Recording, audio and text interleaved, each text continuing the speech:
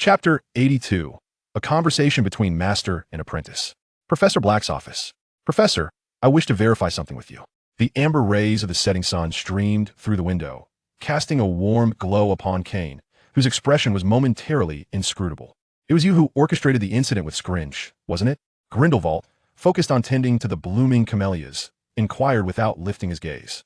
Indeed, before his mentor, Kane displayed no hesitation in his admission. Are you attempting to probe the boundaries of the Owl Court? Grindelwald glanced at Kane briefly, then resumed pruning the overreaching branches with the scissors. The crisp sound of cutting echoed in Kane's ears. He pressed his lips together, remaining silent. I understand your perspective. After hearing my words, you perceive yourself to be under constant surveillance. Your pride compels you to act, does it not? Grindelwald paused, observing Kane, who mirrored his youthful self, equally gifted, equally disdainful of the world. Professor, can you truly accept a life shadowed by the Owl Court? Kane felt justified in his convictions, believing that his fate rested solely in his own hands. No, certainly not. Grindelwald's tone was gentle, yet his eyes momentarily glinted with the sharpness of a hawk. The easiest thing for a person is to know oneself, yet the most challenging is also to know oneself.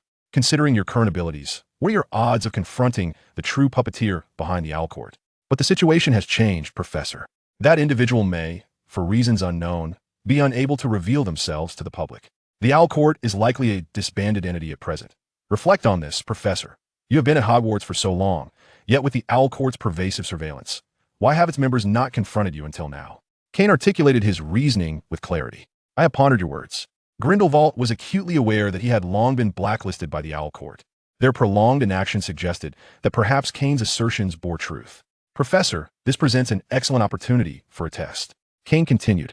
With the leads on the Heavenly Justice cult having run dry, he intended to pursue alternative methods. Should Kane's hypothesis be validated, it would signify the breaking of their shackles, allowing them to swiftly bolster their overall strength during this interval. Then proceed with your endeavor. A hint of amusement flickered across Grindelwald's countenance.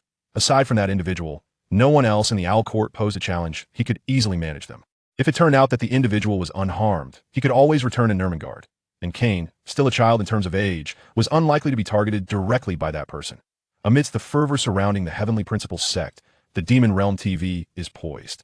For launch, Kane articulated his forthcoming plans. Oh, it resembles the television in the Muggle world, does it not? Grindelwald remarked with a hint of intrigue. Having experienced Muggle television, he found it both novel and convenient. What content do you intend to broadcast? For the initial phase, we shall delve into the indulgent dramas favored by Muggles, igniting a sense of curiosity among the denizens of the magical realm.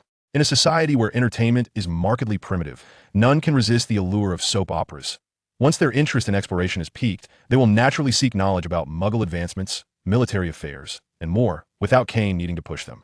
How do you plan to establish a magical network that encompasses an entire country? Grindelwald immediately grasped the crux of the matter. Unlike a simple communication device, television necessitates a singular point to radiate across an expansive area. Well, I've already identified an optimal candidate for this endeavor. Kane paused momentarily. Who might that be? Grindelwald's mind flickered with images of reclusive Oldemers, yet he deemed them unsuitable. The current head of the Wildersmith family, William Wildersmith. William's ancestor, Ignatia Wildersmith, was the inventor of the Floo powder and the founder of the Floo network. I see. It is he. Grindelwald's eyes glimmered indeed. A member of the Wildersmith lineage was most fitting. When you plan to take action? I have already requested a leave of absence from Lucius. The first shall soon visit the Wildersmith estate in America. Kane resolved to act swiftly while the incident with the Heavenly Principles sect still held public attention. Bring along a few companions, ensure your safety at all costs. Grindelwald discreetly decided to inform the hidden saints in America to provide covert protection for Kane. The situation in America was anything but tranquil at present. Kane nodded obediently. With the vastness of the world, one's life is paramount. Master, there is one more matter I wish to inquire about. I seek to understand the distinction between intermediate and advanced wizards. As Kane's bloodline awakened, his reservoir of magical power continued to expand, yet he found himself navigating the path toward becoming an advanced wizard. Haha, you truly are my disciple. You are finally on the verge of grasping the essence of the magical realm. Grindelwald encouraged Kane to relax, personally experiencing Kane's surging magical energy. The most significant distinction between an advanced wizard and an intermediate wizard lies in the domain. With a wave of his hand, familiar blue flames surged around them, fiercely ablaze. This is my domain. I permit only those loyal to me to pass through. Those who betray my trust are instantly reduced to ashes. No one can defy my will. The domain can be seen as a manifestation of my absolute intent. Grindelwald unreservedly revealed to Kane the secrets of advancement that shrouded the magical realm in an air of mystery. After all, apart from figures like Grindelwald and Dumbledore, the number of wizards who have attained the esteemed rank of High Sorcerer is exceedingly rare. I understand now. Kane's eyes suddenly gleamed with enlightenment. He recalled the moment of inspiration that led to his invention of Azkaban. He envisioned that one day, his domain would transform into a true Azkaban in its essence. You have a long journey ahead of you, remember. Do not be reckless, Grindelwald advised earnestly. Any wizard possessing a domain does not achieve it overnight. Teacher, wait for me, Kane declared resolutely as he gazed steadfastly at Grindelwald, determined to catch up. "That my boy. I look forward to it," Grindelwald replied with satisfaction, observing his disciple, who was undoubtedly unwilling to settle for mediocrity. He hoped that one day, Kane would surpass him, reaching an entirely new echelon. Chapter 83, William Wildersmith America, Wildersmith Manor. Mr. Slytherin, your arrival has truly illuminated Wildersmith Manor. A young man, around 20 years of age, with golden white hair and enchanting red eyes, greeted Kane with a smile and a cane in hand. He was none other than the contemporary head of the Wildersmith family, William Wildersmith. "How delightful to meet you," Kane said, extending a hand of friendship while subtly winking. The reason for his gesture was simple. The manor before him was resplendent, gleaming with gold, exuding an air of opulence that far surpassed Malfoy Manor. "What brings Mr. Slytherin to seek me?" William inquired after the slender maid had served tea and pastries. His curiosity was piqued. Why would the recently prominent Kane Slytherin wish to meet with him? He hoped for something intriguing. Otherwise, he might find it hard to restrain his impatience. "I apologize for the intrusion, but there is a matter that only Mr. Wildersmith can assist with." Kane noticed William's hand, gripping the serpent-headed cane, fidgeting, a clear sign of impatience barely contained. Intriguing. According to the information provided by Lucius, this head of the Wildersmith clan was always courteous and exuded the charm of high society. Yet, upon their first meeting, Kane sensed that William resembled a volcano on the verge of eruption, constrained by unknown reasons. Kane presented his vision of constructing a magical network. Another opportunity delivered at the feet of the Wildersmith name. "Let me be clear, Mr. Slytherin, I am not interested. You may leave." William suddenly tightened his grip on the serpent cane, his demeanor shifting in an instant, coldly rejecting Kane. In the next moment, he stood and turned to depart. An act of rudeness. Kane was momentarily taken aback. It was his first encounter with someone who could turn hostile over a mere disagreement. "Do you wish to remain ensnared by the Wildersmith name, forever caught in a ceaseless cycle?" Kane called after William's retreating figure. "What do you know?" William halted, turning back, urgency evident in his approach toward Kane. Kane realized he had struck a chord. The serpent symbol represented an endless repetition of fate, a cycle without end. Yet, for reasons unknown, William Wildersmith openly expressed disdain for his own surname in Kane's presence, prompting Kane to cautiously probe further. "I regret to inform you that I know nothing of the Wildersmith family, nor do I wish to. What I do know is that should you assist me, the Wildersmith family may find itself in peril." Kane took a slight jab at him with his words, then deliberately added, "Peril?" William's smile widened, and he suddenly burst into laughter, tears streaming down his face. This madman, Kane thought, instinctively raising his guard. Could he really bring about the downfall of the Wildersmith family? William roughly wiped away his tears, looking at Kane with eager anticipation. "Is it possible?" Kane asked ambiguously. "The Owl Court, have you heard of it?" "The Owl Court. Ha. That's a certainty. Let's go now?" William was momentarily taken aback, then eagerly wished to accompany Kane. From William's reaction, Kane realized that the existence of the Owl Court was not a secret on some level. The behavior of the Wildsmiths became even more intriguing. "Does Mr. Wildsmith not need to tidy himself up first?" Kane remarked coolly, remaining still. "Is the Slytherin family so impoverished that they cannot afford a few garments?" William retorted. Kane thought to himself, what manner of sycophant is this fellow, so desperate to ruin the Wildsmiths? That is not the case, after all. Slytherin has been renowned for a few centuries longer than the Wildsmith family. Kane nearly pointed at William's nose, indicating that before Slytherin, the Wildsmith family was merely a nouveau riche. "Ah, yes, let us hurry then." William blinked his ruby-like eyes, nodding vigorously. Kane found himself momentarily speechless. Was everyone who spoke of William as a dashing young gentleman in the Wildsmith family's pay? "Don't you care about the reward?" William's eagerness to help without compensation unsettled Kane, who was accustomed to transactions. As a Slytherin, he had learned early on that a free lunch was the most expensive of all. "Perhaps, in the future, you may assist me in accomplishing that task." William's expression grew serious, as if in deep contemplation. Indeed, the genuine Wildsmith does live up to his noble title.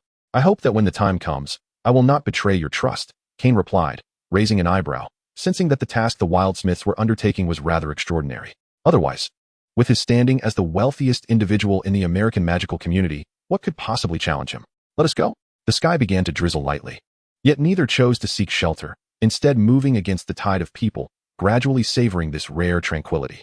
Ah, England, the taste of home. William spread his arms wide, exuberantly embracing a century-old sycamore tree, frolicking like a playful puppy. Kane discreetly distanced himself, pretending not to know this man, feeling that his understanding of William Wildsmith was still too superficial. Moreover, he sensed that he had lost face in the eyes of the world due to his association with him. Is this truly Mr. Wildsmith? Bob's expression, reminiscent of a fish out of water, was strained as he cast a dubious glance at the fool clinging to the tree at the village entrance. Though I hesitated to admit it, he was indeed a true specimen of folly. Kane, with an air of exasperation, unceremoniously yanked the illustrious heir from the tree. Come on, you madman. Can't you see the intelligence network comprised of middle-aged women at the entrance of Hogsmeade is already buzzing with activity? Bob, too, had chosen to purchase a home here, which severely tarnished the reputation of the Slytherin family. The feeling of a wanderer returning to one's roots is something you cannot comprehend.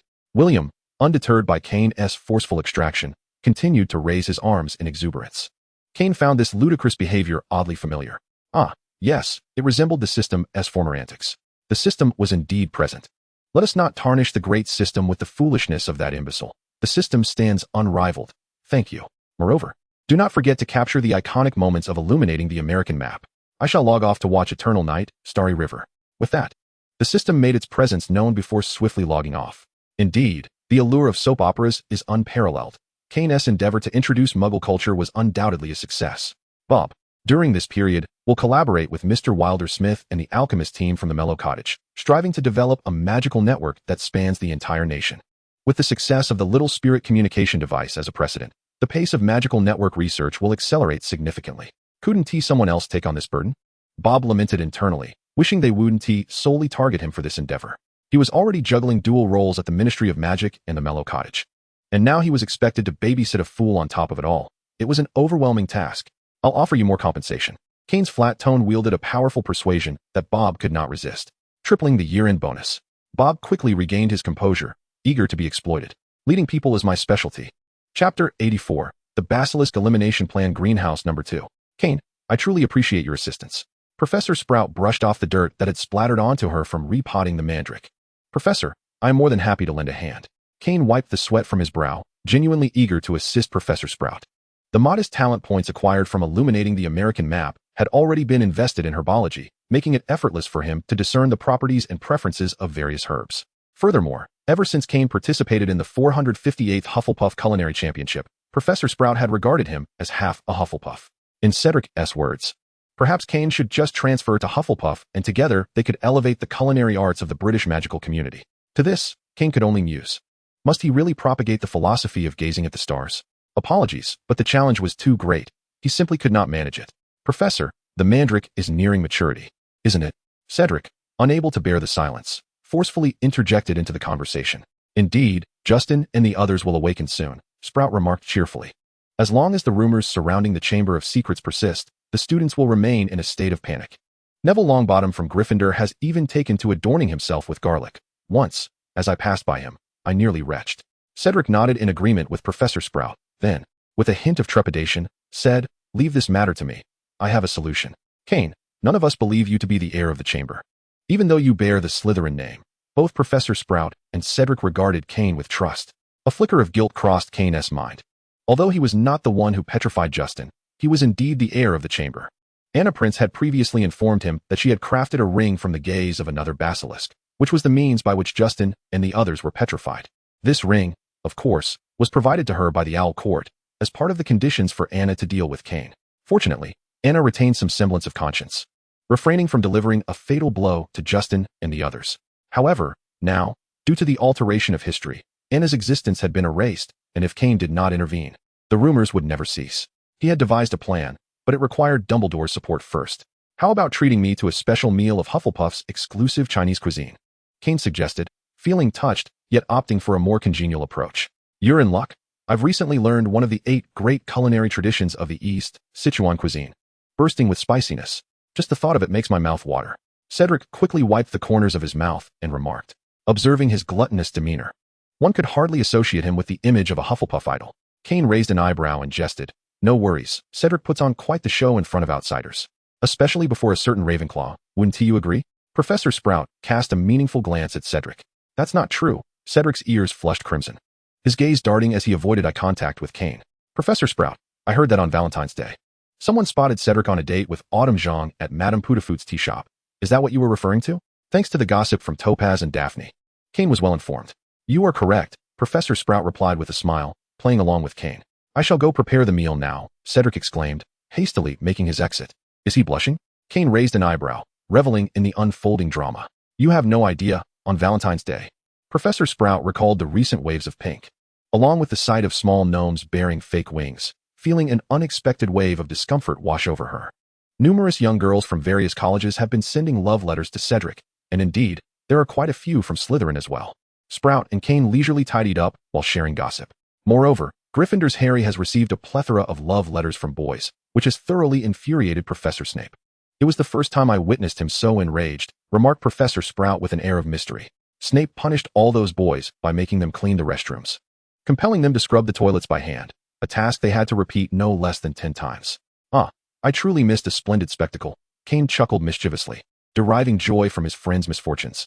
He lamented not witnessing Harry's mortification firsthand, especially since he was on Dragon Island during Valentine's Day, ultimately missing out. The two continued their banter as they made their way toward the Hufflepuff common room.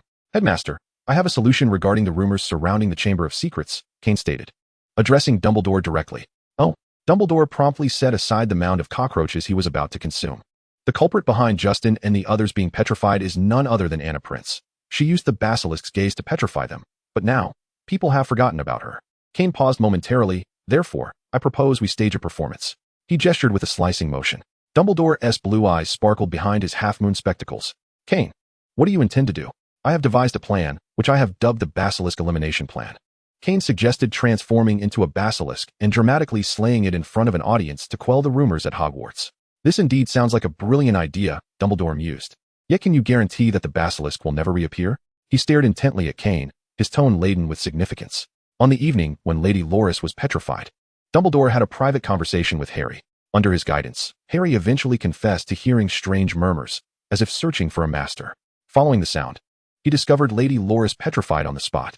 Dumbledore understood that the chamber's master, aside from Voldemort, could only be Kane. From Harry's mention of the basilisk's murmurs, Dumbledore deduced that the master referred to by the basilisk could only be Kane, as Voldemort would never allow the creature to seek him out. Thus, he needed to ensure that Kane would guarantee the basilisk would not reappear at Hogwarts. As for other matters, he had made promises to Grindelwald. Feeling the weight of Dumbledore's piercing gaze, Kane uneasily recalled Sasha, whom he had left in the kitchen.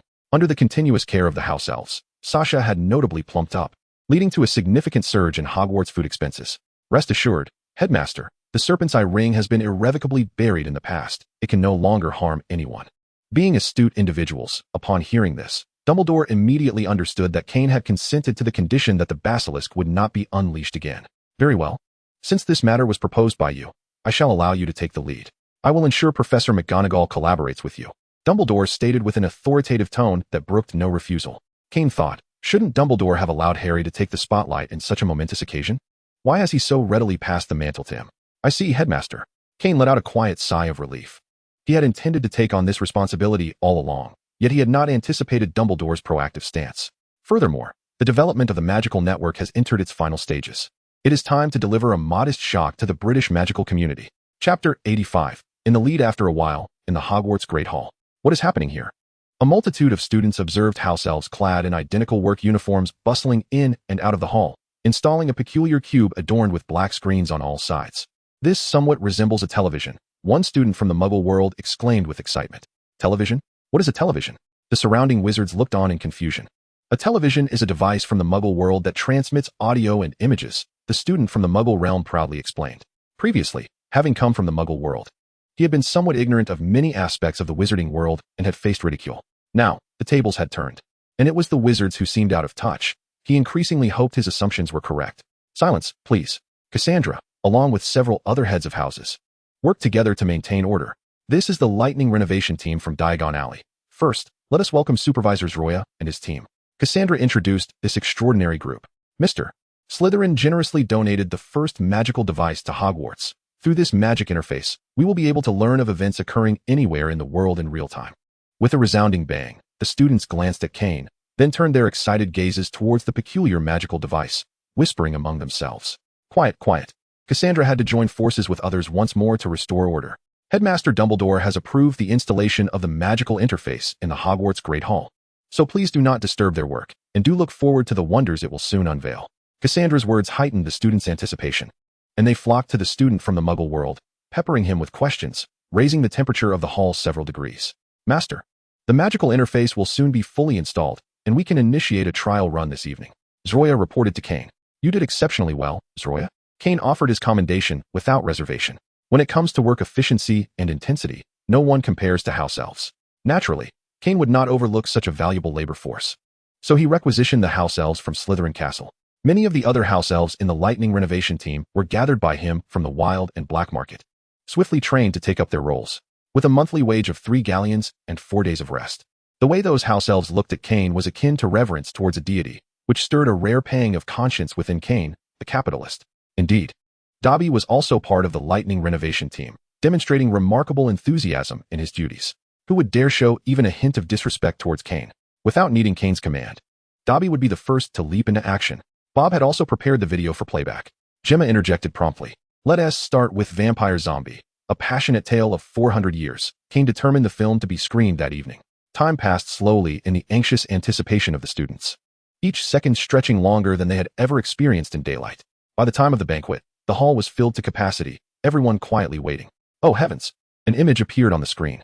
Macmillan couldn't help but exclaim, only to receive a sharp glare from his companions, prompting him to hastily cover his mouth. What's wrong? You all are just as curious. Don't pretend otherwise, Macmillan muttered under his breath in frustration. As the crimson title A Passionate Tale of 400 Years graced the screen, the Hogwarts faculty and students were gradually moved to tears by the poignant romance between the protagonists. The bloodline isn't like that, Professor Babbling remarked, wiping her tears while attempting to clarify. Your carriages differ somewhat from those in the magical world, but the magical ones are undeniably more exquisite. After drying her eyes, Hannah quietly remarked to her roommate, Donna, what on earth? Those are relics from years ago. We have all sorts of cars now, Donna retorted, casting a disapproving glance at Hannah, who was oblivious to the Muggle world.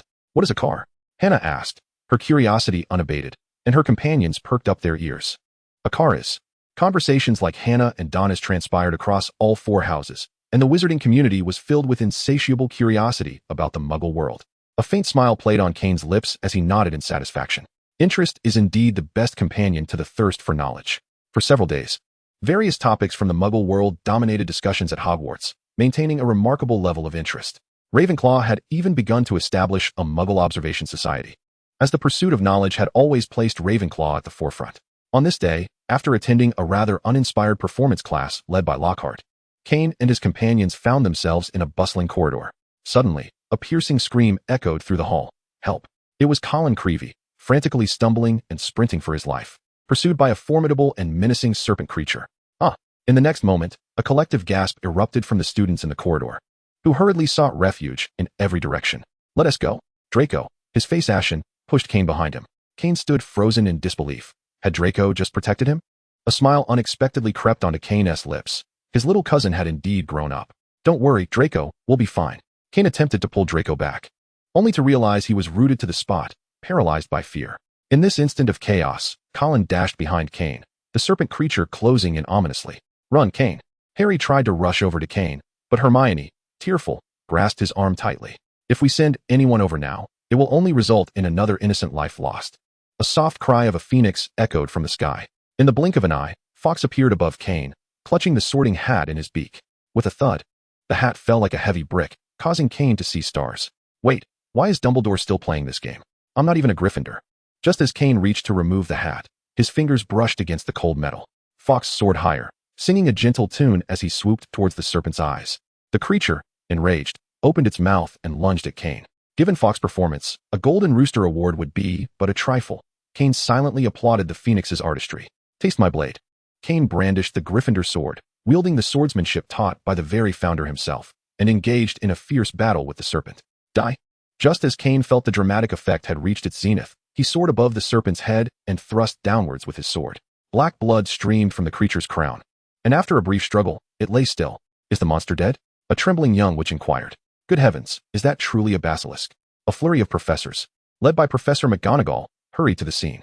Hagrid, quickly dispose of the basilisk, McGonagall urged, eager to clear the area without allowing the students a moment to react. We must act swiftly. It will reveal its true form soon. Did you capture it? Amidst the pandemonium, Kane subtly winked at Theodore. Theodore tapped his camera and struck a pose. Excellent. Promotional material. Chapter 86. Initiating the business empire plan. Kane, you have vanquished the basilisk. Draco, finally liberated from his petrification, gazed at Kane with astonishment. The treacherous he who must not be named had insidiously unleashed the basilisk within Hogwarts a millennium ago. Fortunately, Fawkes arrived just in time, allowing me to eradicate it swiftly. In response to Draco's inquiry, Kane seized the opportunity to vindicate Slytherin. As for he who must not be named, who cares? No one was advocating for him anyway. Kane, accompany me to Madame Pomfrey, Professor McGonagall said, her face radiating genuine concern. Kane obediently followed her to the infirmary, leaving behind a throng of astonished and exhilarated students. Personal heroism has always thrived at Hogwarts, and the events soon began to escalate. Just as Kane anticipated, conversations erupted regarding the nefarious schemes of he who must not be named to undermine Hogwarts. The student body's perception of Kane became remarkably unanimous. He had transcended their former social strata and emerged as a figure to be revered. Surrounded by the fiery gazes of irate Slytherins, Kane halted as they wished. Standing at the center of the crowd, he surveyed the eager faces and spoke with poise. Slytherin fears neither person nor circumstance. As long as we stand united, the future of the wizarding world shall inevitably belong to us. Slytherins, inherently opportunistic, can unleash a formidable force once they have committed to an individual. Kane had offered them a choice, a pathway to a higher echelon. Members of the society proudly encircled Kane, their chests swelling with pride, convinced that their initial choice was indeed the right one. Others gazed at Kane with admiration, their mindsets having undergone a profound transformation. However, it was foreseeable that the upcoming period would keep Theodore, responsible for the society's evaluations, exceedingly occupied. In the dormitory, Kane addressed Jemima. You will collaborate with Bob and utilize the basilisk incident as promotional material to vigorously promote sales within the wizarding realm. Remember my words, if one cannot afford it, installment payments are an option. Kane first outlined the forthcoming tasks. Moreover, as the wizarding realm flourishes, our daily lives will inevitably transform, presenting immense business opportunities, he elucidated to his companions. They were not dim-witted. They grasped Kane's intent immediately. Additionally, prioritize individuals from our society when selecting partners. Once we achieve results, sharing the rewards is only fair. Theodore, here is a proposal for an entertainment company. In the realm of magic, entertainment resembles a vast desert. It will take the form we envision for it. After others departed, Kane remained alone with Theodore, presenting him with a proposal to seize the initiative in the entertainment sector. Rest assured, the Knott family will not disappoint you, nor will I, he assured. With unwavering determination, Theodore made his commitment. The Knott family would follow closely in Kane's footsteps. Kane nodded in satisfaction at this development. Calm, wise, and having admired Kane since childhood, Theodore was perfectly suited to be his aide. Meanwhile, Draco lowered his head, feeling a tinge of disappointment. While Theodore was already involved in family affairs, Kane continued to regard him as a mere child. Draco? Hearing his name abruptly, Draco paused. This is a collaboration and acquisition plan with the official media. The magic world will become the new voice of the wizarding realm, and we must seize this opportunity. You and the Malfoy family will handle this, Kane instructed. He had not forgotten his little cousin. Draco had matured significantly, and it was time to harness his potential. Don't worry, the Malfoy family will handle it well. I will do my part diligently, Draco replied, his earlier gloom dissipating, and a triumphant glint appeared in his eyes as he glanced at Theodore. See, Kane values me and the Malfoy family the most. Theodore merely responded with a cold smile. As Kane's most trusted confidant, he was determined. Even the Malfoys could not stand in his way. The rivalry between Old Knott and Lucius had successfully spilled over to the next generation, with both eager to become Kane's most capable assistant. As Draco and Theodore quietly competed to consult their fathers about the next steps, Kane finally had the opportunity to engage with the system. System, he softly called, addressing the entity engrossed in a soap opera. Yes, the system replied in a lethargic tone. You haven't stayed up late watching dramas, have you?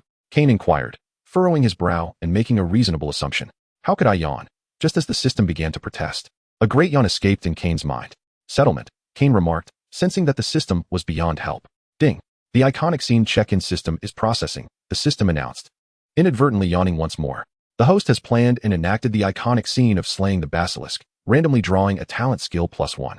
Random drawing in progress. Congratulations, host. You have acquired the specialized skill of the despicable Heilbow, icebound 1,000 miles. By the way, this ice spell does not require instantaneous magical energy, the system explained mysteriously. Instantaneous without magical energy? What does that mean? Kane initially held little interest in Heirbow's innate talents, but the ability to unleash power instantaneously without magic?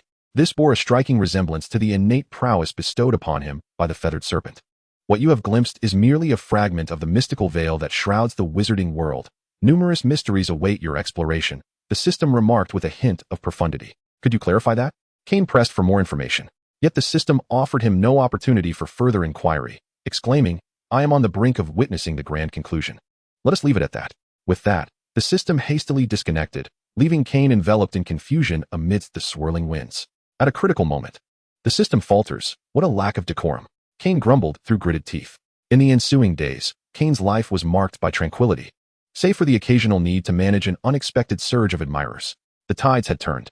Colin Creevey from Gryffindor no longer pursued Harry, but instead appeared before Kane at the most unpredictable moments, akin to a devoted fan. This caught Kane off guard, leading him to develop a sense of wariness towards Gryffindor. As if summoned by thought, Hermione approached Kane.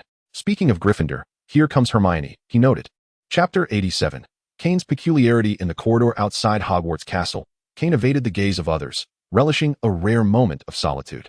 Just as he became entranced by the beauty of nature, an unexpected figure appeared before him. Hermione, what brings you here? Kane inquired with curiosity. Hermione might be found in classrooms or the library, but in such an open corridor? That seemed an unlikely place for her presence. I wish to apologize, she stammered, her hands instinctively reaching to tidy her hair, only to remember that she had tied it back today. A flicker of awkwardness crossed her face as she reluctantly dropped her hands. What is it, Hermione? Kane asked, puzzled. Was there something he was unaware of? Today, however, Hermione looked striking. Her tousled hair was secured with a lace headband, revealing her delicate features. Last time, in the corridor, I pulled Harry back from approaching you. Hermione confessed hesitantly. I hardly gave it a second thought. Kane replied, dismissing the matter. You did the right thing. If Harry had come over, it would have only resulted in more hurt. He continued, warmth infusing his smile under the sunlight. I feel quite sorry as well. I prepared an apology gift. You must accept it, Hermione insisted, her eyes reflecting a struggle before she spoke with an air of finality. Well, all right, Kane acquiesced, nodding at her serious demeanor. Though he had not dwelled on the incident, Hermione clearly could not let it go, carrying a profound sense of guilt. You must open it in solitude. Hermione exhaled in relief, then cautioned, while Kane raised an eyebrow and accepted the small box she offered. What could possibly be inside? On his way back to the dormitory, Kane found himself lost in speculation. Hermione's enigmatic demeanor piqued his curiosity. A mirror, perhaps? Upon opening the box, he discovered a simple silver mirror nestled within. Kane lifted the mirror, scrutinizing it closely. Yet, no matter how he examined it, it appeared to be the most ordinary of mirrors. Surely, it cannot be intended for me to admire my own handsome visage in solitude? Kane began to gaze into the mirror, and the next moment, it fell into his drawer, its surface transforming to a frosted finish. Kane, you are about to be late for astronomy class. Why are you still here? Draco, noticing the impending class time, grew anxious as Kane had yet to arrive and did not respond to his messages, prompting him to rush back to the dormitory. Oh, class, I am on my way. Kane stood and prepared to leave. Wait, you forgot the star chart the professor assigned. Observing Kane's hurried departure without his homework, Draco swiftly grabbed the assignment and dashed after him. Meanwhile, Hermione stealthily entered Lockhart's office. So, Hermione, did you deliver it to Kane? Lockhart inquired, both anxious and eager. I handed it to him personally, Hermione replied, her gaze filled with admiration and a rosy affection for Lockhart. Good girl, well done, Lockhart expressed with relief. Did you witness him opening it? He asked again. I made him wait until he was alone to open it, Hermione answered, shaking her head with a hint of distaste. I distinctly instructed you to supervise him while he opened it. Lockhart's previously settled nerves began to tighten once more. I merely wished to avoid anyone seeing me gift a boy, Hermione lamented, her expression reflecting sorrow at Lockhart's reproach. Good girl, that's not what I meant, Lockhart replied. His eyes filled with impatience, yet he felt compelled to comfort Hermione, recognizing her continued value to him. Find an opportunity to test his reaction, Lockhart devised another plan. But I do not wish to converse with other boys, Hermione instinctively resisted. No, you must complete this task. I assure you, this will be the final undertaking, Lockhart asserted firmly, then sweetened his tone with promises. All right, but you must promise me this is truly the last time. Hermione stifled her sorrow, wiping away her tears as she spoke. The following afternoon, Hermione, hand in hand with Ginny and Luna, greeted her as she hurried past, seemingly oblivious to their presence. What was the matter with her? Ginny felt perplexed. Why did Hermione wear such an expression of impatience? The disturbances surrounding her had multiplied. Luna quietly remarked, "Look, it's Kane and his group." Ginny turned to see Kane approaching. "Hi, Kane," they both chimed in unison. "Oh, hi," Kane replied, momentarily taken aback. "What is going on with you all?" Noticing the anger radiating from Draco and his companions beside Kane, Luna was the first to inquire. "It's that Granger," rudely barging in front of Kane and uttering nonsensical words. Draco, infuriated, lamented that Hermione hadn't even addressed him, utterly baffled by her bizarre behavior. Could Hermione really have said something to provoke Kane? Ginny's eyes widened as she recalled Hermione's troubled expression from earlier. It seemed incongruous. Hermione had always been the caring older sister figure to her, not someone prone to rudeness. "Let us not discuss him. We should leave," Draco fumed, pulling Kane away. Oddly enough, Ginny noticed that the usual entourage surrounding Kane had vanished. Luna softly mused, "What does that mean?" Just as Luna and Ginny were about to walk away, Theodore and Odette separated from the main group, standing once more before Luna. "What do you want?"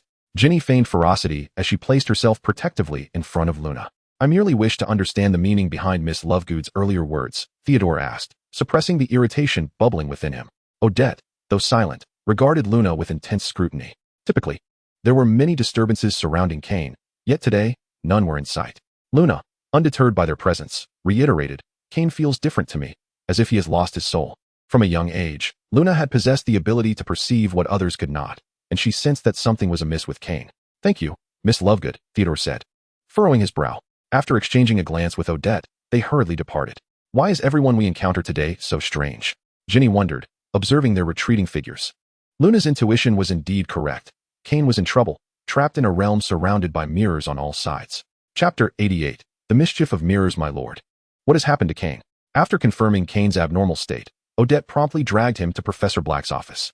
Upon seeing Kane, Grindelwald was taken aback, for Kane appeared as if he were a marionette. What exactly transpired? Grindelwald furrowed his brow deeply after examining Kane. Odette, feeling compelled to be honest, recounted the peculiarities between Hermione and Kane. Just as Odette finished speaking, an unexpected figure pushed the door open. "Mr. Gunter, have you never attended primary school?"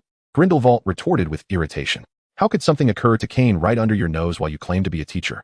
Riddle's eyes turned crimson upon witnessing Kane's condition. "You should leave," Grindelwald gestured to Odette. "Are you unfamiliar with such methods?"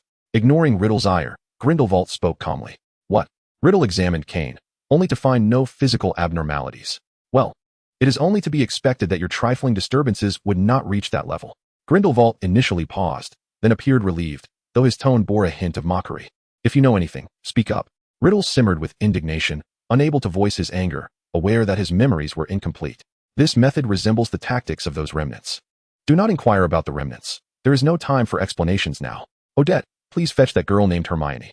Grindelwald wished to avoid further discourse with Riddle and simply instructed Odette.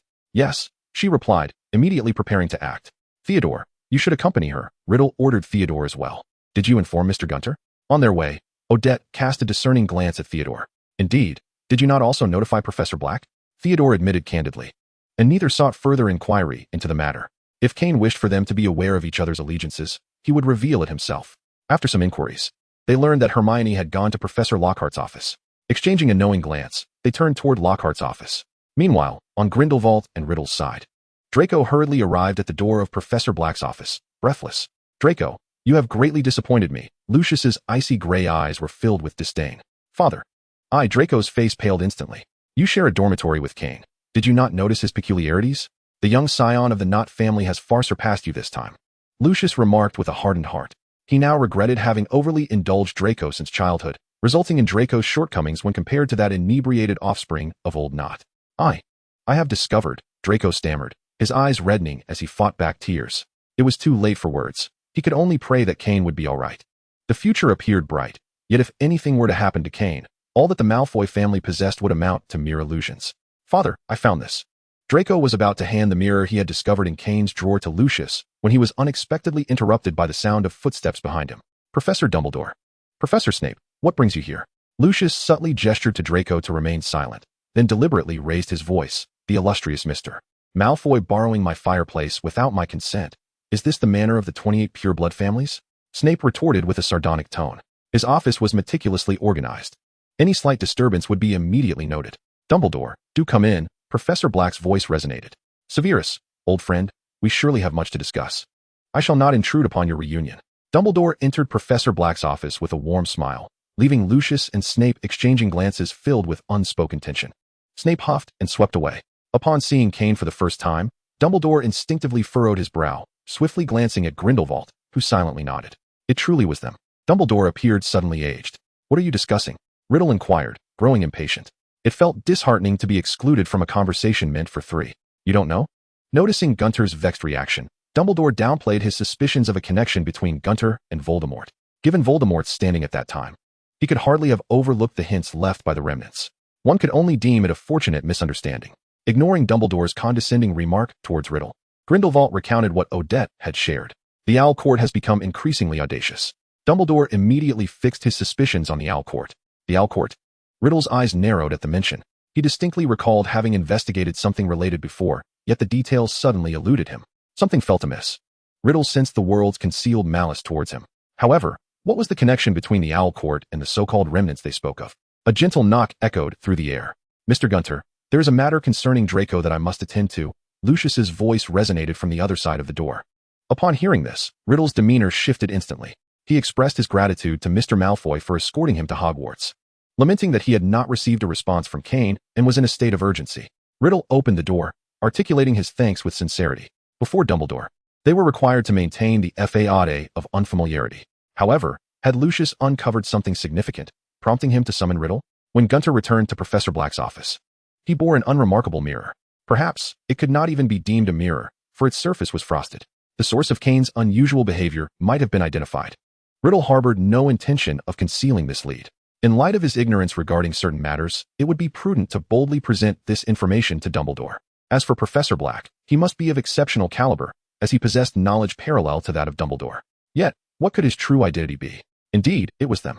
As Dumbledore and Grindelwald scrutinized the mirror, their suspicions were further cemented. Chapter 89. The suspected existence of another world. The narrative diverges.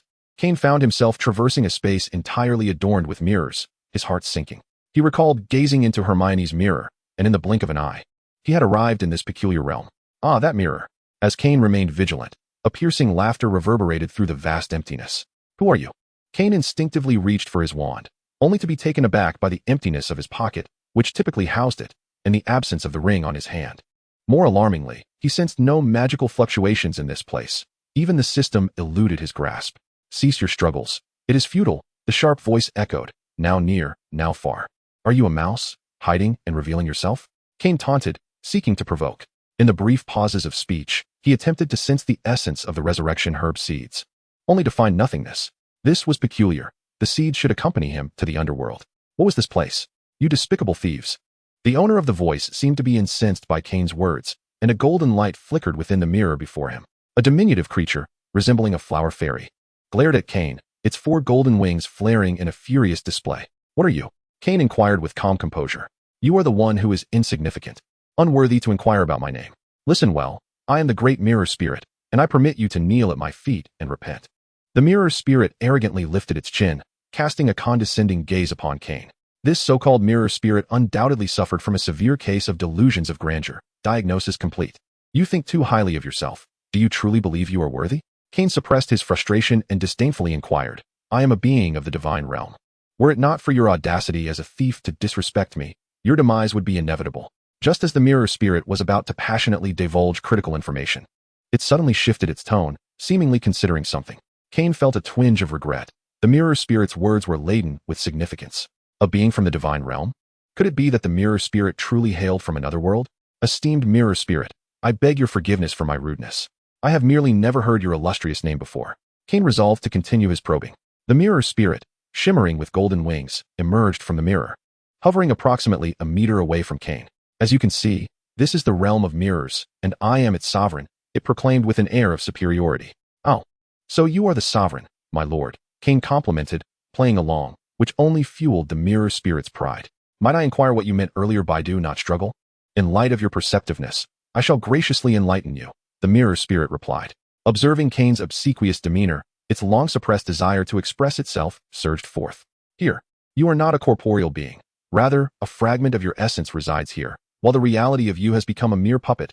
Ha ha ha." The mirror spirit laughed joyously at this amusing thought, oblivious to Kane's progressively frosty expression. "I am but a humble wizard. What merit do I possess to warrant the attention of the mirror spirit? Kane continued to entice. I have slumbered in darkness for far too long, at long last. Someone has awakened me. If I eliminate you, I shall attain a fleeting taste of freedom. I care not why that individual desires your demise. A mere flick of my finger could procure my liberty, and why would I not revel in that? Do you wish to know how to escape? If so, you must beseech me. The mirror spirit initially regarded Kane's life with disdain, then observed him with a cat-and-mouse demeanor.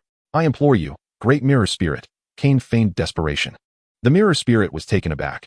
This individual was so willing to submit. If you can locate my true form among the myriad mirrors and shatter it, you shall be free. The mirror spirit watched as Kane lowered his head, feeling increasingly delighted. She relished the act of instilling hope in others only to snatch it away. Relishing the sight of their descent into despair, her favorite pastime, without exception. Therefore, esteemed mirror spirit, do you possess any further knowledge? Kane inquired. If not, then you may meet your demise, he gently declared, a smile gracing his lips as he announced the mirror spirit's fate. Meanwhile, on the other side, Theodore and Odette did not knock, but instead barged into Lohart's office. The scene before them widened their eyes in astonishment. Granger was adoringly gazing at Lohart, who was posing flamboyantly. Hadn't Granger's infatuation with Lohart already shattered? Oh, children, such behavior is quite impolite, Lohart remarked. Lockhart momentarily panicked, then spoke in a reproachful tone. Professor, you're in trouble. Headmaster Dumbledore has requested your presence. Theodore's gaze flickered as he pointed his wand directly at Lockhart. How dare you? Before Lockhart could utter a word, Hermione screamed in fury, pointing an accusing finger at Theodore. Professor, using a love potion on students could land you in Azkaban. Odette, with swift decisiveness, rendered the boisterous Granger unconscious, then stated with certainty, I should have suspected Granger's infatuation. You all. Lockhart's evident bewilderment betrayed his guilt. She insisted on clinging to me. I had no choice. Children, you must believe me. Lockhart desperately attempted to deflect blame onto the unconscious Hermione. Enough chatter. Come with me to see Headmaster Dumbledore. With Kane's fate uncertain, Theodore was unwilling to waste time. I'm coming right now, Lockhart stammered, feigning fear as he turned away. All shall be forgotten. Lockhart sought to catch Theodore off guard, counting on Odette to refrain from attacking a professor. Yet he miscalculated. Theodore's combat skills had been honed under Kane's instruction, and given the circumstances, Lockhart stood no chance. Assaulting a student. I dare say you'll be spending at least a decade in Azkaban, Theodore remarked coldly after dodging the spell. Children, I didn't want this. They forced my hand. Let me go? Lockhart resumed his pitiful act before the two. All shall be petrified. Save it for your conversation with Headmaster Dumbledore. Theodore exchanged a glance with Odette, signaling her to take Hermione. The scene shifts back to Professor Black's office. Why are you all here? Kane, his eyes regaining their spark, found himself surrounded by Grindelwald, Riddle, and Dumbledore, who were examining him intently. Kane, you're all right. Riddle exclaimed joyfully, embracing Kane. How did you manage to escape? Grindelwald held the mirror that had imprisoned Kane, now marred by a multitude of cracks. Kane's thoughts drifted back to the earlier moment. I beseech you, my lord, to meet your demise. The icy words slipped from Kane's lips, a smile curling at the corners of his mouth. You wretched being, how dare you? The once graceful visage of the mirror spirit twisted into a grotesque snarl as she screeched and vanished into the mirror, intent on trapping the despicable being forever. Frozen solid. Kane raised his right hand, and an intense frost spread instantaneously across countless mirrors. The spirit's shrill voice was laced with profound panic. How can that wretched being still possess power? Shatter. As Kane clenched his fist, the mirrors frozen in extreme cold shattered into countless fragments. There was no need for him to uncover the true form of the mirror spirit. Their destruction sufficed. He relished in the act of cutting off the source of trouble. Chapter 90. The Hogs head in after Theodore and Odette brought Lockhart and Hermione to Black's office. All parties involved in the mirror incident had gathered. However, considering Hermione's condition, Dumbledore first instructed Theodore and the others to take her to Professor Snape. Kane, Grindelwald, Riddle, and Dumbledore then proceeded to conduct a thorough interrogation of Lockhart. Lockhart, you have truly disappointed me, Dumbledore thought, feeling a weight in his heart. Where would he find the next defense against the dark arts teacher? I don't want to. Lockhart mumbled, attempting to wriggle out of the situation. You don't want your plagiarism exposed, so you struck a deal with the Owl Court, is that right? Dumbledore's cerulean eyes seemed to pierce through everything. Upon having his deepest secret unexpectedly revealed, Lockhart felt as if struck by lightning. My books are based on my own experiences. He protested weakly. Oh, some of my old friends have had similar experiences, but they fell victim to powerful memory charms. Dumbledore interrupted Lockhart's feeble defense. Fortunately, after treatment, they are now able to recall precisely what they encountered. I trust they would be more than willing to confront you in court. Dumbledore's suspicions grew as he recognized certain elements in Lockhart's writings. His memory had always been sharp, leaving no room for error. When Lockhart applied for the position of defense against the dark arts professor, Dumbledore had readily agreed, wishing to confirm a few matters firsthand. And attacking students, using love potions on them, these are grave offenses. Do you think the ministry would grant you a Dementor's kiss for such transgressions? Kane's objective statement became the final straw that broke Lockhart. I will speak. It was the Owl Court. They threatened me, saying if I did not comply with their conditions, they would expose my plagiarism. I was coerced, Lockhart confessed. Continue, Kane urged, observing Lockhart's pathetic demeanor, while Riddle inwardly mocked the old fool for his inability to discern character. They instructed me to deliver that mirror to Kane. I had no choice. I used the pretense of grading assignments to lure Granger into the office, and then Lockhart recounted his actions. How did you contact the members of the Owl Court? Kane inquired after hearing Lockhart's explanation. It was at the Hog's Head Inn in Hogsmeade. We met there. Lockhart shivered involuntarily under Kane's piercing gaze, finding it utterly terrifying. I presume you have yet to report my situation to that individual? Kane asked with certainty. And no, Lockhart stammered. Lowart felt a surge of frustration within. He could never have anticipated that the very next day he would be unceremoniously exposed, leaving him no time to contact the individual with whom he needed to speak. There is a new development concerning Kane that requires your immediate attention, Dumbledore insisted imperiously. Meanwhile, he pondered why Aberforth had not informed him about Lowart's clandestine meeting with the stranger. Headmaster Dumbledore, I trust this can be seen as atonement for my past transgressions. You must assure me that the ministry will conduct my trial in secrecy, Lowart thought, still preoccupied with preserving his own reputation. Lowart, you currently possess no bargaining power. Professor Black regarded Lowart as one might a jester. Trembling, Lowart felt an overwhelming sense of impending doom, yet he could only strive to mitigate his culpability. As evening descended, Kane and Riddle, cloaked in dark robes, disguised themselves and made their way to the Hog's Head Inn. Upon entering, they were immediately struck by a sense of discomfort. The establishment was far more dilapidated than the Leaky Cauldron. The ground floor was dim and decrepit, with thick grime accumulated on the windows, allowing barely a sliver of light to filter through. Rough-hewn wooden tables were adorned with flickering candle stubs, casting tiny glimmers in the murky ambience. Simultaneously, the air was saturated with a pungent odor of mutton, decidedly unwelcoming to one's respiratory health. The room was nearly filled with a motley crowd, engaged in boisterous conversation and revelry, creating a raucous atmosphere that seemed at odds with the two newcomers, who appeared ill-suited for such a venue. An elderly man, strikingly reminiscent of Dumbledore, scrutinized Kane and Riddle with keen vigilance. Though they were shrouded in dark cloaks, their demeanor and instinctive reactions were transparent to Aberforth, a man seasoned in discerning the true nature of individuals. It was he who sent us, Kane murmured in a lowered voice, discreetly revealing a glimpse of a crimson feather from his sleeve, the very talisman Dumbledore had entrusted to him before their departure. Follow me, Aberforth said, his brow furrowed as he led them upstairs. My brother is quite shrewd. Do not be misled by him. Aberforth cast a sympathetic glance at the two unfortunate souls on the brink of making misguided choices. Sir, I have faith in Headmaster Dumbledore, Kane coughed lightly, appearing as an ardent admirer of Dumbledore. Internally, however, he applauded Aberforth's words, recognizing the profound truth in them. Indeed, blood is thicker than water. Beside him, Riddle remarked, Old B is not merely shrewd, he is downright cunning. It could only be said that the mental circuitry of the Slytherin duo was once again in perfect sync. Oh, yet another who has been deceived, only to be left counting coins. In Aberforth's mind, a visage adorned with freckles and characterized by a reticent demeanor surfaced, a quintessential figure who had been duped by Dumbledore time and again, yet was eager to assist in counting coins. Pray tell, what conspiracy has Dumbledore orchestrated to summon you here? Aberforth queried, his impatience palpable. Our primary objective is merely to borrow your establishment for the capture of a rat. Kane elucidated the mission's core intent. To apprehend someone at the Hog's Head? This is a request I have never encountered before, Aberforth retorted. You lot should depart swiftly. Do not jeopardize my business. The Hog's Head's principal source of revenue stemmed from a diverse clientele, colloquially referred to as the gray market. If he acquiesced to their demand of seizing patrons, how would he sustain his trade? Is that sufficient? Noticing Aberforth's intent to eject them, Kane promptly produced a seemingly weighty pouch of coins. Upon grasping the pouch, Aberforth discerned it contained no less than 500 galleons.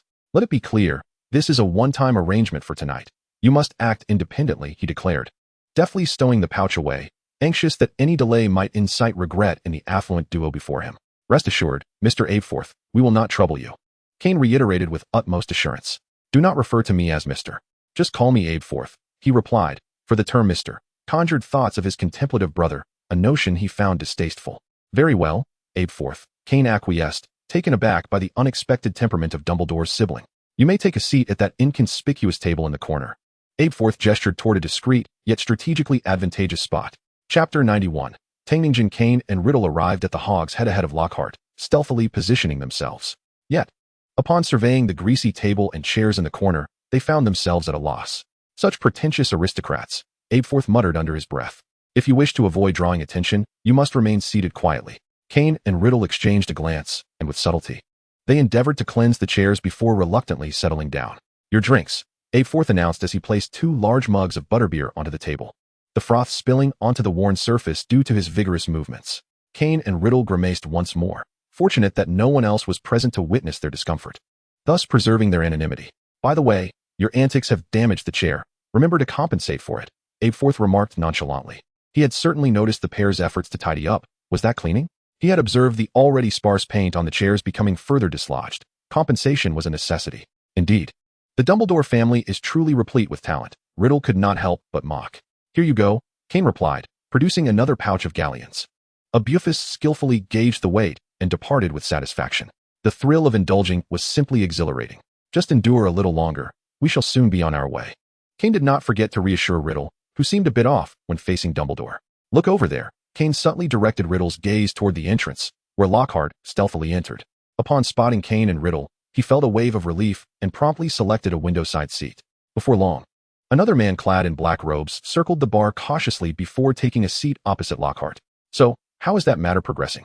A hoarse voice inquired from across the table. The item you provided me with, is it genuine? It seems utterly ineffective, Lockhart questioned, forcing himself to maintain composure, his face marred with skepticism. Impossible, that was. The hoarse voice echoed with an undertone of shock. What is it? You cannot deceive me. My future hinges on this. Lockhart's anxious tone instilled a modicum of belief in the man across from him. It cannot be. That was personally selected for me by a superior. You must not have been misled by outsiders, Lockhart continued, adhering to Kane's earlier instructions. That item has remained within the confines of Britain and was only recently activated. The man replied. Perhaps you could accompany me back there for a moment. Let us exchange it for something else. I do not wish to jeopardize this affair, Lockhart insisted.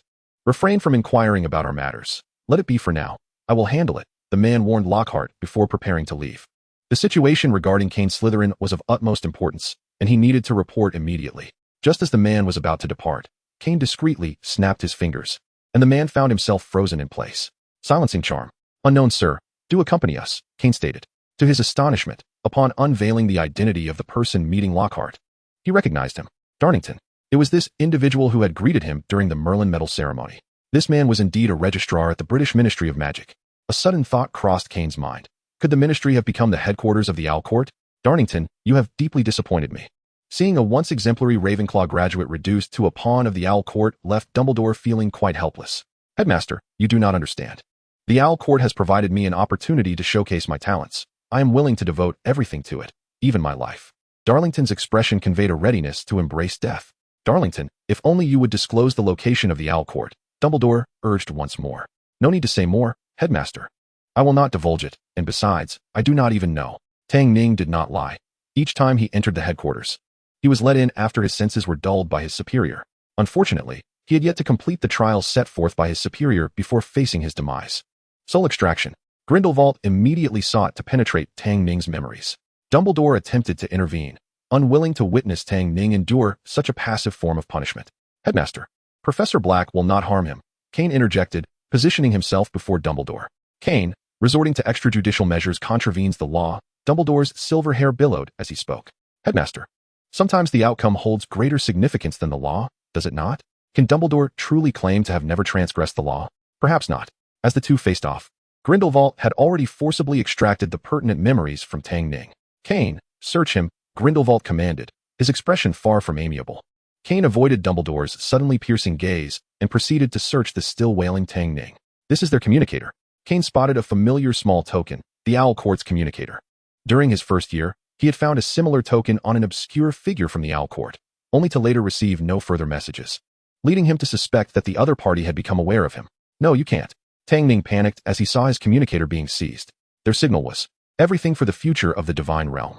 Grindelwald gestured for Kane to input this phrase. Use the mirror spirit to kill Kane Slytherin.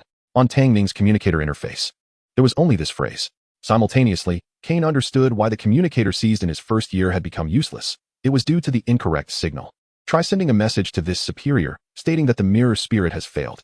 With no turning back, Dumbledore simply hoped to swiftly uncover the nest of the Owl Court. Kane Slytherin, greetings. I am pleased to know you are still alive. We shall meet again. Just as Kane was about to send a message in Tang Ning's tone, a sudden message flashed on the communicator. It is futile, they already know. A dark flame ignited within Kane, and a cruel smile involuntarily spread across his lips. It seems you have been forsaken by them. Everything for the future of the divine realm. Tang Ning remained undeterred, embodying the spirit of a martyr, ready to sacrifice at any moment. Grindelwald suddenly felt a pang in his eyes. Tang Ning's demeanor was all too familiar. Chapter 92. The Exiles and the Owl Court in Professor Black's office. Kane, the first and second Dark Lords, and Dumbledore, the most esteemed white wizard in the world, exchanged glances, the atmosphere thick with silence. Am I allowed to leave now? The somewhat feeble and helpless Lockhart politely inquired, seeking to take his leave. I have already informed the Ministry of Magic, so do not be hasty, Dumbledore remarked with an expression devoid of emotion. Professor, do not jest. Lockhart's smile, artificially crafted, appeared comically akin to that of a jester. Go and relish your final moments of freedom, but do not entertain thoughts of escape. Grindelwald cast a fleeting glance at Lockhart, causing him to shudder involuntarily. The members of the Owl Court are indeed relentless in their pursuit. Grindelwald snapped his fingers, and a veil of shimmering blue light, flowing like silk, enveloped the room. Well then, those little pests can no longer spy on us. Professor Dumbledore, do you intend to hand over Dowling to the Ministry as well? According to Riddle's philosophy, for those rendered useless, death is the only solution. The inept lot at the Ministry would prefer to avoid further complications. Kane nodded in agreement. In the original narrative, Fudge could scarcely cope with Voldemort's resurrection. Now, faced with both the Order of the Phoenix and the Owl Court, his fragile heart could hardly withstand the pressure. After all, the Ministry operates on an official level. I have faith that someone will step forth with clarity. Dumbledore, aware of the Ministry's current state, felt his moral compass forbade him from placing himself above it. Kane subtly curled his lip. He had never comprehended why Dumbledore insisted on restraining formidable power beneath the mundane. Respect was one thing, but understanding was another. From Dowling's memories, I discerned the presence of the remnants. It seems the Owl Court has clandestinely harbored quite a few. Grindelwald revealed that the so-called superior was indeed one of the remnants. Teacher, when I was trapped in the mirror world, that mirror spirit mentioned she hailed from the realm of the divine. Is there a connection between her and the remnants? Kane inquired. Indeed, that mirror spirit is one of the remnants, Grindelwald affirmed with a slight nod. In the annals of documented history, there exists a fragmentary mention of a cataclysmic explosion that transpired eons ago. This explosion resulted in the extinction of numerous species while giving rise to others. However, a portion of the surviving species underwent a qualitative transformation. They lack magical prowess yet possess an innate, wondrous ability. They are collectively referred to as the remnants. According to legend, the remnants predate the existence of wizards. Grindelwald recounted the origins of the remnants with eloquence. Kane found himself momentarily dumbfounded. Was this not akin to possessing superpowers? Yet, did the remnants not seem somewhat delusional, claiming to originate from a divine realm? We are all inhabitants of this earthly village, and yet they categorize themselves with hierarchies. Humph, if they truly possessed such abilities, they would have long since dominated the wizarding world, rather than lurking in the shadows, spying on us. Riddle scoffed disdainfully, asserting that wizards are the true sovereigns of this realm, without exception. Indeed, it is the wizards who reign supreme in this world. Grindelwald found himself momentarily favoring Riddle. Isn't the hidden mastermind behind the Owl Court your esteemed teacher? Kane remarked with subtle insinuation. Indeed, within Dowling's recollections, the influence of the Owl Court began to wane many years ago, suggesting that the puppeteer has encountered some formidable circumstance that precludes their involvement. Grindelwald articulated with a tone layered with complexity. What inexorable event could have befallen that seemingly divine entity, compelling them into a state akin to dormancy? Shortly thereafter, Fudge arrived at Hogwarts, leading a contingent. Dumbledore, you have indeed posed a formidable challenge, he exclaimed, his round face glistening with perspiration, not from heat, but from trepidation. Fudge, the magical realm is rife with undercurrents. It is time to take heed. Dumbledore's aged visage radiated a metallic sharpness. Fudge glanced at Kane and the others, hesitating momentarily. The group, sensing the discomfort, discreetly withdrew. Once they departed, Fudge's countenance darkened considerably. What did Dumbledore imply? Was he suggesting Fudge had failed in his duties? Professor, have you begun to place your trust in Headmaster Dumbledore regarding the matter of the Owl Court? Kane inquired tentatively within the confines of the office. A question regarding the enigmatic figures behind the court that Grindelwald did not impede. Dumbledore is presently bereft of choices, Grindelwald remarked with a meaningful glance. Do elucidate. Why is he devoid of options? Yet, regardless of Kane's inner musings, Grindelwald remained tight-lipped, resolutely withholding the secrets shared between the two elderly men. Who, exactly, is Mr. Black? Riddle queried, shrouded in ambiguity. Who else could I be? I am his mentor. If you seek answers, direct your inquiries to him. Grindelwald retorted with a hint of malicious glee before nonchalantly departing. Young man, this is the price of indulging in the gossip of two old men. Riddle's mournful voice echoed in the darkness. Have you forgotten to share something with me? Well, there's just been an overwhelming amount of assignments, and it slipped my mind. I will explain when I return home. Kane chuckled awkwardly, acknowledging that he had not previously mentioned Grindelwald's existence to Riddle, though at that time, Riddle had yet to earn his trust. Very well, we shall speak at home. Kane's words alleviated much of Riddle's ire, regardless of who Black was. He would never be a part of Kane's family. Draco, are you still awake? Upon returning to the dormitory, Kane was taken aback to find Draco waiting for him. Despite the late hour, Kane, am I truly so ineffectual? Draco's eyes were red-rimmed, his voice hoarse. It's not your fault, Draco. Kane was aware of Draco's intense self-reproach for failing to be the first to notice his own abnormalities. Yet Theodore had discovered it first. And my father held Theodore in high regard, while I felt utterly helpless in providing assistance for you. Draco pondered whether he truly paled in comparison to Theodore. From a young age, Theodore had possessed a remarkable ability to observe the minutiae. In that respect, he indeed surpassed Draco. Kane took a seat beside Draco and spoke objectively. However, you are different from him, and you possess your own strengths. Remember when I was launching the shop? You offered me numerous excellent and practical suggestions. Moreover, your keen sensitivity to numbers is impressive. Perhaps you are even more aware of the shop's annual profits than I, the owner. Kane spoke in a warm tone. I know this, the shop. Draco finally shed his despondency. Should just keep that to yourself. No need to vocalize it. Kane had no desire to know the specifics of Draco's financial situation. To him, money was merely a string of numbers and Gringotts. Therefore, you have your advantages. And you must never underestimate yourself. Besides, it was you who discovered the mirror, wasn't it? I understand. I will certainly earn a substantial amount for you. Draco resolved silently, vowing to spend the upcoming holiday learning from his father how to take over the family business and subsequently generate considerable wealth for Kane. Lucius interjected. There's no need for that. Thank you. Chapter 93. The end of second year as the weather grew warmer, summer, clad in light attire, was already waving to everyone. During this period, Lockhart had faced judgment in Vinsinga and received his due punishment. He was sentenced to a decade in Azkaban, and his assets were ordered to be transferred to the victims from whom he had cast the Oblivion Charm. Upon learning of Lockhart's misdeeds, the young witches of Hogwarts immediately engaged in a transformation of sentiments, akin to a fan's disillusionment with a fallen idol. The only silver lining was that they could receive a full refund for Lockhart's books purchased at the start of the term, preventing a complete loss of both fortune and faith. Meanwhile, Harry and Ron, on a particularly restless morning, suddenly felt a stirring within themselves and opened their eyes wide in disbelief. They had once again become Harry and Ron, tears of joy streaming down their faces. However, the successful transformation back into their male forms seemed to provoke Snape, whose demeanor towards them oscillated dramatically pre- and post-transformation, gentle as a stream towards Harry, yet striking with force towards Ron, the Gryffindor's ruby emblem diminishing at a visible rate. Nevertheless, for Harry, this newfound sense of reality was exhilarating. For Snape had finally returned to normalcy.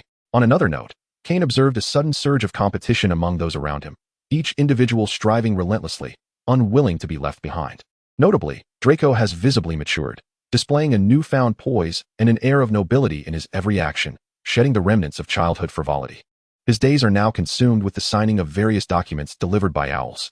Theodore has redirected his focus towards the development of their club, gradually shifting his attention to recruiting new members from other houses under Kane's guidance. Meanwhile, Odette, responsible for liaising between Kane and the coalition, is equally engrossed in her duties. As for Kane, having distanced himself from the Owl Court incident, he is wholeheartedly dedicated to cultivating his own domain, with a clear direction now taking shape. However, he finds himself somewhat exasperated by Sophia from Dragon Island, who incessantly seeks his company. Amidst their bustling activities, the final examinations have stealthily approached, tightening the atmosphere at Hogwarts. Focus, remember. In the Slytherin common room, Pansy tugged at her hair as if engaged in a mysterious ritual. Give it up, Brace remarked, immediately abandoning the blushing first year he had been teasing, striding over to mock Pansy. Brace, don't speak as if you've mastered it. Pansy glared at him fiercely, wishing for the scoundrel to keep his distance and not taint her study environment. Isn't it better to just relax? What is the point of studying if you're just going to return home to inherit the family business? Brace flicked his hair, attempting to appear nonchalant. Draco, Theodore, I see Brace is rather idle. You both should accompany him for some practice, Kane said, pausing in his page-turning. This lad, with his consistent lack of ambition, needs to be taught a lesson about his slovenly attitude. Brace, is it not permissible for me to study right now? Faced with Draco's clenched fists and Theodore's cold smirk, Brace felt a twinge of fear. He could not best either of them. Regret was futile now. You're doomed. Brace, ha ha. Pansy reveled in his misfortune. Go on. Ensure that Brace truly experiences the allure of practical combat. Kane instructed the two. Setting aside other matters, practical experience is certainly essential, Kane mused. Just as a few of Kane's companions stepped out to witness the unfolding drama, Daphne, who had been quietly seated beside them, spoke up softly. What is it, Daphne? Kane, not having interacted much with her except during occasional gatherings with Pansy, was curious. My father said that if you have time this holiday, he would like to invite you to our home, Daphne said shyly. I understand. I will accompany Draco, Kane replied after a moment of contemplation. He found the invitation from the Greengrass family intriguing, especially since Daphne's sister, Astoria, was Draco's wife in the original timeline. It was a fortuitous opportunity for him to arrange a meeting between Draco and Astoria to see if any sparks might ignite between the two. As the final session of the Practical History of Magic class came to a close, everyone exhaled in relief, knowing that the delightful holiday was just around the corner. Unsurprisingly, Slytherin maintained its position at the top, and the Hogwarts Great Hall was once again adorned with silver and green decorations. Kane and Hermione also, predictably, emerged as the top students of their year. After a warm and unremarkable dinner, everyone began to pack their belongings in preparation for their return journey the following day. This time, Kane followed the crowd and opted to take the Hogwarts Express, particularly because someone had emphasized that they would be at the station to greet him. Knock. Knock. Kane was resting in Draco's private chamber when an unexpected knock on the door interrupted him. Kane, could you step out for a moment? I have something to discuss with you. It was Hermione, her expression tinged with apprehension as she looked at him. Of course. Without hesitation, Kane stood and followed Hermione outside. Since the last incident, he had not spoken to her. It was not that he was ignoring her, but rather that Hermione had been deliberately avoiding him. I'm sorry, Kane. This is something I've wanted to tell you in person. Hermione's eyes were reddened with unshed tears. Since that incident, she had struggled to face him. The guilt of having hurt a friend weighing heavily on her mind and keeping her awake at night. It's not your fault, Hermione. You were a victim too, weren't you? Kane said gently with a smile. Nevertheless, I still caused you pain. Tears shimmered in Hermione's eyes. But I am standing right here before you, aren't I? Let us not dwell on those matters anymore. A wonderful holiday awaits us. Kane pulled a handkerchief from his pocket and offered it to Hermione. You are right. Seeing that Kane was genuinely unconcerned, Hermione finally felt a sense of relief. By the way, Kane, before I came here, Ron asked me to extend an invitation for you to visit the Weasley home during the summer. Hermione wiped her tears away as she spoke. If I have the time, I shall go, Kane nodded in response. In truth, not only Ron but the Weasley twins had also extended multiple invitations for him to visit their humble abode. Well, let me wish you a wonderful summer in advance. Hermione finally broke into a smile. Happy summer, Kane replied with a grin of his own. Goodbye. Hermione waved cheerfully as she dashed off. Goodbye. Watching her lively figure retreat, Kane couldn't help but smile more broadly. Yet, she should at least return the handkerchief before leaving. Volume 3, 3rd Year, Chapter 1, The Ambitions of the Black Family.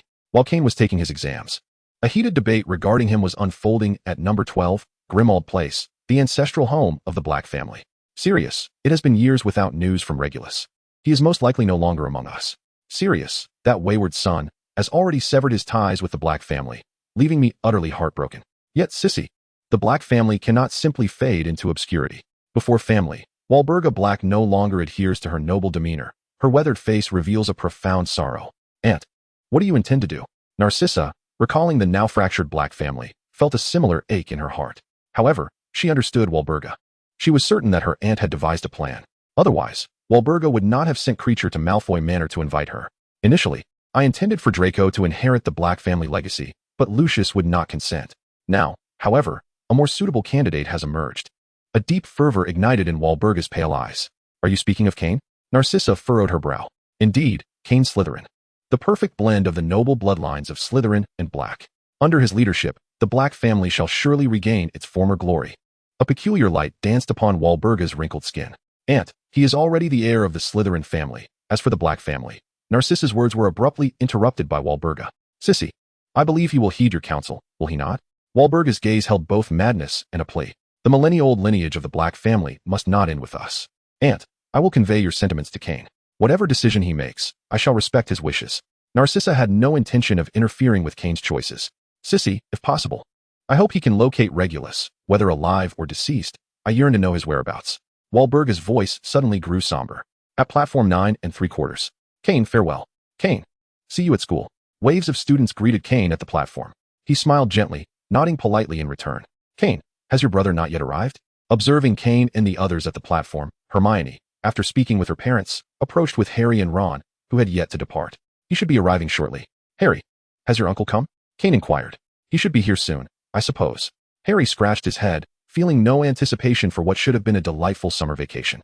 Harry, don't worry, I will surely come to fetch you to the burrow, Ron vowed earnestly. Harry, should the opportunity arise, you are always welcome at my home. Kane, reflecting on Harry's situation, couldn't he help but frown. My brother and the others have arrived. Kane signaled for them to look back. 3 figures, each capable of rivaling the finest male models, strode towards Kane, eliciting a series of hushed gasps from those nearby. Riddle walked at the center. Lucius positioned himself slightly behind on the left, while Old Knot followed suit on the right. Their suave demeanor captivated many. Kane, I'm here to take you home, Riddle declared, removing his sunglasses to envelop Kane in a warm embrace. You must be Kane's classmates. You are all welcome to visit our home this summer, he continued, his gaze sweeping over the group with a gentle smile. Kane regarded Riddle with suspicion, pondering whether this truly was Riddle, so effusively warm. The trio from Gryffindor nodded in agreement, promising to visit next time. Kane, my mother has invited you to our house this summer. Do not forget, Ron reiterated. Rest assured. I shall take Kane to pay a visit, Riddle responded, his smile revealing his teeth, leaving Ron quite astonished. Kane observed Ron, who had been easily swayed by Riddle's few words to set a date for the visit, shaking his head inwardly. That naive boy, in mere moments.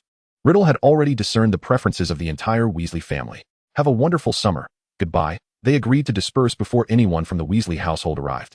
That's uncharacteristic of you, Kane remarked pointedly at Riddle, referring to his unusual warmth towards Ron. I've never experienced a normal student relationship, but I hope you will, Riddle said, chuckling as he patted Kane's shoulder. He had once known neither family nor friends, nor the essence of love. Yet he wished for his child to experience all that he had missed. To achieve this, he would sacrifice everything, even the smallest facade of kindness. A strange emotion surged within Kane, a blend of bittersweetness and joy, for he too had a family now. So, where are we headed back to? Kane inquired, lowering his head slightly, allowing the sentiment to settle in his heart. To our own home, Riddle replied, gently patting Kane's head, intentionally building suspense. Let us go. The group of 6, avoiding the gaze of muggles, climbed into a car. The vehicle had been enchanted with a stretching charm, creating an impressively vast interior. Even with 6 occupants, there was ample space. Throughout the journey, Kane and Riddle gazed out at the bustling streets, sharing amusing tales from their school days. The atmosphere delightfully harmonious. We've arrived.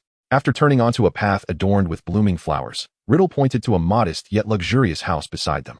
When did you purchase this? Kane asked, astonished. After I acquired a family, Riddle gestured invitingly.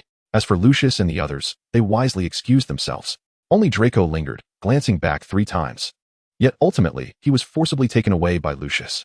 Regardless, they were in Wiltshire. There would be opportunities for return in the future. Now is the time for the Riddle father and son. At Hogwarts, Dumbledore, it is time for us to depart. Grindelwald remarked with a hint of nostalgia as he gazed at his companion. It had been many years since he had the chance to walk alongside Dumbledore, but now, they would once again journey together. Let us proceed. Ow. Dumbledore's azure eyes reflected a myriad of emotions. Beneath the towering edifice of Hogwarts Castle, 2 figures of contrasting styles gradually receded into the distance. Chapter 2. Casual conversations at the dining table as Kane lay on the soft bed, reluctant to rise. He suddenly felt a nagging sense that he had forgotten something. Throughout breakfast, he pondered what it could be. Oh no, I've left the basilisk in the Hogwarts kitchen. After taking a bite of his fried egg, Kane suddenly recalled. Sasha quipped, has it encountered a heartbreaker then? No matter, there's no one at Hogwarts now. Riddle shrugged indifferently. Indeed, with Sasha donning protective goggles, there was little concern about causing harm to others. During their studies, Kane had not only crafted beast restraints, but had also fashioned goggles specifically for the basilisk. Now, a mere glare from Sasha could momentarily incapacitate, if not eliminate, anyone unfortunate enough to cross her path. Kane, what do you think the Dark Lord's next move will be? Riddle inquired, wiping the corner of his mouth. Surely, he should be able to sense the changes in the Horcruxes, Kane posited. Indeed, the Dark Lord can perceive the state of the other Horcruxes, Riddle confirmed. I have absorbed the fragments from the cup and the diadem, yet the whereabouts of the other Horcruxes remain a mystery. The Dark Lord will undoubtedly seek to contact the Death Eaters soon. It won't be long before he attempts to return. He is growing impatient, Kane speculated confidently. Once the Dark Lord resurrects, we can seize the opportunity to eliminate him, allowing you to emerge boldly before the world. Eventually, there will be a reckoning between the Dark Lord and the British magical community. Our current advantage lies in striking first. Riddle nodded thoughtfully. However, aside from Lucius and Old Knot, Most of the Death Eaters are mere opportunists, with few worthy of trust. We only need to ensure that the core individuals remain loyal to our cause. Once the Dark Lord resurrects, we can strategically position them as spies. The opportunists need not be privy to your existence. They can all be disposed of as cannon fodder when the time comes. Kane had never intended to preserve all the Death Eaters. Among their ranks, the truly inhumane were far from rare. The return of the Dark Lord provided an excellent opportunity to utilize them as expendable pawns. If only young Barty were here, his devotion to me was unparalleled. A fervent and obsessive image of a noble youth surfaced in Riddle's mind, yet alas, he was deceased. Perhaps he might still be alive. Kane was aware that young Barty had not truly perished but was rather imprisoned by his father. It would be intriguing to seize an opportunity to liberate him. Riddle recalled old Crouch's unyielding actions towards the Death Eaters, yet when it came to his own son, he could not bring himself to act. Norman, the Greengrass family has invited me as a guest, Kane stated, addressing Riddle, who appeared only slightly older than himself, and thus refrained from using the term father, opting instead for his assumed name. The Greengrass family? They are the representatives of the neutral faction. This invitation might yield unexpected benefits. Riddle remarked, instinctively raising an eyebrow at Kane's address. It was prudent not to push the boy too hard. Eventually, Kane would willingly call him father. However, Riddle was momentarily puzzled by the Greengrass family's intentions, given their neutrality in the war between the Order of the Phoenix and the Death Eaters. At Malfoy Manor, Kane recounted the matter thus. Aunt Narcissa had relayed Walburga's request verbatim. She wishes for one of my future children to bear the surname Black? Kane scoffed, perplexed by the source of the elderly woman's confidence. After all, she had long since departed from this world, and her mindset had become rigid. Aunt Narcissa was somewhat irked as well. What was she thinking, forsaking the esteemed name of Slytherin for that of Black? I understand it. That you find yourself in a difficult position. Please inform the matriarch of the Black family that, since she has left this world, she should refrain from meddling in the affairs of the living. Kane outright rejected Walburga's proposal. Rest assured, I will convey your sentiments, Narcissa replied with a soft sigh. Kane could sense his aunt's emotions. Deep within her heart lay a desire to resurrect the Black family, yet she did not wish to burden him. Truth be told, the Black family represented nothing more than a tasteless morsel to Kane. He had already acquired everything they possessed, and then some. Aunt, if Walburga were to be sensible, I would not be averse to granting her an opportunity. Kane sought to spare Aunt Narcissa any distress, as long as the elderly woman refrained from making excessive demands. He might consider her request. That is good to hear. Do not worry, I will persuade her. With Kane's affirmation, Narcissa felt a sense of relief, confident in her ability to convince Walburga. By the way, you are to accompany Draco to the Greengrass family, correct? Aunt Narcissa reached out to adjust Kane's attire. It is said that the Greengrass family boasts a pair of exceptionally beautiful sisters. The Greengrass sisters, in the company of the Kane and Draco brothers, make quite a fine match.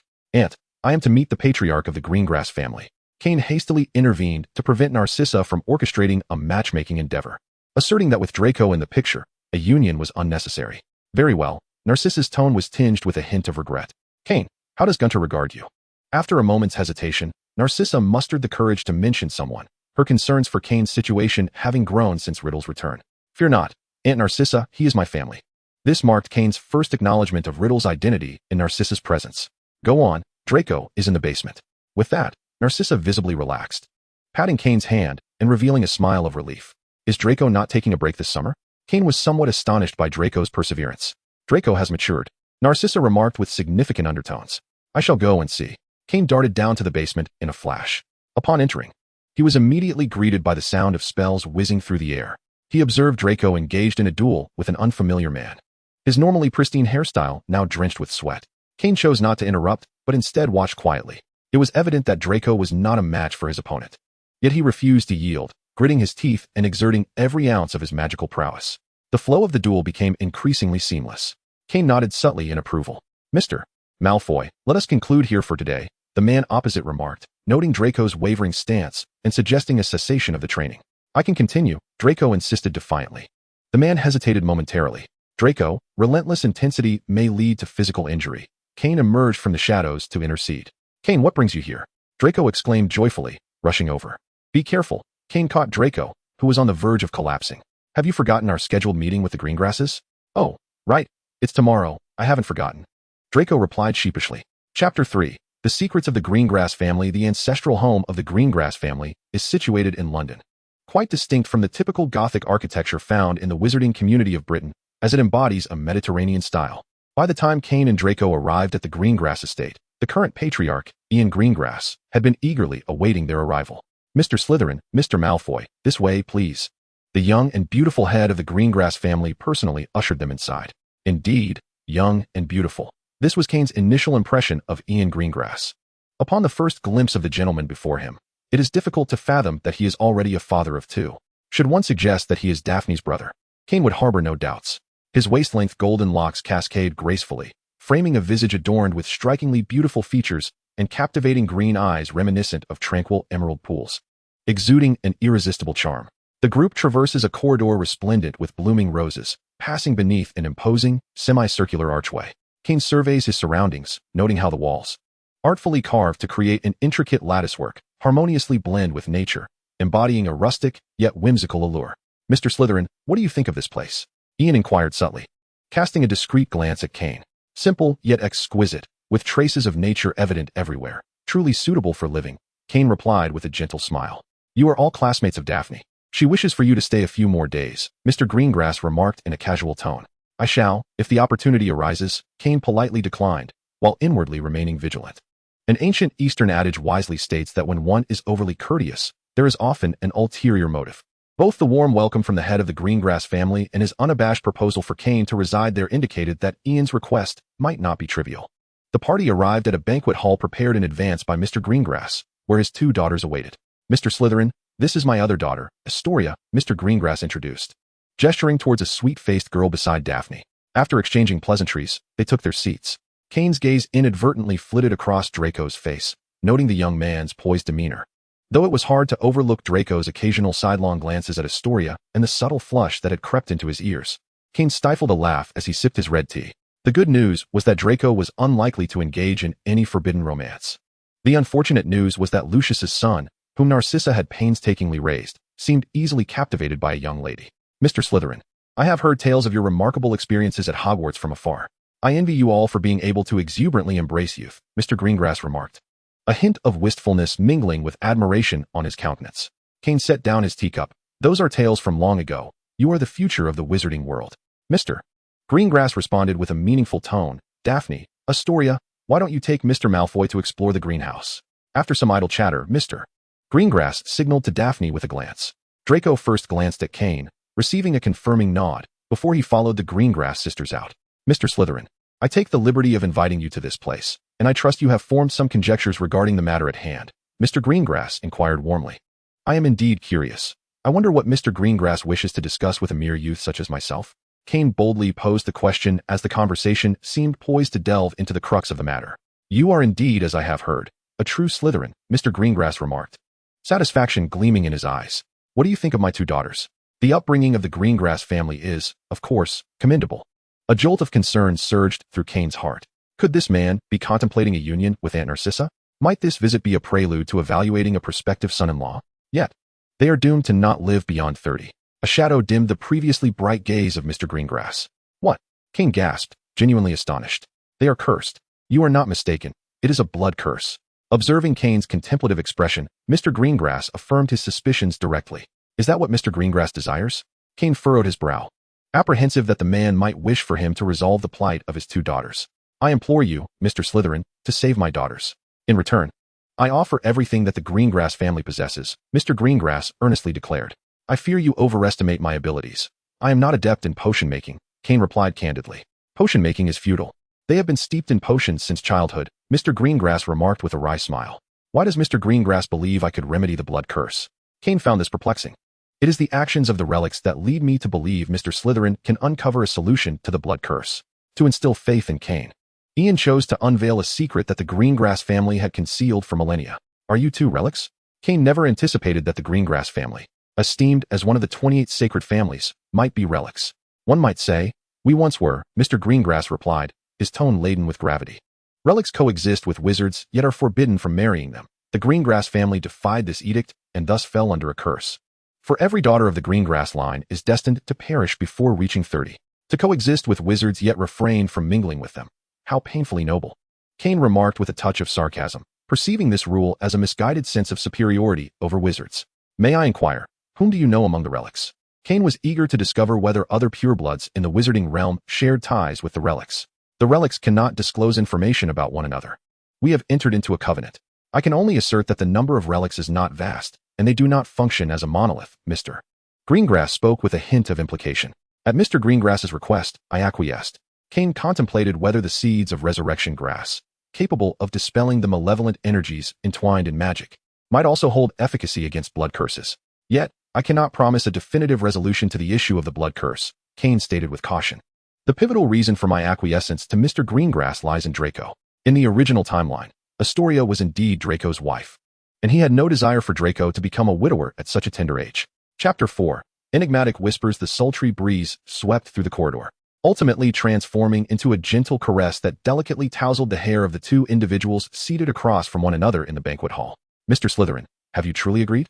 The unexpected joy left Mr. Greengrass momentarily incredulous. Perhaps you misheard, Kane jested. Were it not for Draco's future happiness, he would have preferred to remain uninvolved with this assembly of remnants. Nonetheless, I cannot assure you that I will find a remedy for the blood curse, Kane reiterated earnestly. That is of no concern. I have faith in you, Mr. Slytherin. Please, follow me. Mr. Greengrass gestured for Kane to accompany him. Kane followed Mr. Greengrass to his study. Please, wait a moment. Mr. Greengrass signaled for Kane to take a brief respite before revealing a concealed chamber hidden behind the bookshelf. Kane complied and took a seat, his gaze wandering around the study, pondering whether there might be any pertinent information regarding the remnants. Suddenly, Kane's attention was captivated by a particular book positioned at the topmost shelf. The first volume in the first row soared into his hands. The black cover bore striking gold lettering that caught Kane's eye, and he eagerly began to peruse its contents. Time slipped away as Kane immersed himself in the reading until he was interrupted by the sound of heavy footsteps. Apologies for the wait, Mr. Slytherin. Mr. Greengrass emerged, cradling a box of an exquisite icy blue hue. You flatter me, Mr. Greengrass, Kane responded. Prior to Mr. Greengrass's arrival, Kane had returned the black book to its rightful place. This is the deposit for your assistance in resolving the blood curse afflicting my two daughters, Mr. Greengrass declared as he opened the box, revealing a branch resembling jade with intricate leaves. Mr. Greengrass, I believe this may be somewhat premature. Before Kane could finish his sentence, he suddenly felt a familiar warmth coursing through his body. So hungry, must eat. A child's voice echoed repeatedly in Kane's mind, as if newly learned. For a moment, he stood frozen, astonished. Was this the voice transmitted by the seeds of resurrection grass? Mr. Slytherin, regardless of the outcome, this is rightfully yours, Mr. Greengrass insisted, extending the box towards Kane. The branches within possessed a wondrous power, a serendipitous gift from Mr. Greengrass's ancestors, making it a fitting offering to Mr. Slytherin. Given this, I shall not decline. Since it is the resurrection herb seeds that are fervently desired, Kane graciously accepted them. Time was of the essence, and it would be wise to sample the culinary offerings of the Greengrass family, which I believe would undoubtedly refresh Mr. Slytherin's palate. Upon seeing Kane accept, a genuine smile graced Mr. Greengrass's lips. At Mr. Greengrass's insistence, Kane and Draco partook in a dinner that, as Mr. Greengrass had asserted, elevated the overall standard of British cuisine by a significant margin. Draco, what do you think of Astoria? Kane inquired playfully on their way home. She is quite lovely and exceedingly charming, Draco replied, his ears reddening as he enumerated Astoria's virtues before Kane. It is evident that she is indeed an exceptional lady, Kane remarked meaningfully. Alas, young Draco seemed to be on the brink of falling in love. Indeed, let me tell you, Draco opened up, sharing with Kane every detail of his conversation with Astoria from earlier that day. It has been a while since dinner, yet why do I still feel so full? Kane mused. After hearing Kane's narration, Riddle's eyes flickered with understanding. No wonder the Greengrass family had chosen to remain staunchly neutral. The presence of the remnants explained much. However, the blood curse was not a trivial matter. It was a curse embedded within the very veins. As a wizard with some expertise in curses, Riddle was acutely aware of the challenges associated with dispelling a blood curse. His modest experience stemmed from having single-handedly cursed the position of defense against the dark arts professor, a fate from which no instructor had escaped for decades, a truly terrifying phenomenon. When I encountered Nagini, I conducted some research. Yet ultimately, I failed to discover a means to lift the blood curse. Riddle recalled the experiments he had performed on Nagini. Fear not. I have already spoken with the head of the Greengrass family and made it clear that I cannot guarantee a solution to the blood curse.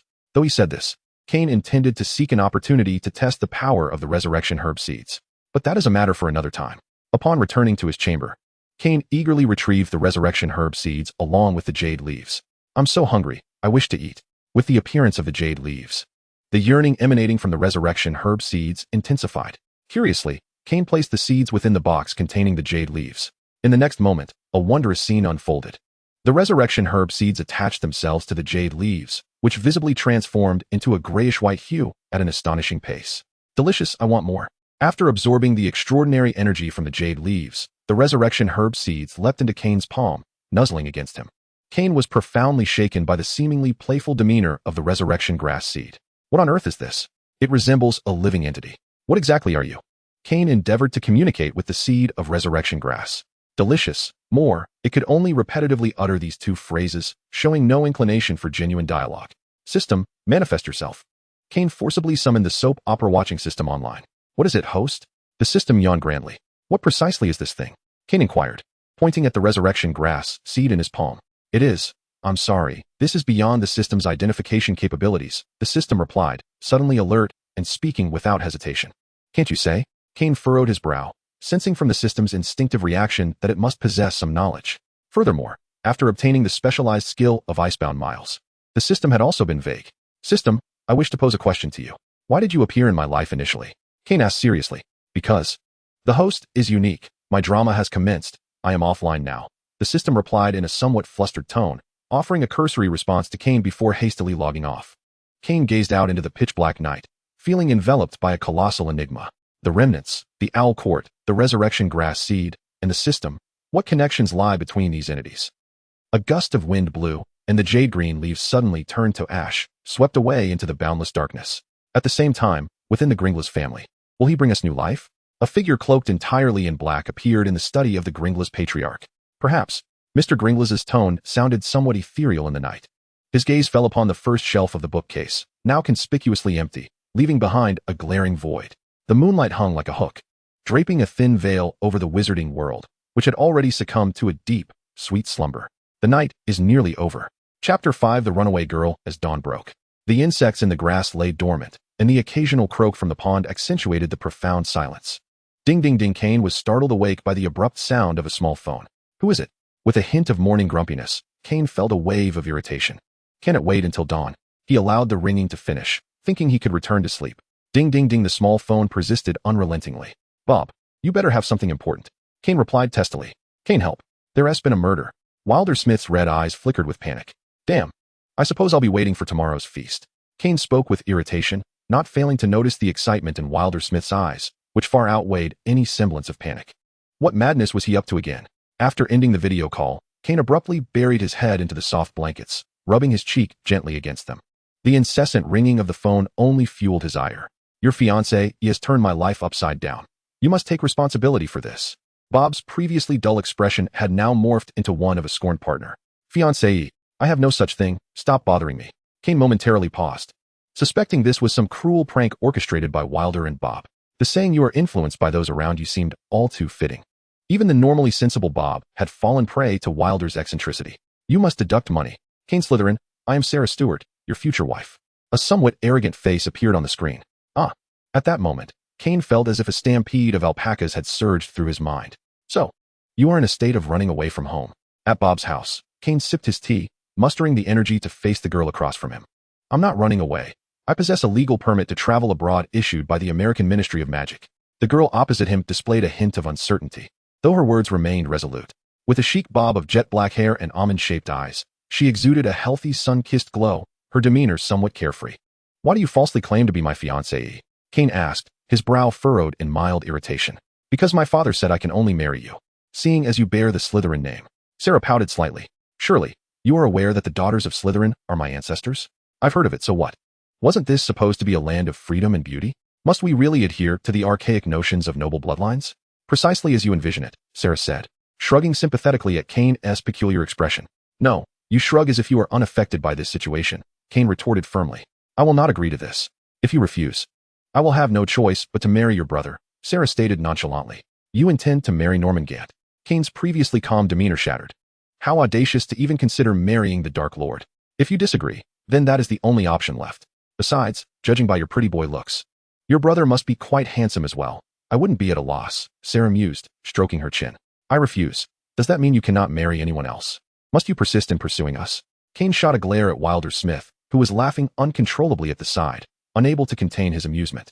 Originally, my father intended for me to marry him, Sarah pointed at the snickering Wilder. But who could have anticipated the emergence of a descendant of Slytherin? Regardless, my father has firmly decided upon your family. Sarah, with an expression of resigned acceptance, patted Kane on the shoulder. Do not involve me in this, Kane retorted, brushing aside Sarah's restless hand. It was truly laughable that he had to bear the brunt of such opportunism. If there's nothing else, you should swiftly return to America with Wildersmith. Kane pressed his temple, feeling a headache coming on as he observed the two peculiar individuals before him. I will not return. I will not return, Sarah and Wildersmith echoed in unison. Kane, you brought me here, and you must take responsibility for me, Wildersmith lamented, casting an accusatory glance at Kane. On the verge of tears. I am to be your brother's future fiancé. You must be accountable for me as well, Sarah asserted with conviction. Kane exclaimed. You have now implicated him, haven't you? Moreover, America is currently unsafe. I refuse to go back. After a moment's hesitation, Sarah added. What exactly is the situation over there? Kane, regaining his composure, inquired calmly. The messages relayed from the Alliance indicate that a faction of wizards in America wishes to dismantle the Statute of Secrecy and seeks to overthrow the Ministry of Magic. As a prominent descendant of the American magical community, Sarah would undoubtedly possess insider information. As for Wildersmith, despite his occasional erratic behavior, his lips were sealed tighter than a clam. What else could it be? The rebels, led by Jacob Stone, aimed to overthrow the ministry and abolish the statute. Sarah replied somewhat dismissively. Do you doubt their resolve? Kane astutely noted the disdain concealed within Sarah's gaze. Stone was once the vice principal of Ilvermorny, and those he has brainwashed are primarily students from the school. Unless external forces intervene, he stands little chance of success. The current issue is that wizards within the American magical community largely oppose the extermination of those students, which has led to ongoing delays. However, Sarah's tone grew somber as she added, I cannot ascertain how events will unfold. Kane understood the unspoken implications of her words. When the Ministry of Magic's patience wears thin, bloodshed will be inevitable. Very well, you may stay at Bob's house for the time being. Kane harbored no belief that Sarah would encounter any safety issues in America. The Stewart family's esteemed position was not merely for show. Yet, he sensed that Jacob Stone's insurrection would not be as straightforward as it appeared. With two insiders from the American magical community present, he would be privy to crucial information at the earliest opportunity. Furthermore, the Alliance must intensify their infiltration efforts. A ghostly voice echoed behind Kane, while the lone victim, Bob, wore a face of despair akin to a dead fish, casting a reproachful glance at his unscrupulous employer. Increase the payment. Kane eloquently articulated the words, I apologize, Bob, but the boss has pressing matters. The staff must adhere to their duties. He could hardly allow Sarah to reside in his and Riddle's home. Should he do so, he would be obliged to host the entirety of the American Ministry of Magic for a banquet the following day. Thus, Bob, do your utmost. Chapter 6. A day at the Weasley residence. After a restful night's slumber, the sun stretched and leapt over the horizon, commencing a new day's toil. Kane Wildersmith was pursued by Kane as he stepped outside. You would be wise to steer clear of the affairs in the United States. Jacob Stone's rebellion is no trifling matter, William stated earnestly. Since his arrival in England to study the magical network, William's understanding of Kane had deepened considerably. He was acutely aware that Kane was a restless spirit, destined to achieve something momentous. However, the depths of the intrigue surrounding Jacob Stone were too profound for William's comfort. He believed Kane could not grasp the full extent. What do you know? Kane inquired. Jacob Stone has been making frequent appearances in the island nation, William replied, his words laden with implication. Are you suggesting that the magical authorities of the island nation are also involved? Kane pressed further. Perhaps, even more than that. A hint of numbness flickered in William's crimson gaze.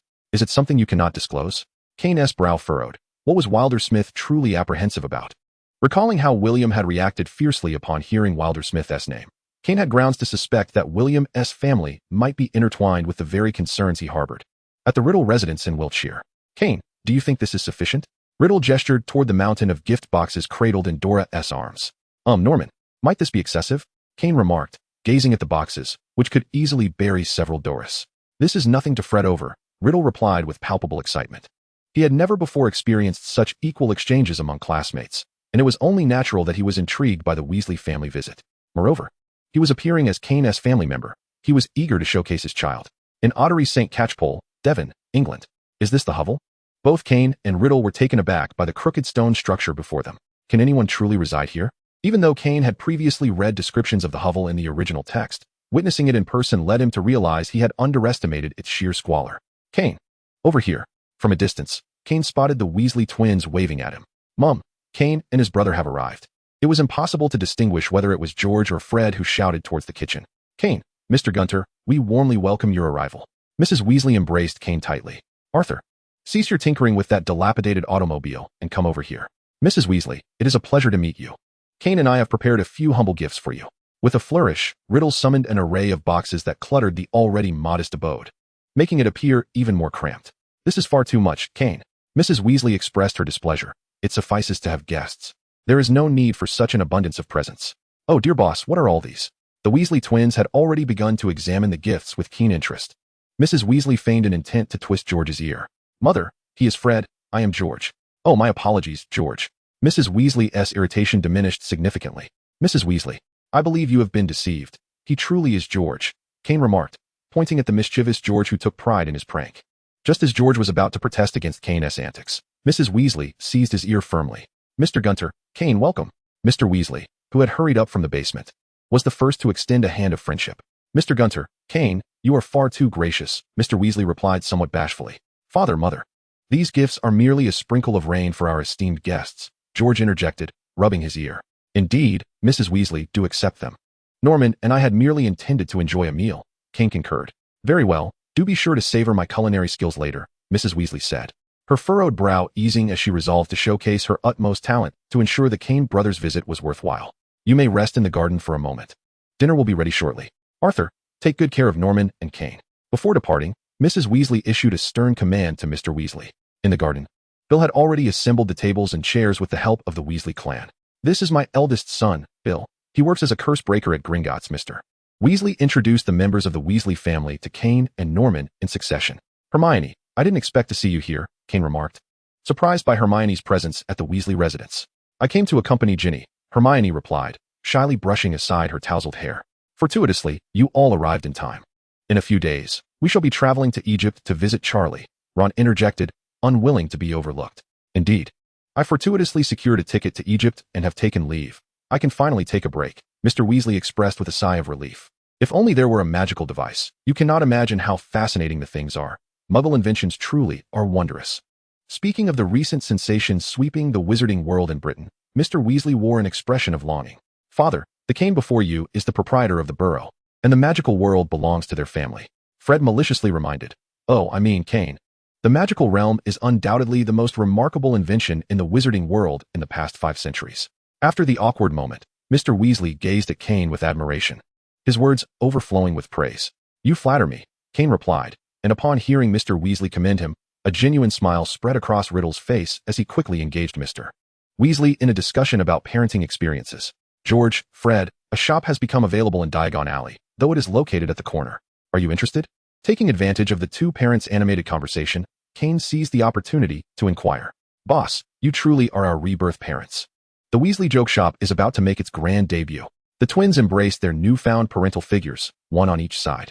Your mother said that if you do not study diligently, she will throw away all the prank products you have hidden under Ron's bed, Mr. Weasley shot a stern glare at the mischievous twins. What? You actually hid those things under my bed? Ron exclaimed in disbelief, eyes wide. Mr. Weasley, I do not believe that the prank products created by George and Fred are without merit. It is only through a profound understanding of alchemy that they could craft such items. Furthermore, their prank products bring endless joy to everyone, and we all cherish them. Kane defended the twins.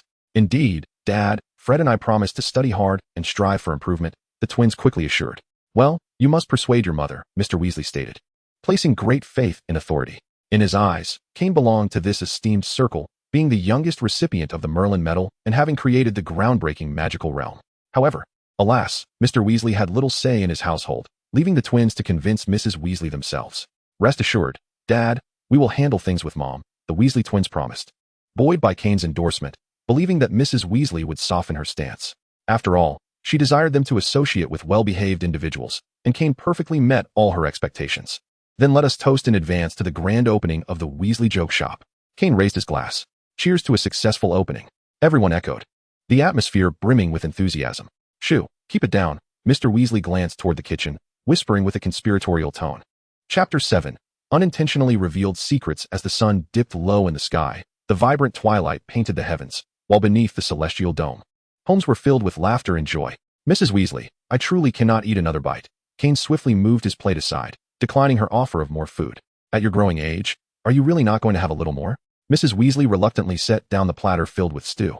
Almost choking, Kane, disregarding his composure, quickly gestured towards his throat. Let us engage in a game of tossing goblins. It would be a splendid way to settle our stomachs. Ron, slumped in his chair with his hands on his belly, suggested. You see, Kane, when Harry visited my home previously, he adored playing this game. As Ron caught sight of the goblins wreaking havoc on the cabbages in the garden, he suddenly recalled his dear friend. Kane, taking advantage of the sunlight, followed Ron's gaze. Before him was a group of diminutive creatures, each with oversized heads and standing about a foot tall, energetically kicking the cabbages with their hefty feet. Kane, let us compete and see who can throw a goblin the farthest. Fred eagerly seized a struggling goblin, summoning all his strength to hurl it away. If the goblin had the ability to speak, it would surely declare from the skies, "I shall return." Splendid. Kane, inspired by the lively atmosphere, found himself equally intrigued. Behold my invincible pendulum. An innocent goblin passing by fell victim to Kane's mischief, soaring like a meteor into the fervent sky. Look at me. Ron, ignoring the discomfort in his stomach, seized a goblin and threw it. Ah, young Ron, your meal today was not in vain, George teased, giving Ron a pat on the shoulder. Hermione and Ginny exchanged amused glances at the childish antics of the boys, shaking their heads. Observing the children's joy, the adults began to engage in conversation, and Mr. Weasley, in the midst of chatting, recalled a peculiar incident. You won't believe it, Norman. One day I was held up at the ministry dealing with a biting spray paint kettle, and I stayed quite late. The wind that day was fierce and cold, and I saw several individuals dressed in black minks with masks emerging from the ministry. Arthur, you are spinning tales again. How could strangers brazenly appear at the ministry? Mrs. Weasley shot a scolding glance at her husband, who was rambling. Perhaps I was simply overwhelmed that day, and my vision was impaired, Mr. Weasley admitted, scratching his increasingly sparse hair in embarrassment. The speaker may have been oblivious, but the listener was perceptive.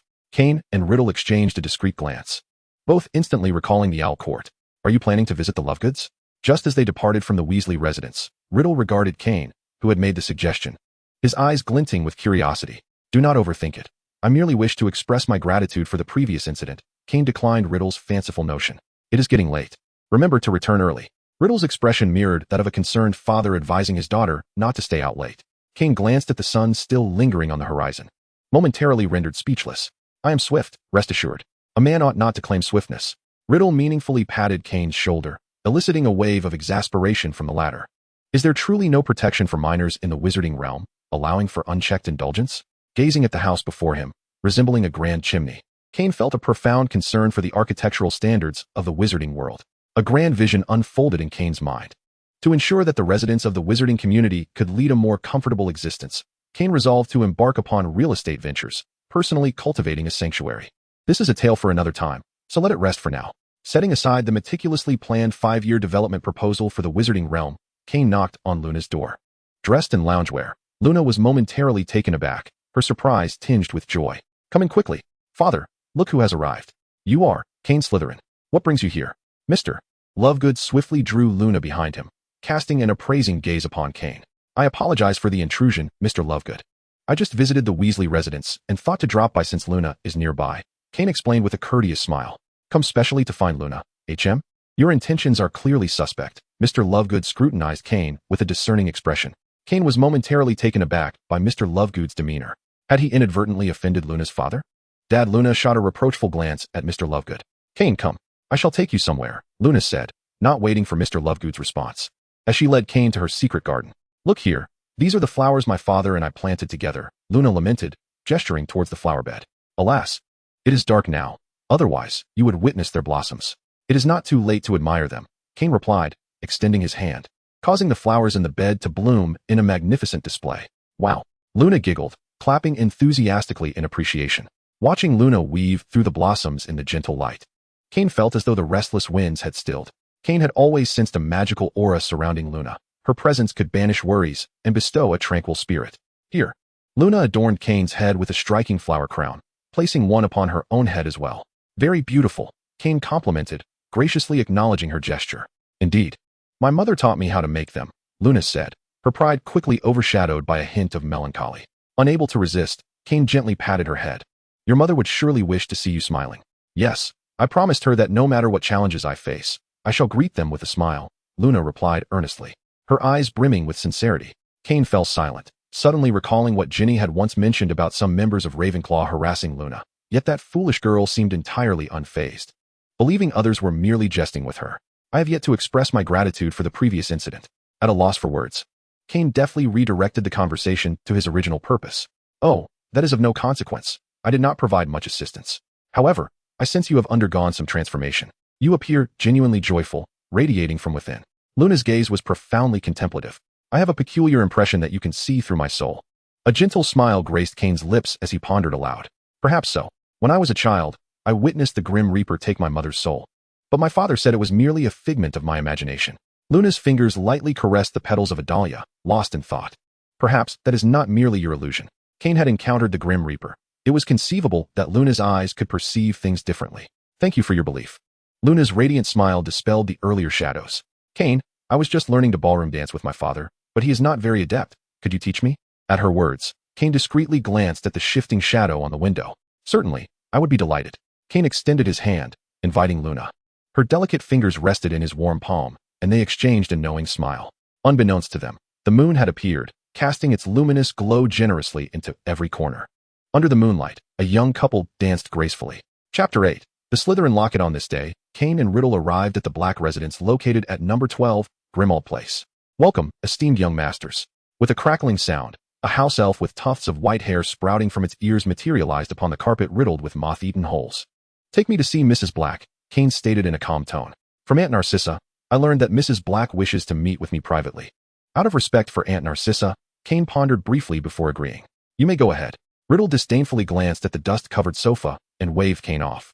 It is a pleasure to make your acquaintance, Mrs. Black. Kane executed a precise bow before her.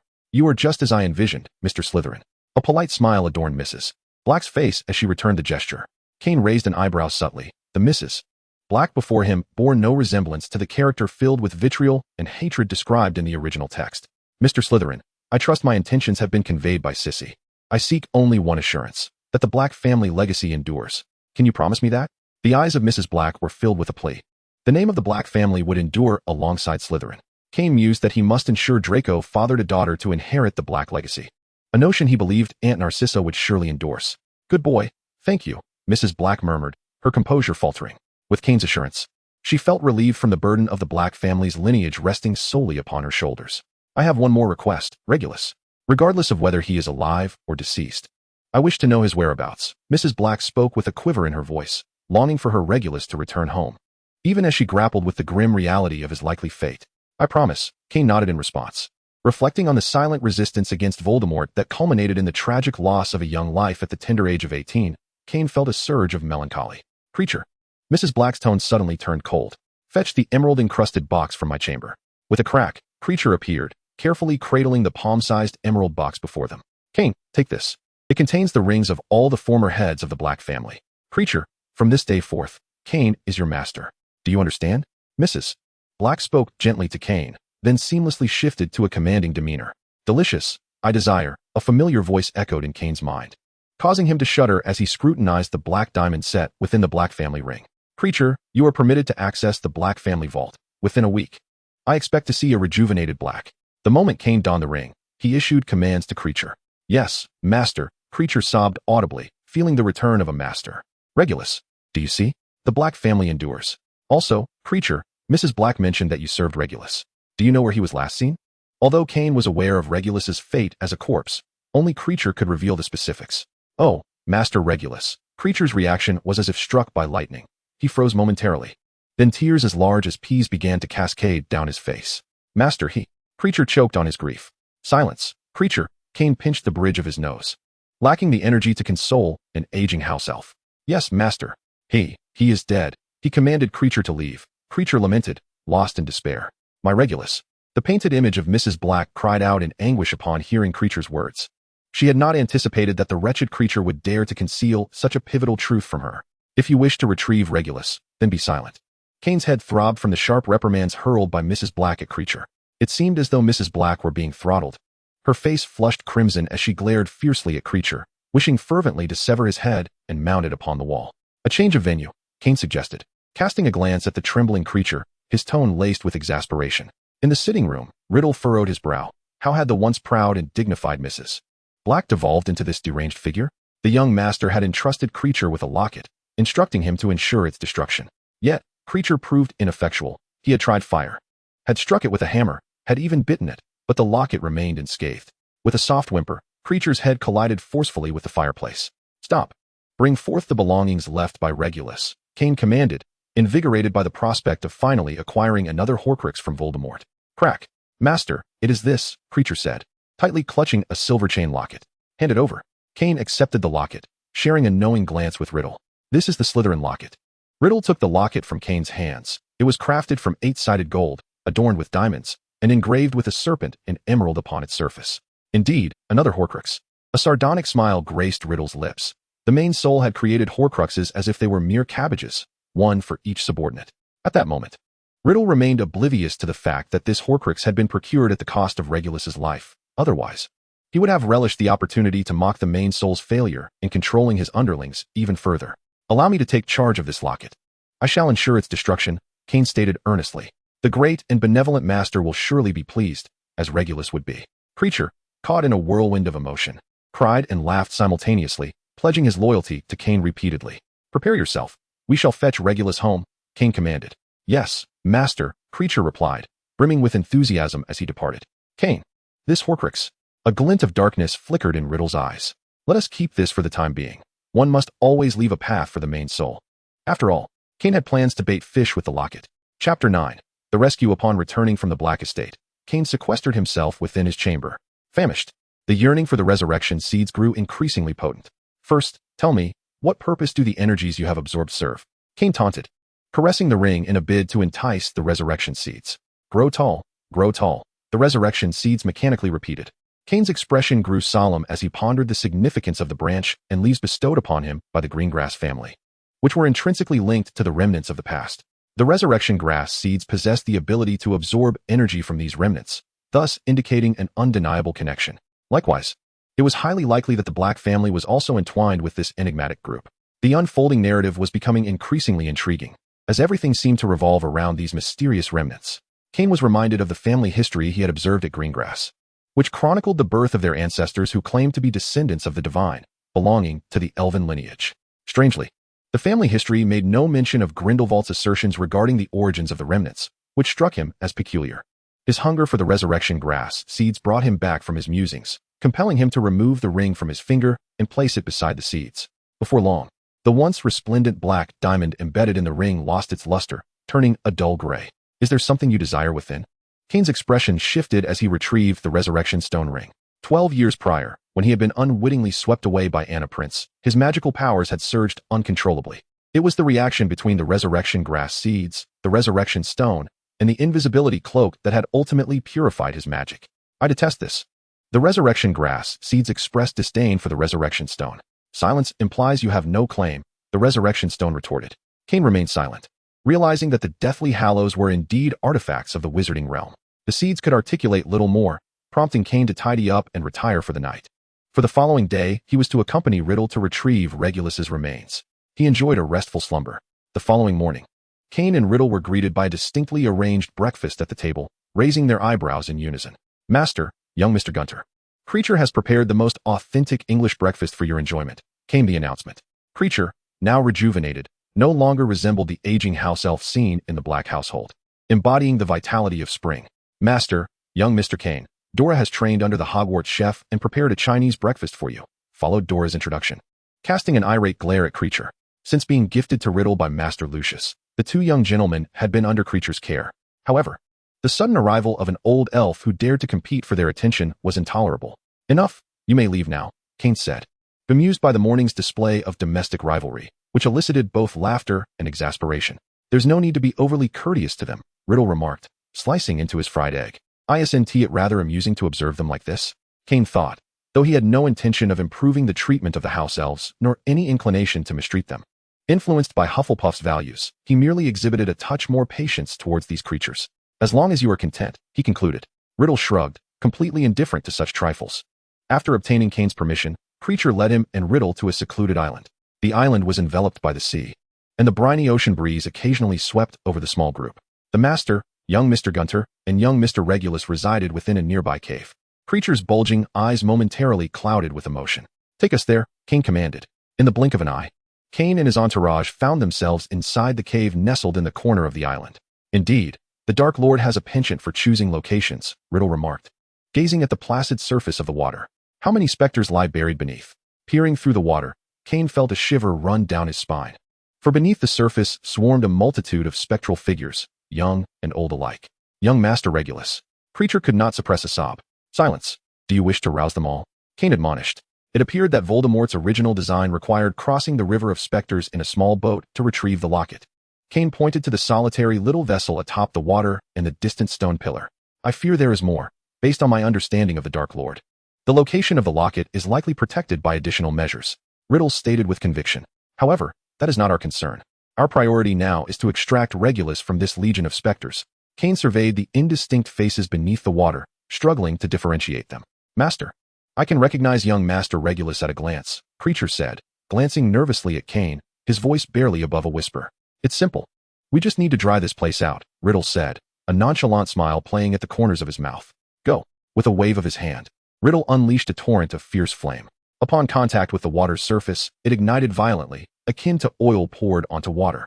The intense heat jolted the spectral legion, causing them to rise from the depths and surge toward Kane and his companions. Creature, take a closer look and see which one is Regulus, Kane instructed. He intentionally reduced the power of his freezing spell, slowing the advance of the specters to allow Creature time to identify Regulus. As Creature scanned the throng of figures, he felt his eyes straining. Not this one, nor that one Azkaban. As the tide of specters grew ever larger, Kane released his incomplete domain, conjuring a massive ethereal silhouette of Azkaban that ensnared the spectral horde within its confines. Well done, Kane, Riddle beamed with pride at the imposing apparition. There he is. Young Master Regulus, over there? Creature suddenly pointed toward the southeastern section of the spectral army. Mist Shadow. Kane transformed into a wisp of black fog and glided toward the direction Creature indicated. A youth with raven hair, resembling a zombie, mechanically reached out his pallid hand towards Kane, attempting to drag him beneath the water to drown. It was indeed him, Kane thought. Suppressing the discomfort of the slickness on his hands, he pulled the black-haired youth ashore. It was Lord Regulus. Creature sobbed, yearning to leap towards Regulus. If you wish to live, keep your distance from him. Had Kane not intervened, Creature would have already found himself grasped by the throat by the undead Regulus. Norman, do you see? He seems somewhat different. Kane observed Regulus's still dark and lustrous eyes, which starkly contrasted with the other drowned souls in the water, whose eyes were covered with a white membrane. So hungry, cannot eat. The whisper of the resurrection herb's seeds unexpectedly echoed. Indeed, he was somewhat different. Although Riddle was not the creator of the drowned souls, he understood all too well what they ought to be. Chapter 10, The Banquet on this day. Kane gazed at the newly revitalized Black family manor, feeling quite pleased. Kane, the Black manor has not seen such liveliness in ages. Why not seize the opportunity of your position as head of the Black family to host a banquet? Aunt Narcissa remarked, a sense of gratification filling her heart as she beheld the resurgent manor. Although she was now married to Lucius and had become the matriarch of the esteemed Malfoy family, she still harbored a desire for her natal family to flourish. As she spoke, Narcissa discreetly glanced at the figure seated on the sofa, savoring tea. Indeed, Kane. It has been long since I last saw Theodore and the others, Draco said, anticipation gleaming in his eyes. During this time, Draco had been diligently studying to take over the family business, having not relaxed in a while. Norman, what do you think? Kane inquired, looking at Riddle for his opinion. Not a problem, Riddle replied after a moment's contemplation. It was high time he reconnected with a few old acquaintances when the main soul returned. He hoped they would enact a splendid performance. Very well then, Creature. Please inform the prominent families and dignitaries of the Ministry of Magic that I shall be hosting a banquet at the Black Manor, and their presence would be most welcome. Kane paused briefly. Let us set the date for this weekend. At this, Aunt Narcissa and Draco both wore satisfied smiles. Kane, should we invite the two sisters from the Greengrass family? Draco inquired, feigning nonchalance. There is no need for them, Kane said, deliberately furrowing his brow. Oh, Draco's hair drooped in disappointment. I am merely jesting. You may extend the invitation to them, Kane said, suppressing a laugh at Draco's embarrassment. Oh, I shall go at once, Draco exclaimed, seemingly anxious that Kane might change his mind, and rushed off. This child, Aunt Narcissa chuckled, shaking her head, genuinely feeling that her son had grown too big to keep at home. Seizing the opportunity presented by the banquet, she intended to thoroughly assess the character of the daughter of the Greengrass family.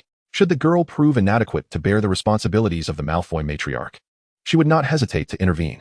I shall accompany Mrs. Zabini to examine the banquet menu, Narcissa remarked, casting an inquiring glance towards Riddle.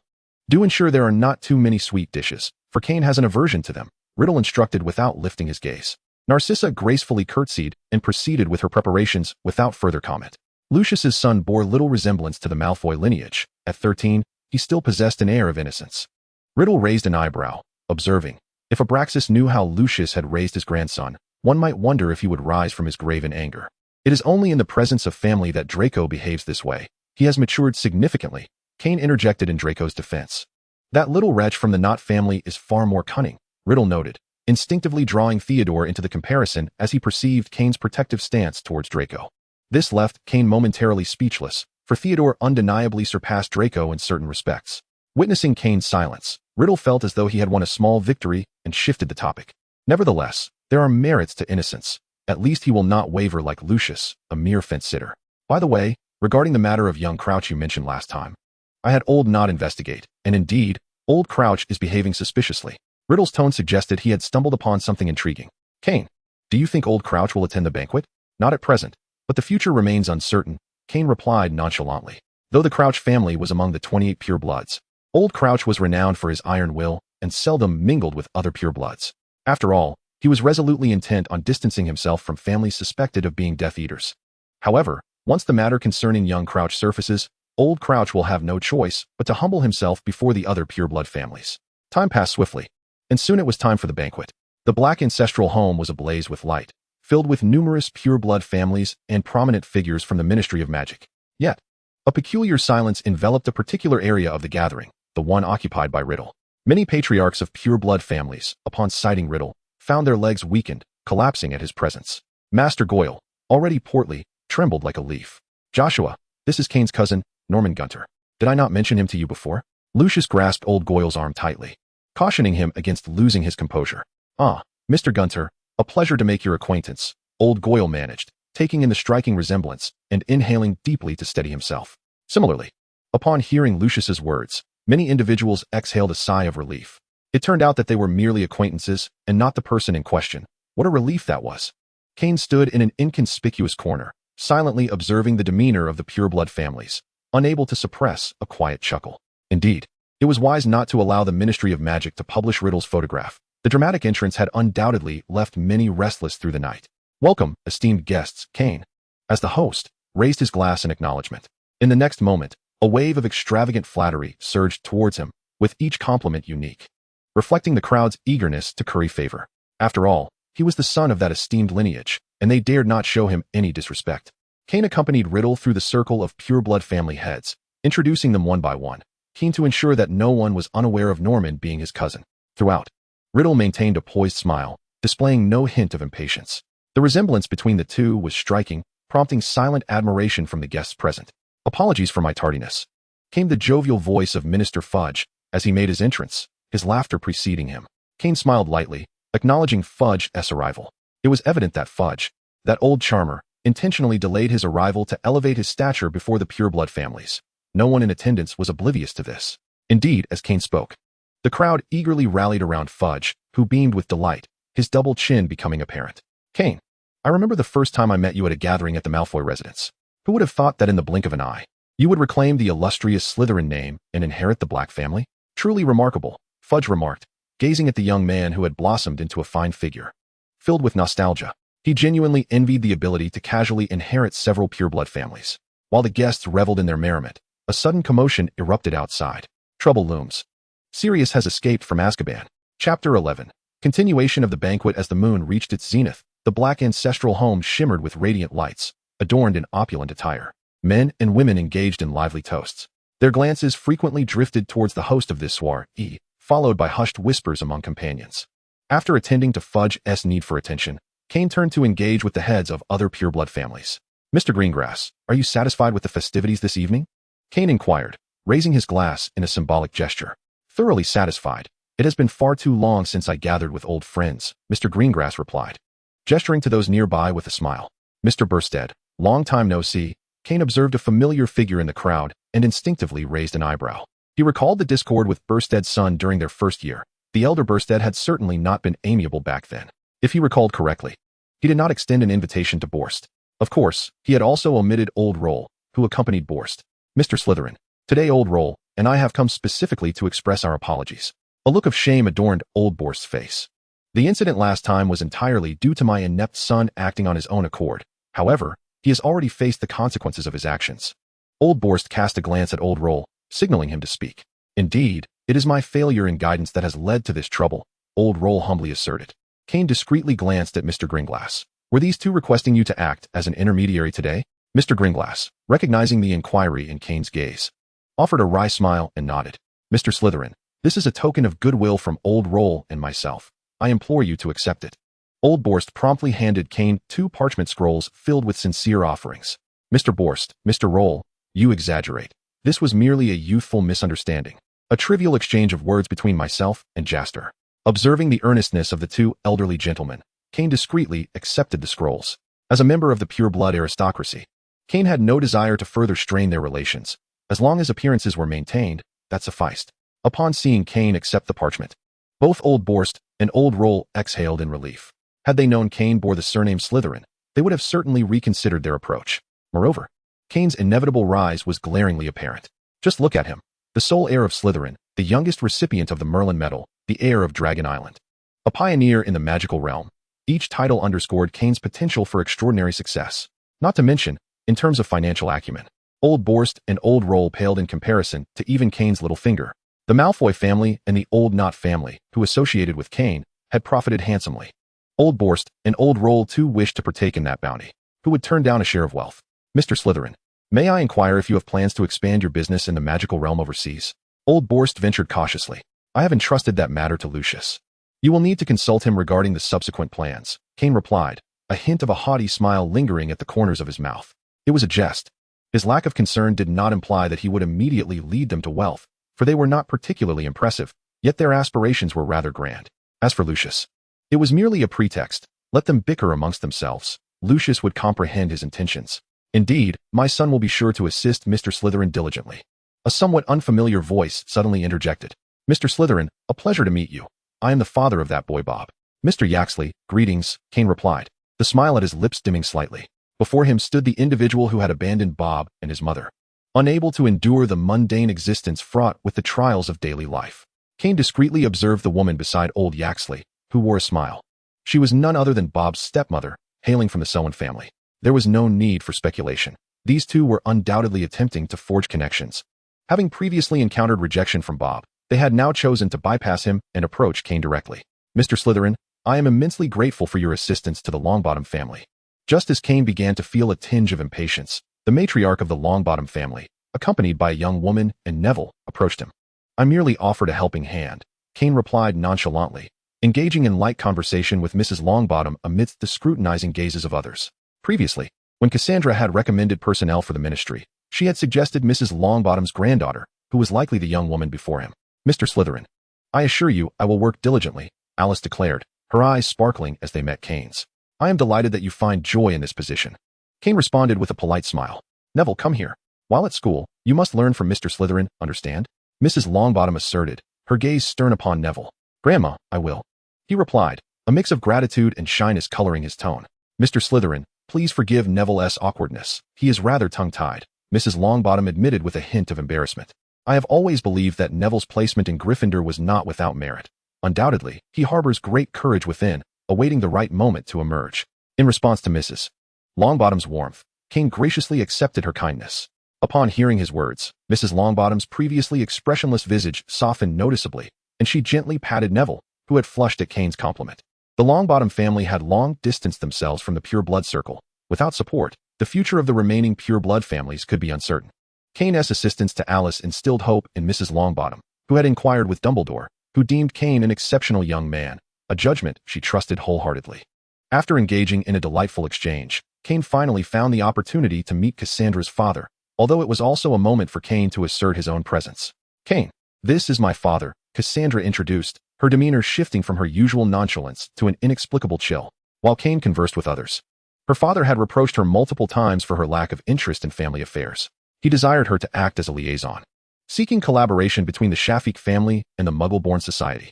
Mr. Shafik, good evening, Kane greeted, his smile somewhat rigid from the excessive cordiality he had displayed that night, struggling to recall how many times he had extended a hand of friendship.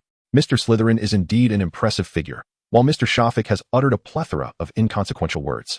This is Davis, who holds Mr. Slytherin in high esteem. Mr. Shafik pushed a small child, merely 5 or 6 years of age, in front of Kane. Kane's expression turned cold immediately. What does Mr. Shafik mean by this? Does he believe I am still a child, unfit to inherit the Black family legacy? Kane's voice, tinged with anger, captured everyone's attention. They were all eager to discover who had so egregiously misjudged the situation. No, no, no, That is not my intention. Mr. Slytherin has misunderstood, Mr. Shafik stammered, both anxious and furious, for he had never before been so publicly humiliated. If Mr. Shafik wishes to discuss business with me, I welcome it, and I trust that Miss Cassandra will articulate Mr. Shafik's intentions clearly, Kane asserted, expressing his support for Cassandra. Unsurprisingly, many within the Shafik family began to waver. It was hardly a difficult choice to select a pure-blooded aristocrat capable of aiding the Shafik family over a mere 5-year-old child. Chapter 12. The fate of Sirius Black at a dinner hosted by the Black family. In a secluded corner, Kane approached Mr. Scrimgeour. Why are you sitting here? Drowning your sorrows? Thanks to the guidance of the house elf, Kane had located the solitary Mr. Scrimgeour. Alas, I fear I am finished, Scrimgeour lamented, appearing as though he had been drained of all vitality, looking considerably older than he had in recent weeks. Could it be a consequence of the previous incident? Kane feigned sympathy. If it weren't for that ring you discovered, Scrimgeour began, eager to complain, I would not be so desperate. But my long-standing political career has allowed me to maintain a semblance of rationality. Who would have thought Avery would meet his demise? With Avery's accomplices still at large and his death now a reality, Scrimgeour had no recourse but to accept his misfortune. Fudge had always held a disdain for him, and his animosity had only intensified. It seemed that Scrimgeour's career was drawing to a close. Mr. Scrimgeour, that was merely an unfortunate accident, as we all know.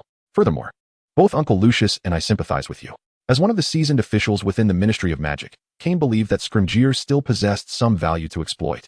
After all, in the original narrative, Scrimgeour was to become the next Minister of Magic following Fudge. But what can be done?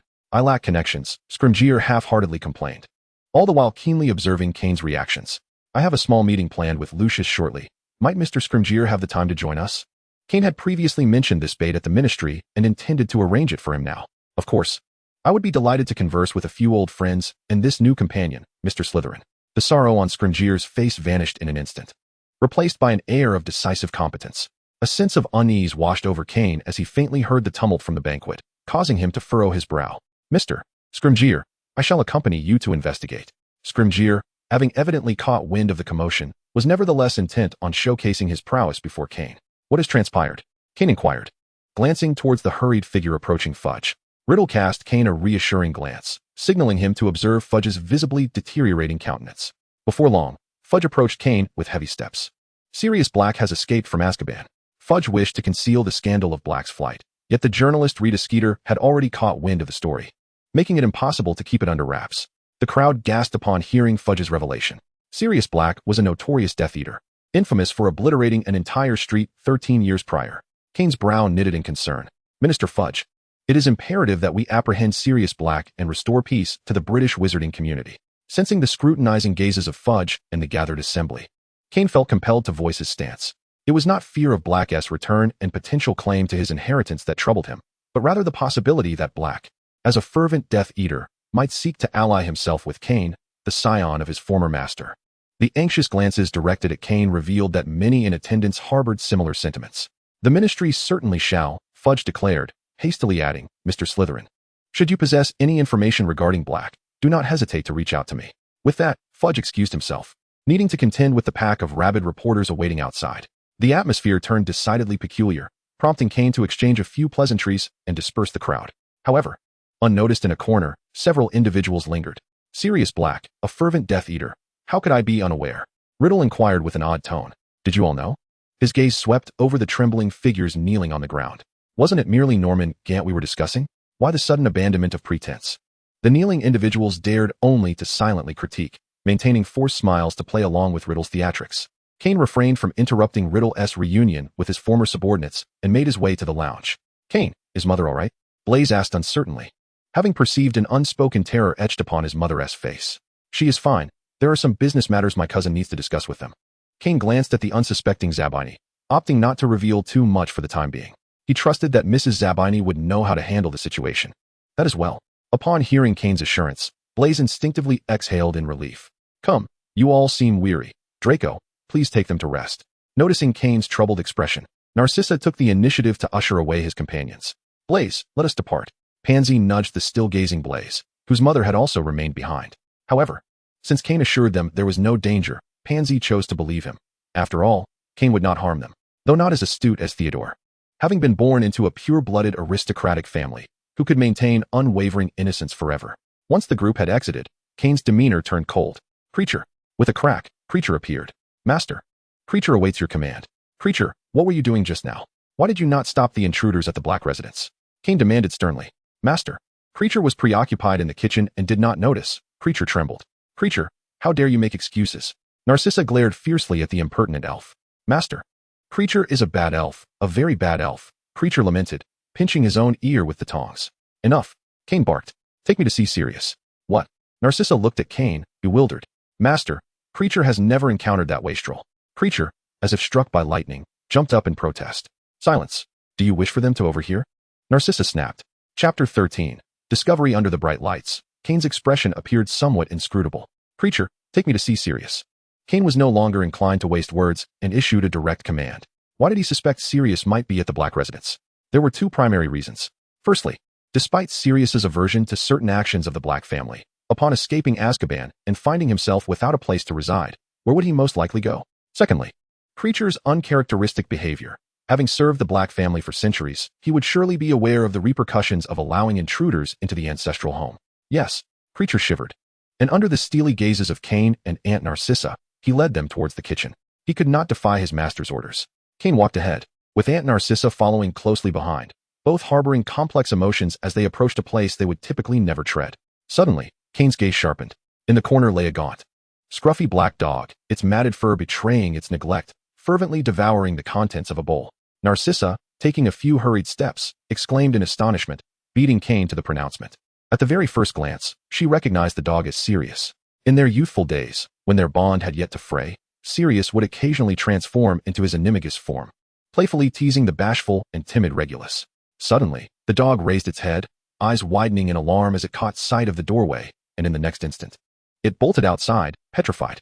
Kane, unfazed, effortlessly restrained the fleeing Sirius. The dog was far too feeble to evade Kane's incantation. Sirius, do you remember me? Kane stepped out from behind Aunt Narcissa, positioning himself in the glow of the light. The dog's murky eyes momentarily widened in shock, resembling a specter. I have released your spell. Shall we converse? Kane inquired calmly. The dog's eyes flickered, signaling its reluctant agreement. Excellent. Creature, stand guard outside. Kane instructed with a casual glance at Creature. Who are you? The emaciated black dog vanished, replaced by a remarkably frail man clad in prison garb. Oh, Sirius. Even Narcissa, despite her lingering resentment, felt a pang of compassion upon witnessing his disheveled state. As for me, I am the current head of the Black family. Kane deliberately omitted his surname, eager to observe Sirius's reaction. You cannot be my son. Sirius was momentarily bewildered, concocting a dramatic narrative in which he traversed time and space against insurmountable odds to meet his long-lost father. What? Kane, gazing at Sirius's misty eyes, was tempted to employ a soul-reading spell to fathom the tumultuous thoughts within his mind. Sirius, Kane's surname is Slytherin, Narcissa interjected sharply. To dare compete with that individual for a son is tantamount to courting death. Then how can you be the head of the Blacks? At this juncture, Sirius felt utterly overwhelmed, his mind faltering. It is thus, Kane cleared his throat and succinctly outlined the matter of inheriting the Black family. So, you are the son of Voldemort. Sirius's gaze turned fierce in an instant. Narcissa instinctively inched closer to Kane, wary of any impulsive actions Sirius might take. From a bloodline perspective, I cannot deny it. After all, none of us can choose our origins, can we? Ignoring Sirius's predatory gaze, Kane chuckled bitterly and spoke. To deal with obstinate individuals, Kane merely needed to present an opening. The rest would be filled in by the other party. Indeed, upon witnessing Kane's expression of helplessness, Sirius's gaze grew intricate. Is the person I met before truly you? It is indeed I, though due to unforeseen circumstances, I have been swept back over a decade into the past. Kane briefly recounted the events. What do you intend to do now? Do you wish to hand me over to the Ministry of Magic? Sirius silently heightened his vigilance. Then why did you escape from Azkaban? Kane had long been curious about who had divulged the information regarding Peter Pettigrew to Sirius. He refused to believe that it was mere coincidence that an old newspaper happened to drift into Sirius's prison cell, where he fortuitously spotted it. Azkaban was the stronghold of Dementors. Perhaps only the caressing sea breeze could render them indifferent. It was that traitor Peter. I will kill him. Sirius's expression, once composed, contorted into a mask of rage, his furious roar echoing forth. Peter Pettigrew? Isn't he? Narcissa began. Did you not kill him 12 years ago? He did not die. He still lives. I shall tear him apart. Sirius exclaimed, making to storm out. Calm down, Sirius. Kane once more halted Sirius's agitation. So, you are implying that you did not kill Peter Pettigrew. What then of the explosion 13 years ago? From Sirius's incoherent outburst, Kane pieced together the sequence of events. What? Hearing Kane's words, Aunt Narcissa was utterly astonished. If Sirius was not responsible for the events of 13 years ago, why then did he confess to his crimes? I am a sinner. I have wronged Harry, Sirius lamented, a mixture of laughter and tears distorting his features before collapsing. Kane could no longer bear to watch. It was best to allow Sirius to rest, for his emotions were too tumultuous for continued discourse. Creature, take Sirius to his previous room. Remember, do not let him escape. Kane instructed Creature. Yes, master. Creature roughly dragged Sirius away. Out of respect for the lady and young Master Regulus, it had already sheltered this wayward soul once. It was best to heed the master's wishes henceforth. Watching Sirius being taken away, Narcissa was brimming with words to express. Do not rush, Aunt Narcissa. If Sirius is indeed wronged, I shall not stand idly by. Let it be a chance for him to reclaim his innocence from the sins of 13 years past. Narcissa understood that there was no haste in this matter, and she had faith that Kane had already devised a plan. One could only hope that Sirius was truly innocent, for the Black family had already withered enough. With a complex expression, Narcissa cast her gaze towards the direction of Sirius's former quarters. Chapter 14. The name escapes me the following day, at the dining table. How did your discussions with your former colleagues fare? King could not resist a playful jab. How can the Death Eater faction not be considered a group? Watching their dramatic transformations is rather amusing, Riddle remarked with a wicked sense of humor. He had long harbored disdain for those individuals who indulged in extravagance while he languished in the shadows of his diary. They were likely seeking out Lucius at this very moment, he mused, casting a glance at the anxious Narcissa, sporting an expression of amused anticipation. Surely, Lucius would not dare to disclose the return of Riddle. Should a sudden revelation occur, they would undoubtedly turn to Lucius. Norman Kane found himself at a loss for words. As Riddle seemed to have a peculiar penchant for targeting Lucius and his wife, particularly in his presence. Yet, such jabs bore no real malice. Kane suspected it was merely Riddle's expression of jealousy. The truth was, Riddle could not abide the thought of Lucius and his wife holding a more esteemed position in Kane's regard than he did, thus the occasional barbs were inevitable. Lucius will surely manage them well, Narcissa stated with unwavering composure. Concerned for Sirius, she had concocted a reason to stay over the previous night. Having faced Riddle's critiques more frequently, she had begun to discern the underlying motives behind his jibes, no longer feeling as apprehensive as before. Perhaps, Riddle replied nonchalantly, his eyes betraying a hint of disappointment as he observed Narcissa's lack of trepidation. Just as the atmosphere among the group grew delicate, a muffled thud echoed through the air. Kane turned his head to see Sirius slumped on the staircase, appearing as though his very soul had departed. Sirius, what are you saying? He exclaimed, recognizing his cousin. Mr. Gunter. Narcissa inhaled deeply and, with great effort, assisted Sirius to his feet. Though the times had become less brutal, it did not signify that he was incapable of wielding a wand. Mr. Gunter? Sirius suddenly seemed to regain his senses, staring at Kane and Gunter as if they were specters. Surely, some would believe them to be brothers, for they bore an uncanny resemblance. Isn't the Gunter family supposed to be extinct? For the first time, Sirius obediently seated himself beside Narcissa, belatedly realizing that his legs felt somewhat weak. My cousin has lived in the Muggle world until recently. It is only now that I have come to recognize him, Kane interjected, wanting to spare Narcissa any further discomfort. Are you not hungry? As Kane gazed at Sirius, who had been tidied up just enough to faintly resemble the noble figure he once was, he spoke with a hint of implication. Just as Kane's words fell, Sirius's stomach audibly protested in response. The next moment, Creature approached with a plate of food meant for Sirius. Had it not been for his master's command, the wastrel would not have been allowed even a morsel of Creature's cooking. After placing the dish on the table, Creature continued to mutter under his breath. Be quiet, Creature. Kane possessed ample strength and means to reprimand Creature effectively. In the next moment, Sirius, maintaining a precarious semblance of dining etiquette, devoured his meal with great eagerness. Out of guilt, he voluntarily surrendered himself to Azkaban for 13 years. How remarkable. After the meal, Sirius finally divulged the reason for his incarceration in Azkaban, which drew a pointed glance from Riddle. You truly are. Narcissa momentarily faltered, uncertain whether to label Sirius as foolish or naive. If you intend to blame me, then kindly remain silent. Having shared a sibling bond for decades, Sirius was well aware of Narcissa's intentions. The one who ought to be silent is you. This is the Black family estate, and I am its master. Aunt Narcissa is my invited guest. Whereas you, if memory serves, have been disowned by Lady Walburga from the Black family. Kane felt a surge of displeasure at Sirius's attitude toward Aunt Narcissa. If you wish for Harry to live as he did 13 years ago, in a state of dependency akin to that of a house elf, then you may leave this old estate without hesitation. No one will stop you. Kane gestured towards the door. What do you mean? What has happened to Harry? Sirius, who had initially intended to turn away, suddenly seemed frozen in place, anxiously regarding Kane, eager for clarification on Harry's plight. This cannot be. Dumbledore would surely take good care of Harry. How could it be otherwise? Umph. It is precisely your arrogance that has rendered Harry a complete orphan. Kane's words effectively quelled Sirius's fervor. Harry resides with his aunt. Are you not aware that she harbors a profound disdain for wizards? Kane succinctly recounted Harry's unfortunate experiences at his aunt's home. How dare they? Sirius clenched his fists, his eyes reddening with fury as he prepared to confront that muggle. Sit down and heed my instructions, Kane insisted, pinching the bridge of his nose with an air of authority that brooked no dissent. How could such an anomaly as Sirius arise from the serpentine lair of the Black family? Meanwhile, on the other side, Harry, having inflated Aunt Marge, stormed into the leaky cauldron in Diagon Alley. Harry Potter? Old Tom, resembling a weathered walnut, gazed at Harry with a look of confusion, as it was not yet time for the school year to commence. Hello, Old Tom. I require a room to stay for a while. Could you kindly arrange one for me? Upon arriving in the magical realm, Harry felt as though he had been granted a second lease on life. Come with me, Old Tom said, glancing around before swiftly leading Harry to a room. This will be your quarters. After settling Harry in, Old Tom hastily summoned his associate. Go inform the Ministry of Magic and Mr. Slytherin that Mr. Potter is currently at the leaky cauldron. During Sirius's escape, Old Tom could not guarantee Harry's safety. As a member of the Abbott family, he also wished to maintain good relations by notifying Mr. Slytherin. Meanwhile, Harry tidied up briefly before leaping onto the not-so-spacious bed, contemplating his next course of action. Throughout the summer, he had devoted nearly all his time to the noble endeavor of caring for his house elf, leaving little room for his assignments. Should he seek out Ron? However, he suddenly remembered that Ron's family was still in Egypt.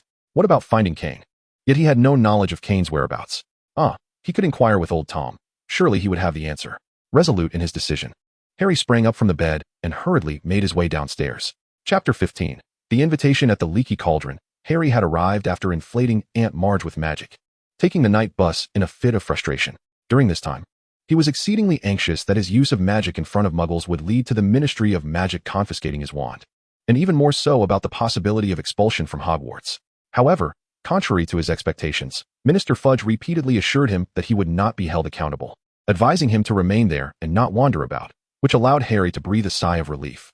Just as he had bid Fudge farewell and reclined to clear his mind, he was met once more with a knock at the door. It was Kane. Startled yet overjoyed, Harry exclaimed upon seeing the visitor. Indeed, standing outside was Kane, who had hurried over after receiving Old Tom's message, accompanied by a scrawny black dog. Bark. The wet kiss of the large black dog greeted Harry before Kane could. Ugh, was all Harry could manage to utter before being knocked over onto the bed, his face soaked with the dog's slobber. That's enough, Sirius, Kane chuckled, closing the door while suppressing a laugh. Upon hearing Kane's admonition, Sirius, the black dog, reluctantly settled on the floor. What is this? Harry asked, bewildered, wiping the drool from his face. This is a stray I just rescued, and his name is Sirius. He will be my pet from now on, Kane explained calmly. Who would bestow such an unappealing name upon their beloved pet? Sirius, standing nearby, inwardly scoffed, his eyes betraying his disdain for the name. At that moment, a fellow victim, a Norwegian ridgeback, jolted awake from its slumber, exclaiming, "Who is calling for Little Black?" Ha, how very enthusiastic, Harry chuckled awkwardly. But Kane, what brings you here? He had been contemplating whether to seek out Kane. Yet before he could inquire about his address, he was intercepted by the hurried arrival of Fudge. Don't you remember? I also have a shop in Diagon Alley. Someone spotted you and, concerned for your safety, relayed your whereabouts to me. Kane, of course, would not disclose Old Tom's identity. I was just thinking about whether to come find you. Harry scratched his head, feeling a tad embarrassed. Kane truly cared for him. Remember when the summer vacation began? I invited you to my home. So, would you like to come back with me? Kane subtly kicked Sirius, who was playfully tugging at his trousers with his paws, and smiled gently. Then let us depart at once. Harry, a practical soul, promptly began to gather his scant belongings. As the perennial top student, Kane had undoubtedly completed his assignments, and Harry could benefit from his insights. Woof! The exuberant large black dog leaped beside Harry, inadvertently complicating his packing efforts. Little Black, stop causing chaos, Harry lamented as he pushed the eager dog aside. What could have been a 3-minute task was now an exercise in frustration, thanks to Little Black's antics. Whimpering softly, Little Black curled up with his tail tucked between his legs in a corner. Kane, observing from the side, couldn't help but think that if he handed Little Black a stick, the dog would undoubtedly circle in that corner. All right, let us go. Half an hour later, Kane emerged from the leaky cauldron, accompanied by a weary Harry and the still energetic large black dog. Old Tom, if Hannah has time, please extend my invitation for her to visit, Kane generously offered to the persistent old man who insisted on seeing them to the door. Hannah would be delighted. Haha. Old Tom laughed, his eyes nearly disappearing in joy. He is quite a good fellow. Feeling the warmth of Old Tom's hospitality, Harry's heart swelled with affection. Perhaps, Kane remarked, patting Harry's round little head with a sympathetic smile. Such a round head, what a pity. Just as the trio had taken a few steps, a voice resembling Bob's echoed nearby. In the next instant, a stylish arm draped over Kane's shoulder. Why was I not invited to the soiree east at the Black Estate? Am I not your friend? Lamented Wilder-Smith. And me, your fiancé, am I not deserving of an invitation? Sarah was rather excessive, directly wrapping her arms around Kane's waist. Harry, standing nearby, widened his eyes in astonishment at this unexpected turn of events, resembling a clear yet foolish young man. Sarah, could you perhaps temper your brazen demeanor? Kane expressed his disbelief, brushing aside Sarah's inappropriate hand. And you, are we well acquainted? He stepped back, creating distance between them. Why not invite you too? Do you not possess any self-awareness? He added, did you see that? Kane was the first to swat your hand away. Thus I hold greater significance. Wilder-Smith leered at Sarah, his princely facade all but vanished. Then I wish you both happiness. Sarah cast a disdainful glance at the pair of foolish boys before her, believing that those who fail to appreciate her beauty deserve their comeuppance. When will you return to America? Kane, restrained by his noble upbringing of over a decade, struggled to suppress the impulse to send the duo flying. Regret washed over him. He should never have allowed them to linger. He could have waited a bit longer for news from America. Who is this charming young man? Upon hearing Kane's mention of their past, Sarah swiftly shifted her target, placing her hand on Harry's face. Hi, I'm Harry Potter, he stammered, his cheeks flushed. Never having experienced such a gesture from a girl before, Kane found it utterly embarrassing. How had the Stewart family raised such an uncouth girl? You see, a brother's loyalty knows no bounds. Wilder-Smith suddenly bumped into Kane, causing him to stagger. You two should hurry along. You seem unwell. Kane's expression darkened. These two had lost all sense of propriety. Bob, weren't you supposed to keep an eye on them? As a heartless capitalist, Kane immediately chose to vent his frustration. Boss, didn't you instruct me to treat them well and ensure they enjoyed themselves? Bob, the beleaguered employee, displayed a face full of grievances. Quickly take them back. This is utterly humiliating. Kane felt as though he had lost all dignity. Overwhelmed by the scrutiny, he turned and made his way to the burrow. Woof woof. Bystanders regarded the large black dog, on the verge of bouncing with excitement, wondering if it was laughing. Chapter 16. Guest from the mysterious East. This one is nice. And so is this one. Which should I choose? Perhaps I shall take them all. As Kane and his companions arrived at the burrow, a melodious child's voice rang out. Upon entering, they beheld a black-haired girl, around 16 or 17 years old, flanked by two boys. The one on her left appeared to be about 13 or 14, while the one on her right looked roughly 10 years old. And it was the younger boy who had just spoken. Three individuals were gathered around the display stand of Meow Meow's small house, exuberantly pointing out which items to purchase. Kane inadvertently paused to observe them, having just overheard their eloquent Mandarin. Who are you? Perhaps Kane's gaze was too intense, as the boy on his right abruptly turned to him and inquired. You fool, how would he understand Mandarin? The slightly older boy playfully rapped him on the head, then attempted to communicate with Kane in halting English. Hello, I am Kane Slytherin. Kane smiled lightly and responded in perfectly articulated Mandarin. Wow, you can speak Mandarin. The boy, around 10 years old, gazed at Kane with wide, curious eyes. I am Zhang Yan. They all call me Ian. He gestured towards the girl in the middle wearing sunglasses. This is Hui by Hui. What are you all talking about?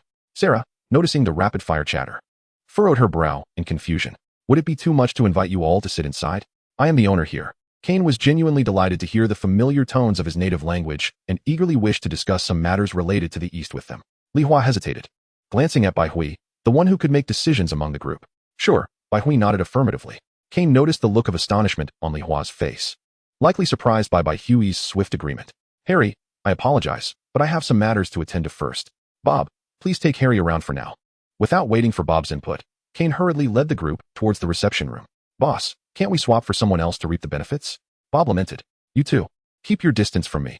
Kane suddenly halted midway, addressing the oblivious duo. William, can't eavesdrop anymore. Let's scram.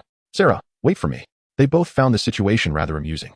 Bai Hui watched the two flee with a light smile, revealing a delicate dimple. Li Hua and Zhang Yan exchanged glances, both astonished by Bai Hui's rare display of mirth. Please forgive the ruckus. Kane gestured graciously. Outside, Bob wore an expression that suggested he would yield to even the most formidable opponent, resignedly attending to the children. Among the crowd, only the large black dog seemed hyperactively enthusiastic, circling around Harry. Wonderful, that Slytherin brat is finally gone. I can bond with Harry now. Do you wish to continue shopping? Bob wearily asked the duo. Had it not been for those two insisting that he indulge in purchasing, he would not have encountered the boss. And had he not met the boss, he would not have found himself with an additional child to care for. Not to mention a dog. How unfortunate his fate seems. Bob, are you not the least bit curious about what Kane might discuss with him? Sarah subtly encouraged Bob to stir the pot. I don't know, don't care, it's not important. Bob promptly dismissed the notion. What a joke. To pry into his superior's affairs, even if he were a prince, he would face ruin. How much more so for someone as humble as a mere worker? William, what say you? Sarah placed her final hope in the enigmatic figure of the dragon. Do you think we could eavesdrop on Kane? William sat nonchalantly on the sofa on the second floor, casually brushing his golden hair. Harry, the charming lad, Sarah still clung to her hopes. Ha, little black. You wish to play this game, don't you? I'll join you. Harry pretended not to hear, knowing well that if he could uncover the truth, Kane would certainly not conceal it from him. Very well, then, it is settled. Let us all remain here. Just as Bob's fish-like expression relaxed and he attempted a stiff smile, a loud voice interrupted him. Bob, there is something you ought to know. The heavy footsteps of Oakes approached with a thud. Do not misunderstand. His mood had nothing to do with it. He was simply overweight. Ever since he joined Kane as a guard, no longer burdened by constant exertion, and with good food and favorable treatment, Oakes' weight had steadily increased. Far from the figure Kane once knew. I'm not saying it, but you really ought to lose some weight. Listening to the stairs creak under the weight, Bob felt a twinge of discomfort. Haha, I'll definitely do that next time. Oakes pulled in his stomach, accustomed to the comment. As he was not the first to suggest he shed some pounds. Let me tell you something, Remus is resigning. He is about to become a professor at Hogwarts. Haha. Oakes moved aside, and only then did everyone notice another man standing behind him. The man was clad in a well-fitted wizard's robe, his slightly graying hair neatly styled, and his demeanor exuded warmth and approachability. Remus, have you made your decision? A flicker of doubt crossed Bob's eyes. He knew Remus' identity. Could a werewolf truly become a professor? Yes, I have made my decision. Lupin's gaze first darted away, only to transform into resolute certainty. He had his reasons for this path. Well then, Remus, I am genuinely happy for you. Bob recalled the first time he met Lupin, when he wore a faded wizard's robe riddled with patches. Though not advanced in years, his face bore the marks of weariness, pale and lined with sorrow, as if a perpetual sadness lingered at the corners of his mouth. I will always remember this place. A glimmer sparkled in Lupin's eyes. Had it not been for Meow Meow's cottage, had it not been for AUX, he might still be wandering aimlessly. The past 6 months spent in Meow Meow's haven had been the most joyous period of his life, second only to his time at Hogwarts. Yet, he was compelled to depart, driven by the need to prevent Sirius from inflicting harm upon James's son. Lost in the reverie of bygone days, he was suddenly struck by the sight of a large black dog attempting to wedge itself into the crevice of a sofa. In the reception room, several individuals had arrived in England for a particular purpose. Kane scrutinized the white-robed figure across from him and tentatively inquired, "What brings you here?" The figure parted her crimson lips and replied, "We have come to discuss Chapter 17, The Lost Unicorn." As soon as they settled in, Zhang Yan eagerly posed a question. "Why do you speak the language of Huagua?" "Because I have a profound appreciation for the culinary delights of the East. I taught myself your language," Kane replied, concealing the fact that this skill was a remnant from his previous life. Ah, kindred spirits, Zhang Yan thought, his fondness for Kane blossoming instantaneously.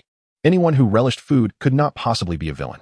Those who had previously journeyed to Huagua had exchanged culinary recipes with them, identifying themselves as Hufflepuffs. Li Hua suddenly recalled the wizard who had sought them out earlier. That must have been my senior from Hogwarts. The school comprised 4 houses.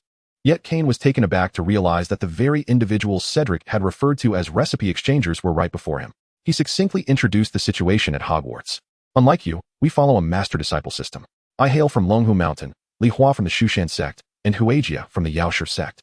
Zhang Yan, with his straightforward nature, inadvertently revealed their backgrounds, but was interrupted by Li Hua's deliberate cough as he attempted to divulge more. "I am also a born diviner." While Li Hua curtailed Zhang Yan's disclosure, Huajia unexpectedly revealed her own secret. He felt momentarily exhausted. What was going on with Huajia? Wasn't she typically reticent? "If you wish to learn about the East, I shall share what I can, provided it is not confidential. However, in return, you must grant me a favor." Huajia directed her gaze toward Kane. "Huajia," Li Hua was about to interject when Huajia's gesture silenced him, leading him to observe in silence. "What the lady seeks of you may not be within my capacity to fulfill," Kane responded with caution. Huagua had remained closed off for far too long, to the extent that the countries of Europe had little knowledge of it, only recently beginning to relax restrictions, allowing certain Western wizards to tread upon its soil. "No. I have faith that you will be of assistance. This is my instinct," Huajia asserted, displaying more confidence in Kane's capabilities than Kane himself possessed. Li Hua regarded Kane with a sense of disbelief. Zhang Yan, being young, did not grasp the essence of Bai Hui's intuition, yet he was well aware that Bai Hui, a rare diviner of a century, was born at the profound level. Her intuition significantly represented the potential occurrences of the future. "Very well, then I shall not hold back." Kane momentarily suppressed his inner doubts, unconsciously pursing his lips. May I inquire what the respective legacies of each of you signify? From Zhang Yan's fragmented words, Kane had already formed a preliminary conjecture about their backgrounds. Zhang Yan hailed from Longhu Mountain, proficient in Taoist arts, akin to the incantations of the West, Kane silently added. Sister Hui practiced both the apothecary and divination schools, excelling in pharmacology and prophecy, comparable to a potion master and a seer. As for myself, I come from Mount Shu, specializing in sword techniques, akin to a melee mage, following a path similar to that of Gryffindor. Upon hearing Li Hua's words, Kane subtly nodded, finding it akin to his initial assumptions. How is your strength categorized? Kane continued to inquire. It is divided into the 4 stages of heaven, earth, profound, and yellow, with yellow being the lowest and heaven the highest. Sister Hui is at the profound level, while Yin and I are at the yellow level. Li Hua's tone brimmed with pride. Being at the yellow level meant one could stand alone, and he was indeed a sensational prodigy. Kane pondered quietly, realizing that these 4 stages in Huahua corresponded to the initial, intermediate, advanced wizardry, and archmage stages in the West. You surely did not come alone. May I ask what brings you here this time? After some casual conversation, Kane finally broached the purpose of their journey westward. 2 accompanying elders have already been in contact with your Ministry of Magic. As for our purpose, Bai Hui paused. We are here to seek the stolen Qilin. The Qilin. A sensitive nerve in Kane was suddenly heightened. Indeed, the Qilin. Many years ago, a pregnant Qilin from the Beastmaster clan was stolen, and due to certain circumstances in our country, we could not pursue it then. This time, we must uncover the truth. Bai Hui's tone was filled with fervor. Having had 2 Qilin stolen was a tremendous disgrace. Are you certain the Qilin is within the borders of England? Kane maintained a facade of calm, though internally, he felt a twinge of unease. That stolen pregnant Qilin from years past could not possibly be the one Grindelwald procured through his subordinates during his bid for the presidency of the Federation, could it? Ever since becoming Grindelwald's disciple, Kane had inquired about many matters that had been relegated to the dust of history. Although Nico had been somewhat reticent, Kane gradually learned much about his mentor. Now, uncertainty loomed. The Beastmaster clan traced the Qilin's disappearance to this location. However, upon arriving here, we lost all leads regarding the Qilin, which is why we seek collaboration with your Ministry of Magic. Bai Hui's brows instinctively knitted together. Thus, the request you just articulated is for me to assist you in locating the elusive Qilin? Kane arched an eyebrow. However, I have an inquiry of my own. From your appeal to the Ministry of Magic, as well as your indiscriminate interest in the alchemical artifacts within the mysterious cottage, I have formed a bold conjecture. Kane paused. You are revealing your true intentions. Indeed, you are quite astute, Bai Hui conceded, nodding. Times are changing. We cannot remain stagnant. Appropriate communication is essential. Due to some internal turmoil, our nation has been estranged from the international community for far too long, and we are seeking opportunities to alter this status quo. The recent Qilin incident serves as a pivotal entry point. Given this, everything you previously mentioned regarding our country will eventually come to my knowledge. This implies that you have no compelling reason to insist that I assist you, Kane remarked with a subtle smile, aiming to bolster his position. Perhaps you should delve deeper into what Slytherin represents here.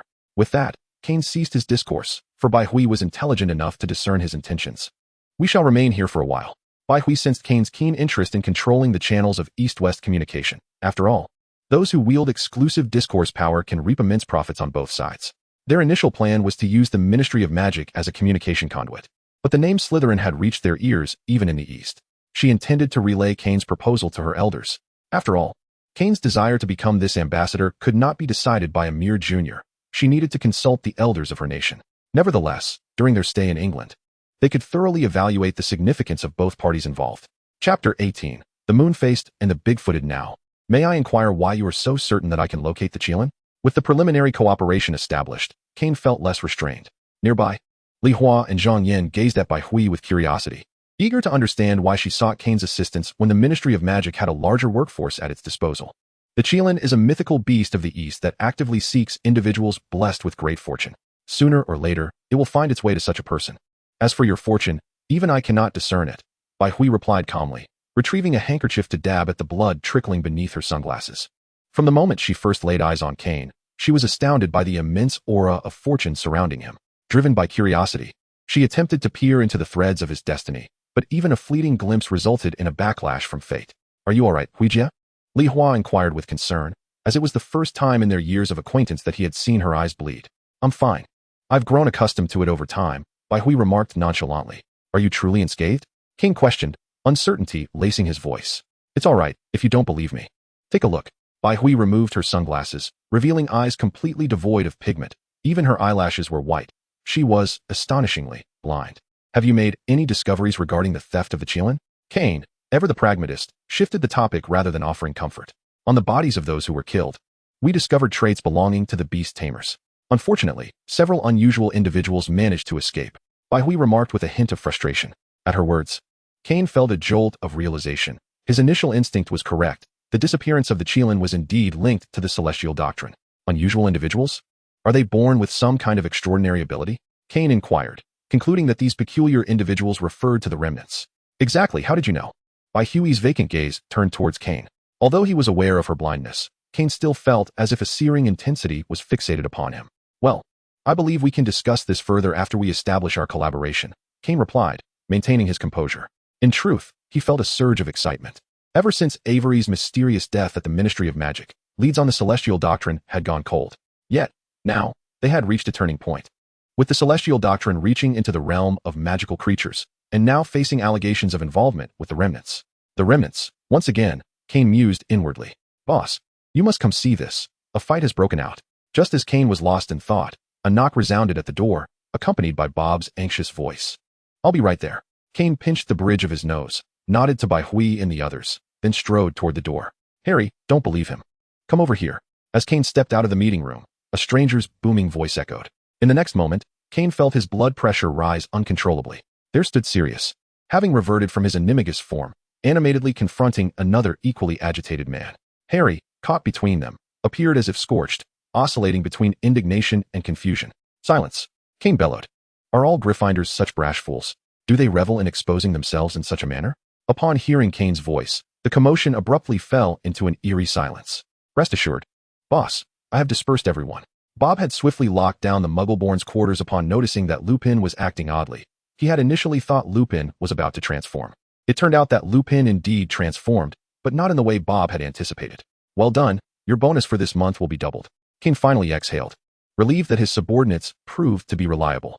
As for those Gryffindors, he truly wished to distance himself from them, a band of brash fools. You few, come here. Kane gestured towards Sirius and his companions. And you all, remember to keep it confidential. He instructed the duo of strategists, who were relishing the unfolding drama. August, you shall begin a perimeter patrol. August nodded, made a zipping gesture, and swiftly set off to investigate the surroundings. The duo of strategists desired to continue indulging in their gossip, but upon witnessing Kane's unpleasant expression, they reluctantly refrained. Bob, you will entertain Miss White and her companions for now, Kane hastily instructed before leading this group of Gryffindors back to the reception room. Bob, the influx of children has surged again. He truly will express his gratitude. Who are you? Kane inquired, turning to the unfamiliar man before him. Certain this was their first encounter. I am Remus Lupin, previously employed here as a security guard. Lupin, for Kane's sake, managed to suppress the anger bubbling within him.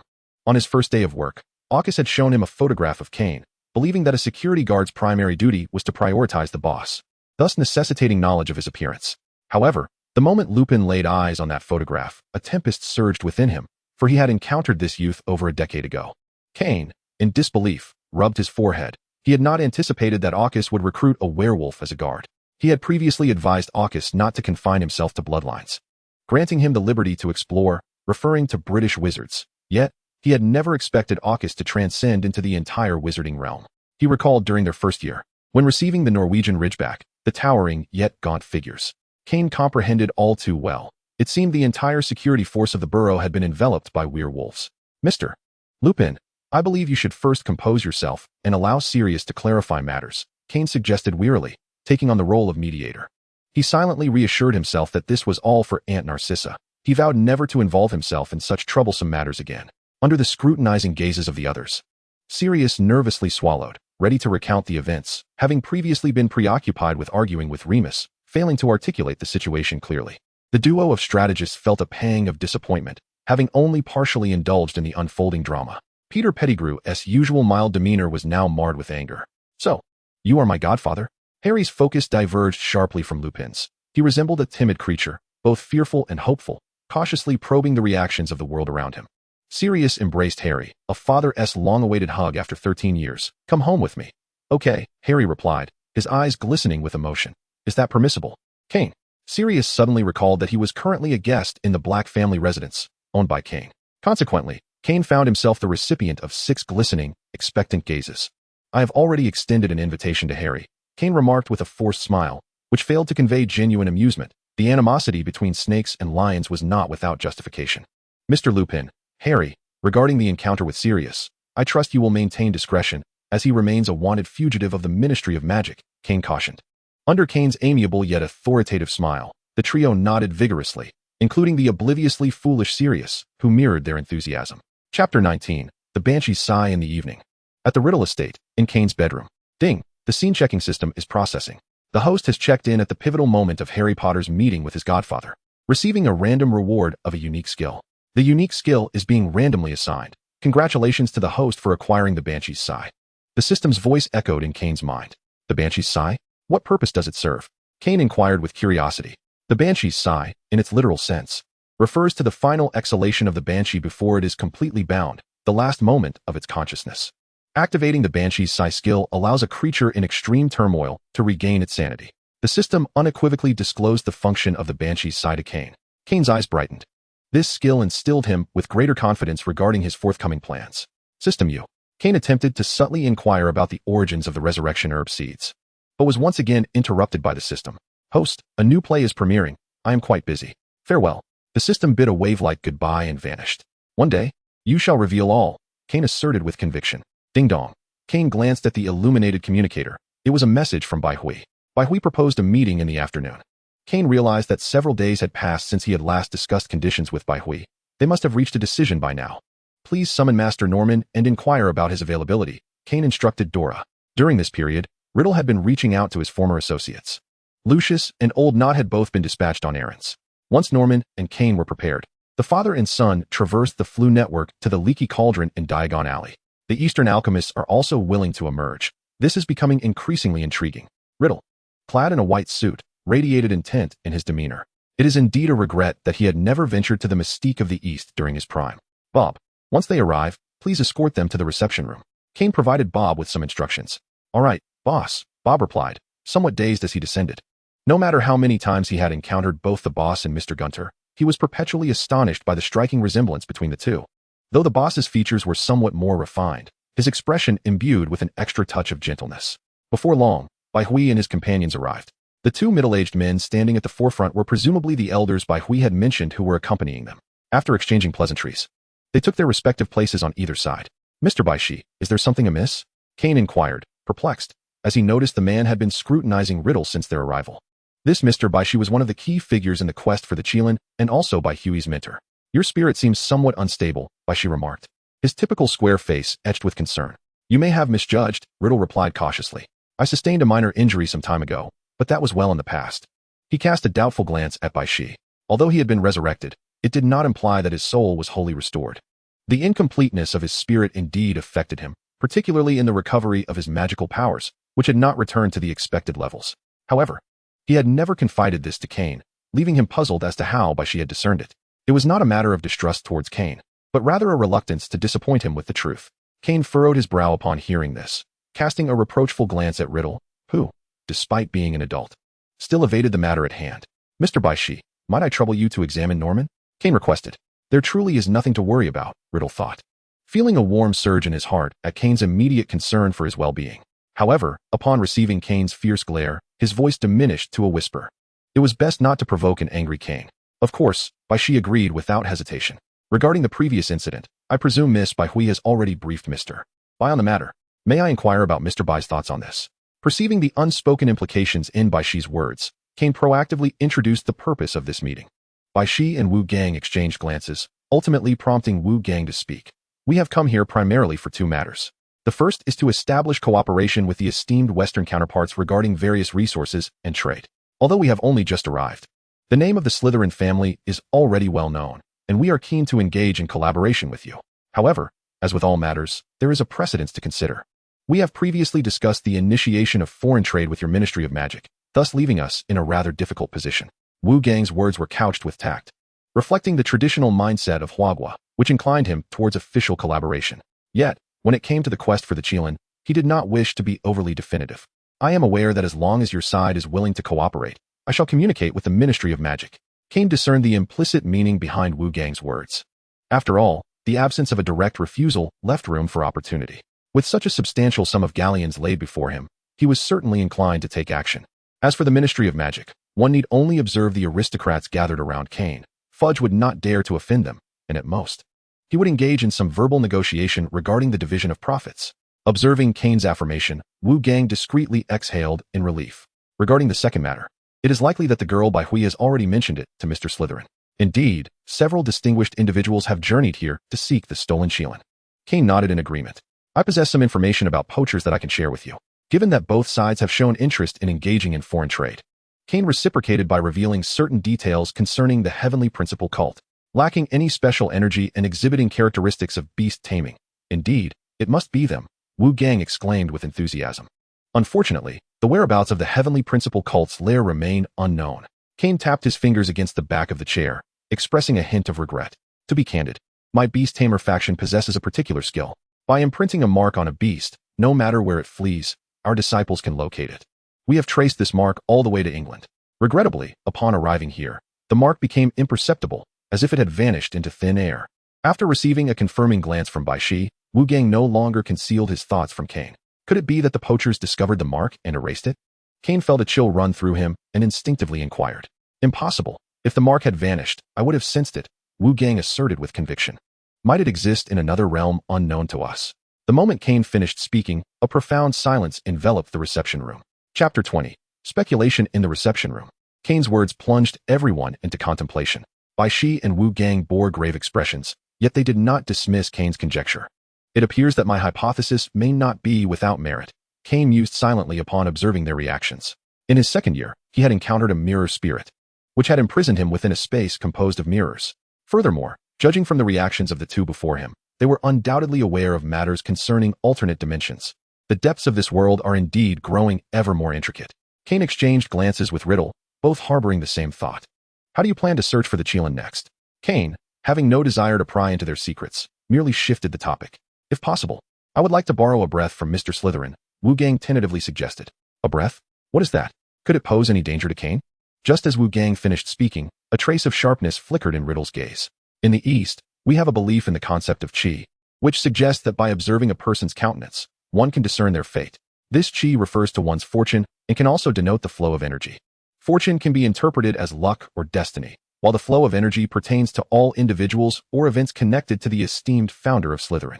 Bai Shi, as the mentor of Bai Hui, possesses a clearer understanding of this. Indeed, Kane is entangled in a vast web of fortune and energy, which is precisely what the Qilin favors. Extracting merely a wisp of breath will not harm Mr. Slytherin. It is merely a means to attract the Qilin. Nonetheless, despite Bai Shi's repeated explanations, Riddle forbids Kane from taking any risks. I am willing, Kane interjected, interrupting Riddle's impending refusal.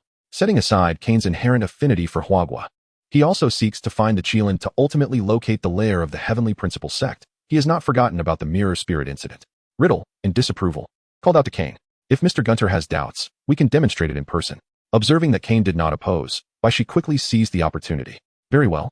Let us proceed now, Kane decisively declared, eager to witness the differences between Eastern and Western practices of the Tao. Understanding his son best, Riddle widened his eyes, intently watching Bai Shi and Wu Gang as they prepared to cast their spell. Should there be even the slightest hint of danger, none of them would leave this place unscathed. Boundless as heaven and earth, the cosmos lends its power. As the intricate incantation was uttered, a golden magical array materialized before Kane. Bai Shi pointed at Kane, drawing forth a wisp of deep purple energy from within him. Go, he commanded, directing the purple wisp into the golden array. I shall imprint this essence into the Qilin's mark. It will seek us out. After executing a complex series of gestures with Wu Gang, Bai Shi elaborated. Kane, do you sense anything amiss? Riddle fixed his gaze on Kane's response. No, I feel perfectly fine.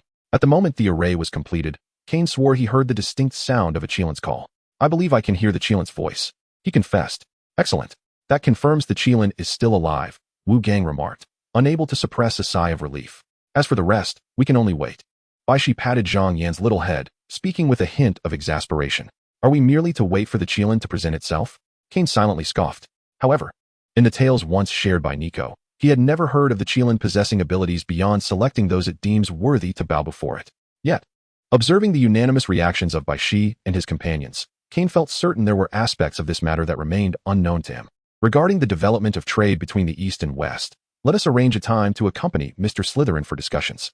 Since Kane has already lent a hand, Baishi naturally wishes to reciprocate and intends to proactively assist Kane in securing his interests. I will arrange this matter. Kane nodded in agreement. However, Mr. Baishi, I must trouble you to examine my brother. The issue concerning Qilin has temporarily reached a stalemate, yet Kane has not forgotten Baishi's mention of Riddle's unstable soul. Very well, Mr. Gunter, please extend your right hand. After a thorough process of observation and inquiry, Kane felt that Riddle was utterly befuddled by the barrage of specialized terminology. Your brother's soul is lacking. It can only be nurtured gradually. I shall prescribe a remedy, and you may administer it at the appropriate times. Regarding the reasons behind Riddle's soul deficiency, Baishi did not inquire further, merely stating that he would deliver the medicine in a few days. Thank you, Mr. Bai. Kane expressed his gratitude, secretly amused thereafter. Those herbal pills, who knows their true efficacy? Speaking of nurturing the soul, Kane contemplated visiting the Centaur tribe in the coming days to exchange for some ink crystals, as their effects on soul cultivation are remarkable. By the way, Mr. Bai, there is another matter for which I require your assistance. Kane suddenly recalled something. Just as Kane had seen off by Hui and his entourage and was preparing to return, he was intercepted by Sarah and William. What? I must have misheard. You are returning to America? Kane was taken aback by this unexpected surprise. Wulong and Fengshu were finally going back. Do you not feel the slightest bit reluctant to part with us? William feigned a dramatic display of heartbreak. Not at all. Thank you, Kane responded coolly, embodying his indifferent demeanor. However, the situation on the other side of the ocean is rather dire. Reports from the Allied forces indicate that Jacob's Tong has returned from the island nation to the United States, and that group of young wizards has become increasingly reckless. I have no choice. My father has spoken, and I dare not disobey, Sarah shrugged, reaching out to caress Kane's face, only to be evaded deftly by him. You cannot even allow your fiancé a touch? Sarah sought to gain an advantage over Kane. What did you say, fiancé? A wave of potent magical pressure emanated from Riddle, bearing down upon Sarah. Sarah could utter only a single syllable, rendered speechless and collapsing to the ground. Norman, Mr. Bai has instructed that you refrain from using magic so frequently. Kane tugged at Riddle's sleeve. She speaks nonsense. I am not acquainted with him. Kane shot Sarah a look, urging her to clarify. Yes. Sarah hastily nodded in a flurry, panic-stricken. Who are you? Riddle scrutinized Kane and Sarah with evident dissatisfaction. Kane rubbed his forehead in exasperation. With Sarah incessantly mentioning marriage to either him or Norman, he dared not disclose her existence to Riddle. She is Sarah Stewart, from America. Kane gazed at the pale-faced Sarah and felt compelled to explain. Riddle's tone was laced with disdain. He was already aware of the intentions of the other party. Chapter 21. The relic. Kane and his companions returned to the Blake estate. Pray tell, what is your true purpose here? Riddle leaned casually against the sofa, his right hand resting on his thigh, seemingly indifferent as he regarded Sarah, who sat with her head bowed like a quail. Sarah replied, Is it really necessary to make such a fuss? I merely jested with your brother. Is it so unreasonable to trouble a fragile maiden? Of course. Sarah was now filled with righteous indignation, yet dared not voice it, instead choosing to silently criticize Norman. My father sent me, she ultimately confessed. Unable to withstand Riddle's piercing gaze, he asked me to inform Kane that the Stewart family possesses a relic left by Salazar Slytherin, and he wishes for Kane to travel to America to jointly determine its rightful ownership. Upon hearing this, Kane found himself unable to discern whether this was Sarah's original intent or merely a fabrication to placate Riddle. What relic? Riddle furrowed his brow in irritation. If Slytherin had indeed left behind a relic, it should rightfully belong to Kane. The Stewart family had no claim to decide its fate. I don't know. My father didn't tell me, Sarah stammered. Are you jesting? You dare claim it belongs to Slytherin without any knowledge? Riddle's anger turned to a sardonic smile, the curve of his lips becoming more pronounced. Please, don't be like that. It's rather terrifying. Sarah implored. William, are you aware of this matter? Kane suddenly directed his inquiry at William, who had been observing the unfolding drama. William blinked his crimson eyes, caught off guard. I vaguely recall her mentioning it. After receiving a pleading glance from his former fiancée, William dared not meet Kane's gaze, lowering his head instead. Kane exclaimed, For heaven's sake. I truly wish I could cast this pair of misfits out. They have lingered here for nearly a month without uttering a single pertinent word. A laugh tinged with frustration escaped him. You too, quickly gather your belongings and depart. He had no desire to lay eyes upon this duo any longer. Understood. We'll leave at once. William, recognizing the similar expressions of annoyance on Kane's and Riddle's faces, refrained from further protest. Then you must accompany us. My father will be furious if he cannot find you. Sarah's voice dwindled to a whisper beneath Kane's impassive demeanor. She too felt guilty, having indulged in the pleasures of England and wholly forgotten the matter at hand. If time permits, I shall go, but not at this moment, Kane remarked, taking a deep, steadying breath as he spoke. If the Stewart family truly possessed something of Slytherin's, he would undoubtedly strive to claim it, for he is the rightful heir of Slytherin. Well, Sarah cast a lingering glance at Kane before darting away, leaving William frozen in place. William exclaimed, "Woman, your name is Heartless." "So, Kane, I look forward to our next encounter." William cleared his throat, reverting to the persona of a noble gentleman as Kane first saw him. Yet it was too late. William's noble facade had already crumbled to dust in Kane's eyes. No need for farewells." Kane chuckled mockingly, offering William a feigned smile. "By the way, do not forget our agreement." William raised his right index finger to his lips, responding with a gesture. "Get lost," Kane succinctly stated. "Sure thing." William turned to leave, as if he had made a firm resolution. "Do not forget." Just as William stepped out, he turned back unexpectedly. Kane remarked, "Riddle, today's silence has already surpassed the total of previous years. The Wilder-Smith family is visibly doomed." Riddle fell into silence for a moment, offering a candid evaluation. Except when he is being frivolous, he tends to be quite serious. Kane rubbed his forehead, trying to recall William's reliable actions, but regrettably, none came to mind. In the garden, "Harry, I must leave now. Will you miss me?" Sarah blocked Harry's eager gaze, who was waiting outside for the spectacle, and said with a hint of sorrow, Could you please let me go?" Harry looked helplessly at his godfather, only to be met with a hearty laugh. "You claim to be engaged to Kane, really?" Draco asked, his brow furrowed in disbelief. "Shoo," Sarah quickly gestured for silence. "That is not true. Don't spread such nonsense." She feared Mr. Gunter might overhear, in which case she would never return to America, and everyone would have to settle for a meal right there. "I knew it was a lie," Draco sighed in relief, then smugly turned to Harry. "So it was you who spilled the beans." Sarah, gritting her teeth, pinched Harry's cheek. "Ha ha ha." Sirius laughed heartily, prompting a look of exasperation from Remus nearby. "I didn't do it on purpose," Harry mumbled, covering his face, while shooting a glare at Draco. "Next time, I want to include you in the gossip."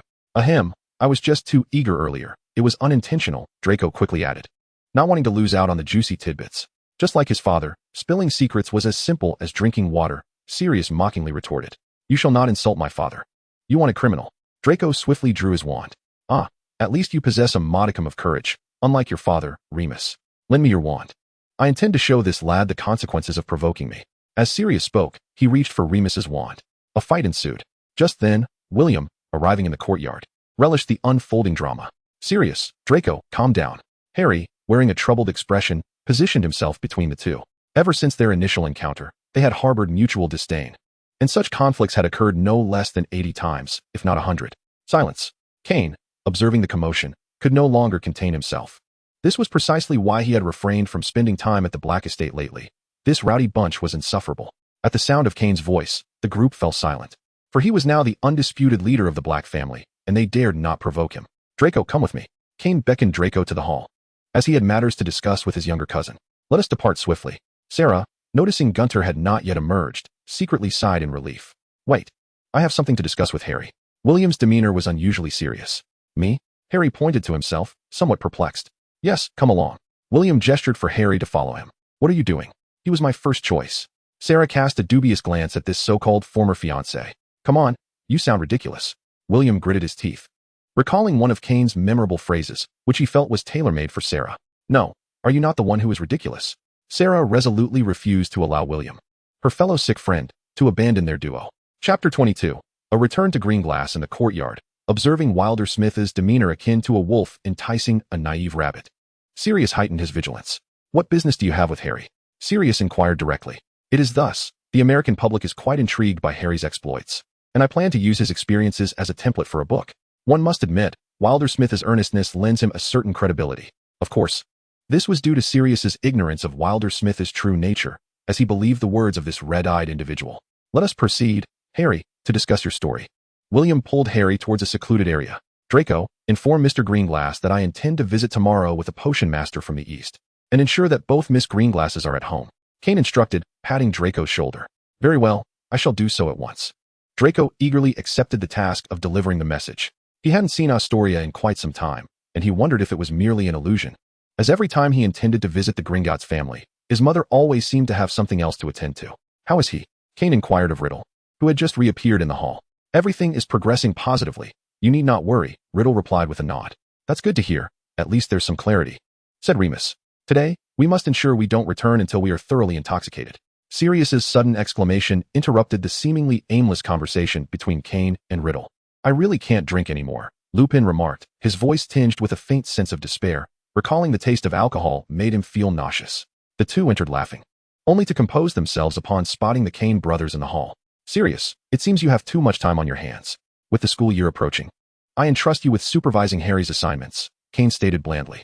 Creature had reported Sirius numerous times, lamenting that not only was Sirius a wastrel, but also an addict, always directing the poor creature to do his bidding.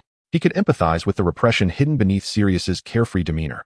After enduring years in Azkaban and now being confined in this house filled with unpleasant memories, perhaps drinking himself into oblivion was a temporary escape from his troubles. As Sirius's steadfast friend, Lupin understood him deeply, which is why he chose to be accommodating.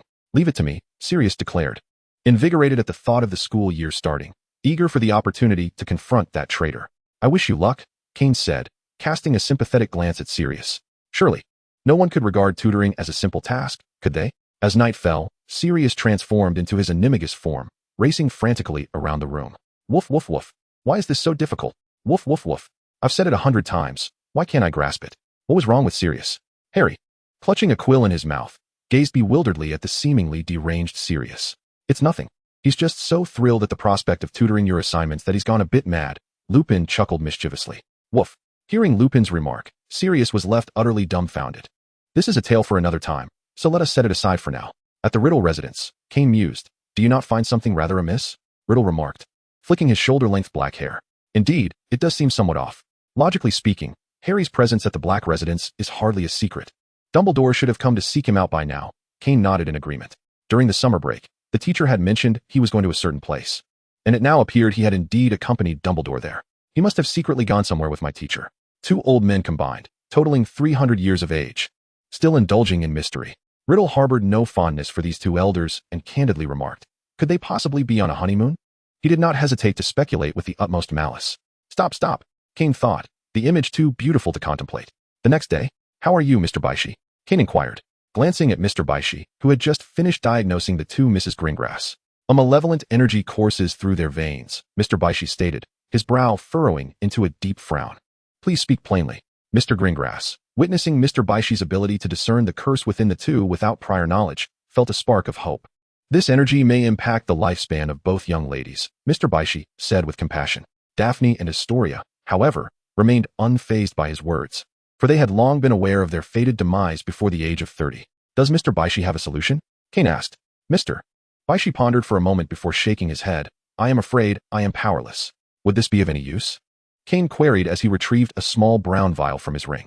With a flick of his wrist, 2 transparent glass cups appeared before them. In the next moment, he poured the contents of the vial, revealing an amber liquid. Mr. Byshie's eyes widened, for he sensed an extraordinarily pure essence of purification and life emanating from the cups. What is this? Do you think it will be useful, Mr. Byshie? Kane replied with a counter-question. Indeed, the contents of this cup must be incredibly rare, Mr. Byshie stated without hesitation. Daphne, Astoria, will you trust me? Kane asked with a gentle smile. The sisters exchanged glances, and the long-dormant heart within them seemed to stir with green shoots of hope. Very well. Daphne and Astoria each drank from the amber liquid. Soon, their expressions contorted in pain, dark blood seeping from their bodies. Mr. Greengrass's delicate face was filled with anxiety. Do not rush. They are undergoing treatment, Mr. Byshie interjected, preventing Mr. Greengrass from advancing. It was only after the dark energy had dissipated that the sisters finally opened their eyes. How do you feel? Mr. Greengrass asked urgently. Father, I feel much better. Me too. Father, I've never felt so at ease, the sisters exclaimed with excitement. In the next moment, all eyes were fixed upon Kane. Chapter 23, The Moment of Revelation. The Greengrass sisters, upon glimpsing the hope of liberation from their curse, excitedly embraced one another. After their initial exhilaration, they turned their eager gazes towards Kane, their eyes sparkling with fervent curiosity about the amber-hued liquid they had consumed, seeking an explanation. Mr. White, perhaps you could show the young ladies once more, Kane suggested, diverting the topic. Very well, ladies, please extend your right hands. Mr. White, equally intrigued by the sisters' condition, readily agreed without hesitation. Moments later, Mr. White looked at Kane with astonishment, as the malevolent energy within the 2 young women began to dissipate. He believed that in due time, they would entirely rid themselves of the curse. Father, did you hear that? The sisters cried out as they collapsed into their father's embrace, weeping with relief. Wonderful, splendid, Nini, Aya. Greengrass, moved to tears, held his daughters tightly, his precious gems, finally free to radiate their brilliance without restraint. All of this was thanks to Kane, who silently resolved to pursue a certain endeavor. Mr. Slytherin, might that wondrous liquid be available for trade? Noticing Kane's reticence regarding the origins of the magical potion, he sought an alternative, hoping Kane would consider it for commerce. Remembering those comrades who had suffered harm in the pursuit of banishing evil, his gaze upon Kane grew increasingly fervent. He was determined to secure it at any cost. Mr. White, I cannot include amber light in any trade, as its supply is exceedingly limited, Kane replied, promptly naming the extraordinary potion. After a brief contemplation, he added, however, I can, in my personal capacity, exchange a portion with your party. Mr. White, who had initially felt disheartened, suddenly perked up. It's settled then. I will consult with Wu Gang regarding what we can offer in exchange, ensuring that Mr. Slytherin does not suffer any loss. Fearing that Kane might reconsider, Mr. White hurriedly solidified the arrangement. Kane explained that amber liquid is infused water from the resurrection herb seeds, due to the necessity of consuming its inherent energy. Large-scale production is unfeasible. Mr. Slytherin, please follow me. Mr. Greengrass led Kane once more into the study. Have you perused the book placed on the first shelf? It seemed that Mr. Greengrass had intentionally positioned that tome for Kane's discovery.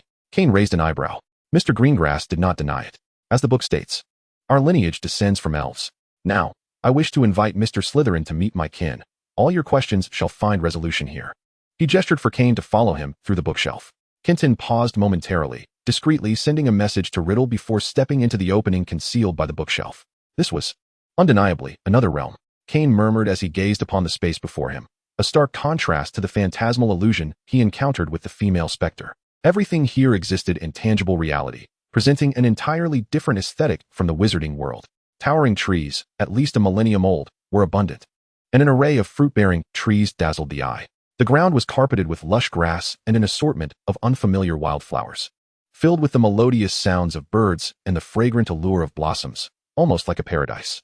What astonished Kane even more was the peculiar energy he sensed here.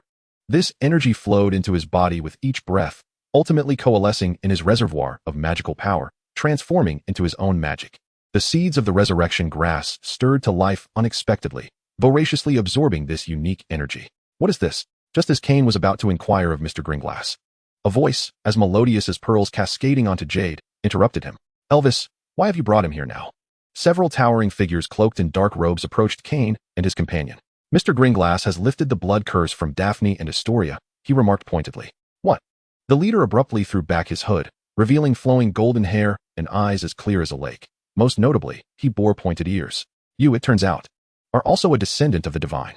Legolas regarded Kane with astonishment, mirrored by the expressions of those behind him. I am not a descendant of the divine. I am merely a wizard. Kane assessed the so-called elf, a swell of emotion stirring within him. Impossible. If you are not a descendant of the divine, how could you have lifted the blood curse? That is, Legolas hesitated, but Kane had already surmised his unspoken thoughts. It appeared that the blood curse was indeed a curse sown by those claimed to be descendants of the divine. Regardless, you are the esteemed messenger. Legolas and all those behind him performed a gesture of reverence unique to their elven culture. Esteemed messenger? I am somewhat perplexed. Kane was utterly bewildered. How had he become a messenger? Esteemed messenger, I am Legolas, the current leader of the elven tribe. I shall clarify all your uncertainties. Legolas led Kane to the center of this space, beside a colossal tree that obscured the sky. Please, Legolas gestured for Kane to enter the treehouse. Legolas, why do you refer to me as the messenger? Once Legolas had ensured that everyone except Elvis was outside, Kane eagerly inquired. Before I address your concerns, I must first share a story. Long, long ago, our world was birthed from countless ages of nurturing, ultimately emerging upon a tree. One day, the tree felt an overwhelming sense of loneliness and, in its solitude, expended its own energy to nurture 12 deities, who would oversee this nascent world. These 12 divine beings regarded the tree as their mother, venerating it with the title of the Wish Tree, to better govern the world. Each deity proliferated and took on divine responsibilities in the form of clans. However, as time passed and the clans grew in number, the limited divine roles could no longer accommodate their burgeoning expansion. Thus, war erupted. Though this occurred eons ago, so long that Legolas had only encountered references to it in ancient texts, he still felt a profound sorrow. The 12 deities formed factions, ravaging the landscape and nearly extinguishing their own kin. The Wish Tree, their mother, could no longer bear witness to the devastation and chose a young boy as a champion. Armed with a branch of the Wish Tree and imbued with its divine purpose, the boy mediated the conflict, preserving the ember of their lineage. From that moment onward, the descendants of the 12 deities regarded this messenger as the embodiment of their mother, the Wish Tree, adhering to his will. And you, my friend, are the latest incarnation of this esteemed messenger, Legolas asserted with conviction.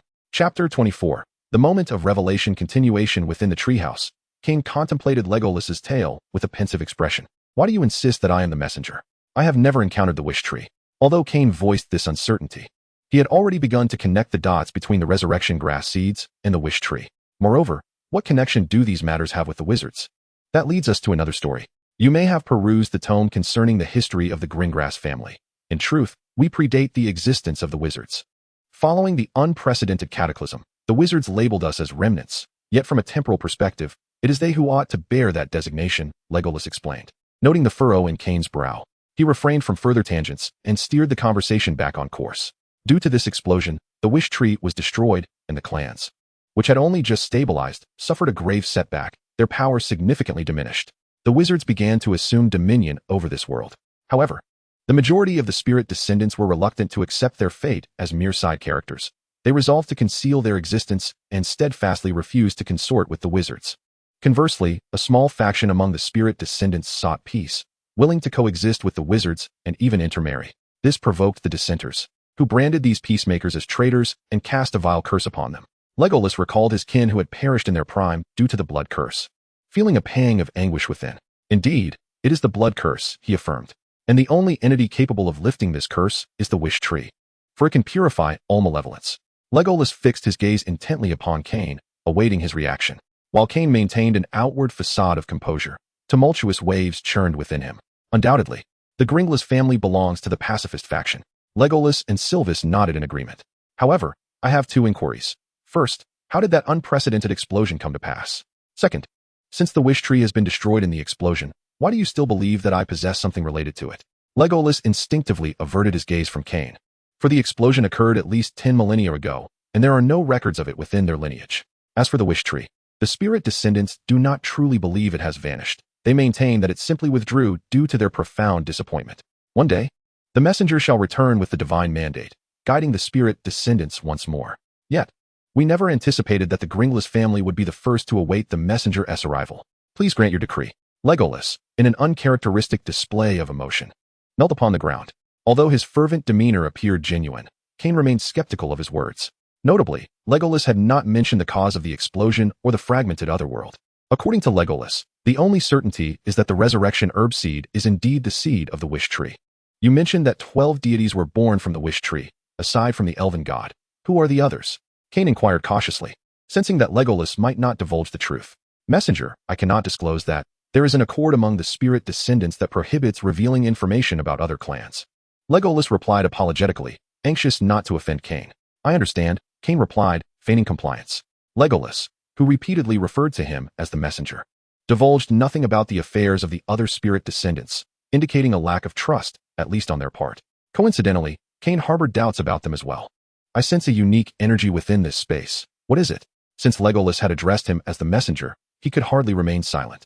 This is the sustenance for the spirit descendants' growth, which we refer to as spiritual energy, akin to the magical power of wizards. Ah, I see, Kane replied. No wonder the resurrection herb seed, nay, the wish tree seed, has an affinity for it. Everything makes sense now. Since you call me messenger, there is something I must convey beforehand. Kane warned Legolas. Messenger, please proceed, Legolas said respectfully. All matters concerning the Gringlas family must remain confidential, Kane stated, hinting at the necessity of discretion given their mutual distrust. As you command, messenger, Legolas replied with utmost reverence. Surely, there are others bound by blood curses within the Gringlas family. Take me to see them. Kane forcefully suppressed his doubts and spoke up. This way, please. Sylvis took the lead, guiding the way. Before long, the trio arrived at a row of simple bamboo huts. My lord, upon seeing Kane and the others, the crowd bowed in respect, primarily directed towards Legolas, as they were unaware of Kane's identity. Are they all ladies? Kane inquired, surveying the women reclining on wooden beds, directing his question towards Legolas. He noted the varying degrees of elven characteristics among the women, some resembling wizards more than elves. Given that the original elven deity was female, a hint of embarrassment flickered across Legolas's strikingly handsome visage reminiscent of Apollo. Kane understood then why the blood curse seemed to manifest only among women. It was likely due to this very reason. The severity of the curse appeared to differ among them. As Kane's magical essence coursed through the bodies of the various women, he sensed the varying weights of the malevolent energy within their bloodlines. The term elvenization referred to the degree of ancestral traits present. The lower the elvenization, the more severe the burden of the blood curse. Without further prompting from Legolas, Sylvis took the initiative to explain. His two daughters had a higher degree of elvenization, which allowed them to attend school. Otherwise, their ability to care for themselves would be in jeopardy. I understand. I shall visit several more times in the coming days. Kane nodded in acknowledgement. Naturally, he intended to visit frequently, for the seeds of the auspicious tree did not require sustenance. He could not afford to incur losses. For today, I shall take my leave to fully digest the secrets I have uncovered. Kane was eager to return and reflect upon the revelations of the day. By the way, I have a small question. Can your elven race truly live for 1,000 years? Kane gazed curiously at the two. Perhaps once. But now pure-blooded elves only live a century or two longer than wizards. Others are already akin to wizards in lifespan. Legolas replied with a wistful expression. Well, that is still considerable. Kane smiled on the surface, while internally he scoffed, recognizing that a century or two was no small matter. Since the envoy's arrival, the spiritual energy in this small space has diminished by at least 30%. After Kane departed, Legolas initially wore a pained expression before breaking into a smile. But since it all supports the auspicious tree, the more, the merrier, haha. Legolas, that matter may leave a mark on the envoy's heart, Sylvis remarked with subtle implication. You can see it, can't you? The envoy still stands firmly on the wizard's side. The longer he remains unaware of that matter, the better. Legolas sighed deeply. By the way, regarding Daphne and Astoria, who possess the highest degree of elvenization in nearly 2 centuries, you know what must be done, right? Rest assured, my lord. I will ensure these 2 girls serve under Mr. Slytherin, Sylvis replied without hesitation. Very well. Legolas nodded, his gaze drifting towards the vast expanse of the sky. Freedom. When shall it grace us? Chapter 25. The eve of the new term here lies an endless, frigid realm, perpetually cloaked in a blanket of pristine snow. The howling winds whip through the landscape, stirring layers of frost that strike against the visible peaks and glaciers, producing a cacophony of crackling sounds. In this glassy world adorned in silver, 2 diminutive figures, as insignificant as ants, traverse slowly, shattering the profound silence. Al, we have searched here for 2 months. Yet we have found nothing, Grindelwald's voice echoed across the desolation. It is regrettable. We can no longer remain here. The school term is about to commence, Dumbledore sighed, a note of disappointment coloring his words. Let us depart. In an instant, the 2 figures vanished, leaving the area once again enveloped in an enduring silence. Riddle Manor. This world is becoming increasingly unrecognizable to me. After listening to Kane's account upon returning from the Gringlass residence, Riddle found himself momentarily lost in thought. A decade ago, he had been plotting his escape from England, aspiring to dominate Europe like Grindelwald. Now, upon learning of other dimensions beyond this world, he felt an unexpected sense of aging wash over him. Nonetheless, this revelation only added to the intrigue, did it not? Riddle's moment of reflection was fleeting. Soon, the ever-present ambition within him stirred once more. Indeed, life is akin to an adventure, a perpetual uncertainty regarding what lies ahead. A hint of a beguiling smile graced Kane's broodingly handsome visage. And Slytherin shall never shy away from a challenge. Have we decided when to proceed with that matter? Kane inquired, observing the eager anticipation etched on Riddle's face. In a couple of days, Riddle replied, reclining against the sofa, his dark hair cascading freely. Understood, Kane nodded slightly. They must hasten their preparations. The future is fraught with uncertainties, and they must hold the reins of control firmly in their grasp. Diagon Alley. Welcome. Before Kane could reach the trick shop run by the Weasley twins, he was greeted by their exuberant calls. Boss, over here. Upon seeing Kane, Fred dashed over with enthusiasm. Wishing you a prosperous opening. Kane responded with a smile. Thanks to your kind words. Fred beamed like a blossoming flower. Come in, I assure you. You will be utterly astonished. I am looking forward to it, Kane replied, playing along. Draco, take Astoria inside to explore. Kane instructed his companion, trailing behind. Draco's eyes sparkled with excitement. I have been involved in the research of many things here. Let me show you. Oh, Fred, upon witnessing this scene, was about to jest, only to be silenced by Kane's magical intervention. Astoria cast a hesitant glance at Daphne. Go on, go on. However, Draco, do take good care of my sister. Seeing Kane's initiative, Daphne did not object. Nini, let us also take a stroll. Pansy seized Daphne and plunged her into the crowd, leaving Daphne with little resistance to whatever Kane had intended to convey. Hey, wait for me. Blaise hurriedly followed suit. The romantic antics of a youth, George remarked, having appeared out of nowhere, adopting the role of an experienced observer. Boss, why are there no girls accompanying you? Is it because there aren't any? Fred dramatically covered his mouth as if he had stumbled upon a dreadful secret, fearing retribution. Or perhaps, you and Nott are an item. George chimed in beside him. I believe this quarter's rent could be increased 2-fold. What do you think? Kane replied, a vein of irritation evident on his forehead. Just then, Luna emerged from the crowd and spotted Kane at the entrance, waving her hand in a lively manner. Who said the boss lacked female company? Here she comes. Boss. We must attend to the guests now. If you require romantic guidance, the Weasley brothers are at your service. Before Kane could impose any consequence upon the two, the Weasley brothers dashed away. Theo, let us also go and see, Kane suggested to Theodore as they cautiously made their way towards Luna and Ginny. Overwhelmed by the throng of people in the theater. Look, it's Fluffy, Luna exclaimed, presenting a pink, fluffy object she had retrieved from her head, as if showcasing a treasure. Kane held the confection awkwardly, resembling a novice father. It's adorable, isn't it? Luna's eyes sparkled with delight, just as Kane was about to respond. A familiar barking echoed, stirring a sense of foreboding within him. Turning around, he beheld a goofy Harry accompanied by a large, silly black dog, both reveling in their mischief. Hi, Harry.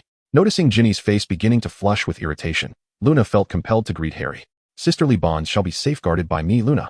Hey, Lou. Harry turned around, his smile revealing 4 teeth, only to be momentarily stunned by the invisible aura of darkness emanating from Kane. Oh no, how is Kane here? Haha, Kane. What a coincidence. If I recall correctly, you should be busy with Professor's assignments, shouldn't you? Kane smiled benevolently. Well, I finished them all, so I thought I'd take a breather. The mere remembrance of those dark days spent on makeup assignments still haunted Harry. No, you have not yet finished. Do you realize how much he spent to placate the Ministry of Magic, enabling Harry to temporarily reside in the Black family home? Furthermore, can that large black dog exhibit a modicum of self-awareness? I shall return now. Sensing the malevolence in Kane's tone, Harry and the large black dog instinctively tensed. Harry barely had time to bid Ginny farewell before he and the dog hastily departed. They were returning from the burrow. Kane felt utterly exhausted. Was the attention they drew not sufficient? The boy and his dog nodded obediently and swiftly vanished from Kane's sight. It matters not, Ginny. School is about to commence. And soon you will see Harry every day, Luna reassured the somewhat despondent Ginny. Kane remarked, they have entered their teenage years. These young lads and lasses are all rather restless. Not to mention Draco, who has shot up significantly over the summer, now resembling a handsome young man rather than the little peacock he once was. Fortunately, he still stood a fraction taller than Draco. Or else where would the elder brother's authority lie? By the way, Ginny, why have I not seen Ron? Kane inquired casually, his raven-like lashes casting a shadow over his eyes. Oh, don't mention it, Ginny replied, a smile tugging at her lips at the mere mention of Ron. He was caught in a prank by George and Fred, lost in the woods at midnight, and caught a cold as a result. He is now at home, buried under homework under Hermione's watchful eye. Kane was at a loss for words, offering a moment of silence for the unfortunate Ron.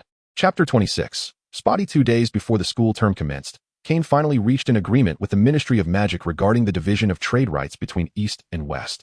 With both sides settling on an equal share, it is foreseeable that the information barrier between East and West will be dismantled, providing Kane and his companions with a window into the mysterious East.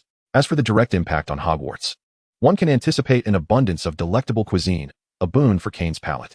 In the blink of an eye, the day of the new term arrived.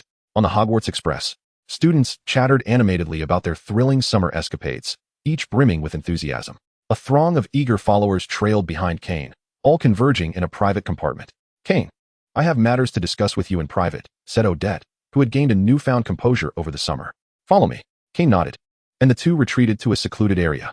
Thanks to the efforts of Leo and the others, the Alliance now boasts several hundred capable wizards. As per your instructions, aside from a select few remaining hidden in America, the rest have commenced training at the base of the secret texts, Odette reported with precision. Indeed, I understand, Kane replied with a nod. After uttering these words, he quietly observed the transformation of Odette, whose hair had been cut into a sharp bob, leaving him momentarily entranced. He recalled their first encounter, when Odette exuded an air of unyielding confidence. Now, that image had begun to blur. What is it? Odette noticed Kane's dazed expression and began to scrutinize herself, wondering if something about her appearance was off. No, nothing is amiss. I was merely reflecting on how vastly different you appear now compared to our initial meeting, Kane remarked with a gentle smile. At that time, I believed I was the unrivaled champion of the first year, certain that no one could rival me. Little did I know, you effortlessly subdued me with a single maneuver. As Odette spoke, a faint blush crept onto her cool features, reminiscent of a rose shyly unfurling its petals. But now, I doubt I could withstand even one of your moves. Her eyes flickered with a mix of disappointment and acceptance.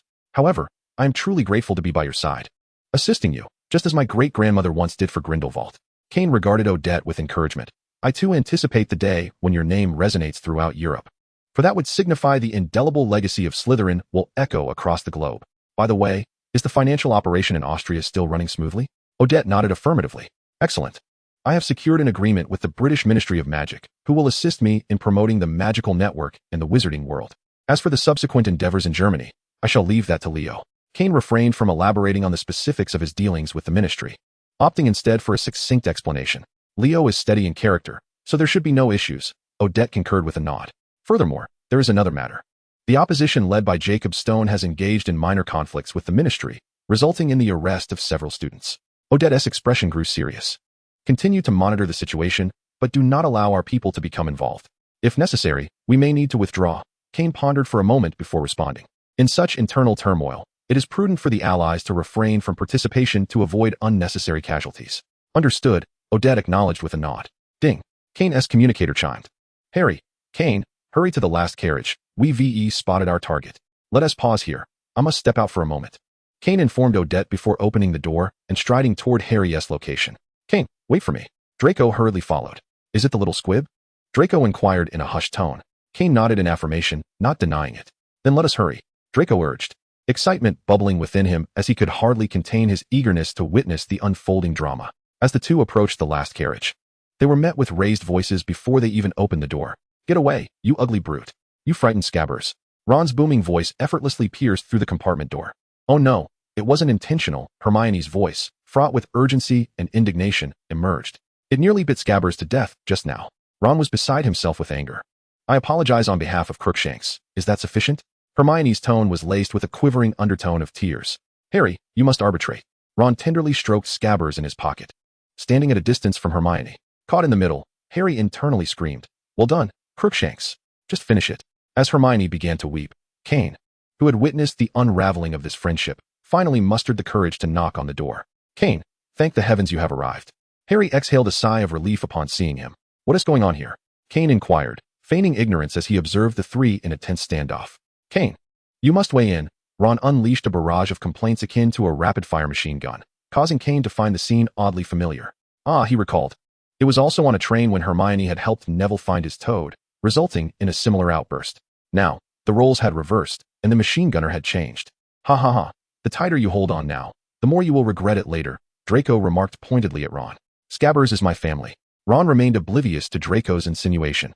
Glaring fiercely at him, Kane and Harry exchanged glances, struggling to suppress their laughter. It was not yet the time to reveal their amusement. Family, oh my, and a rat. Draco retorted without reservation, his tone dripping with sarcasm. Ron's face flushed crimson as he began to retrieve his wand from his pocket. Ow! Ron suddenly cried out, damn it. Scabbers. Draco erupted into laughter, nearly doubling over. Enough, Kane, having seen enough of the spectacle, finally stepped in to restore order. Ron, while Crookshanks's behavior may be instinctual, I trust Hermione has already addressed this, hasn't she? Kane looked inquiringly at Hermione. Yes, I've spoken to Crookshanks. He wants to do it again. Hermione nodded vigorously. Her eyes read. What matters most now is to ascertain if Scabbers is unharmed. May I take a look? I have some potions that might prove useful. Kane's demeanor was deceptively innocent, concealing his true intentions. All right. Ron hesitated for a moment before tipping Scabbers out of his pocket, wary of another bite. Scabbers flew out. And as the mouse attempted to flee, Kane softly commanded, Petrificus totalis. Kane observed with keen interest the stiff, fallen creature on the table, a rat named Spot. Still bearing the bite marks from Crookshanks, its toes missing a digit. It appeared to be in rather poor spirits, a sentiment Kane expressed with utmost restraint. In truth, the rodent was nearly devoid of fur. It seemed to have little appetite. Ron awkwardly scratched his head. I've been thinking of adopting a pet myself. Could you lend me Spot for a few days? Rest assured, I shall ensure it becomes plump and healthy. Kane, suppressing his disgust, regarded the unsightly rat. For he harbored an unparalleled aversion to rodents. Very well, Ron reluctantly handed Spot over to Kane.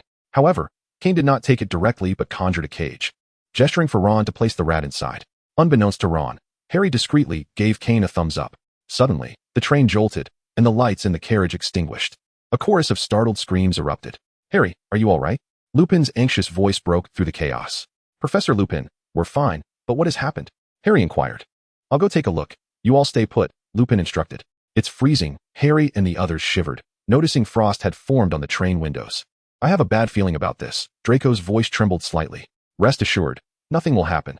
Kane reassured the occupants of the carriage, casting warming charms on each of them with a steady tone. What is that? Ron exclaimed, pointing in terror at a black silhouette drifting outside the window. A figure, shrouded in a tattered black cloak, revealed a hand covered in scabs, reaching toward the carriage. Ah! Harry suddenly screamed, clutching his head. Harry, what's wrong?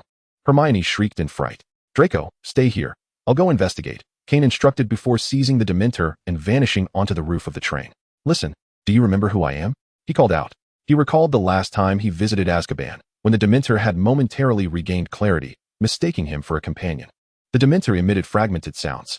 Kane understood that the purification effect of the resurrection herb seeds was at work, granting the creature a fleeting moment of lucidity. This particular Dementor's voice attracted others of its kind that were circling the train, and soon a swarm of Dementors surged toward Kane, their collective sigh echoing through the air. As Kane unleashed his skill, the front line of the Dementors seemed to be abruptly frozen in time, momentarily immobilized. The consequence of this action was that the subsequent Dementors collided with one another, creating a bizarre, yet comical scene as they were forced into a heap. Clearing his throat, Kane began to scrutinize the Dementors that had been rigidly controlled by his skill.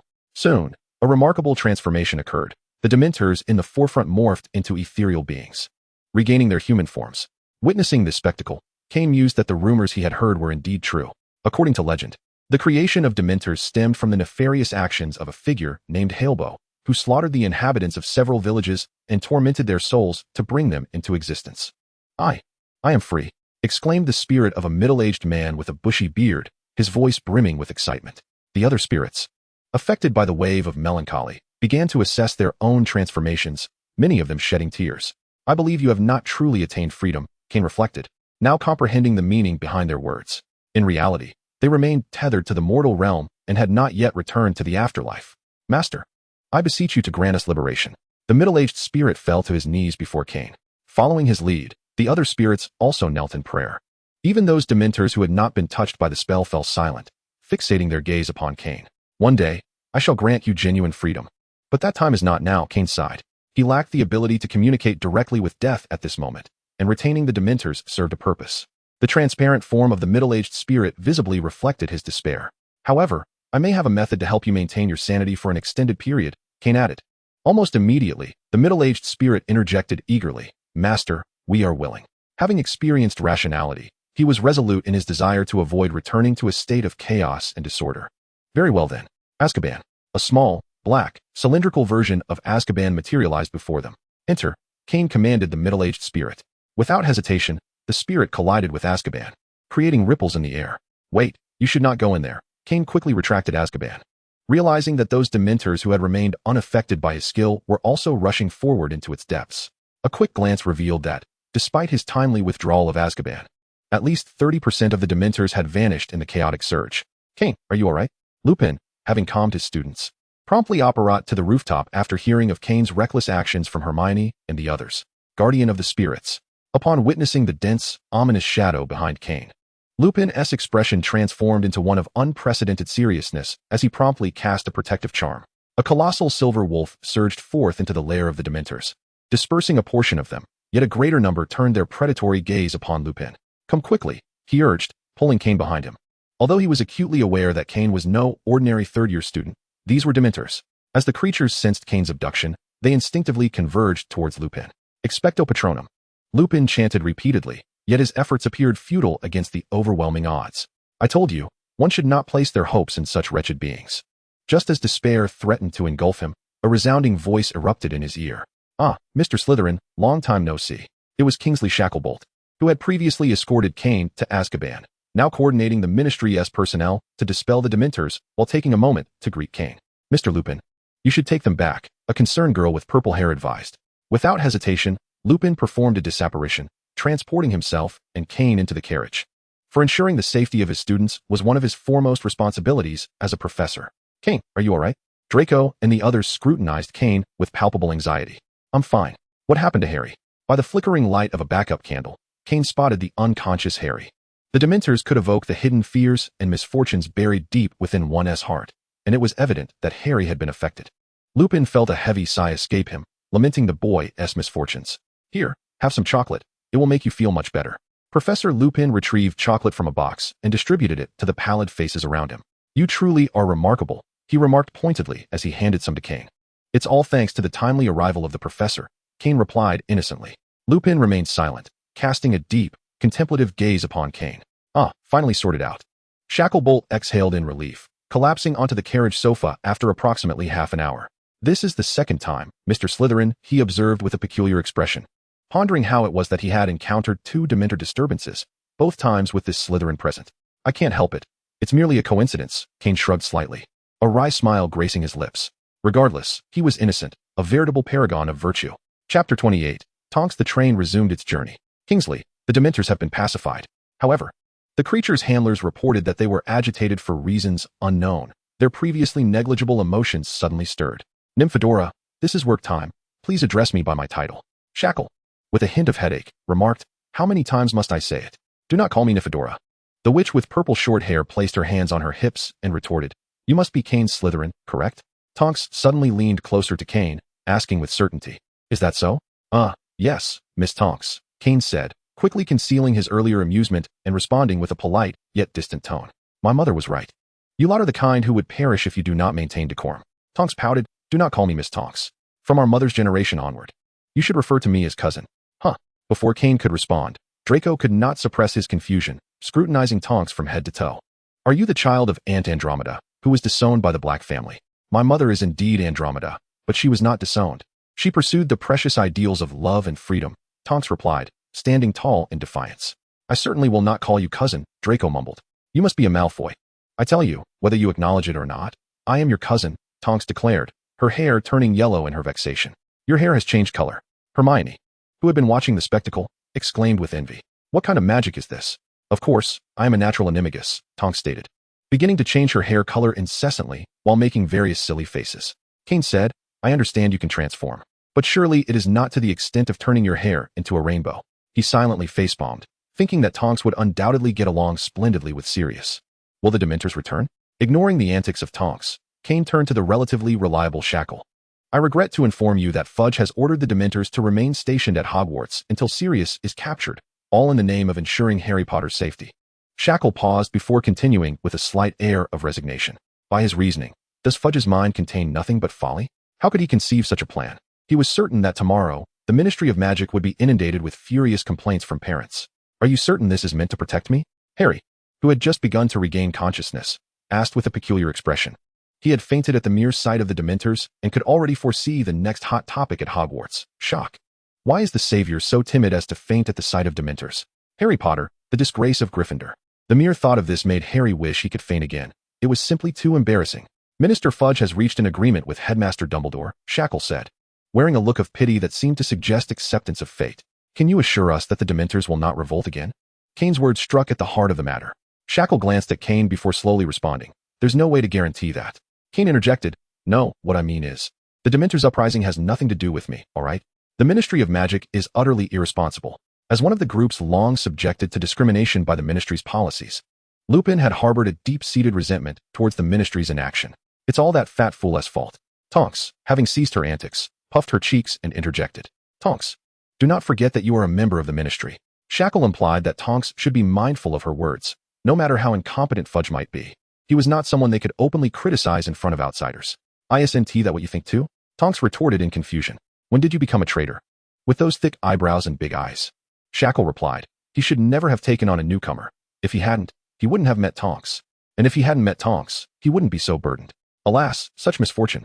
Who are those peculiar individuals you mentioned earlier? Kane asked Tonks directly. In just a few minutes, he had thoroughly discerned the nature of Tonks' trousers, which conveniently aided him in extracting information. Silence. Tonks, Shackle interrupted her self-disclosure sharply, then directly struck at her Achilles' heel. Your confirmation hasn't been processed yet. I suggest you forget everything that was just said. If you don't want your beloved cousin to become unemployed. The mention of her confirmation caused Tonks to instantly change her demeanor. Observing this shift in Tonks, Kane realized he could no longer extract any more information from her at that moment. However, the Department of Mysteries is the most enigmatic division within the Ministry, and even Lucius and his associates knew little about it. What intrigued Kane was how the personnel from the Department of Mysteries managed to control the Dementors, given that they were responsible for overseeing them. Tonks, come back with me to report, Shackle said, eager to leave now that he saw Harry Potter was unscathed. He was concerned that Tonks might inadvertently reveal some secret he could not contain.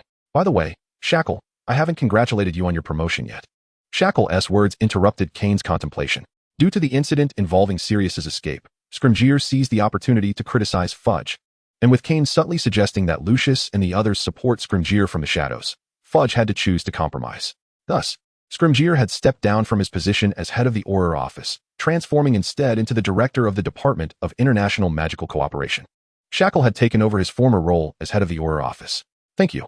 Shackle finally displayed a semblance of a smile. Having just turned 30, he had become the head of the ministry's enforcement agency, and he had every reason to feel proud.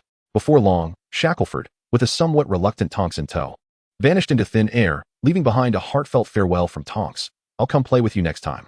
They quickly tidied up, for Hogwarts was just around the corner. After witnessing the two disappear, Kane addressed the remaining group before leading Draco away, not forgetting to bring along the ever-watchful Fawn. Are you all right?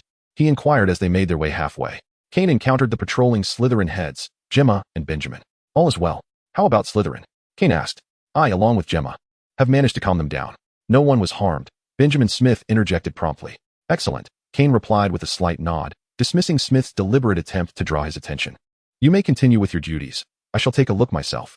Kane spoke in a measured tone. Chapter 29. The exchange student. As Kane and his companions disembarked from the Hogwarts Express, a gentle drizzle began to fall outside. What dreadful weather, Pansy muttered under her breath. Her elegant black shoes now splattered with mud from the unexpected rain. If you were to focus a bit more seriously on practicing your spells, this predicament could easily be avoided, Kane remarked, casting a disapproving glance at Pansy. This young lady had a tendency to slack off during club training. And despite nearing her third year, her practical skills were scarcely superior to those of a first-year student, which was simply unacceptable. I'll certainly practice diligently this year, Pansy quickly assured, sensing Kane's dissatisfaction. Very well, Blaise, I entrust Pansy's practical training to you. I hope she can soon reach the same level as you all, understood? Kane decided to assign her a coach who would not go easy on her. Rest assured, I will keep a close watch on her, Blaise replied with a serious demeanor. During this time, Blaise had noticed his mother had been frequently absent, leading him to sense that something was amiss. Perhaps, a shift was on the horizon for the British wizarding community, and he could no longer allow Pansy to languish. Very good, Kane remarked, somewhat surprised by Blaise's perceptiveness hidden beneath his usual carefree exterior. First years, over here. Hagrid's booming voice rang out, as it always did, amidst the rain. Kane held up an umbrella conjured from his wand, slightly turning to Astoria, saying, We shall await you, in Slytherin. Astoria nodded serenely, her gaze inadvertently drifting towards Draco. Kane observed how Draco, believing himself to be discreet, was subtly encouraging Astoria with a clenched fist, a gesture that had not gone unnoticed by the others, who all chose to maintain a silent accord. Let us depart, Kane declared, leading the Slytherin group toward the towering edifice of Hogwarts Castle. The Grand Hall, unchanged since their last summer apart, still exuded magnificence. Kane noticed that Dumbledore and Grindelwald were already seated at the staff table, their expressions revealing a hint of fatigue.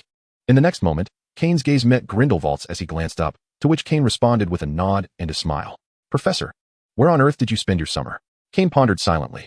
This year's sorting ceremony unfolded with a certain tranquility, and as the last student was placed in a Hufflepuff, Kane withdrew his gaze from the newcomers.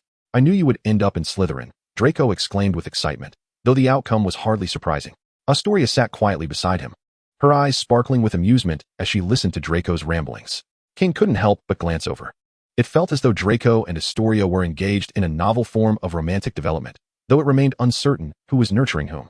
Students, quiet down, Dumbledore announced, rising and gesturing for silence. I must take a few moments of your time, though it is not yet time to introduce our new defense against the dark arts professor. Dumbledore was clearly aware of the students' curiosity and intentionally kept them in suspense. We have several friends from the East joining us for a year as exchange students. The students below erupted in excitement. After all, the mysterious East was a source of endless intrigue. Is it by Hui and her companions? Theodore immediately thought of something. During the tripartite discussions between Kane, Huagua, and the Ministry of Magic regarding Eastern and Western trade rights, Theodore had accompanied Kane and thus had met by Hui and her friends. It must be them. I would like to introduce our exchange students from the East, Miss Bai Hui, Mr. Li Hua, and Mr. Zhang Yin, Dumbledore proclaimed loudly. The students of Hogwarts greeted the three newcomers with enthusiastic applause and cheers as they entered the hall. All right, temper your overflowing curiosity. Let our guests choose their houses first. Dumbledore urged for calm once more. Miss Bai Hui, Slytherin. Mr. Li Hua, Slytherin. Mr. Zhang Yin, Gryffindor. Before long, the sorting results for the three were revealed. Now, it is indeed time to introduce our defense against the dark arts professor. Let us welcome Professor Lupin. With the customary introductions concluded, the moment everyone had been waiting for arrived, the feast. What is this dish? A first-year Slytherin exclaimed, gazing at the unfamiliar array of dishes on the long table, unable to contain his astonishment. This is Shandong cuisine from our Huagua. Give it a try. It's truly delicious. Li Hua readily took on the role of the commentator. How is it? Bai Hui softly inquired beside Kane. As soon as the division ended, she consciously seated herself next to Kane, displacing Draco in the process. Delicious. Kane answered honestly, feigning ignorance of Draco's resentful glare directed at Bai Hui. We have introduced many new recipes to Hogwarts. You may savor them at your leisure. Bai Hui acknowledged. Are you glaring at me? Bai Hui suddenly removed her glasses and turned her head, her eyes wide and glistening as they met Draco's gaze. You. Draco was taken aback. My apologies, Miss Bai Hui. Draco did not mean to offend. He was merely startled for a moment. Astoria quickly interjected, attempting to mitigate Draco's rudeness. You two make a lovely pair, Bai Hui remarked after scrutinizing Draco and Astoria for a moment. A sudden surge of affection for Bai Hui welled up in Draco, causing him to overlook her earlier teasing. Astoria, however, blushed and lowered her head, unable to meet Draco's eyes due to her shyness. Please refrain from teasing them, Kane said with a wry smile. Did you not see Daphne's gaze? It could pierce through the grinning Draco. I did not anticipate that you would come to Hogwarts as exchange students, Kane admitted, initially believing that Bai Hui and her companions would return to their homeland. We too were taken by surprise when we received our master's notification, which prompted us to stay. Li Hua explained, recalling his own astonishment at the master's message. Our master stated that as East and West begin to engage, education is an indispensable aspect of this exchange. As the first batch to arrive in the UK, we are here to test the waters, and others will follow to study at Hogwarts in due course. Naturally, our masters are also preparing to welcome Western exchange students, Bai Hui added. What do you think? Will you sign up? If given the opportunity. I certainly would not miss it, Kane replied, taking a deep breath. Although the current China was far removed from the life he once knew, the essence of his homeland remained unchanged. Given a chance, he would eagerly return to that enchanting place. When the time comes, I shall look after you, Li Hua assured, patting his chest with confidence. Wonderful, Kane responded with gratitude, appearing somewhat like a young rabbit. During your time at Hogwarts, I will take good care of you. Kane emphasized the words take care with conviction. Bai Hui, observing Li Hua with oil-stained lips, shook her head in sympathy. This lad is beyond saving, she mused inwardly. Given Kane's robust fortune and her own inscrutable abilities, it was already predetermined who would be taking care of whom, but regardless of the circumstances, the one receiving care would certainly not be Kane. Chapter 30. Kane's accusation. Kane, I couldn't quite catch what you just said. What are you planning to do? Professor McGonagall momentarily questioned her own hearing. I intend to accuse the rat, Scabbers, of causing chaos at Hogwarts. Such a crime cannot go unpunished, Kane declared with utmost seriousness. Following the conclusion of the opening feast, Kane hurried to find Professor McGonagall, eager to resolve the matter concerning Peter Pettigrew, for he harbored a profound aversion to the rodent. Professor McGonagall, the situation unfolded as follows. Hermione owns a cat named Crookshanks, which bit Ron's pet Scabbers. At that moment, I happened to be preparing a potion, so I volunteered to tend to Scabbers' injuries. However, during the treatment, I inadvertently discovered traces of magical energy coursing through Scabbers' body. Since I had been studying the intricacies of animagy, I knew that the most direct distinction between an animagus and an ordinary animal lies in the presence of magical energy within. This revelation cast doubt upon the true nature of Scabbers. Furthermore, upon inquiring further about Scabbers with Ron and Harry, I learned that he has lived for over a decade. One must wonder how an ordinary rat could possibly survive for such an extended period. Thus, my suspicions were further solidified. Scabbers may indeed be an undiscovered animagus. Kane fabricated a half-truth regarding his accidental discovery of Scabbers' true identity. As for his studies on animagy, that was but a ruse. He had no desire to transform into an animal, especially when the human transfiguration techniques of Grindelwald were far more enticing. Upon hearing Kane's deductions, Professor McGonagall's expression grew serious. She briskly approached the cage Kane was holding, only to find that the rat had nearly gnawed its way out during their conversation. Petrificus totalis, she incanted hastily. Observing the rat's behavior, she concluded that it seemed to understand their words. I must inform Dumbledore immediately. With a flick of her wand, a silver tabby cat Patronus leapt into the air before vanishing from sight. Kane was not surprised by Professor McGonagall's actions. In fact, he had deliberately feigned ignorance of Scabbers' earlier behavior, hoping to afford Professor McGonagall an opportunity to engage in the unfolding events, thereby alleviating him of considerable responsibility. What's the matter? Are you pondering the means by which I just communicated? Noticing Kane's momentary distraction, Professor McGonagall mistakenly believed she had uncovered the reason behind it. Professor, what spell is that? Kane inquired, feigning curiosity. The Patronus charm is indeed a sophisticated spell that requires one to concentrate on their happiest memory. Professor McGonagall was eager to elucidate Kane's query. Minerva, what has transpired? Before long, Dumbledore and the heads of the other three houses had arrived. Upon seeing Kane's shadow, Snape could not help but speak sarcastically, suggesting that, unsurprisingly, this matter was once again related to the illustrious Mr. Slytherin. It must indeed be of great significance. Otherwise, how could even his headmaster be unable to resolve it? Snape was already agitated by Lupin's appointment as the defense against the dark arts professor. Now, witnessing Kane, a Slytherin, bypassing him to seek out Professor McGonagall directly, he wondered what this Slytherin was up to. Kane, however, paid no heed to Snape's sarcasm. After all, he bore no ill will towards Snape, who had never shown him a kind face. Professor McGonagall promptly took over the conversation and recounted the events. Kane listened quietly, nodding occasionally, playing the role of a mere bystander. After McGonagall finished her account, Dumbledore scrutinized Kane deeply but chose not to elaborate further. There were indeed traces of magical energy emanating from the rat. Professor Flitwick produced his wand and examined it, stating, "Minerva, cast the Counter Animagus spell on it," Dumbledore said with a hint of seriousness. With a flick of her wand, McGonagall summoned the rat from its cage, and upon reciting the Counter Animagus spell, a balding, short man suddenly appeared before them. "Peter? How could it be you?" McGonagall exclaimed, astonished at the sight of the repulsive figure before her. Professor, the diminutive figure, Peter Pettigrew, looked alarmed at the assembly of professors, shooting a resentful glare at Kane. It was all due to this despicable Slytherin brat that his concealed identity of over a decade had been revealed. "Weren't you supposed to have died 13 years ago?" Snape's distaste was evident. "What on earth is happening?" McGonagall's eyes held a scrutinizing gaze. "Back then, I was pursued by the Death Eater Sirius Black. I hid in an alley." Pettigrew trembled as he spoke, recalling the perilous moment. "To my shock, Sirius was so deranged that he blew up an entire street to capture me, and I ended up losing a finger in the chaos. For years, I lived in fear of retribution from other Death Eaters, which is why I transformed into a rat to hide away." "And you managed to hide in the Weasley household for over a decade?" Snape scoffed, his eyes glinting with palpable malice. "Dumbledore, unless you administer a truth serum, he will not reveal the truth." "No, I am speaking nothing but the truth," Pettigrew stammered, trembling and wearing an expression of a wronged loyal subject.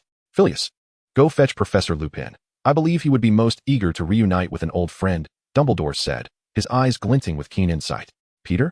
The hurried arrival of Lupin was marked by a face of disbelief as he gazed upon the figure on the ground. "Aren't you dead?" he exclaimed, referring to the young Sirius. Professor Lupin appeared utterly shattered. Even Kane, a mere observer, could not help but applaud Lupin's multifaceted performance, skillfully portraying the conflicting emotions of a friend torn between disbelief and suspicion. Peter Pettigrew was not to be underestimated either. He clung to Lupin, enacting a scene of long-lost reunion that left Snape seething with fury. "Severus, notify the Ministry of Magic," Dumbledore instructed, having learned from past experiences, resolutely refusing to allow any suspected individuals to remain at Hogwarts overnight. Chapter 31. The delayed judgment in Professor McGonagall's office, Dumbledore addressed Snape, whose sullen demeanor and immobile stance conveyed his inner turmoil. The actions of the Gryffindor marauders had indeed been excessive towards Snape in their youth, but they were just children at the time. Who among them had erred not? "I shall go at once," Snape declared, dramatically sweeping his cloak as if conceding to the situation. Yet, in the next moment, Kane's eyes widened in astonishment. True to form, Snape acted decisively as he passed by Peter Pettigrew. Without hesitation, he produced a brown vial from within his robes, forcefully pried open Pettigrew's mouth, and poured the potion down his throat. The abrupt turn of events left Professor Snape, McGonagall, and others utterly bewildered. Dumbledore sighed in exasperation, feeling the weight of his responsibilities. Meanwhile, Kane silently commended Snape, thinking, "Well done." Although Kane had interacted with James, Sirius, and Professor Lupin, knowing they were not malevolent, he recognized the genuine bullying Snape had endured, the scars of which would not fade with time. Kane maintained that Dumbledore's approach to the matter was fundamentally flawed. Not every transgression could be dismissed with the excuse of youth. Take, for instance, the encounter with Jaster. Was he truly oblivious to the harm his bullying could inflict? Hardly. Jaster was well aware, yet he remained indifferent. Being a child does not absolve one of accountability. "Dumbledore, I suspect that Pettigrew and Lupin have colluded to harm that Potter child," Snape asserted, casting a shadow of suspicion upon the two. "Surely, you would not want any harm to befall the Potter child, would you?" Just as Dumbledore understood Snape, Snape was equally cognizant of Dumbledore's motivations. He knew that invoking the safety of the Potter child would compel Dumbledore to acquiesce. "Headmaster Dumbledore, let Professor Snape proceed with his inquiries. I can prove my innocence." Professor Lupin spoke with great righteousness, secretly applauding Snape in his heart. Had it not been for Snape's timely intervention, who could guarantee that once Wormtail Peter was taken to the Ministry of Magic, further complications would not arise? Upon hearing Lupin's words, Snape let out a disdainful snort. "If you haven't had Veritaserum poured down your throat, you wouldn't care." At that moment, Wormtail Peter, trembling in fear after being administered the truth serum, thought to himself, "Snape, I never expected you would speak up for me one day. I truly thank you. Peter, I ask you, since the Potters were murdered, have I been in contact with you?" Lupin, braving Snape's murderous glare, interjected impatiently. He could no longer bear to let Sirius carry the burden of betraying his friends. No, Wormtail Peter blushed, but ultimately confessed. Then why were you present at Hogwarts?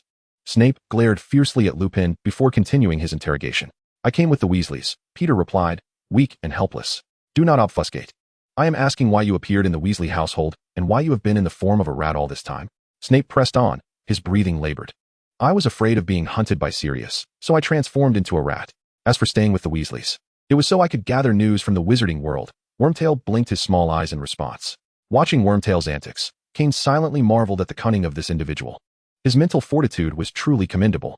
Could one argue that Wormtail Peter was not speaking the truth? He indeed revealed facts, albeit selectively avoiding certain critical truths, thus exploiting the loopholes in Snape's questions. 13 years ago, was it not Sirius who blew up an entire street? Lupin, realizing he could no longer rely on Snape, decided to address the matter directly. Upon hearing Lupin's inquiry, Dumbledore's cerulean eyes flickered with understanding. He subtly scanned the room, already formulating a hypothesis regarding the events of the day. No, it was I who blew up that entire street. Wormtail Peter attempted to cover his mouth, but Snape, ever observant, swiftly disarmed him with a flick of his wand. What? Exclaimed Professor McGonagall and several other onlookers in disbelief. Then why did Sirius confess? Professor McGonagall asked, utterly perplexed. I truly do not know. Wormtail Peter's complexion turned pale as he realized his fate was sealed. Anything the Gryffindors do will never surprise anyone, Snape, disregarding McGonagall's presence, unleashed a barrage of accusations. So, who was it that betrayed Lily and James Potter 13 years ago? Snape's hand trembled beneath his robe. His throat felt as though it were stuffed with cotton, and after several arduous attempts, he finally voiced the matter he had long wished to conceal deep within his heart. It was me. At the moment of revelation, Peter Pettigrew could not help but shudder. I will kill you. Snape's emotions unraveled, and he raised his wand, a sinister green light flickering between its lengths. Professor Snape, stop. Dumbledore swiftly disarmed Snape, while Professor McGonagall deftly restrained his trembling arm. Oh, Professor Snape. McGonagall felt a pang of sorrow as she understood the significance of Lily Potter in Snape's heart. Why did you betray James? Was he not good enough to you? Lupin, the ever-honest man, could no longer contain his emotions and shouted. Was he not good enough to you? How dare you utter such words? Peter Pettigrew seemed to snap, suddenly erupting. James and Sirius always treated me as a mere sidekick. To them, I was nothing more than a jester for their amusement. When have they ever regarded me as a friend?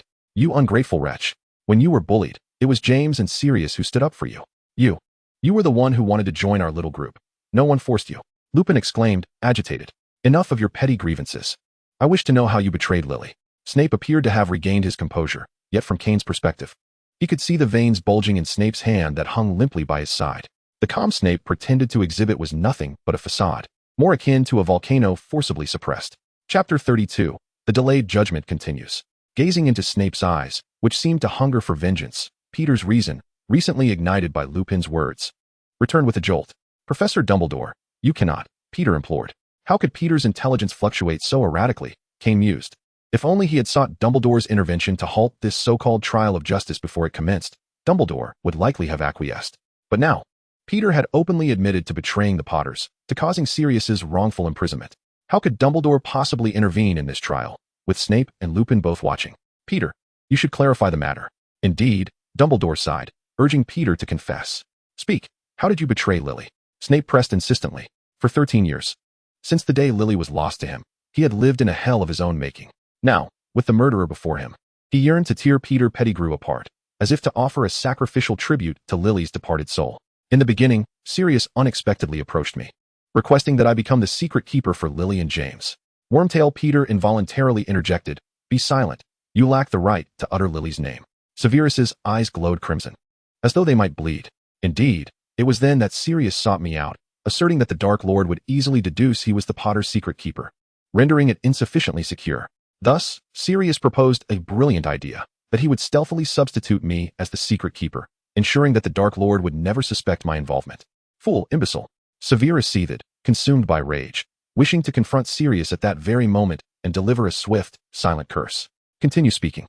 Remus felt a similar pang of bitterness. Yet he had to concede that Sirius had unwittingly committed a foolish act in a bid to do good. Yes, I hesitated at the time, for I truly regarded you all as friends. A glimmer of moisture flickered in Wormtail's small eyes. Oh, I genuinely did not wish for any of this. However, Potter insisted that once Harry was born, I should follow him and remain his loyal companion.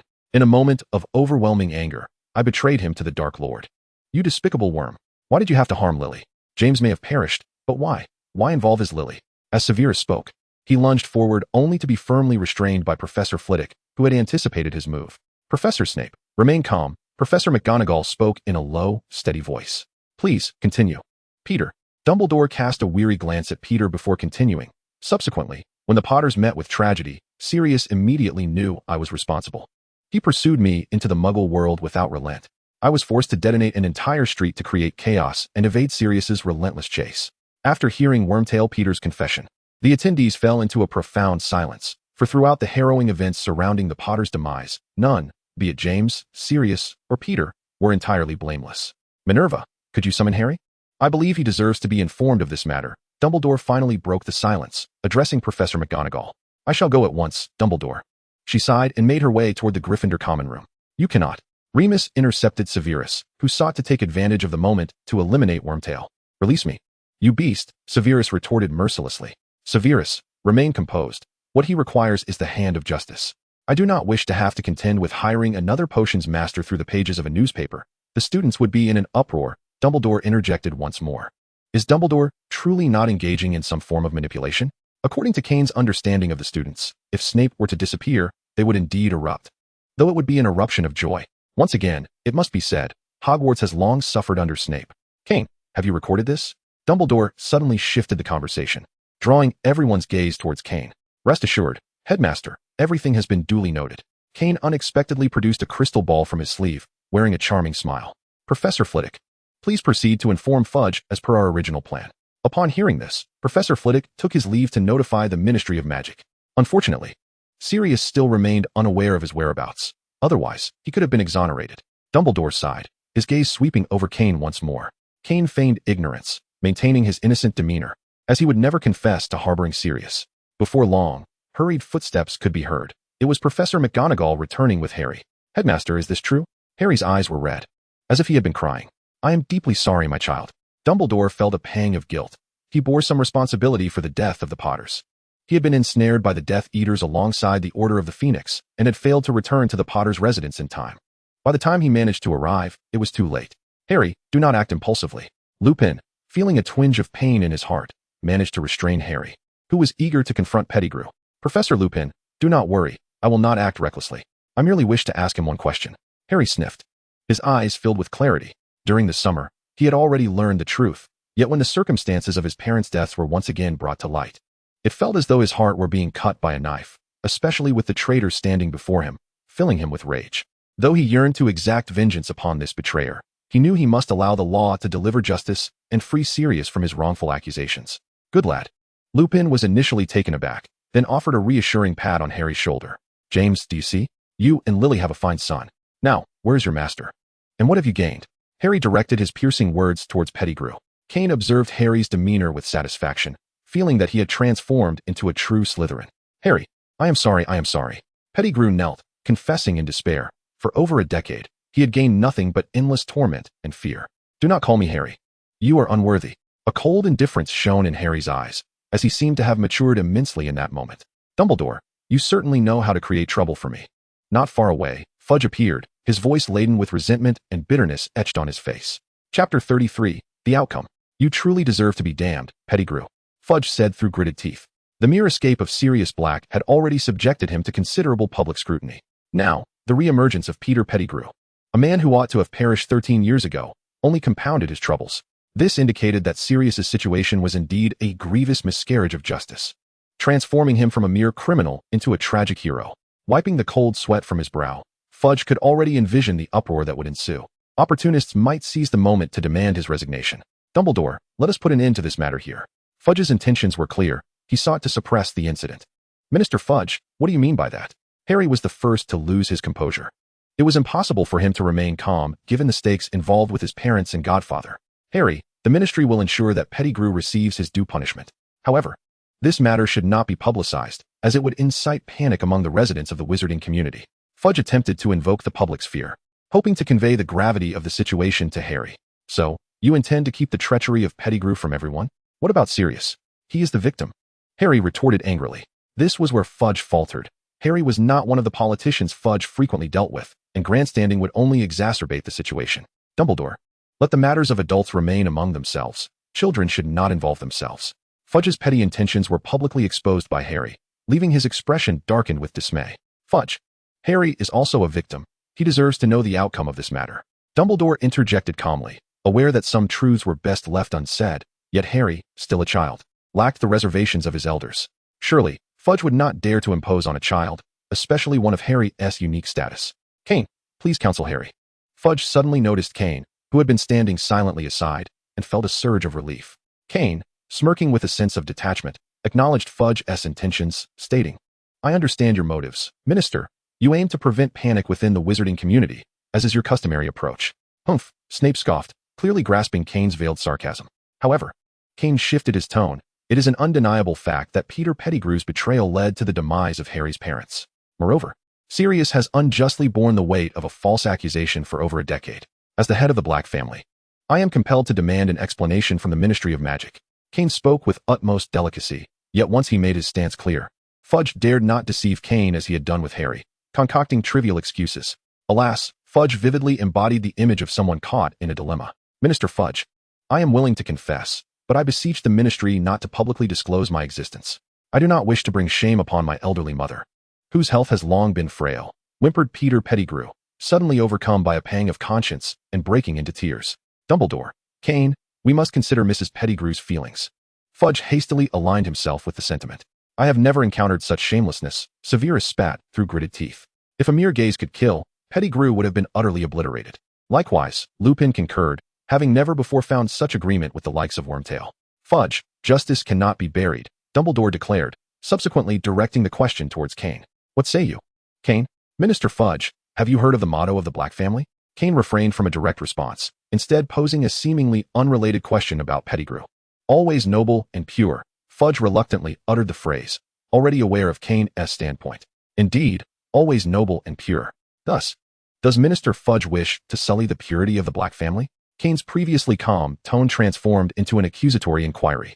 Mr. Slytherin, Fudge's expression darkened, as Kane's stance rendered it impossible for him to act as though nothing were amiss. The support of numerous esteemed aristocrats stood behind Kane. If they united, Fudge's position as Minister of Magic could be jeopardized, not to mention the future of the Fudge family within the British wizarding community. Of course, I am aware that in the matter concerning Sirius, the minister is also a victim, is he not? Kane, not yet willing to sever ties with Fudge, deftly guided him to this realization. So am I. Fudge momentarily faltered before a sudden thought struck him. Indeed, he too was a victim, as the events surrounding Sirius were orchestrated by Barty Crouch. Why should he bear the blame for Crouch's actions? Moreover, as the Minister of Magic, should he not publicly advocate for Sirius's exoneration? How would the aristocrats, led by Kane, react? What of the media and public opinion? Surely, it would be perceived as Fudge finally delivering long overdue justice, selflessly serving the wizarding community. As for whether Crouch would face criticism, that was of no concern to Fudge. He would welcome Crouch's public condemnation. Certainly, it is indeed better for Crouch to resign from the Ministry of Magic under public pressure. Kane, you are right. I cannot allow our hero to suffer in silence. Leave this matter to me. I shall ensure that the media publishes the report and await the return of our hero. Sirius. After aligning with Kane's perspective, Fudge's demeanor brightened considerably, and the previous indifference vanished entirely. The residents of the British magical community will undoubtedly remember the actions of Minister Fudge. A polite smile graced Kane's lips as he responded in agreement. Haha, indeed, indeed. Fudge, flattered by Kane's compliment, radiated with joy. Dumbledore observed the exchange between Kane and Fudge with a complex expression mirrored by Lupin's own intricate emotions. Professor Snape, meanwhile, scoffed inwardly but refrained from voicing his thoughts. He merely wished to see Pettigrew face the consequences he deserves. Professors McGonagall and others were far simpler in their reactions, beaming with pride and satisfaction. As for Harry, witnessing Kane's ability to persuade Fudge with just a few words filled his eyes with admiration and gratitude for Kane. Chapter 34. Explosive news. After reaching an agreement with Kane, Fudge hurriedly took Pettigrew away, eager to vindicate Sirius. Hogwarts no longer sufficed for the esteemed Mr. Slytherin. It was uncertain whether the Ministry of Magic's depths could accommodate such a true dragon. On the way back to the Slytherin common room, Snape remarked in his usual sardonic manner. To be honest, witnessing Kane's influence on Fudge compelled Snape to acknowledge that Kane was no longer the bullied child of his first year. His rapid growth was unsettling. Professor, are you expressing concern for me? Kane feigned a smile, deliberately misinterpreting Snape's words. Snape's perpetually grim visage darkened further, as he felt quite nauseated by the implication. Umph, you think too highly of yourself. I merely wish to prevent you from plunging Slytherin into turmoil once more. He was acutely aware that the members of Slytherin were gradually becoming Kane's personal stronghold. Did he really need to guess what Kane intended? He had warned Dumbledore multiple times that Kane Slytherin could very well become the next Dark Lord. Yet, whether due to age or folly, Dumbledore seemed to disregard his warnings, offering the absurd excuse that Kane was a good child to dismiss his concerns. Thus, Snape remained deeply unsettled. Slytherin could not withstand another failure. Professor Snape, whether you believe it or not, I will lead Slytherin to greatness once more. Kane halted, his expression earnest. I hope Mr. Slytherin understands what true greatness entails. Snape momentarily froze, then spoke with an obscure expression. After uttering his words, he disregarded Kane and swept away with a flourish of his robe. Kane shook his head inwardly. After all, Snape was at his core a Slytherin, and no one could resist the grand ambition of restoring Slytherin to its former glory. As he watched Snape disappear into the distance, Kane immediately retracted his steps toward the dormitory. Under the cover of darkness, he resolved to lure more Dementors into his domain. This endeavor had to be subtle, unfolding gradually. Otherwise, even the most foolish of the Ministry would notice a significant decrease in the number of Dementors. Thus, he intended to send a message to Sirius, suggesting he remain out of sight for a while longer. This would afford Kane the time to gradually entice, or rather, attract like-minded Dementors. As for Sirius's feelings, Kane was indifferent. He was benefiting from his hospitality. What was wrong with contributing a little in return?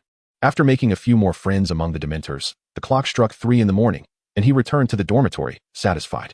Kane, is that you back? Draco murmured in a half-asleep haze. Go back to sleep.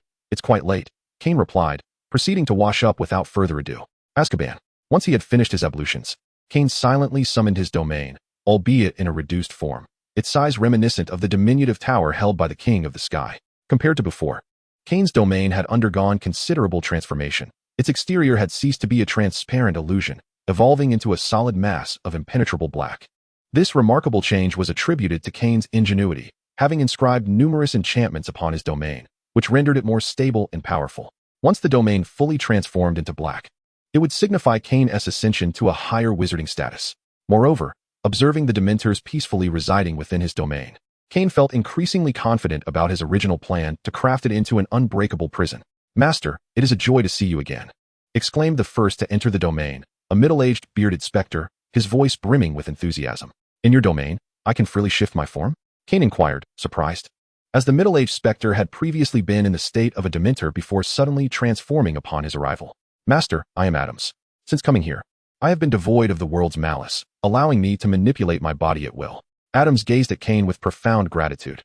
Ever since Kane had rescued him from a state of chaos, he had regarded Kane as his master, believing that one day Kane would lead them to liberation. Devoid of the world's malice? Kane murmured, recalling the chaotic state he had previously sensed among the Dementors. Regarding the prior revelations by Tonks, which indicated that the members of the Silence are controlling the Dementors, one might ponder whether they possess a means to regulate the emotions of these creatures, thereby exerting control over them. It seems that he must facilitate Lucius and the others' interaction with the Silence, as he has an inkling that they may unveil unforeseen surprises. Contemplating these matters, Kane gradually slipped into the realm of dreams. The following day, within the hallowed halls of Hogwarts Great Hall, Kane discreetly accelerated his dining pace, aware that tranquility would soon elude him. Indeed, just as he finished the last sip of his pumpkin porridge, a throng of owls surged in. Oh dear. A hapless soul inadvertently ingested a feather that had fallen from one of the owls, provoking a chorus of laughter from his companions. Sirius Black, the tragic hero wronged for 13 years, exposed. Barty Crouch's political saga unveiled. Minister Fudge, justice, though delayed, shall inevitably arrive. Peter Pettigrew, the unfortunate creature yearning for unattainable love. Students clutching the newspaper gazed at the bold headlines, their eyes widening in a mixture of disbelief and curiosity. On the very first day of the term, such sensational news? Kane perused the Daily Prophet, his expression morphing into one of bemusement. What on earth is a creature yearning for unattainable love? The front page of the Daily Prophet delved into the exploits of the Gryffindor Quartet, portraying Peter Pettigrew as someone who, consumed by unrequited love for James Potter, harbored resentment that led to his vengeful actions against the Potters. Upon seeing the name of the editor, Kane was not at all surprised. Rita Skeeter, a notorious fabricator adept at slandering others. She once published a book that depicted Hogwarts' former headmaster as a fool to boost sales. Furthermore, she released a series titled The Unspoken Truths of Dumbledore and Grindelwald. in which the two were portrayed as bitter adversaries entwined in a web of animosity that gripped the entire European magical community. What nonsense is Skeeter spouting? Kane suddenly heard a furious shout from the Gryffindor table, undoubtedly from Harry. Harry, we all know Skeeter is fabricating tales. No one could possibly believe her outrageous claims. Hermione advised. Those surrounding Harry nodded in agreement, affirming their disbelief in Skeeter's fabrications. Yet, what does it matter? Kane observed the students with glimmering eyes and silently shook his head. He resolved to confront Skeeter for her audacity in maligning his teacher. There was no conceivable way his teacher could be enamored with that wrinkled old man, Dumbledore. Absolutely impossible. So, where is Sirius now? A Hufflepuff girl suddenly inquired. At her words, a profound silence enveloped the group as they exchanged glances, each face reflecting a mix of curiosity and uncertainty. Indeed, where is Sirius Black at this very moment? Chapter 35. Professor Lupin's class. Kane arose with the dawn, leisurely strolling through the Quidditch pitch. With a glance upwards, the majestic Hogwarts loomed, shrouded in a delicate mist, appearing even more dreamlike. He quietly savored the scene before him, and after a considerable time, returned to the great hall in high spirits. Where have you been so early? Li Hua inquired, his mouth full of buns, his words muddled. Nothing of consequence, Kane replied, elegantly wiping his hands, unhurried in his demeanor. Indeed, you are quite the busybody, Draco chided, casting a pointed glare at Li Hua. This bothersome fellow shared his ear. And more importantly, Li Hua had a proclivity for familiarity, often vying for Kane's attention. Li Hua's clear eyes brimmed with curiosity. What about him? Kane subtly shook his head, choosing to disregard the trivial spat between the two. Kane, today's headline in the Daily Prophet states that Rita Skeeter has declared Sirius Black deceased. Odette announced, lowering the newspaper with a furrowed brow. That Rita Skeeter truly employs every means at her disposal, Kane remarked, wiping his mouth in a show of exasperation. In just a few short days, Kane had witnessed Skeeter's various speculative narratives regarding Sirius's supposed demise. Yet, one could not deny that Skeeter's tales were quite sensational. The Daily Prophet had been flying off the shelves. And this, Draco pointed to the second page of the Daily Prophet, the Crouch residence was burglarized. How amusing. As the Sirius incident gained momentum, Crouch found himself beleaguered by public scrutiny. Who could have anticipated that his own home would be robbed? Theodore chimed in. What do you think old Crouch lost? Pansy asked, somewhat gleefully. I wonder what misfortune has befallen him. It was no surprise. Crouch had never shown any warmth towards families suspected of being Death Eaters, and thus, Pansy held no fondness for him. My mother mentioned that old Crouch has been in a foul mood lately, but regarding the burglary, he has been remarkably tight-lipped. No one knows what he truly lost. Blaise mused, recalling what Madame Zabini had said, his curiosity piquing significantly. Kane, what are your thoughts? Draco, accustomed to seeking Kane's guidance in moments of uncertainty, drew the attention of the group towards him. Regardless of what Crouch has lost, it bears no relevance to us, and besides, we have defense against the dark arts this morning. Are you not excited? Kane deftly shifted the topic. He was well aware of what Crouch had lost and the reasons behind the silence. For it was during Crouch's tribulations, amidst the mounting public pressure, that Riddle and others had liberated the imprisoned young Crouch from his confines. Today, we shall study the boggart, Professor Lupin announced, gesturing towards a box concealed by a black cloth. Who can enlighten us on the nature of a boggart? Miss Granger, please share your insights. Amidst a sea of raised hands, Professor Lupin singled out Granger. A boggart is a shape-shifting creature that can peer into your soul and transform into your greatest fear. Hermione declared. Excellent. 5 points to Gryffindor. Professor Lupin nodded with satisfaction. What could possibly be my greatest fear? Li Hua pondered, his gaze fixed on the box. A myriad of childhood phantoms flitting through his mind. Cool. I am quite curious about what Pansy fears, Blaise remarked animatedly. Blaise, you're courting disaster. Pansy retorted, her teeth clenched in annoyance. Ahem. Kane coughed discreetly, attempting to stifle his laughter, oblivious to the piercing gaze of Professor Lupin. Mr. Zabini, why don't you demonstrate for everyone? Professor Lupin suggested with a warm smile, his request seemingly effortless. Serves you right. Pansy smirked at Blaise, unable to contain her amusement. Mr. Zabini, remember the incantation to dispel a boggart. Repeat after me. Ridiculous, Professor Lupin instructed the group, leading them in unison. He then turned his attention to Blaise. Professor, I am ready, Blaise replied, a hint of nervousness evident as he regarded the box before him. Splendid, Professor Lupin affirmed, lifting the black cloth. Oh my. Gasps erupted from the students as their eyes darted between Blaise and Pansy. For, as the cloth fell away, the sight before Blaise was a bloodied Pansy. Blaise, you jerk. Pansy froze momentarily before a wave of anger surged within her. Did he loathe her so much that he wished for her demise? No, Pansy. Blaise, trembling at the sight of the bloodied figure, cried out in anguish as he rushed forward to embrace her. Please don't die. I cannot bear to lose you. Is he insane? Pansy's pupils dilated, her face flushing a deep crimson. Draco jeered. Kane stifled a laugh, taken aback by the unexpected dynamics between Blaise and Pansy, akin to a comedic rivalry. Does no one care about his plight? Li Hua remarked, pointing at the still wailing Blaise. Blaise, look clearly, I am right here. Pansy could no longer withstand the fervent gazes of her peers, and she dashed towards Blaise. Ahem, Mr. Zabini. Recall the spell to banish the boggart, the ever-dutiful Professor Lupin reminded him. Huh. Blaise's tear-streaked face reflected his confusion as he glanced at Pansy in his arms, and then at the furious Pansy before him. Suddenly, his mind felt as if it had exploded, leaving him utterly bewildered. In the next moment, Blaise took a swift step and fled. Eager to escape the disheartening place that had brought him such embarrassment, Pansy pursued him directly. Amusingly, Professor Lupin cast a spell aimed at the boggart, which retreated once more into the confines of the box. Next, which student would like to volunteer? As soon as Professor Lupin finished speaking, the students instinctively took a step back. They certainly did not wish to experience the same mortification that Blaise had just faced. Very well, Mr. Longbottom, please step forward. Neville glanced around in confusion, suddenly realizing that, unbeknownst to him, his classmates had all taken a step back, effectively spotlighting him. He had intended to voice a protest, but ultimately acquiesced under Professor Lupin's gaze. Remember, amusingly, Professor Lupin reiterated. A wave of laughter erupted, nearly lifting the roof off the room. Before Neville stood Professor Snape, clad in a flowing black robe. Had it merely been this, the students would not have laughed so uproariously.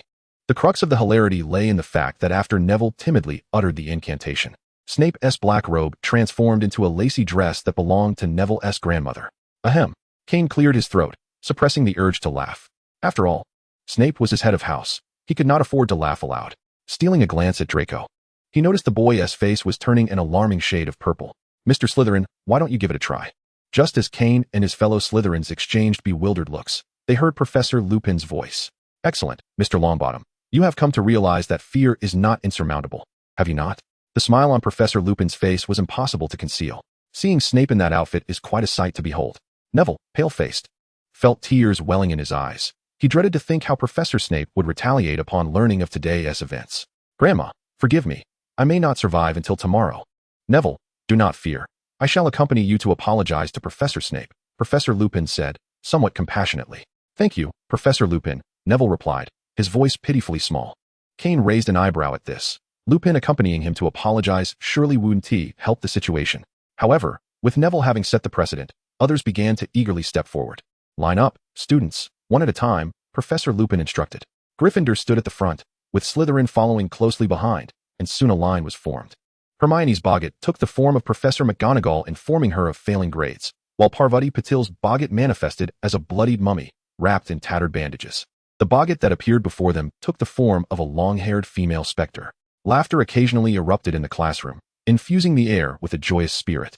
Harry Potter, Professor Lupin called out. Kane discreetly suppressed the curve of his lips, recalling that Harry's boggart manifested as a Dementor. Harry, are you ready? Professor Lupin inquired. Harry nodded, nervously swallowing. As Professor Lupin unveiled the black cloth, to Kane's astonishment, Harry's boggart revealed itself as a woman with red hair and green eyes, Lily Potter. Kane observed Harry's unwavering gaze fixed upon her, tears glimmering in his eyes.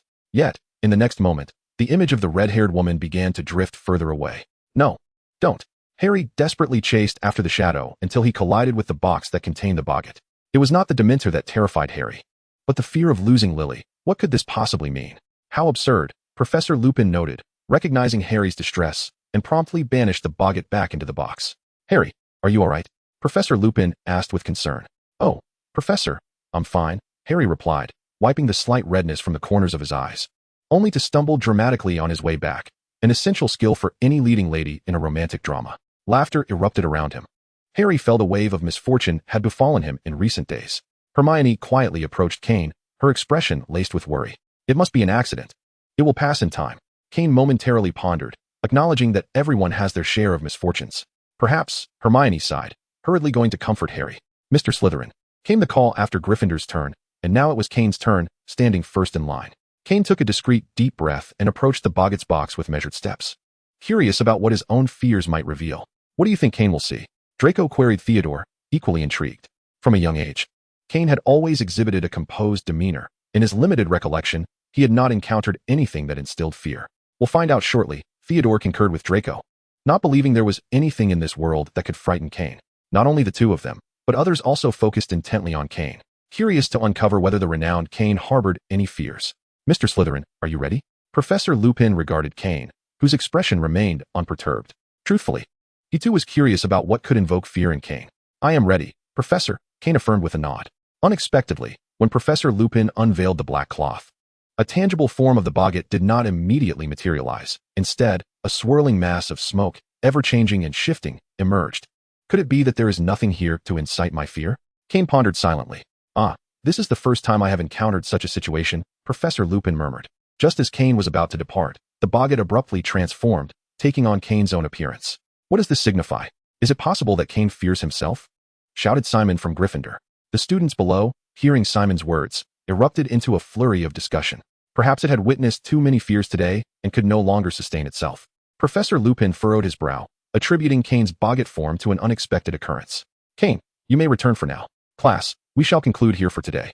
We will continue in our next session, Professor Lupin stated as the bell rang. I still wish to see what I fear. Draco feigned disappointment, though in truth, he had no desire to reveal his fears before others. There will be another opportunity, Kane replied coolly. Theodore discreetly glanced at Kane, sensing that something was amiss with his demeanor. He sought confirmation from Odette, only to find her brow furrowed as well, clearly aware of the emotional turmoil concealed beneath Kane's calm exterior.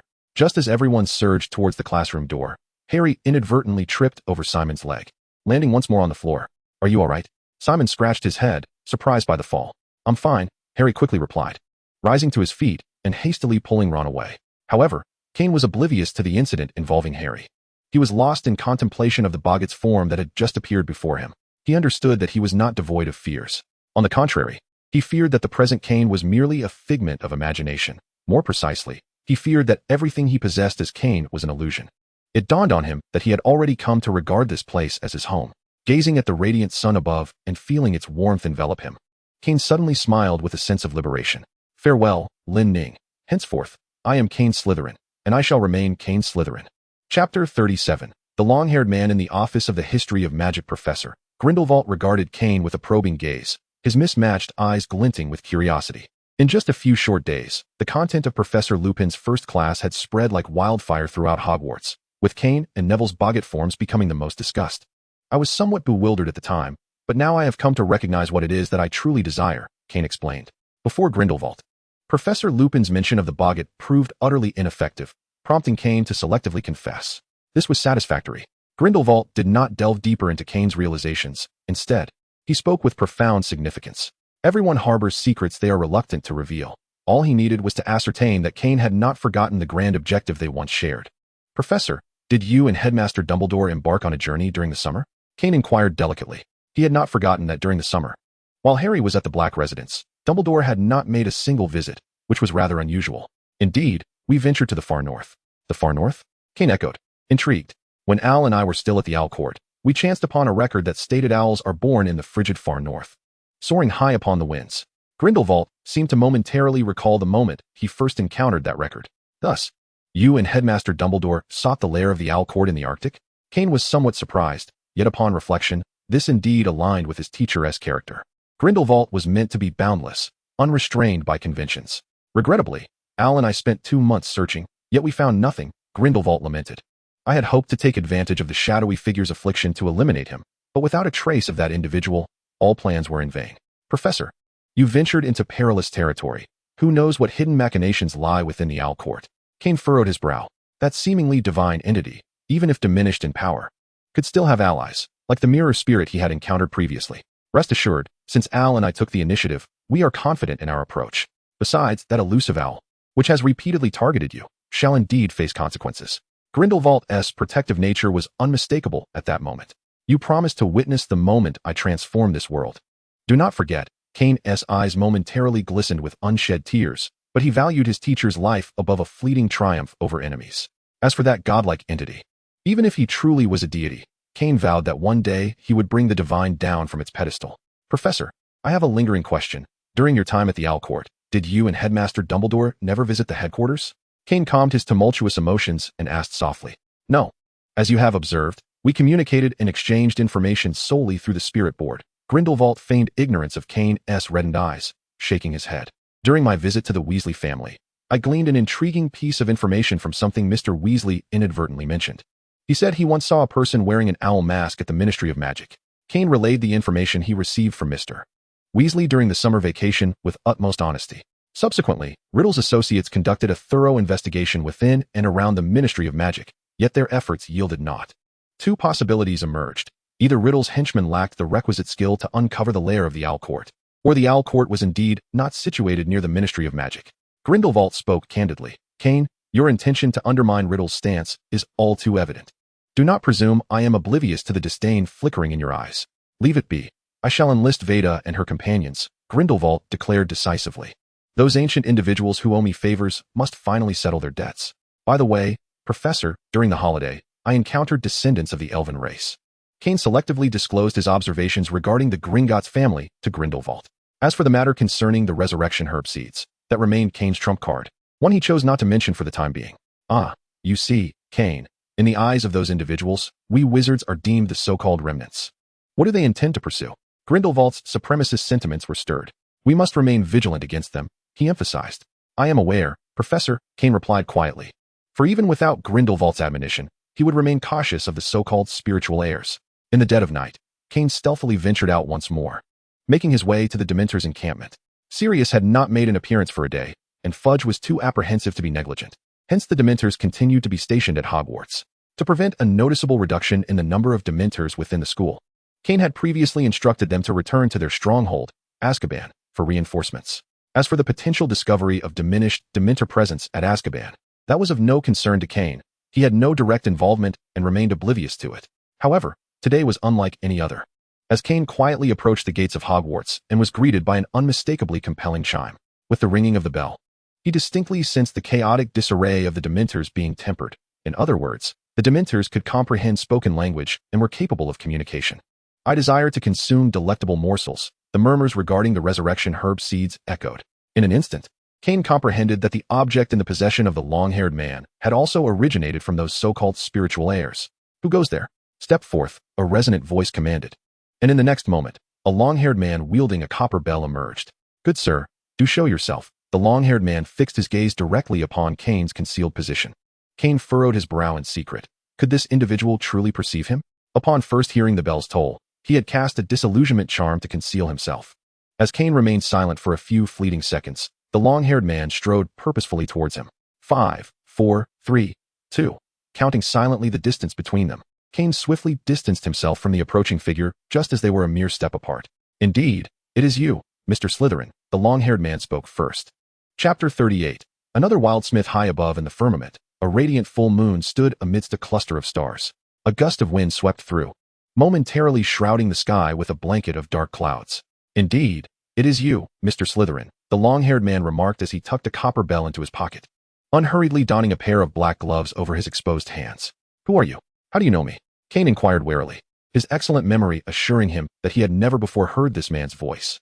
My identity is of no concern to you, Mr. Slytherin.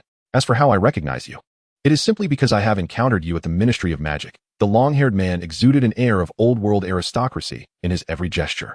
Is it that those from the Department of Secrets cannot be seen? Kane provocatively remarked. It seems Mr. Slytherin is already aware of certain matters. However, attempts at provocation are futile against me. The long-haired man's eyes glinted with mockery. Yet, despite his claims that provocation was ineffective, he voluntarily removed the mask from his face. Kane thought to himself, is this man playing a game of seduction and retreat? The moment he beheld the man's visage, a sense of familiarity washed over him. What is your connection to William Wildsmith? Ah, that lad. He should be considered my junior, the man replied, his long hair tousled by the wind, his expression obscured in the dim moonlight. Mr. Wildsmith. As far as I know, Kane's words were abruptly interrupted by the long-haired man. Do not refer to me as Mr. Wildsmith, he said, his chest heaving with intensity. A flicker of realization crossed Kane's eyes. Indeed, like William, this man harbored a profound disdain for the name Wildsmith for reasons unknown. Mr. Slytherin, you are being deliberate, are you not? The long-haired man donned a silver mask once more, his tone returning to an unruffled calm. I beg your pardon, sir, how shall I address you then? Kane inquired, feigning innocence. Those from the Department of Secrets possess no name. You may call me Mr. Nameless, the long-haired man replied. No name? Then why reveal yourself before me? Kane mused internally, doubting that this individual was unaware of the connection between the magical web and William. In other words, this man had deliberately allowed him to recognize him. Very well, Mr. Nameless. However, how do you control this group of Dementors? Kane inquired with curiosity. Ah, precisely that, Mr. Nameless replied, deliberately waving a bell before Kane's eyes, yet withholding the opportunity for him to reach out and touch it. It is called the soul bell. As for the rest, I shall leave it to your imagination, Mr. Nameless remarked with a hint of mischief. Furthermore, instruct those little creatures to temper their actions. The Silence Bureau is not as straightforward as it appears, Mr. Nameless added cryptically. Kane fell into a momentary silence, realizing that the agents of the Silence Bureau had likely detected Lucius and his companion's movements. He needed to inform his teacher that the Bureau harbored an individual of formidable prowess, comparable to his mentor. Indeed, the reason Kane had refrained from inquiring how the long-haired man had discovered him was that he sensed a similar aura emanating from Mr. Nameless during his approach. Also, keep a low profile. If the Dementors dwindle further, we shall struggle to contain them. Mr. Nameless gestured toward Kane with his gloved right hand. Mr. Nameless, are you suggesting that the Dementors have decreased in number? Kane exclaimed in astonishment. Should we report this to Professor Dumbledore? Oh, you may handle it as you see fit, Mr. Nameless responded with a teasing tone. Farewell, Mr. Slytherin. However, this shall not be our last encounter. Upon finishing his words, Mr. Nameless gradually faded from view, ultimately dissipating like foam. What secrets does the Wildsmith family conceal? At that moment, Kane's curiosity reached its zenith. Nevertheless, he could no longer ensnare any more Dementors. He gazed regretfully at the floating creatures above him and shook his head. Yet, over the past few days, he had already befriended an ample number of them. The rest could wait until his domain was further refined. After class that day, Kane, I need to speak with you. Harry approached, feigning nonchalance, though he was anything but subtle. Please step aside. Just a few paces from Kane, Harry suddenly stumbled, tripping over his own feet and crashing toward Kane. What do you think you're doing? In that critical moment, Draco decisively interposed himself in front of Kane, attempting to shove Harry away. In the next instant, Harry collided into Draco's embrace, and the two fell to the ground under the weight of their momentum, much to the astonishment of onlookers. The girls in the corridor squealed, covering their faces, but not out of dismay. They were exhilarated. Kane instinctively wanted to hide his face, as this marked the second performance of the iconic scene between Draco and Harry. Under the weight of embarrassment, Draco suddenly surged with newfound strength, forcefully pushing Harry off him. Potter, what on earth do you intend to do? Draco's face flushed crimson. Mate, you can't possibly have feelings for Malfoy, Ron exclaimed, a look of disbelief etched on his face. What nonsense are you spouting, Ron? My heart belongs to Cho Chang. Under the incredulous gaze of his best friend, Harry's composure shattered, revealing a long-buried secret. Gasps and whistles echoed through the corridor as whispers spread. Potter was vying for Cedric Diggory's affection. Just then, a girl standing at the edge of the crowd suddenly covered her face and fled. Kane looked at Harry with sympathy. For the girl who had just dashed away was none other than the object of this unfolding drama, Ravenclaw's Cho Chang. No, it's not what you think, Harry stammered, clearly having spotted Cho, his confidence evaporating. Kane, let's discuss this another time. With a crestfallen expression, Harry wished to bury his head like an ostrich. Just as he squeezed through the crowd in a bid to escape, he stumbled once more on the steps, yet fear propelled him forward. As he sprang up like a hawk and dashed away with remarkable speed. Wait for me, Harry, Ron called out, hastily pursuing him. Meanwhile, Kane's gaze swept through the throng and landed on Hermione, who was covering her face, feigning ignorance of both Harry and Ron. Let's go, Kane suggested, glancing at the brooding Draco. It's nothing to worry about. Familiarity breeds comfort. Under Kane's nonchalant reassurance, Draco's handsome visage was clouded with resentment. What did Potter want with you? It must be about that incident, Kane replied knowingly, unable to think of any other reason aside from the matter concerning Sirius. His fortune had been pilfered. Suddenly, Kane heard by Huey's voice in his ear. Chapter 39. The concept of fortune. What did you mean by that earlier statement? Kane inquired as he led by Huey to the edge of the forbidden forest, no longer concealing the sharpness in his brow. Mr. Potter's fortune was once golden, but now it has been stolen. The aura that once circled above him is nearing a complete transformation into white. Bai Hui, without sunglasses, exuded a formidable presence under the sunlight with her pure white irises.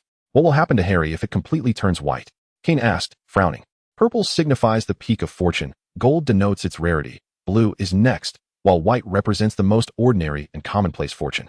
Those burdened with white fortune lead lives devoid of significant upheaval, akin to a stagnant pond. They resemble fallen leaves that sprout quietly only to wither unnoticed. However, for someone like Mr. Potter, whose immense fortune has been surreptitiously usurped, merely experiencing increasing misfortune is the least of his troubles. Yet, should his fortune fully transition to white, it could pose a grave threat to his very life. Bai Hui's tone was somewhat grave. Is it possible to ascertain who has stolen Harry's fortune? Kane inquired directly. If Mr. Potter is cooperative, I could attempt to trace the direction of the fortune's disappearance, Bai Hui replied. As long as we address the source of the theft, with some recovery time, his fortune can indeed be restored. After a moment's hesitation, Hui ultimately nodded. That is reassuring. The situation has not yet reached its direst point. Kane exhaled lightly, though his vigilance remained undiminished. Should someone possess the ability to surreptitiously pilfer Harry's fortune, might they not also target others, perhaps even himself? This apprehension was not unfounded, for according to Hui, his own fortune was of a rarer purple hue, even more precious than Harry's, which could easily incite envy. We must not delay, let us seek him out at once. Kane understood that this matter could not be postponed. Harry's fortune was perpetually waning, and it could transform into a mere white at any moment. Moreover, he harbored another concern that he dared not voice. Initially, Kane perceived this world as one intricately woven around the narrative of Harry Potter, wherein Harry had, to some extent, become akin to a child of destiny. Although Kane had since uncovered other facets of this realm and recognized that the events dictated by the original text did not strictly adhere to a linear story arc, he was unwilling to gamble on the unpredictable consequences that might ensue should Harry perish. Kane, what brings you here? Upon receiving Kane's message via a small communicator, Hermione dashed out from the Gryffindor common room without hesitation. Oh, and Miss Hui. Hermione subtly stepped back, somewhat taken aback. I sent a message to Harry, but he hasn't replied. I urgently need to find him. Kane offered a brief explanation. Harry is hiding in his dormitory and refuses to come out, Hermione whispered. He has been experiencing particularly severe misfortune lately. Could you take me to Harry's dormitory? I truly have pressing matters to discuss. Hermione hesitated for a moment, but eventually nodded. Follow me, Kane. She believed that Kane genuinely had urgent business. Otherwise, he would never have dared to intrude upon the Gryffindor common room. The moment Kane stepped into the common room, it felt as though the Gryffindors were suddenly frozen in time. Is that Kane Slytherin? I must be seeing things, Seamus exclaimed, rubbing his eyes vigorously. I see him too. Am I hallucinating? Dean gasped, pinching his thigh in disbelief. Ouch! Seamus jumped up. That hurt. What are you doing pinching my leg? If you're in pain, then we are not dreaming. How on earth have two snakes infiltrated Gryffindor territory? Dean shouted with a flushed face. Slytherin is attacking Gryffindor. Come out quickly. Lee Jordan, the loudspeaker of Gryffindor, pointed at Kane and exclaimed. In the next moment, a throng of Gryffindors surged out, many of them breathless with excitement. At last, the time had come to demonstrate Gryffindor's prowess. Kane felt a sudden breathlessness. How could there be so many Gryffindors? You misunderstand. Kane was actually looking for Harry. Hermione, startled by the commotion, quickly raised her hands in a gesture of explanation. Boss, even if you are our leader, we shall defend Gryffindor's territory to the death, George declared, relishing the chaos. To the death, we shall defend Gryffindor's territory, Fred shouted, raising his right hand high. To the death, we shall defend Gryffindor's territory. A horde of Gryffindors mindlessly echoed. Kane thought to himself, my native language at this moment is silence. He nearly believed he had stumbled into some bizarre village, but this was hardly a spirited tale. What are you doing? Everyone, go back. Percy, as the president of Gryffindor, immediately stepped forward to intervene. I've always wondered why you are all from the same school, yet act like enemies. Hui whispered in Kane's ear, seizing the opportunity. You've misunderstood. Despite our occasional conflicts, we can still coexist amicably, Hermione managed to say, forcing the words out, her cheeks reddening. I see. Hui elongated her tone, indicating her belief. Percy, you traitor of Gryffindor, overthrow Percy, Fred proclaimed with righteous indignation. He had long been displeased with Percy's preachy demeanor and found joy in his misfortune. Down with Percy, down with Slytherin. The cries grew increasingly fervent. Love and harmony. Hui added with a playful jab. Hermione chose not to explain further, her head bowed in shame. Please, don't cause a ruckus, Percy said, a hint of panic in his voice. If these restless Gryffindors stirred up trouble, he would have a hard time explaining himself to Professor McGonagall. Enough. With a low command, Kane released the concealed magic within him. A heavy pressure of magic swept through the air like a Siberian wind, instantly silencing the raucous Gryffindors. Kane, don't be impulsive, Hermione urged, sensing the overwhelming magic and striving to suppress her unease. This is Gryffindor's territory. Why shouldn't we speak? Lee Jordan retorted defiantly, his neck craning in a show of bravado. However, if his legs weren't trembling violently, perhaps his bravado would be more convincing. I said enough. Kane cast a light glance at Jordan, a warm smile playing at the corners of his lips. Lee Jordan's sixth sense suddenly sounded alarm bells, and the hairs on his body stood on end. Enough, enough. The smile on Lee Jordan's face was grotesque. All right, if you wish to avoid losing points, then you'd best return. Percy sighed in relief, feigning authority. Kane, they are merely jesting. It was not intentional, Percy remarked with a sheepish grin. I am aware.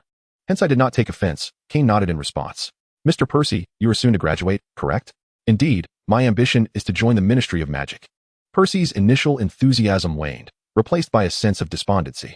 His father held a marginal position within the ministry, and the Weasley family had suffered significant decline. He could not assure himself of a position there, let alone one of importance. I happen to have a few openings at the ministry, Kane casually remarked. All right. Lead me to Harry. He cast a glance at Percy before addressing Hermione. Given the commotion, Kane found it peculiar that Harry and Ron, who typically relished in such chaos, had not appeared. He suspected something amiss. It is inappropriate for girls to enter the boys' dormitory. I shall escort Mr. Slytherin, Percy interjected, pushing past Hermione with eagerness. Then let us proceed, Kane replied with a slight nod. Percy, as if granted a royal decree, joyfully led Kane toward Harry's dormitory. Since when is it inappropriate for girls to enter the boys' dormitory? Hermione murmured in disbelief, left behind in contemplation. Chapter 40. Absolutely not possible. Do not speculate. Knock knock, Harry.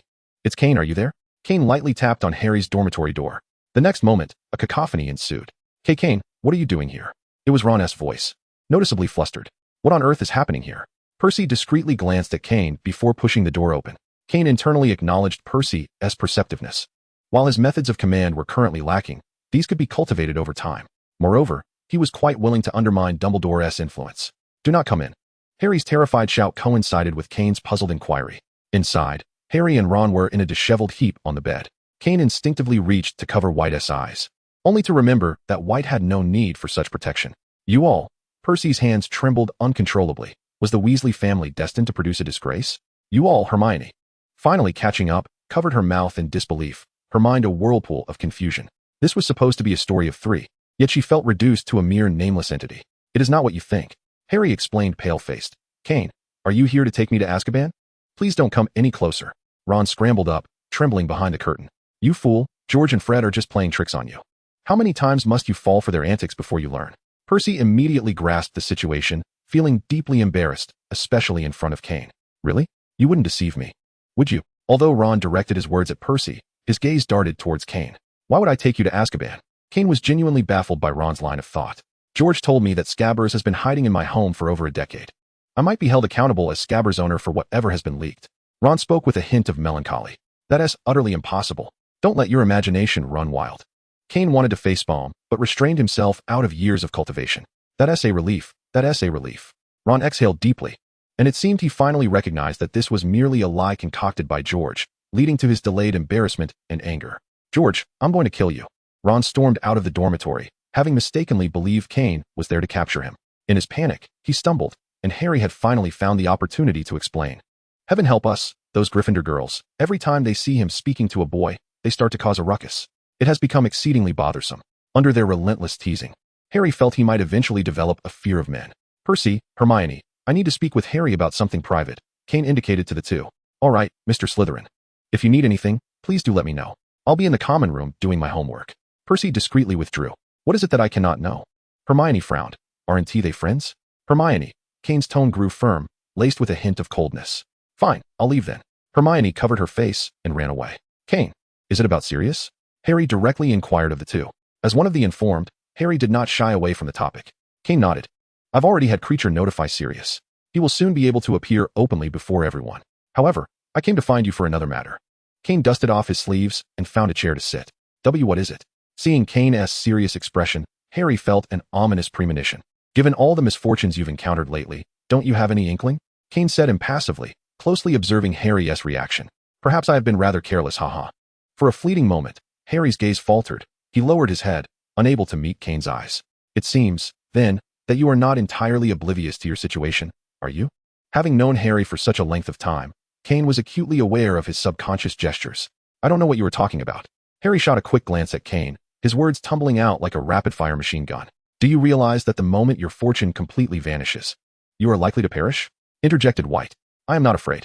Harry suddenly fell silent, a calmness enveloping him. Would you truly allow Sirius to suffer heartbreak once more? He has just managed to clear his name. Kane's brow furrowed tightly.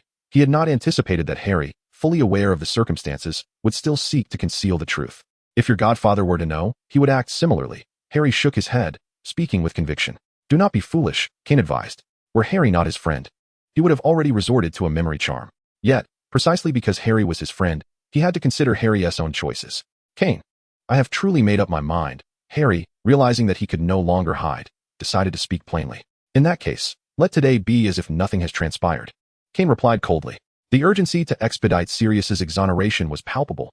He did not believe that Harry could remain indifferent when faced with familial bonds. Wait, familial bonds. Kane suddenly recalled Harry's boggart. If Harry were to disregard Sirius, it would signify that what compelled Harry to willingly sacrifice his life could only be Kane. Accompanied by White, walked out in silence.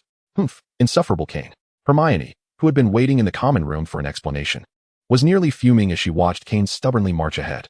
The following day, the howling of the Hawks once more unceremoniously hurled newspapers and other items against the unsuspecting faces of the students. Ever since the introduction of the little communicator, their workload had significantly diminished. What was wrong with expressing some grievance? Sirius had voluntarily appeared, and the ministry was set to commence the hearing. Draco hastily swallowed the morsel of bread he had been chewing, eagerly reciting the news. Understood. Continue your meal. Kane responded without a hint of emotion. Chapter 41. The hearing. Kane, Mr. Potter, Professor Dumbledore wishes to take you both to attend Sirius's hearing. I truly do not comprehend his reasoning. Professor McGonagall said briskly as she led the two towards Dumbledore's office, unable to refrain from criticizing along the way. From Professor McGonagall's perspective, Kane and Harry were at an age where they ought to focus on their studies, and adult matters should not involve children. Sirius Black is finally able to restore his reputation, murmured Harry in a low voice behind Professor McGonagall. Suddenly, he stumbled, nearly toppling into the professor walking ahead of him. But fortunately, Kane was quick to catch him. Mr. Potter, what has been troubling you lately? Professor McGonagall paused, furrowing her brow as she inquired. She recalled the Transfiguration class, where the task was to transform a teapot into a tortoise. Without a doubt, Kane had been the first to complete it. In such moments, she couldn't help but lament why Kane wasn't in Gryffindor. However, the focus now was on Harry. Although Harry's talent in Transfiguration was not as exceptional as Kane's, it was still above average. Yet, during class, he had transformed the teacup into a flamethrower. The memory of the sparks flying everywhere still haunted her, as several girls had suffered unfortunate hair mishaps. This was merely one incident. She had heard of various amusing escapades that Harry had caused in Gryffindor recently. Professor McGonagall, I will be more cautious next time, Harry said, casting a guilty glance at Kane, feeling somewhat embarrassed. Very well, Mr. Potter, you indeed ought to exhibit greater prudence. Professor McGonagall replied with a hint of seriousness, emphasizing the need for decorum once they entered the Ministry of Magic. Dumbledore, I have brought them both, she said after addressing Harry, leading the two into the headmaster's office. Ah, Harry, Kane, I trust Professor McGonagall has informed you, Dumbledore said with a smile. Clearly in good spirits that day. Headmaster Dumbledore, when do we depart? Harry asked excitedly. The hearing is scheduled for 10 a.m. We can set off now, Dumbledore replied. Dumbledore, they still have a charms class this morning, Professor McGonagall attempted to interject. Minerva, I am aware of your concerns. I have already spoken with Phileas, and he will provide supplementary lessons for Harry and his companion, Dumbledore reassured her. Very well, Professor McGonagall conceded, satisfied. Dumbledore used flue powder to transport Kane and Harry to the Ministry of Magic. Dumbledore, haha, long time no see.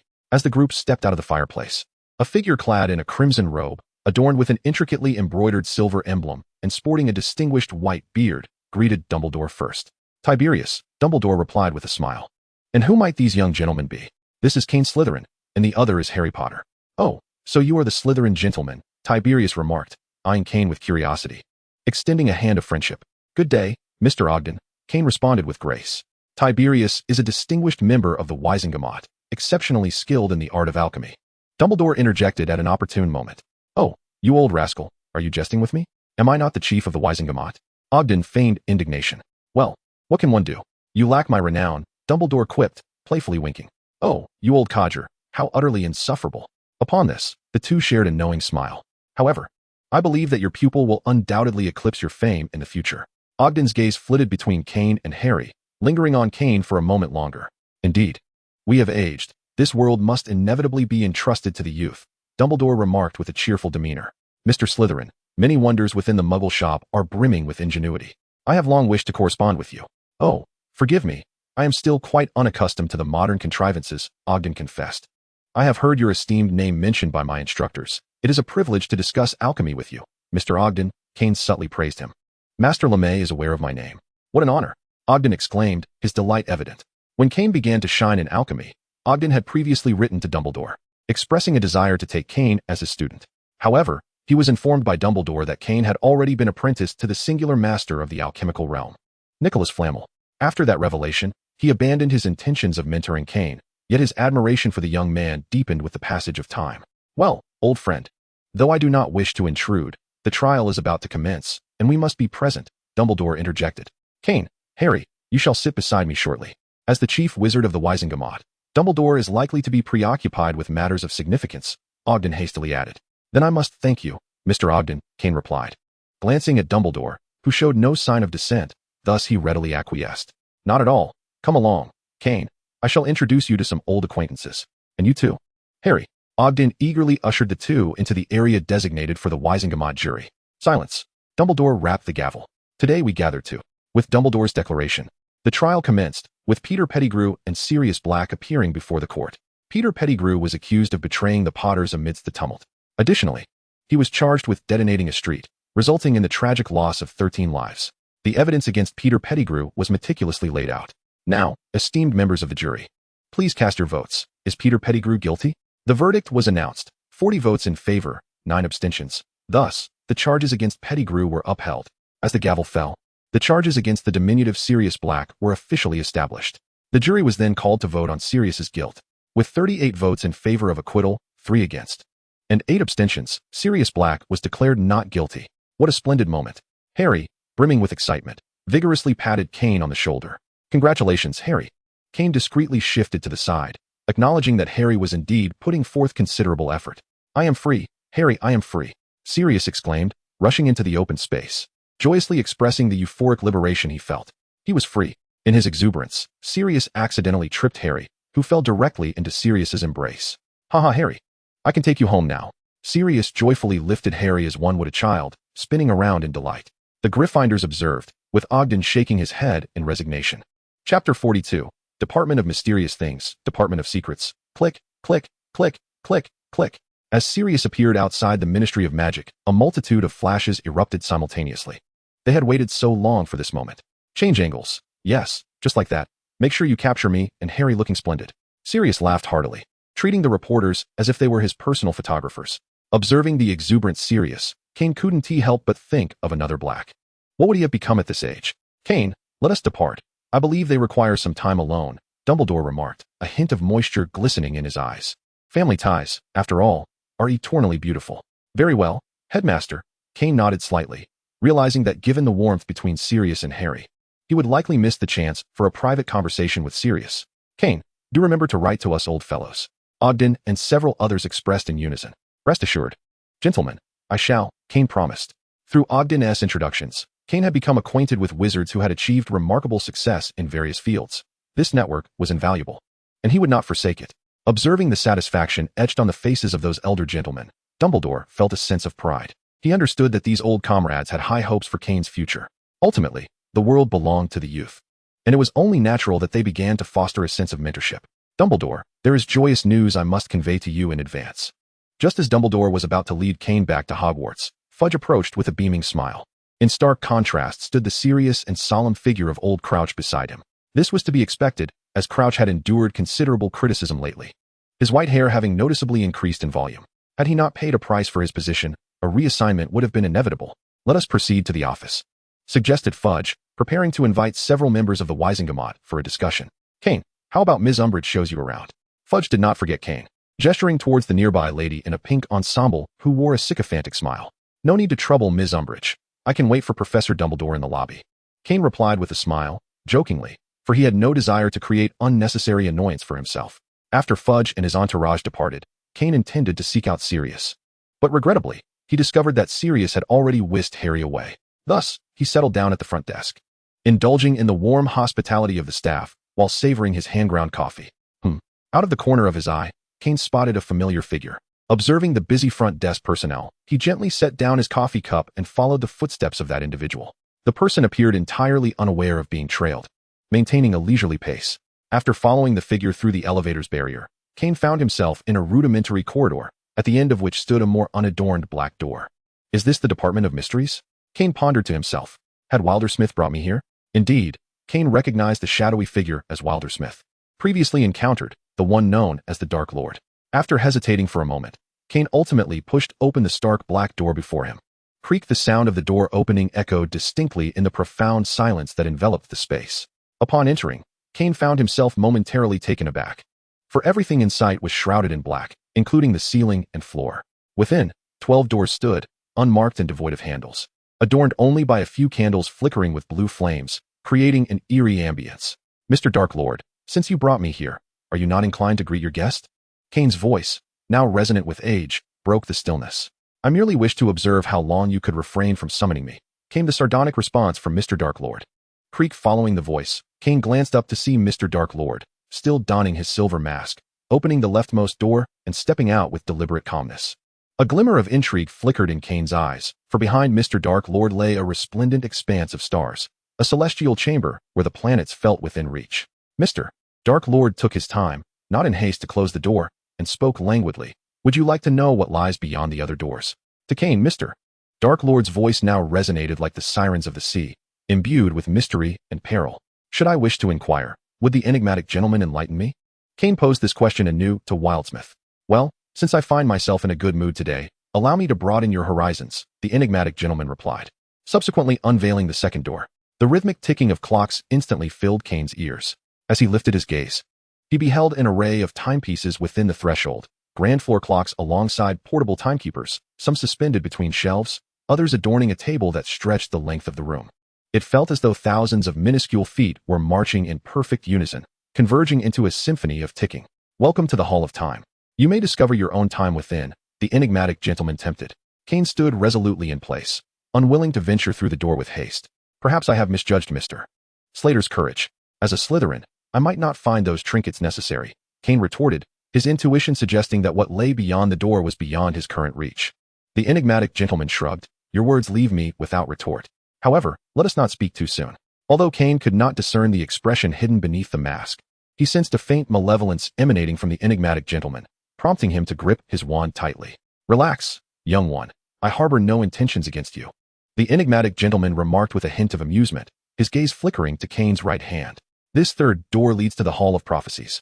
As the door creaked open, towering shelves materialized before Kane's eyes, laden with dusty little glass orbs, each adorned with yellowed labels beneath. From Kane's perspective, the only distinction among the orbs seemed to be the varying intensities of light they emitted. I can assure you, prophecies concerning you reside within, and not just one. Do you not wish to step inside? The siren-like voice of the enigmatic gentleman echoed once more. No, I am uninterested, thank you, Kane replied, forcing himself to suppress the thunderous beating of his heart, feigning nonchalance. The two stood in silent confrontation for a moment, until it was the enigmatic gentleman who ultimately conceded. The fourth door leads to the Hall of the Mind. The fifth door opens to the Hall of Frog Songs. As for this final door, the enigmatic gentleman gestured toward the innermost door. Kane followed the direction of his finger. Though the innermost door appeared indistinguishable from the others, Kane felt an inherent difference. Chapter 43, The Department of Mysterious Affairs, Department of Silence, continues. The 11th door leads to the Hall of Death. Although the enigmatic gentleman's face was concealed beneath a silver mask, the chill in his eyes was unmistakably clear. In the center of the Hall of Death lies a vast, sunken stone pit, its edges encircled by a series of stone steps that traverse the entirety of the room, exuding an air of solemnity and chill. However, what piqued Kane's curiosity was the prominent stone platform within the pit, its weathered surface suggesting it had endured the passage of time for countless years. An ancient archway, in a state of disrepair, stood atop the platform, devoid of any supports yet showing no signs of collapse. Draped across the archway was a black curtain, which, upon closer inspection, revealed numerous tiny holes resembling those made by insects.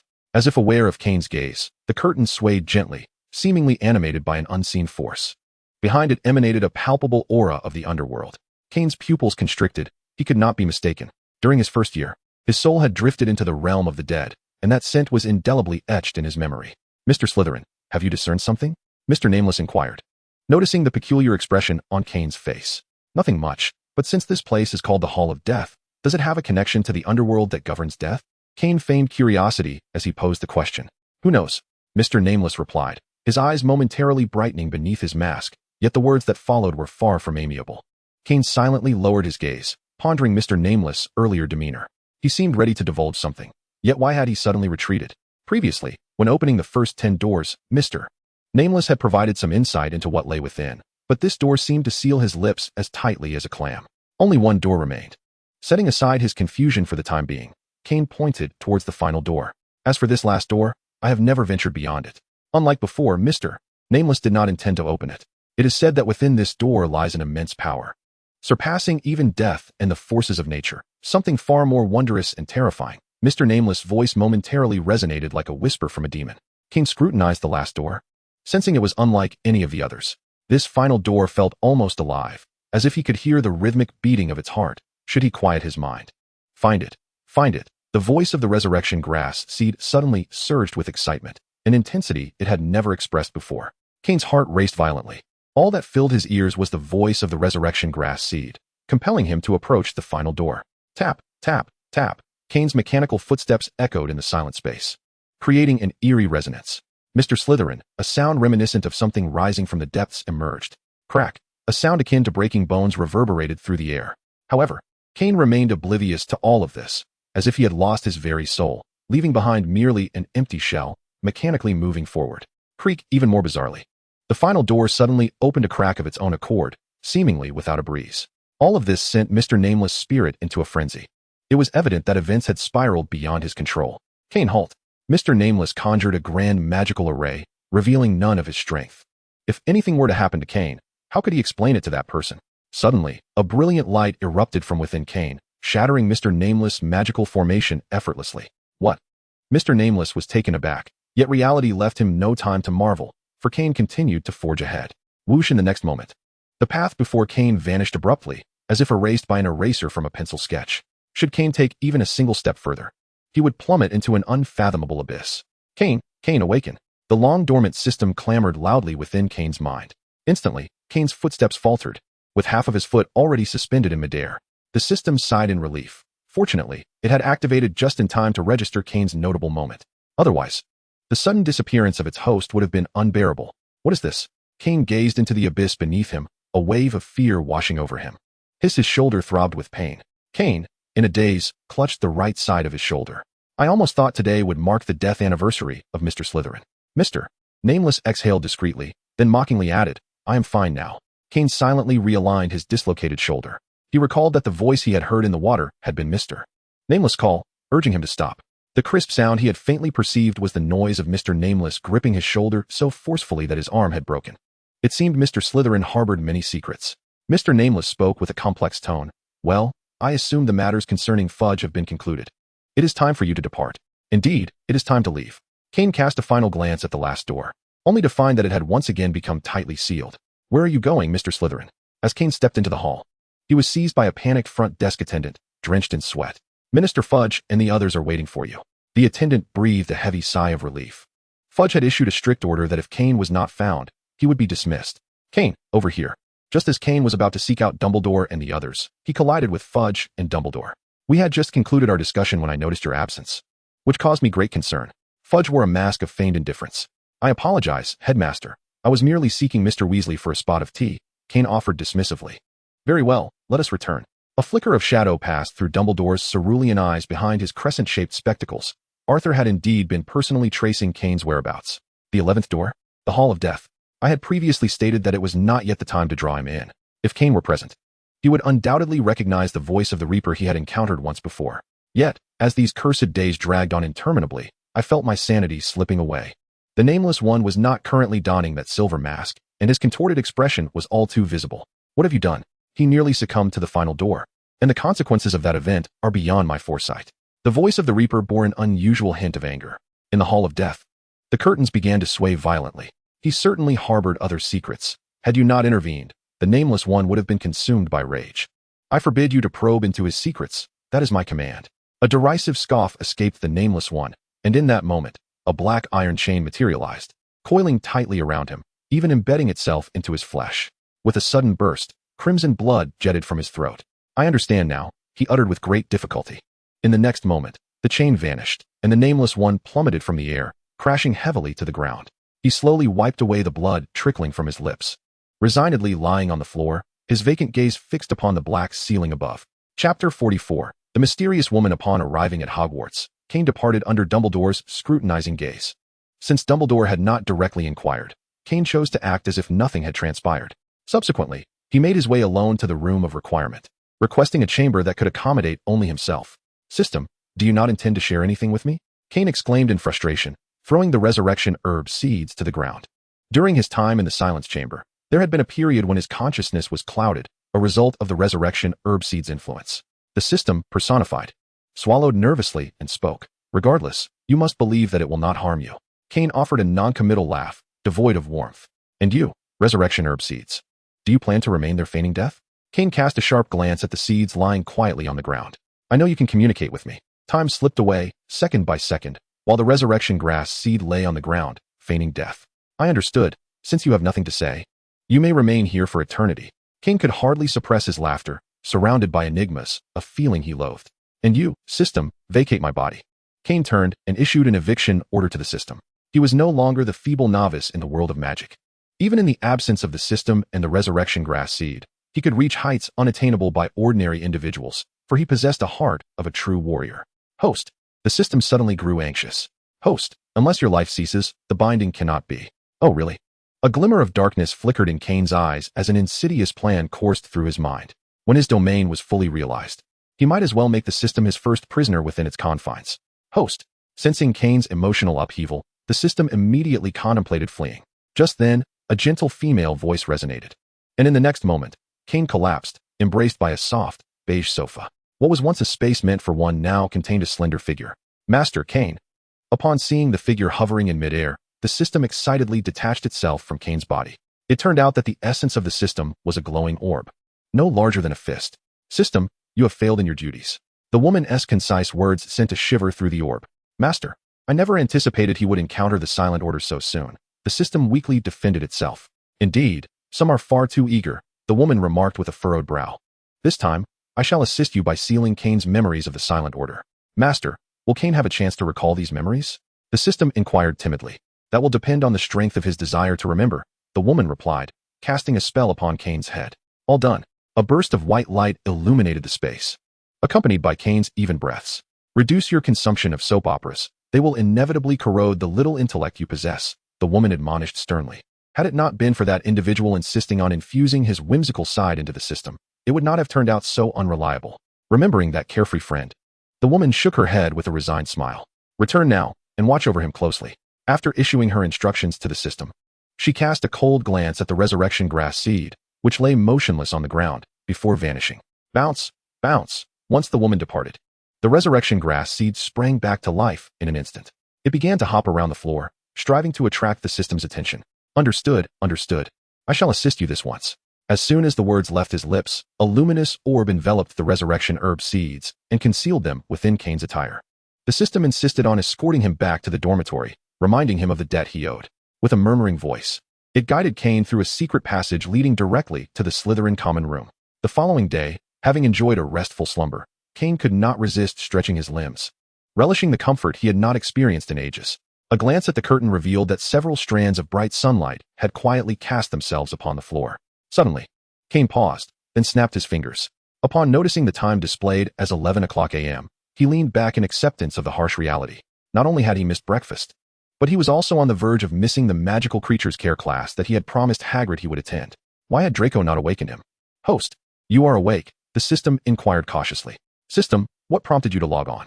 Is the latest binge-worthy series no longer appealing? Kane asked, somewhat surprised.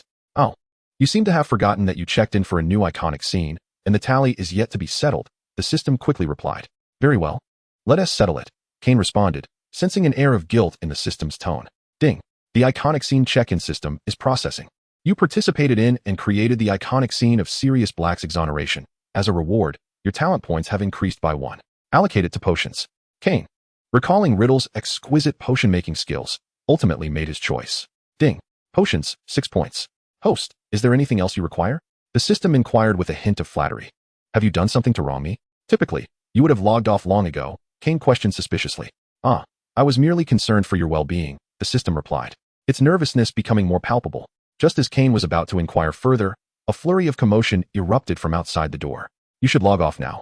Kane furrowed his brow and instructed. Host, the system sighed in relief and eagerly logged off. Kane, something terrible has happened. Pansy rushed into Kane's dormitory. Oh, Pansy's wide eyes quickly returned to their normal size. How infuriating. She had hurried to find Kane, expecting to catch a glimpse of him in his pajamas, but alas. As she entered, Kane deftly gestured, and his attire was instantly donned. What is it? Has Draco gotten into trouble? Kane suddenly recalled a pivotal moment from the original narrative, involving Draco being injured by Buckbeak. Not Draco, it's that Potter. What? Harry, what on earth has occurred? Kane asked, astonished. That Hagrid. He brought a menagerie of beasts into the classroom. Oh, you have no idea. The appearance of that creature was utterly terrifying, Pansy recounted vividly. Get to the point. Kane urged, rubbing his forehead. The crux of the matter is approaching. Pansy took a deep breath. Chapter 45, The Suspect. That Potter volunteered to interact with the beast. Buckbeak. Everything was proceeding smoothly until Potter found himself mounted upon Buckbeak's back. With a powerful flap of its wings, Buckbeak ascended into the sky, soaring higher and higher. Yet, as it reached a considerable altitude, Potter suddenly plummeted from its back, without warning. Had it not been for Hermione's timely application of the levitation charm, Potter would have surely met a gruesome fate upon impact. Most alarming of all, before losing consciousness, Potter had been repeatedly calling your name. Pansy concluded, gasping for breath. Upon hearing Pansy's words, a sense of foreboding washed over Kane. Could it be that Harry's luck had finally run dry? I must go and see. Kane resolved instantly. Wait for me. I shall accompany you, Pansy said, hurriedly matching Kane's pace. In the infirmary, when Kane arrived, Draco and the others were gathered at the entrance. The moment Hermione spotted Kane, she could not contain her tears. How is Harry? Kane inquired. Madame Pomfrey stated that Harry's vital signs are weak. He is very likely to. Hermione's voice broke further as she spoke. Harry was calling your name before he fell unconscious. Was it you? Ron exclaimed, his eyes reddening in agitation. Weasley, do not cast baseless accusations. Kane was not even present at the scene. Draco glared at Ron. Ron, it cannot possibly be Kane. Hermione hastily defended Kane.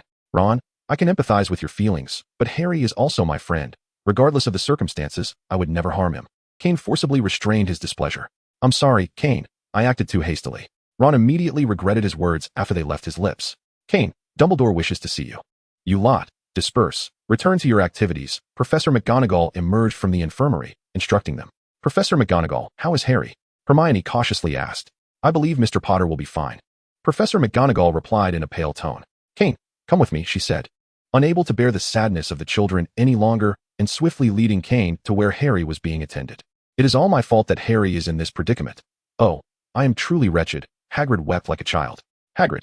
We all know that Harry's situation is not your doing. Dumbledore looked at Hagrid with a sense of helplessness. Ah, our illustrious Professor Slytherin has finally arrived. At this moment, Snape radiated an unsettling intensity, his gaze directed at Kane betraying a deep-seated animosity. Is the so-called endeavor to restore Slytherin's glory merely a pretext for the assassination of Harry Potter? Must Professor Snape hastily condemn him based on a thoughtless remark? Professor Black remarked with a calm demeanor. As soon as these words were uttered, Snape scoffed dismissively and turned away, harboring an instinctive awareness that he could not afford to provoke Professor Black. Headmaster, esteemed professors, Kane greeted them, seemingly oblivious to the discord ignited by his presence. Kane, Harry has inexplicably lapsed into unconsciousness, his vital signs deteriorating, and he was calling your name just before he fell. Do you have anything to say? Dumbledore inquired directly, his intuition linking Kane's presence to Harry's predicament. Yet, given that Grindelwald had already set the tone of the conversation, he refrained from being overly explicit.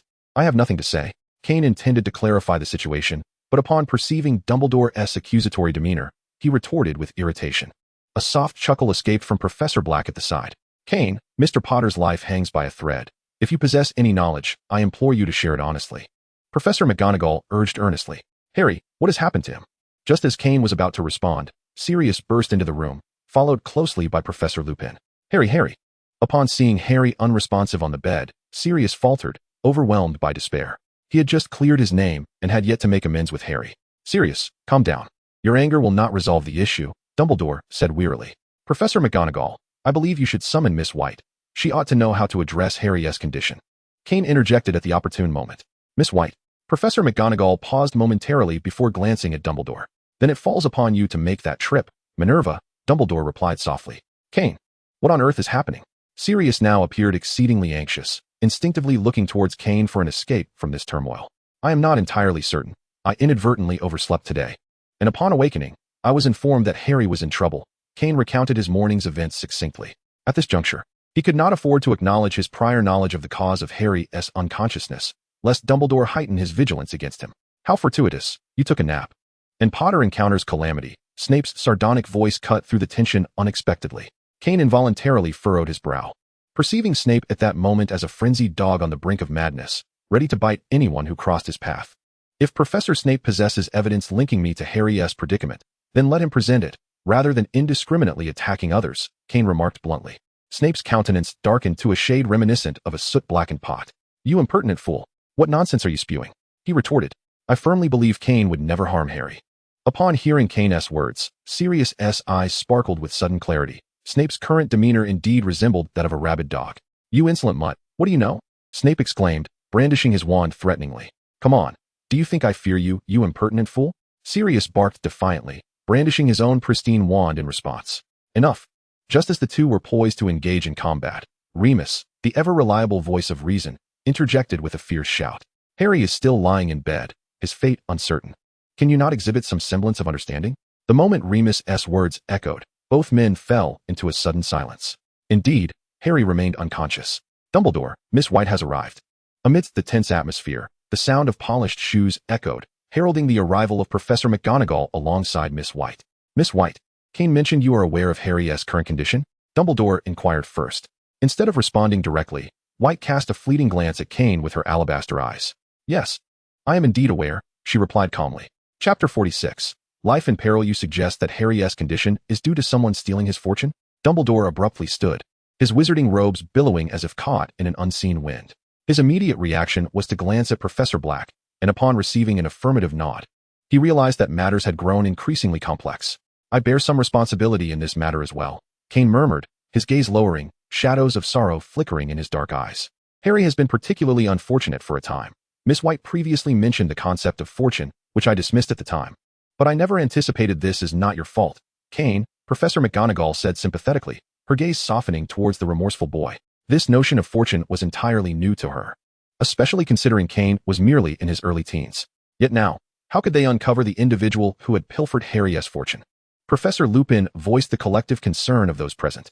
If Mr. Potter were in a conscious state and willing to cooperate, I might have a means to trace the thief of his fortune, White stated, but then abruptly shifted her tone. However, the pressing issue is that Mr. Potter's fortune is on the verge of turning white. How long until his fortune completely transforms to white? Dumbledore seized upon the critical point. At most, 3 days. White delivered her ultimatum. 3 days. Dumbledore, is there any way to awaken Harry? Sirius inquired anxiously. Dumbledore remained silent. Severus, you are a master of potions. Are you not? Save Harry. For the first time, Sirius bowed his proud head before Snape. It is futile, Snape rasped, his voice as if it had been worn down by sandpaper. Mr. Potter exhibits no physical or internal issues, yet he remains in an unyielding coma, his life hanging by a thread. Then I shall trade my life for Harry's. Sirius placed his last glimmer of hope in Dumbledore. I regret to disappoint you, Sirius. I possess no method for such an exchange, Dumbledore replied, his tone somber. Miss White, do you hold a means to awaken Harry? Dumbledore, striving to calm the tumult within, inquired with composure. Harry Potter's life was paramount. Whatever the cost, he would save him. It was with dismay that Dumbledore noted Miss White shaking her head. Unless there exists something capable of temporarily suppressing Mr. Potter's fate, otherwise. Her unfinished thought struck the hearts of all present like the heavy beat of a drum. They understood that protecting Harry's life was of utmost urgency. An object to suppress fate? Dumbledore murmured, a contemplative glint passing through his azure eyes. Miss White, what qualifies as a suppressive object? Typically, such objects are vessels imbued with immense willpower, Miss White elucidated. Where might one procure such a thing? Sirius pressed on. Miss White shook her head. Suppressive objects were exceedingly rare, often elusive and unattainable. Her words pierced through Sirius like a sharpened blade, rendering his already frail form precarious. Sirius was caught by Professor Lupin, who acted swiftly. Is Harry condemned to a dead end? Sirius murmured, his eyes devoid of hope. Dumbledore, you promised. You vowed to ensure Potter's safety. Snape suddenly rose, gazing at Dumbledore with the desperation of a drowning man clinging to his last straw. Severus. Seeing Snape tremble, Dumbledore's voice brimmed with weariness and guilt. Professor Black, what say you? Dumbledore's gaze bore an unprecedented plea. It was said that during the era of the four founders, Gryffindor was gravely wounded for reasons unknown, teetering on the brink of death. It was Slytherin and the other 3 founders who discovered a stone, placing it upon Gryffindor's forehead, leading to his immediate revival and cessation of his mortal decline. Grindelwald observed the aged visage of Albus, feeling a pang of unease within, as he slowly recounted a little-known historical event. Are you referring to the Stone of Suppression? Dumbledore immediately comprehended the significance of Grindelwald's words. In legend, the Stone of Suppression was held by Merlin, regarded as the very first stone used for the construction of altars in this world. There exists an intriguing tale regarding the Stone of Suppression. Long, long ago, on an unexpected day, as the Grim Reaper gazed upon the earth, he fortuitously discovered that the profoundly powerful Merlin had existed for at least a millennium. The Grim Reaper, coveting Merlin's formidable soul, sought to wield his scythe to reap Merlin's life. However, Merlin, hearing the heavy footsteps of death approaching, preemptively placed the Stone of Suppression upon the path of the Grim Reaper. At the very moment the stone touched the ground, the Grim Reaper immediately lost all sense of Merlin's direction, No matter the detour he took, he found himself unable to approach Merlin even in the slightest. Indeed, if one could locate the Stone of Suppression, it could surely halt Harry's waning fortune.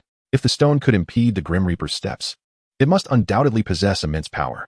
In Kane's ears, Grindelwald subtly recounted the origins of the Stone of Suppression. After listening to his mentor's words, Kane fell into a contemplative silence. Where could one find the Stone of Suppression? Lupin inquired, speaking for the incapacitated Sirius. According to legend, Gryffindor concealed the Stone of Suppression within a secret chamber. Dumbledore stated. Gryffindor's secret chamber. Lupin gasped, having always believed that such a chamber was merely a myth. He was astonished to learn that Gryffindor indeed had a legacy that was preserved. But where is this chamber? The chamber is within Hogwarts. And we must locate it within 3 days, Dumbledore asserted, holding knowledge of many hidden secrets as the headmaster. He was aware that the 4 founders had each left a secret chamber within Hogwarts. Then let us hurry, Sirius exclaimed, suddenly invigorated, eager to rush forth. Though the chamber resides within Hogwarts, I do not know its exact location. Only a worthy descendant of Gryffindor may unveil its whereabouts, Dumbledore replied, somewhat resigned. Dumbledore, let us mobilize all the students. Announce that Hogwarts will soon host an archaeological treasure hunt. I am certain that Gryffindor students will participate with great enthusiasm, Professor McGonagall suggested. As her words echoed, all eyes turned toward her. Kane was equally astonished. He had not expected the typically stern Professor McGonagall to display such flexibility for the sake of her students. Professor McGonagall, however, disregarded the multitude of surprised gazes, merely seeking Dumbledore's approval. So be it, Dumbledore sighed, decisively concluding the matter. Chapter 47. The School-Wide Treasure Hunt in the Dead of Night. Kane found himself alone at the location of the Room of Requirement on the 8th floor. I wish to see Ravenclaw. I wish to see Ravenclaw, Kane softly repeated twice. An illuminous doorway suddenly appeared before him. Kane, what brings you here? Helena's cheerful voice rang out. I have come to return the diadem of Ravenclaw.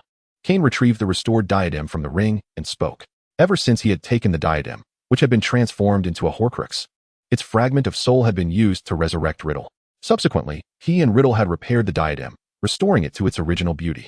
Helena's eyes glistened with tears of joy. Since she had stolen her mother's diadem, and it had subsequently vanished, she had lived in a perpetual state of guilt.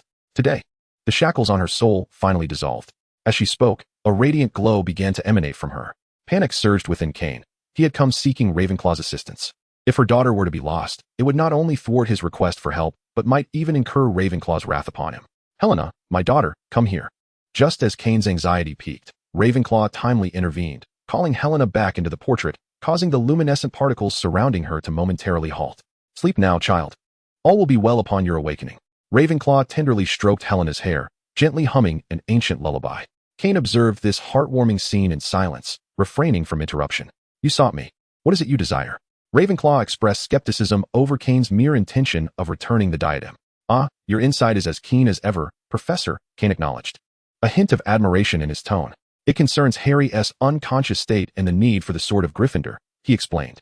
The Sword of Gryffindor indeed resided within the Chamber of Secrets. A flicker of understanding crossed Ravenclaw's wise eyes. So, Professor, do you know the location of Gryffindor's chamber? Kane inquired eagerly.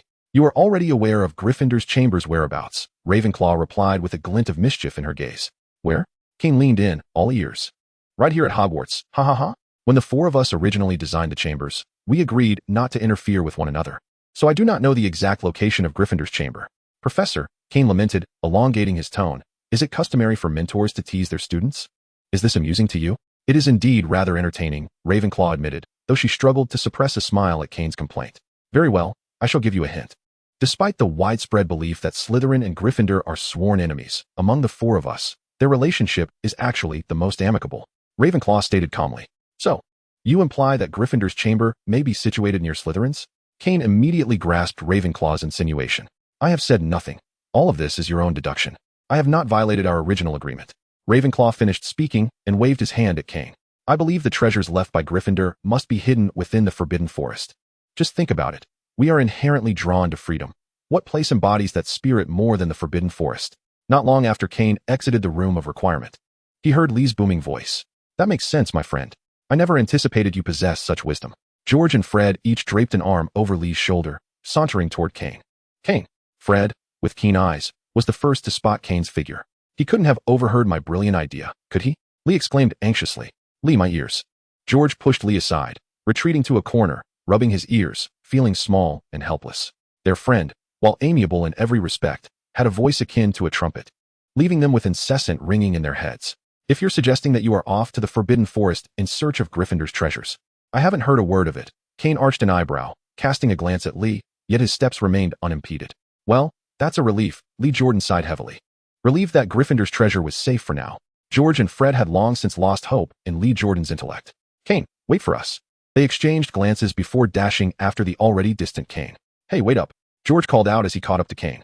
Aren't you supposed to be searching for Gryffindor's treasures? Kane replied with a subtle smile. Ah, that smile. Surely you know something. Come on, boss, share with us. George and Fred chimed in unison.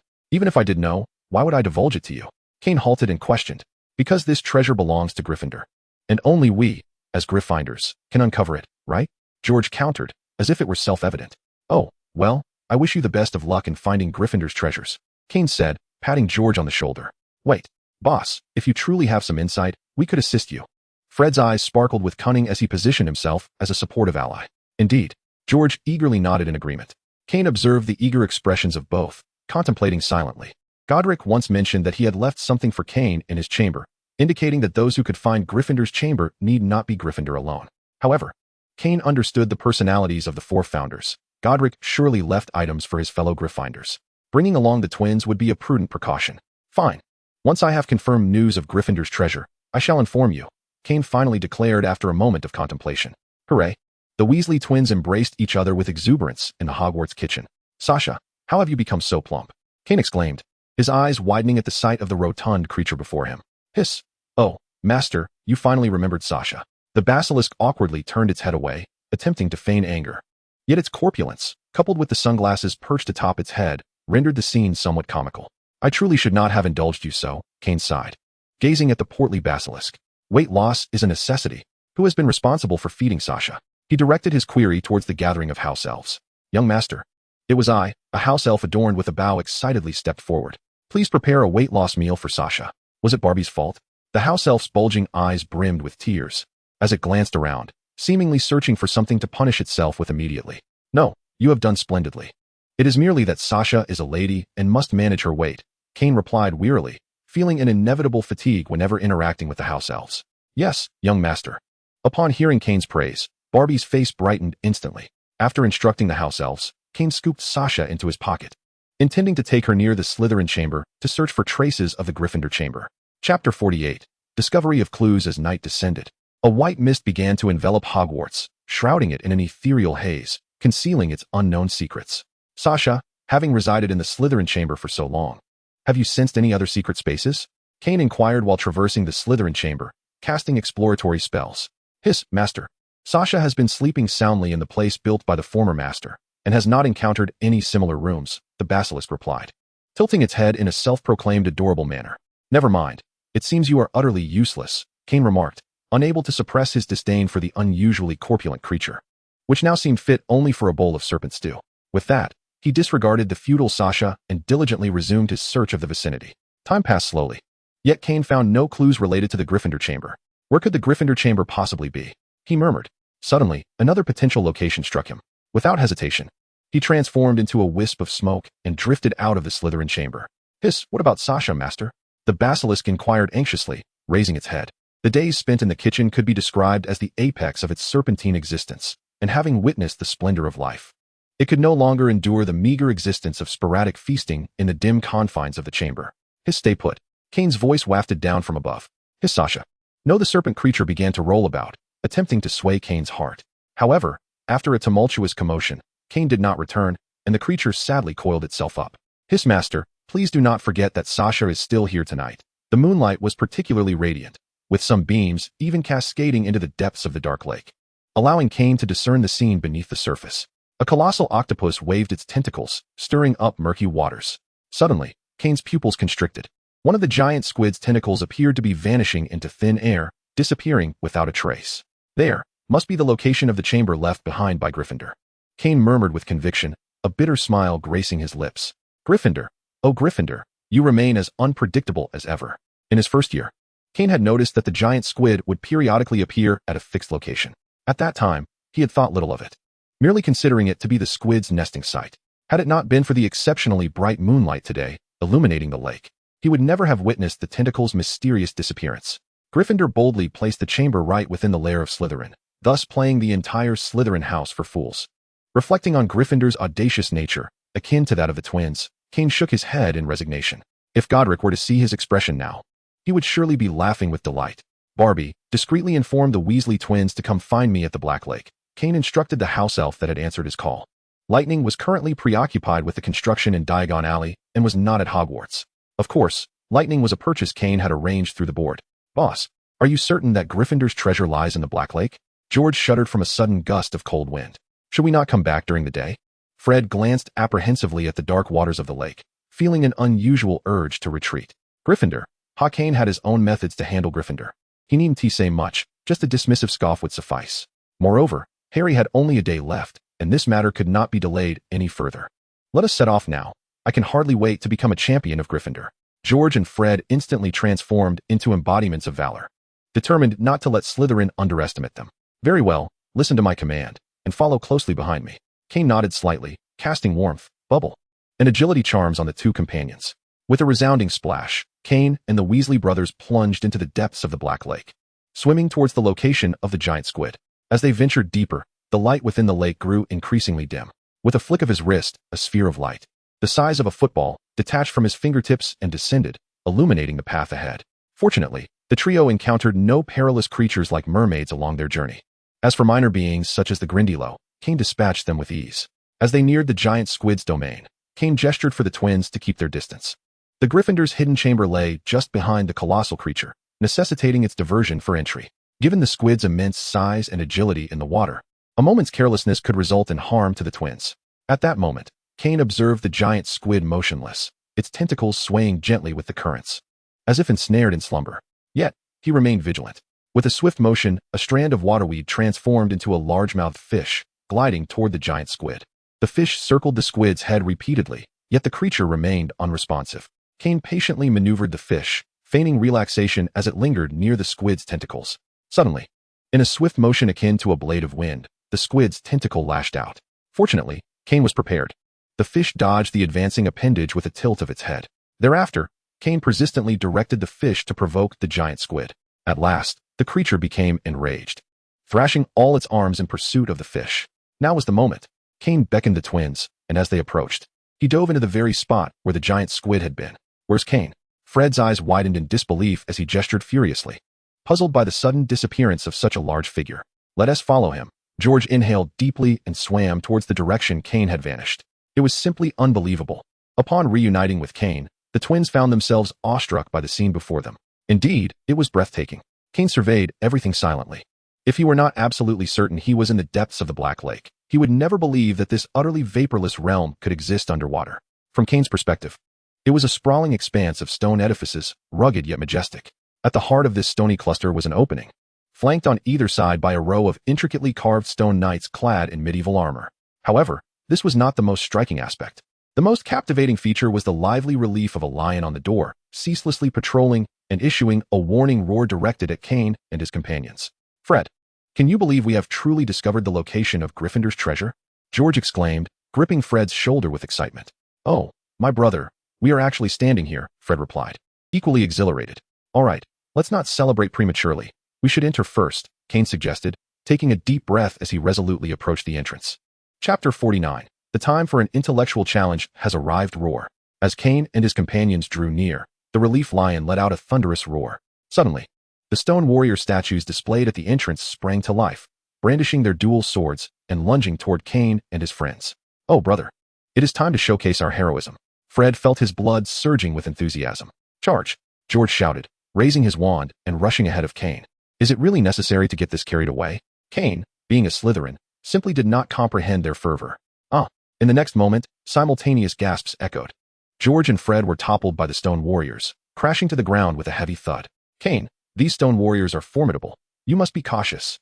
George, sensing the peril, performed a roll and pulled Fred behind Kane for safety. Thanks to the Weasley twins, Kane realized that these statues were enchanted with powerful spells. Even if shattered, they could swiftly restore themselves. Clang, clang. The blade tips of the stone warriors pointed menacingly at Kane, and he could feel the sharpness of the blades slicing through the air. In the next instant, Kane executed a disapparition, escaping the encirclement of the stone warriors. Boss, you can't just abandon us. Fred exclaimed, dumbfounded. They were incapable of disapparition. Shattered. Ignoring Fred's lament, Kane directed his attention to the relief lion on the door. Boom. The relief lion emitted one final, defiant roar before being blown to pieces, causing the stone warriors to cease their movements. Phew, that scared me to death, George said, drenched in cold sweat, as he cautiously pushed back the now-still blades. You frightened me so much. Fred hastily pulled George out of the danger zone. It turns out that lion was the switch controlling the stone warriors. Kane, how did you figure that out? George asked, belatedly comprehending. Sometimes, having a brain is quite beneficial, Kane remarked, gently tapping his temple with a knowing expression. The Weasley twins, usually quite clever, seemed to turn into brutes the moment they faced danger. Oh, perhaps this is the essence of Gryffindor. It is all my mother's fault for striking our heads too many times during our childhood, Fred grumbled. Let us not dwell on that. We should hurry inside, George exclaimed, pointing eagerly at the dark entrance. Kane nodded and stepped forward into the cave. Welcome, warriors from the future, a jovial male voice resonated as the trio crossed the threshold. Wisdom is the key to the entrance of the Gryffindor chamber. And you have successfully passed the first trial. George, could that be the voice of Godric Gryffindor? Fred suddenly pondered. Indeed, it is unmistakably his voice. Kane affirmed with a nod. Oh Godric, your lingering resentment toward Salazar for deeming you foolish is indeed profound. The first trial tests wisdom, Fred remarked. A hint of sarcasm in his tone. How would you know when you last heard Godric Gryffindor speak? George inquired, stroking his smooth chin with skepticism. Believe it or not, Kane retorted with exasperation, striding deeper into the cave. Wait for us, boss. The Weasley twins hurriedly followed.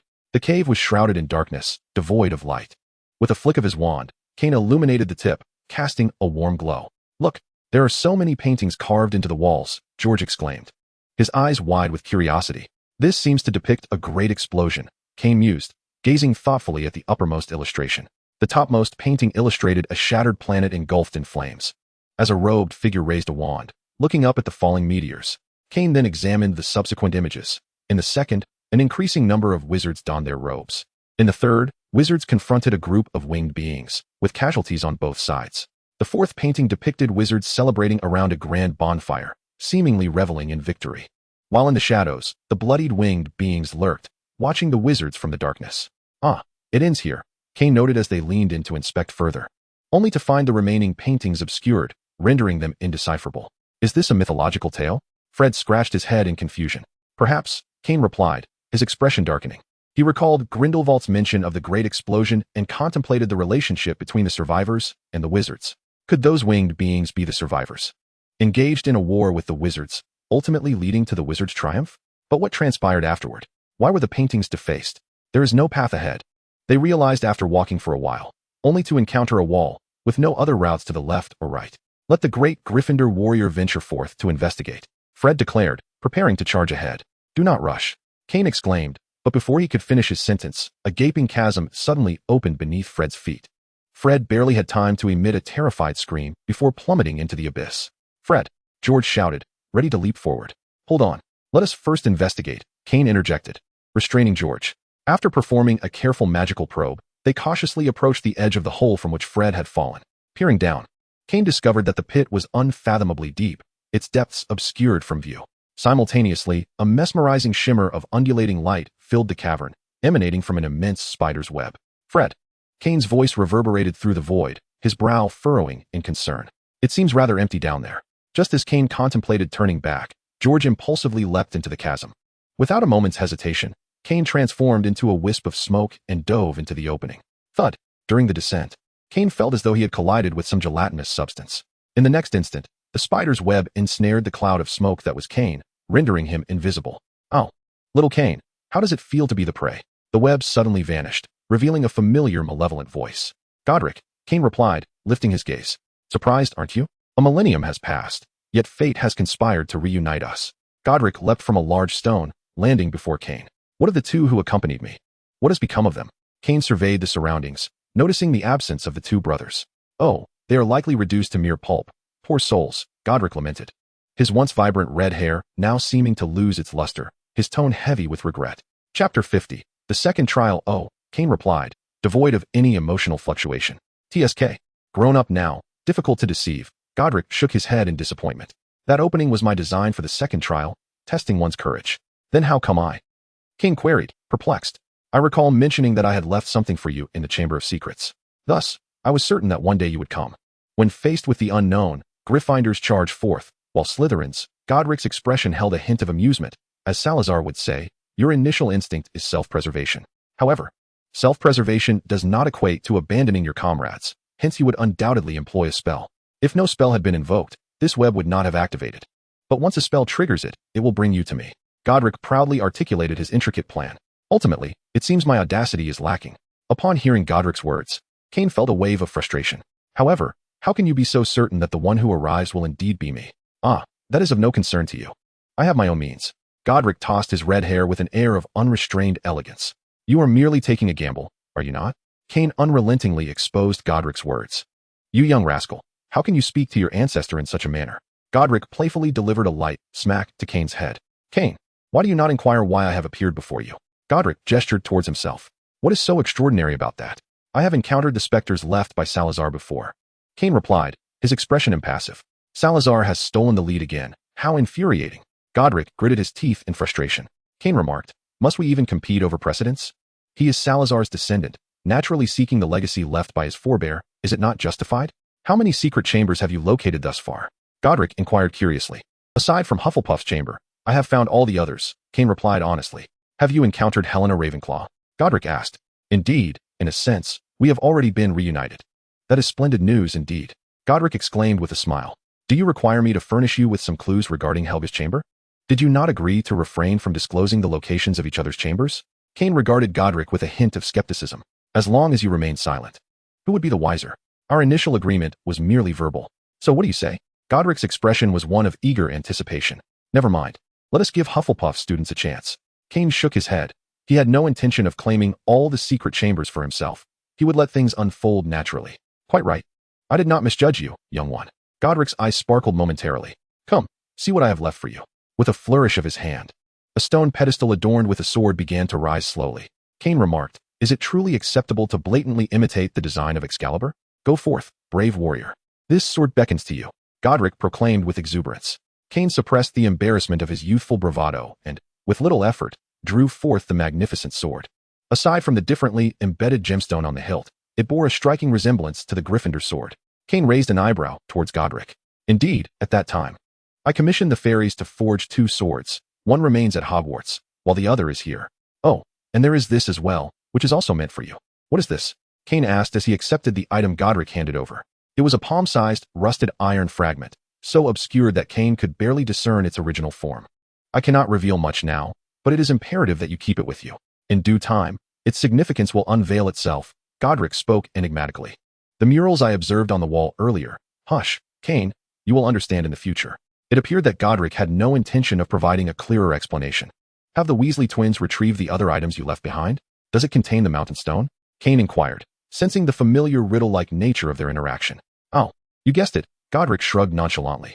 Your so-called second trial is merely to ensure that Gryffindor retrieves the ultimate artifact.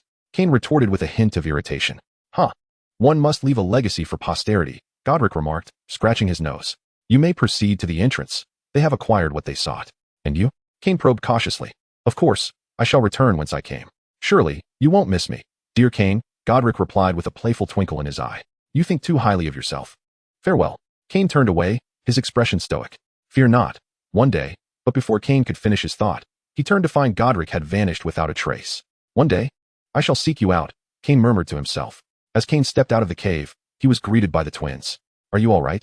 They asked in unison. I'm fine. How about you? Kane shook his head. You won't believe what we've encountered. George exclaimed, animatedly gesturing. There's still time. Do elaborate, Kane encouraged. From the perspective of the Weasley twins, Fred, I'm coming. George declared resolutely as he leaped into the unknown, unwilling to leave his brother to face danger alone. Not even death could sever their bond. In that instant, as Fred jumped, a fierce gale engulfed him, and he lost consciousness in an instant. George, George. Time blurred as George, in a haze, heard Fred calling out to him. Is this hell? He wondered, glancing at the flickering light reflected on the walls. George, wake up. Look, this is not hell, this is paradise. Fred urged, shaking his bewildered brother vigorously. As George opened his eyes momentarily, then closed them again in disbelief. He repeated this cycle until he finally accepted the reality before him. My heavens, Fred, we have discovered a mountain of gold. What he had just seen was not the glow of fire, but rather the radiance of gold. George gazed at the mound of silverware and jewels. listening to the melodious sound of coins gliding through his fingers, and in that moment, he felt he had reached the pinnacle of his existence. "We are going to be rich, haha," Fred exclaimed, reveling in the pile of gold coins. "Children, do you want some?" Suddenly, a white-bearded old man appeared before them. "If you desire it, will you give it to me?" Fred instinctively inquired. "Of course, I can bestow upon you all this gold. However, I require you to make a choice."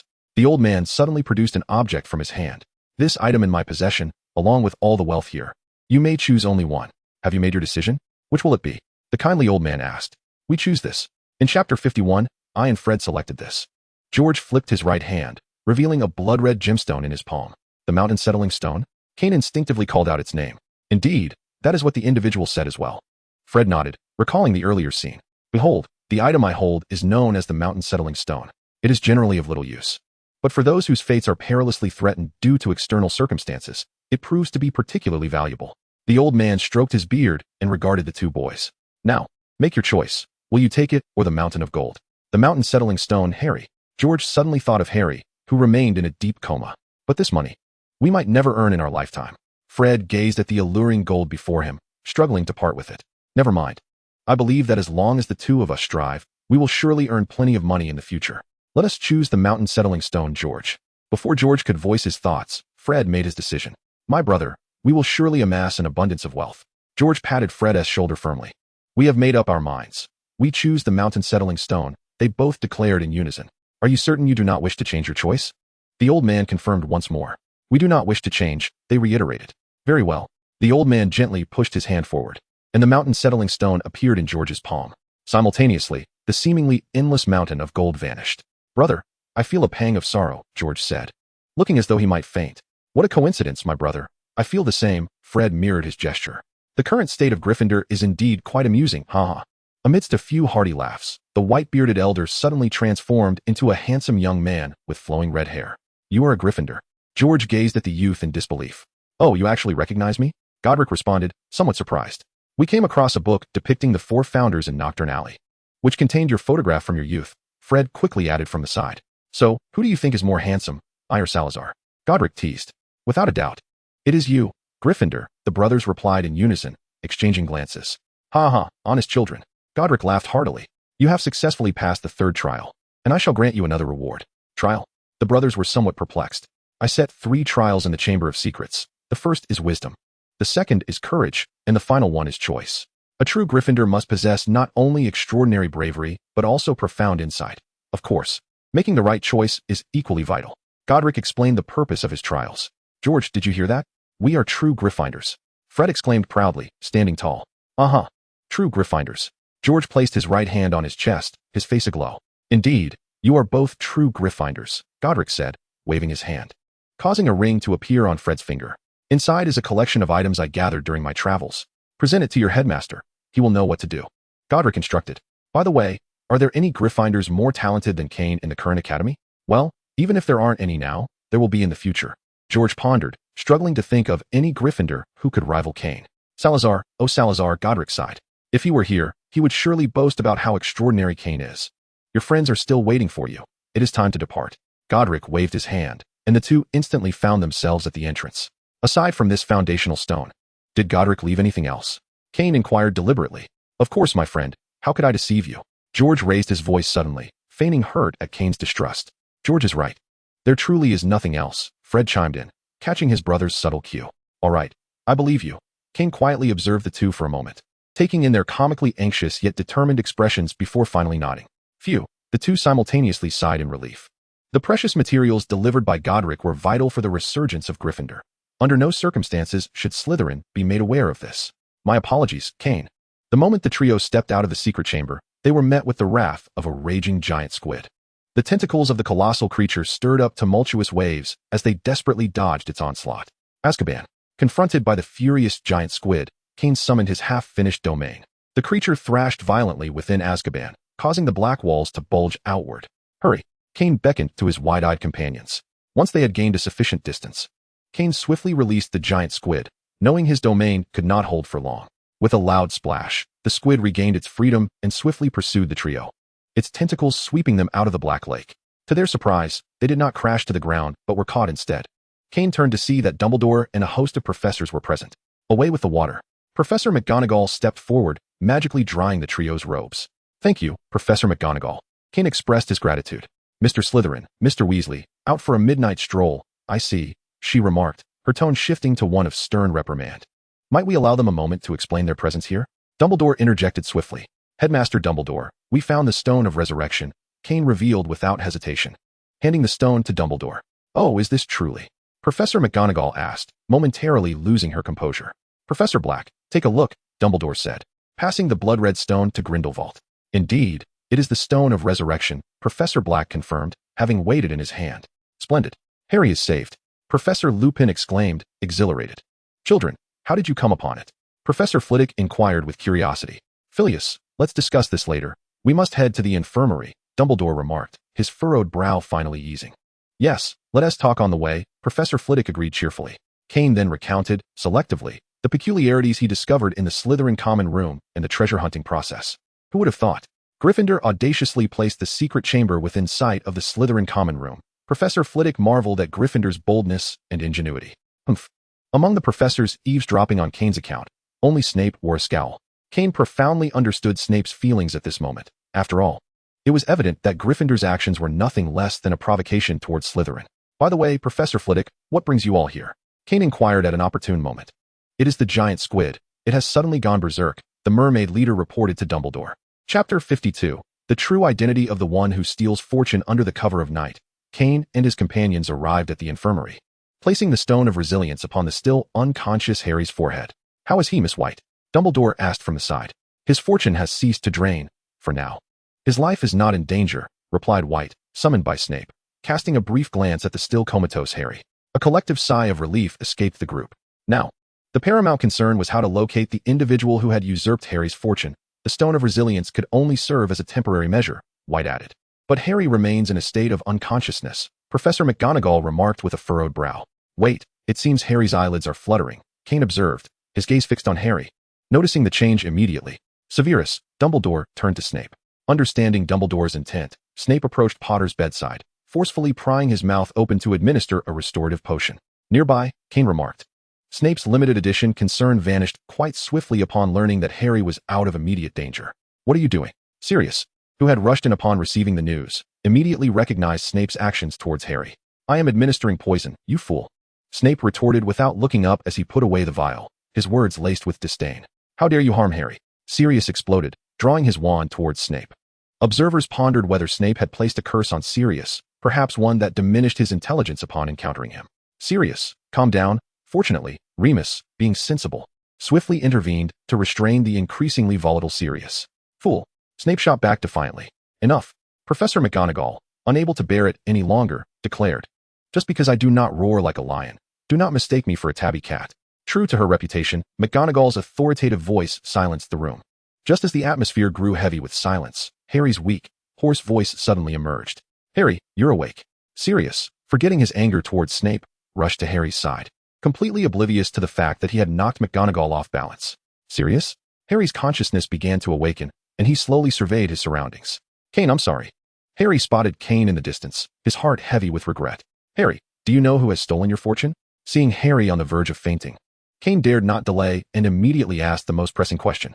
Everyone held their breath, intently watching for Harry's response. It was William Wildersmith. Harry spoke the name with a complex mix of emotions. What? I remember now, that Wildersmith called you away last time. Sirius, momentarily stunned, suddenly recalled something, and his expression shifted to one of guilt and anger. He should never have allowed Wildersmith to take Harry away. Wildersmith? Kane was momentarily taken aback by Harry's words. What did he say to you? Dumbledore pressed. He said. Harry's eyelids trembled violently, clearly exhausted from his brief awakening. Under the gaze of everyone, Harry succumbed to slumber once more.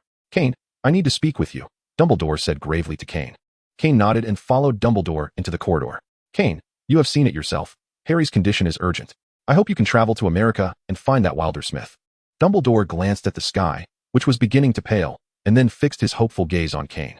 But the situation in America is tense. The American Ministry of Magic has been urging wizards from other countries to refrain from traveling there. Kane did not immediately agree. The escalating chaos in America was indeed a serious concern. No matter, I will communicate with the headmaster of Ilvermorny to facilitate your transfer as a student to America. Furthermore, I will inform Newt in advance. If anything arises, he will assist you. Dumbledore had already considered every angle in a short span of time. In that case, I shall make the journey, Kane nodded. Good lad. Harry is fortunate to have a friend like you. Dumbledore patted Kane's shoulder with appreciation and handed him a vibrant, fiery phoenix feather. This is Foxtail feather. If matters become dire, summon Fox immediately. Kane accepted the warm feather, somewhat surprised by Dumbledore's prioritization of Harry's safety. Go say farewell to your teacher, Dumbledore suggested meaningfully. As October approached, the weather grew increasingly cool. On this day, a gentle rain began to fall from the sky. Kane, you must come back quickly, Draco said with reddened eyes. Take care of yourself. Kane patted Draco's shoulder. Boss, remember to video call us when you arrive at Ilvermorny. Fred gestured discreetly at Kane, signaling his understanding. Kane nodded in response. The rain intensified as he scanned the crowd of well-wishers. Gemma, Theodore, Odette, and a host of Slytherins. Alongside Hermione, Cedric, Luna, and many others came to bid him farewell. In that moment, the sorrow of parting was softened by the warmth of friendship, prompting Kane to reflect with a hint of amusement that he might, in some manner, have achieved a semblance of unity among the four houses. With a graceful turn, Kane waved goodbye to the assembled group. Above in the tower, an elderly man with a white beard gazed at Kane's receding figure, enveloped by a poignant sense of nostalgia for his burgeoning disciple. Albus, he is my student. Do not overstep your bounds, Grindelwald remarked, his tone tinged with irritation. You so carelessly cast my pupil into the chaos of America, and I have yet to settle accounts with you. Gale. We both know that Kane will never be a sheltered flower. Sooner or later, he will illuminate this grand stage we call the world, Dumbledore replied, his eyes reflecting a complex blend of emotions. At least you possess some discernment, Grindelwald conceded, suddenly finding Dumbledore's wrinkles somewhat less bothersome. He had already informed Vita. They knew what needed to be done. The child has grown. It is time for him to take flight, Grindelwald said slowly. Chapter 53, The Interruption of Daily Life Cruise Terminal. Mr. Slytherin, from England. An official in uniform opened Kane's documents, scrutinizing them while comparing them to Kane himself. Sir, please open your suitcase. We must inspect for any dangerous items. Certainly. Here you go, Kane replied obediently, opening the suitcase while discreetly suppressing the restless Poppy in his pocket. Unfortunately, his suitcase did not distinguish between wizarding and muggle items. Otherwise, he would have certainly stowed the mischievous little creature inside. You may proceed. After a thorough inspection, confirming that Kane's suitcase contained only simple garments, the inspector promptly allowed him to pass. Kane nodded, grasping his suitcase as he made his way toward the throng of people. In stark contrast to the persistent rain of England, the weather in America was bright and sunny, alleviating the dampness that seemed to linger in his bones. Kane, over here. As he stepped out of the terminal, a familiar voice called out to him. Is it really you? Upon seeing Sarah clad in leather and sporting knee-high studded boots, Kane instinctively furrowed his brow. Are you displeased to see me? Sarah strode confidently toward Kane, instinctively reaching to drape her arm around his shoulder. However, she suddenly recalled something, letting her raised arm fall in disappointment. Your brother isn't here, is he? She inquired, glancing furtively behind Kane. Do you truly wish to see him? Would you like me to send him a message to come over? Kane inquired. That is quite unnecessary. He has long surpassed the age for schooling, Sarah replied, slightly flustered as she waved her hand dismissively. It is Principal Fontana who specifically instructed me to fetch you. Otherwise, I would not have bothered. She asserted with a mix of indignation and bravado. Really? Kane asked, skepticism evident in his tone. Surely Principal Fontana is aware that Sarah is rather unreliable? Of course. Sarah instinctively overlooked the principal's hesitance when he had viewed her. Enough of this chatter. Put on the helmet, she declared, halting beside a rather striking black motorcycle and handing Kane the helmet from the back seat. Perhaps you could use your apparition skills instead? Kane suggested, lacking faith in Sarah's abilities. I can't do that, Sarah replied, her confidence deflating as she lowered her head like a defeated rooster. Come on, if I remember correctly. You are already in 5th grade, and you can't even manage this? Kane exclaimed, astonished by her admission. Yet, he seemed to forget that not everyone finds spellcasting as effortless as he does. Some routes are unsafe. I must take you on a detour. Let's move. The principal is waiting, Sarah insisted, conjuring a rationale to save face. With no alternative, Kane reluctantly acquiesced to join Sarah on her escapade. Hold on tight. I'm about to accelerate, Sarah proclaimed, excitement bubbling within her. With a roar, the black motorcycle surged forward, leaving a striking plume of exhaust in its wake for the unsuspecting pedestrians nearby. Is her motorcycle even legitimate? Kane pondered, feeling the rush of wind and wishing to disembark. Woohoo! Sarah shouted joyfully. The sensation of the wind was exhilarating. Be careful ahead. After a while, Kane sensed an unusual disturbance in the air. What? The wind was too loud. Sarah could hardly hear him and shouted back. Suddenly, with a resounding bang, Sarah felt as if she had collided with a wall, sending both her and the motorcycle soaring into the air. Sarah's voice pierced the air. Meanwhile, the moment Kane sensed something amiss, he transformed into a wisp of smoke and floated down from the back seat, landing firmly on the ground.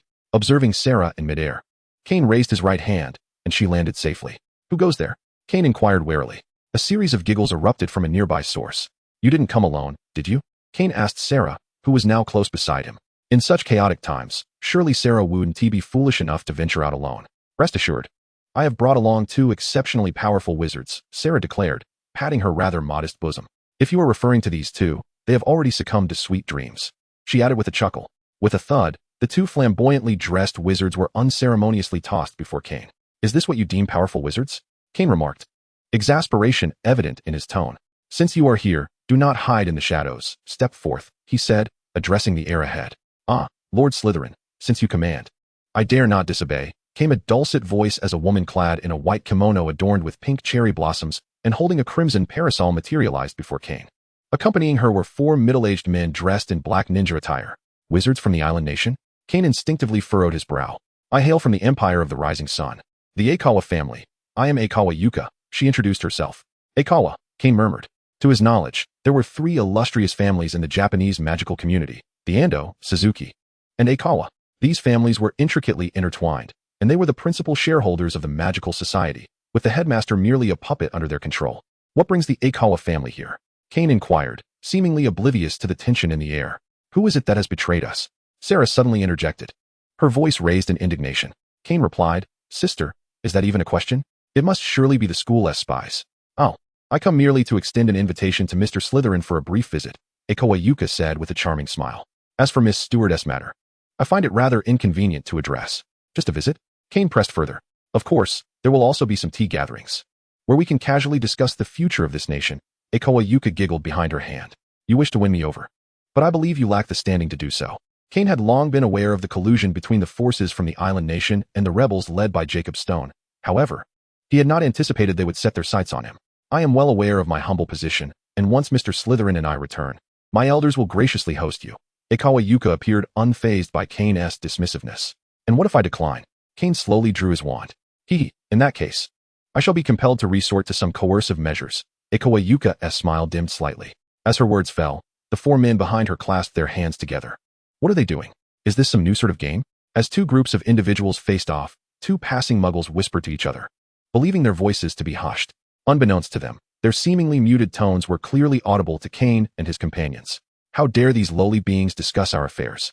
They deserve to perish, declared Aikawa Yuka, her words barely escaping her lips when, in an instant, a crimson umbrella darted toward the 2 pedestrians, swiftly severing their throats.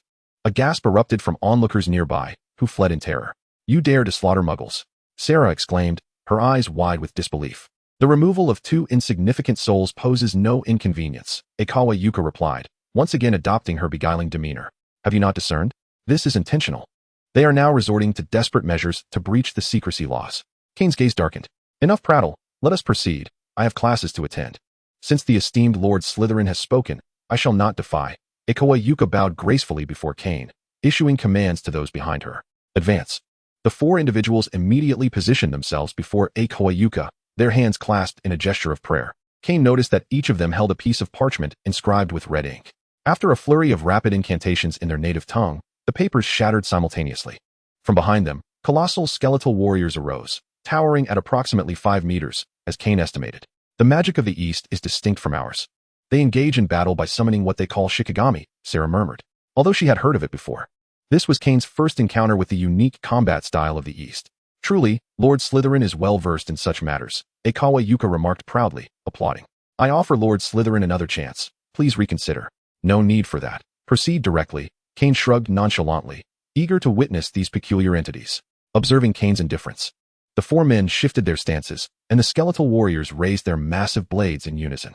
This is dire, Sarah muttered, her gaze fixed on the advancing blades.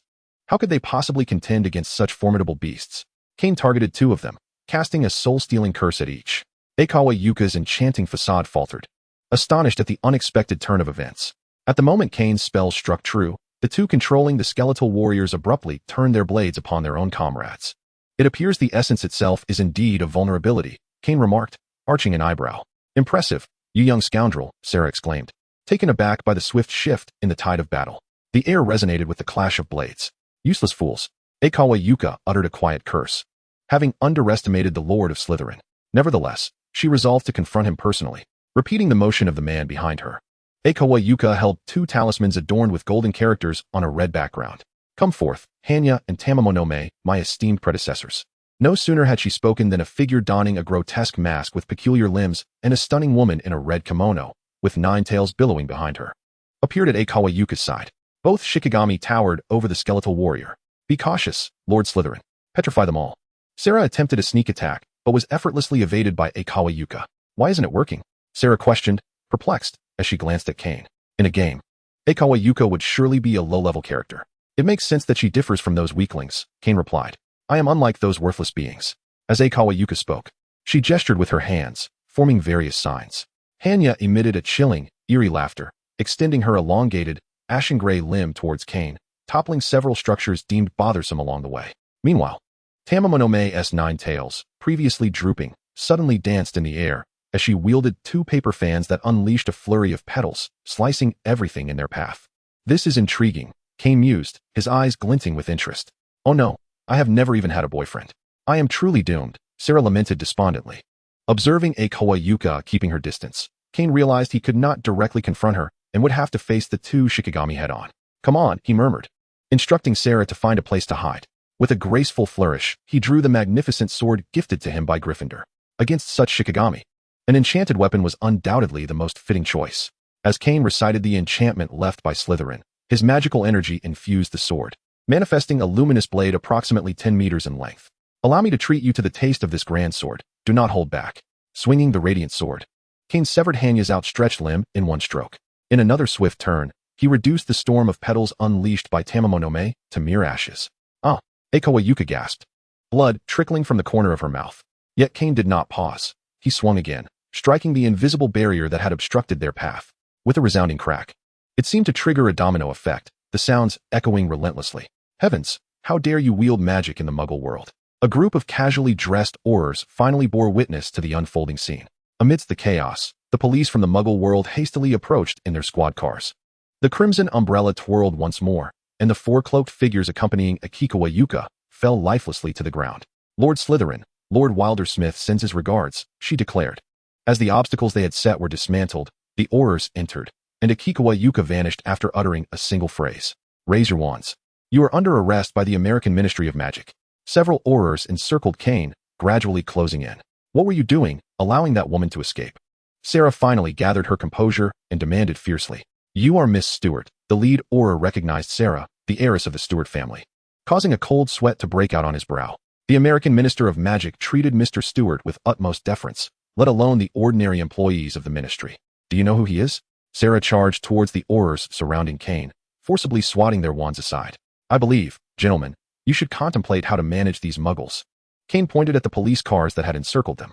You are surrounded. Raise your hands. A contingent of armed officers aimed their weapons at Kane and his companions.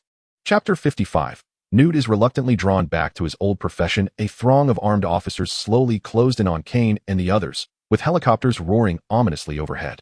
Damn it, Michael, hurry and inform the ministry for reinforcements. We need them to bring those who can erase memories from the command center. Quickly, Johnson shouted at a youthful officer, still bearing a hint of naivety.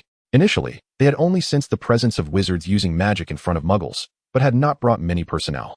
Faced with the overwhelming number of police, Johnson cursed the wretched barrier. Had it not been for the wall, they might have had time to respond and prevent the situation from escalating so drastically. Yes, I'm on it, Michael replied, swallowing hard as he prepared to disapparate. He was merely a novice, encountering such a grand spectacle on his first patrol, and his sensitive heart was struggling to cope. What should we do, Kane? Sarah once more cowered behind him. Why don't you incapacitate them all? Sarah suggested, making a slashing motion across her throat. Sister, murder of muggles is a grave offense. Your thoughts are perilously dangerous, Kane retorted, exasperated. What are you saying? Sarah quickly clarified, I meant, knock them out. It's futile. Aikawa Yuka's actions have already exposed magic to the muggles. Moreover, the scale is too vast for just the few of us to manage. Kane solemnly laid the facts before Sarah. Please stop. I am Rim Johnson, and I wish to speak with your leader, Johnson asserted as he stepped forward. Despite being a wizard, he was not immune to the fear of gunfire. You terrorists, the commander has stated he has nothing to discuss with you, shouted an officer holding a megaphone. Repeat that, hands raised and crouched down. Otherwise, you shall face the cleansing of justice. Why are they being so unreasonable? Sarah exclaimed, a mix of anxiety and anger in her voice. Such is the nature of America, Kane remarked, glancing at the dark-skinned Johnson and the white officer across from him, suddenly finding everything to be quite rational. Just as Sarah was voicing her complaints, over a dozen armed officers approached Johnson directly. With a mere glance from the leading officer, a teammate swiftly knocked the peculiar wooden stick from Johnson's grip with the butt of his gun. Following this, a series of forceful strikes rendered Johnson helplessly sprawled on the ground. Do not act impulsively, Johnson urgently cautioned his colleagues, whose wands were already igniting. He certainly did not desire to spend a lifetime in prison. Soon, the 3 colleagues accompanying Johnson were subdued one by one, including 2 minors. An officer aimed his weapon at Kane and Sarah, seeking permission from his commander. Take them all, commanded a tall, portly middle-aged officer with hawk-like eyes without hesitation. Kane had no intention of resisting, knowing the Ministry of Magic would be even more anxious. Just as Kane was about to be roughly shoved into the transport vehicle, a sudden clap of thunder shattered the air, and the previously expansive white clouds began to darken ominously.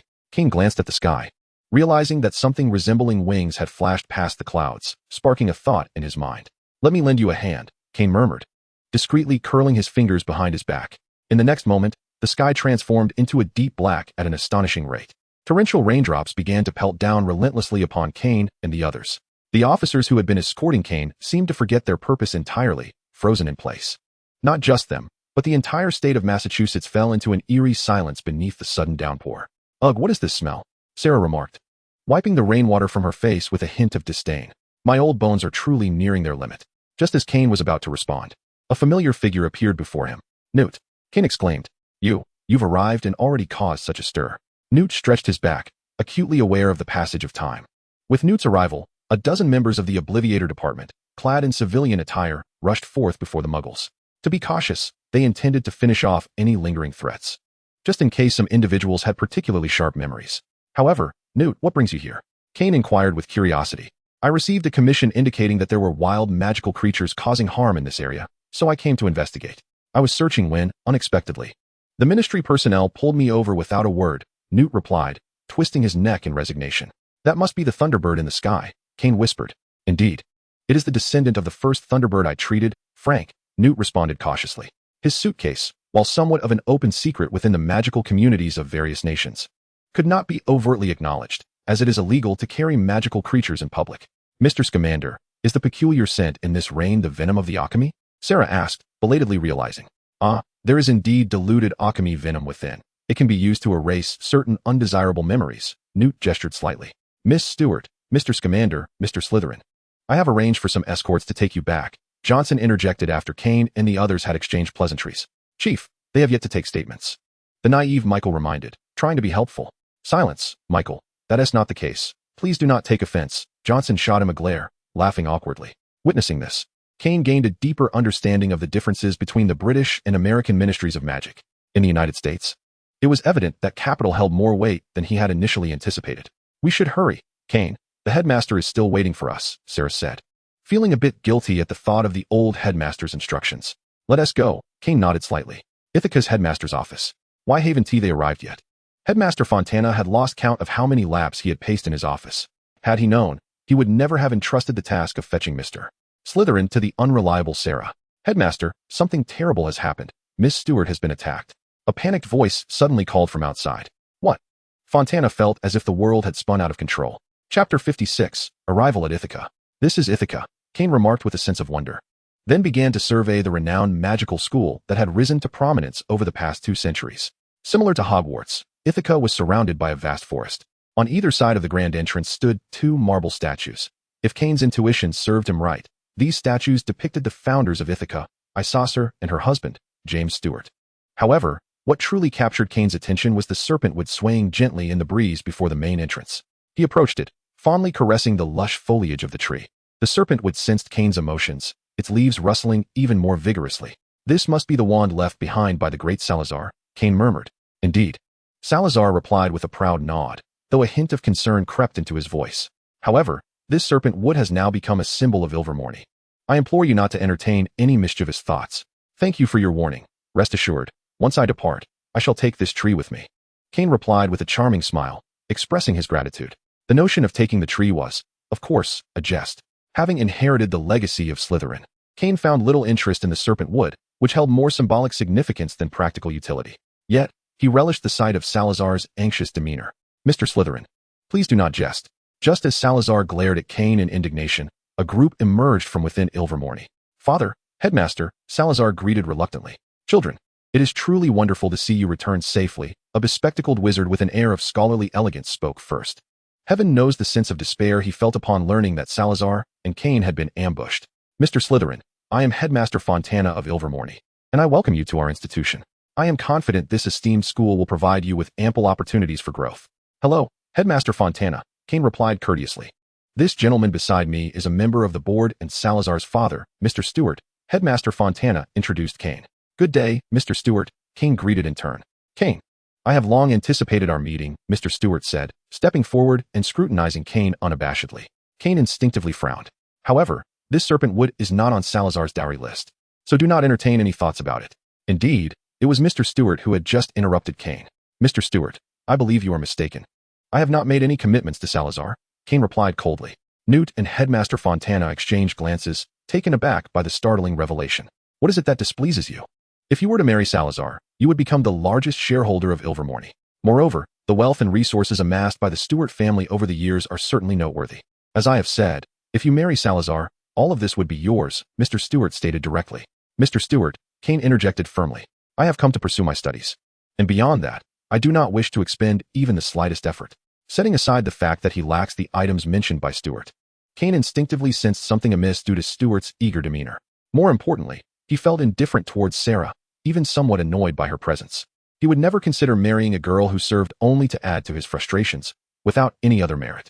Mr. Stewart's countenance soured instantly at Kane's unrelenting dismissal.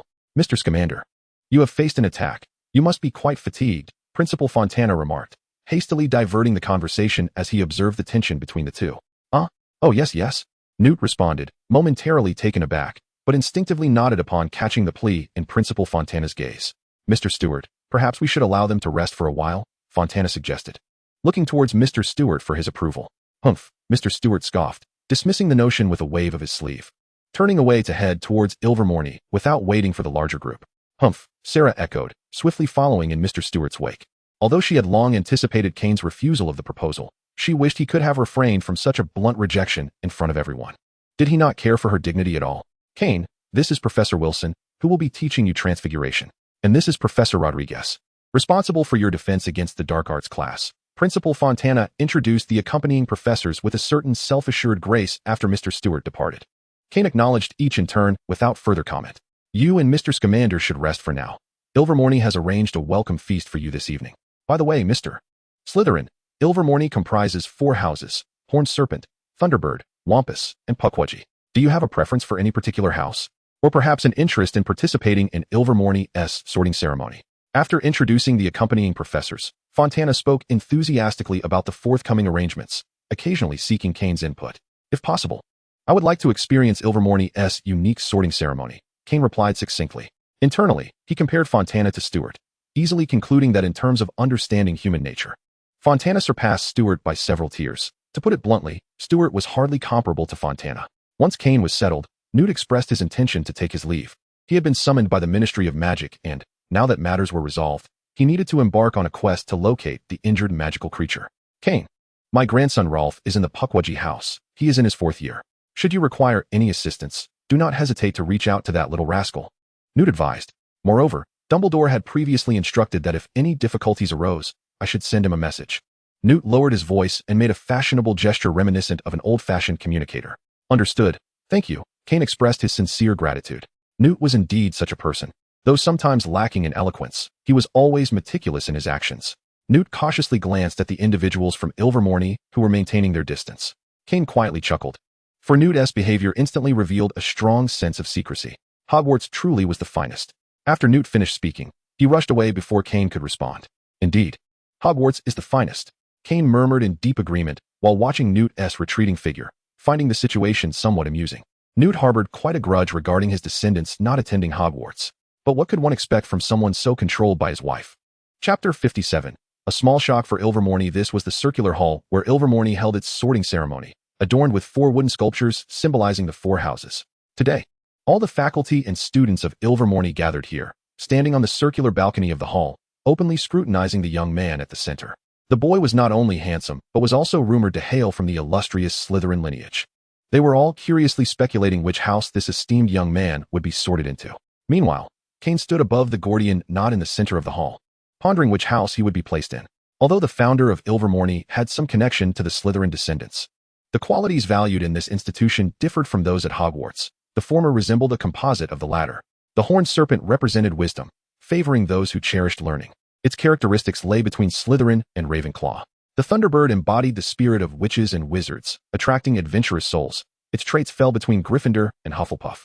The Pukwudgie symbolized the body of witches and wizards, honoring warriors. Its characteristics resided between Slytherin and Gryffindor. Lastly, the Wampus represented the inner selves of wizards. With its students often being kind-hearted healers, its traits were situated between Ravenclaw and Hufflepuff. This was entirely understandable, as the construction of Ilvermorny originally drew inspiration from Hogwarts.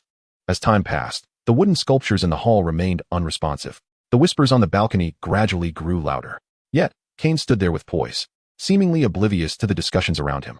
Sarah, is he truly a descendant of Slytherin? A red-haired female student questioned Sarah with skepticism. He is undoubtedly a noble Slytherin, Sarah remarked with a hint of displeasure. Yet, simultaneously, a sense of urgency enveloped her. What on earth was going on with Kane?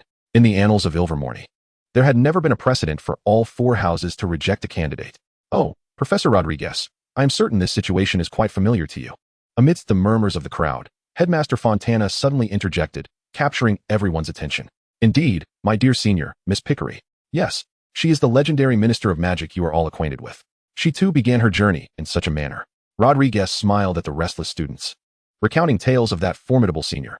Seraphina Pickery, during her tenure, had apprehended the infamous Dark Lord Gellert Grindelwald, a feat that brought her considerable renown. However, what struck Rodriguez most was that during her leadership, the Ministry of Magic wielded unquestionable authority. Yet, merely a few decades later, the ministry has become little more than a sycophant to the aristocracy and the wealthy. Alas, the ministry truly seems to decline with each passing generation. Just as Rodriguez lamented, the longhorned serpent statue in the hall began to transform. The changes in the serpent were akin to a cascade of dominoes, as the other three statues followed suit. The crystal embedded in the serpent's forehead began to glow, hissing as it slithered toward Kane. The Thunderbird spread its wings in a piercing cry, soaring toward him. The leopard cat emitted a low growl and leapt gracefully in Kane's direction. Meanwhile, the goblin statue raised its bow and resolutely advanced toward him. As Kane found himself encircled by the four house statues, the faculty and students of Ilvermorny were left in a state of astonishment, as if they were boiling water. Mr. Slytherin, all four house statues have chosen you. What are your thoughts? Headmaster Fontana inquired kindly. Headmaster Fontana, I wish to join the horned serpent, Kane declared without hesitation. Immediately following Kane's declaration, a wave of applause and cheers erupted from the far left. It appeared that the horned serpent was about to welcome an exceptional student. Headmaster Fontana nodded, unsurprised by Kane's choice. A Slytherin who does not choose a serpent? What would that even mean? After the ceremony, at the banquet. But why are you here at the horned serpent, too? Kane asked, perplexed, as he noticed Sarah squeezed beside him. That is undoubtedly due to my unparalleled wisdom, she retorted. Having completely forgotten Kane's earlier snub, her tone filled with unwarranted confidence. Kane was momentarily at a loss for words.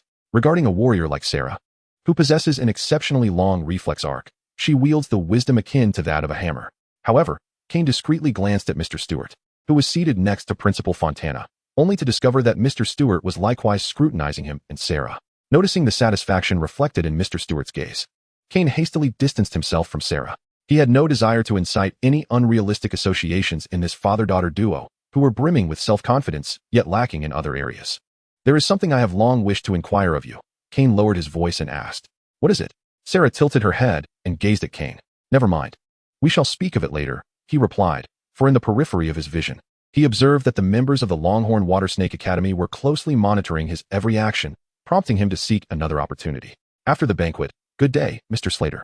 A tall boy clad in a predominantly blue uniform, interwoven with crimson threads at the collar, approached Kane. I am Terence Rodriguez, and the headmaster has instructed me to escort you to the dormitory. Hello, Terence. With me around, you need not worry about him getting lost, Sarah exclaimed, playfully slapping Terence on the shoulder, an indication of their familiarity. Well then, I suppose, Terence shrugged, resigned to Sarah's unyielding nature. I shall first show him around the school. Off we go.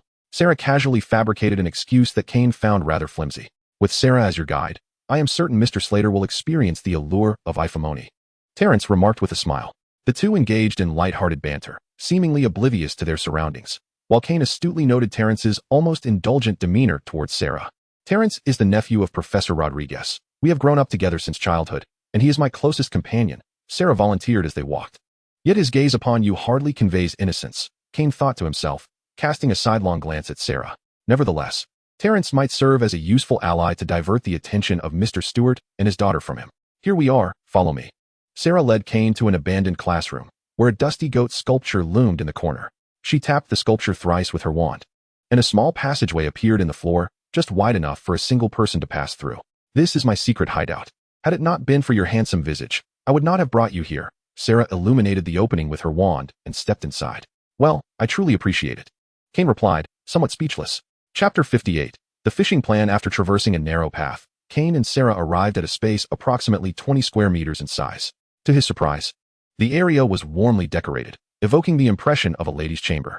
This cannot possibly be your doing, Kane inquired, disbelief evident in his voice. What kind of expression is that? Sarah retorted, her irritation palpable. When I first stumbled upon this place, it was utterly desolate, void of anything. Yet now, everything you see has been meticulously arranged by my own hands. Sarah seated herself beside a table adorned with a lace cloth, pouring a cup of water for Kane. Do take a sip. This is a medicinal tea brewed from moonlight flowers, invigorating and revitalizing. As Kane gazed at the murky contents of the cup, noticing the peculiar sediment, he couldn't help but recall the potent potions that Snape had once concocted for him. Discreetly, he nudged the cup away, camouflaged by the vase of pink roses that graced the table. How are your potion grades faring? Quite well, as always, Sarah replied, exuding confidence in her potion-making prowess. At that moment, Kane felt an acute sense of wisdom in his decision to distance himself from the tea. It is well known that student grades are categorized into 6 tiers, merely passing being the lowest. Even this, Kane suspected, was a result of the potion professor's leniency due to Sarah's connection to Stewart. By the way, what were you about to ask me? After taking a sip of her tea, Sarah's expression twisted for at least a minute before she feigned nonchalance. Did you come to find me of your own accord? Kane queried directly. Ever since learning from Harry that Wilder Smith was the thief of fortunes, Kane had been revisiting Wilder Smith's actions during his time in England. The more he pondered, the more he felt that Sarah was merely a fade to draw attention, while Wilder Smith had cleverly concealed himself. Indeed, Sarah unexpectedly affirmed with a nod. I heard your intended fiancé is quite extraordinary. At that time, I was having a quarrel with my father, and in a fit of anger, I decided to seek you out. Who told you this? Kane instantly recognized the crux of the issue. William. He shared how things were, and my curiosity was piqued. Sarah replied candidly. When did he meet Harry alone? Kane pressed for confirmation. At the Black Estate. I saw him with his arm around Harry, seemingly mumbling something. Sarah recollected. If memory serves, shortly after White and the others arrived, you proposed leaving. Who initiated it? With certain matters confirmed, Kane's gaze sharpened. It was William. I had intended to stay a bit longer, but he abruptly suggested departing. What is going on with William? Upon hearing Kane's barrage of inquiries, Sarah finally sensed something amiss. Oh no, I forgot to inform my father that William is still with the group that has been holding us hostage. Sarah slammed her hand on the table and exclaimed. This is not right. Why didn't you remind me? Because he is most likely acting of his own accord, Kane replied, his tone rather subdued. What advantage could this possibly bring him? Sarah struggled to comprehend why William would associate himself with the rebellious factions. As the heir of a prominent family within the American magical community, he had no reason to take such risks. That is a question for William himself, Kane said, his voice growing more contemplative. He recalled what Bai Hui and the others had mentioned about the unicorn's complete disappearance from England, a time when William was still there. Shortly thereafter, William had requested to take his leave. Connecting the dots, Kane could not help but suspect a connection between the unicorn's vanishing and William. As for why William would align himself with the dissenters, Kane had formed a vague hypothesis that required further substantiation. Do me a favor, Kane said, intending to have Wilder Smith reach out to him, knowing that Harry could not hold on much longer. Of course, Sarah's eyes sparkled with excitement. So, you do need my assistance after all. You must have shares in a newspaper, Kane inquired confidently. Let me think. The top-selling American forward. We are the largest shareholders. Sarah proudly stated. Excellent. Have them spread a rumor that the Wilder Smith family is developing a life potion, with the Slytherin family lending their full support, Kane suggested thoughtfully. A life potion? Sarah tilted her head, intrigued. Yes, once developed, it could potentially extend a wizard's life by at least 30 years, Kane elaborated. Can it really extend life by 30 years? Sarah exclaimed, her mouth agape in astonishment. Our Stewart family must be involved as well, she insisted eagerly. Absolutely. You are welcome to join, Kane replied, raising an eyebrow, secretly pleased at the prospect of the Stewart family participating. When will this potion be ready for development? Sarah asked impatiently. One day in the future, I am confident that we will succeed, Kane declared with fervor, though inwardly he felt somewhat incredulous. How had Sarah grown up without realizing that the life potion was merely a ruse? As for William, he had always despised the glory associated with the Wilder-Smith name. So, Kane decided to fan the flames and ensure that the name Wilder-Smith became a topic of fervent discussion. He believed that William would soon seek him out. If there are any familiar potion masters, have them create some buzz in the newspapers as well, Kane added. Not only was he enlisting Sarah's help, but he was also planning to act on his own front. Following the recent Wisingamot trial, Kane had successfully infiltrated several academic circles. He intends to write to the potion masters, including Heir, who invented the wolf venom potion, believing they would be more than willing to assist. As for Snape, he chose to bypass him entirely. He had no desire to invite scorn upon himself. I understand, leave it to me, Sarah stated promptly as she mentally reviewed the renowned potion masters. By the way, how proficient is Mr. Stewart in potion making? To my knowledge, he is even less skilled than I am. I see. Kane felt an immediate sense of reassurance. You must not disclose any matters to Mr. Stewart, except for the development of the life potion. Can you manage that? Kane emphasized with gravity. Rest assured, he has never been privy to my affairs, Sarah replied, gazing into Kane's deep, unfathomable eyes, unwavering in her assurance. When it came to deceiving her father, she would confidently claim the top spot. To a pleasant collaboration. Kane raised his cup of dark potion tea and clinked it with Sarah's. Ugh. Sarah took a hearty gulp, her features contorting in response. Why aren't you drinking? She scolded. However, upon catching sight of Kane's hand, elegantly gripping the cup with defined knuckles, she felt he deserved another chance at redemption. Who established the rule that clinking glasses necessitates drinking? Kane arched an attractive eyebrow, his tone laced with mockery. Truth be told, witnessing Sarah's self-inflicted plight momentarily illuminated Snape's amusement for him. Chapter 59, Conspiracy and Fragments. Since arriving at Ilvermorny, Kane has flawlessly embodied the role of an exchange student. On the surface, he has prioritized his studies. Unlike Hogwarts, where the 4 houses attend classes separately, at Ilvermorny, all houses share the same schedule. The third-year curriculum is exceedingly simplistic for Kane at this stage. Yet, he displays no impatience. Instead, he approaches each professor and their lessons with the respect they deserve. Kane's dedication to learning and the humility he exhibits have not only earned him the admiration of the entire Ilvermorny community, but have also made most students eager to befriend him. Time passed calmly, and today marks the 5th day of Kane's stay at Ilvermorny. During this period, he developed a keen interest in the library. Compared to the weighty tomes of Hogwarts, Ilvermorny, being relatively young, offers fresh insights into certain spells. This exposure has inspired Kane to contemplate new ideas in his own domain. One day, after class, he walked alone toward the library. Hi, Kane. A vibrant and youthful upper-class woman greeted him enthusiastically. Kane instinctively nodded politely, appearing almost like a heartless automaton in his greeting. There is no escaping it. During this brief stretch of path, Kane has already dealt with an overwhelming number of classmates greeting him, to the point that he has developed a conditioned reflex. He is indeed the recently renowned elixir. As soon as Kane distances himself, students from HPFanfiction swiftly gather in groups of 3 or 5, whispering amongst themselves. At present, the most talked-about topic at HPFanfiction is the life elixir. It has swept across the American magical community and the entirety of Europe like a tempest. Consider this: the Slytherin family, the Wildsmith family, the Stewart family. Any one of these illustrious lineages stands as a paragon of the magical realm. Not to mention, these esteemed families have now united. Their combined influence is enough to draw the attention of the world.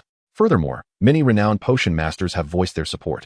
All of this has placed Kane, already at the center of the whirlwind, under an intense spotlight. However, this is precisely the outcome Kane desires. After expertly locating a copy of New Compendium of Spells, Kane, eager to evade those piercing gazes, unhesitatingly sought a secluded corner where he could read in peace. Little did he know, a certain individual was becoming impatient. While Kane was engrossed in his book, an unfamiliar, urgent voice unexpectedly reached his ears. I told you, this matter cannot be rushed, another male voice replied, tinged with frustration. Kane's attention sharpened. He recognized the voice of Rodriguez. A flicker of intrigue crossed his mind as he concealed his presence. The conversation between the two, separated by a mere bookshelf, continued. Terence, noticing Rodriguez's reaction, became agitated, his voice rising involuntarily. Shut up, Ethan, Rodriguez warned, casting a wary glance around. Tell that person I will find a way to bring Slytherin out. Kane's eyebrows shot up at this revelation. He had anticipated that he was entangled in this affair. Could it be? If there's nothing pressing, do not seek me out. I shall depart first. You may follow later, Rodriguez stated briskly before hastily departing. Disturbed by their exchange, Kane lost his interest in reading. He returned the book to its place and, waiting for Ethan to leave, sauntered out. On his way back to the dormitory, Kane's keen eyes spotted Rolf, who appeared to be sneaking about like a thief. Rolf, the sole grandson of Newt, had quickly become acquainted with Kane through deliberate efforts on Kane's part. In Kane's words, Rolf was a genuine lad, deserving of friendship. "Ah, hey, Kane," Rolf exclaimed, startled at first, but then visibly relieved upon recognizing him. "What are you up to?" Kane inquired meaningfully, observing the box that Joseph was attempting to conceal behind him. "After finishing my meal, I feel rather stuffed and plan to take a stroll." "Indeed, that is the case." Rolf, growing increasingly emboldened, spoke with conviction. Upon hearing this, Kane silently gazed at the sun, which had yet to set. "It is approximately 4 in the afternoon. May I inquire what sort of meal you have consumed?" "Rolf, your grandfather once imparted wisdom to me. The grander the lie you tell, the more absurd your words become." Kane squinted slightly as he spoke. "I have not." Rolf initially intended to argue, but upon encountering Kane's formidable gaze, he capitulated. After all, his grandfather had already revealed his vulnerabilities to Kane. "Very well. I shall venture to the back mountain of Gregok," Rolf said, slumping his shoulders and adopting a resigned tone. "My friends inform me that a rather fearsome creature has appeared there, and they are all terrified. I must investigate. Besides, I left something there, and I fear it may cause trouble. I shall accompany you."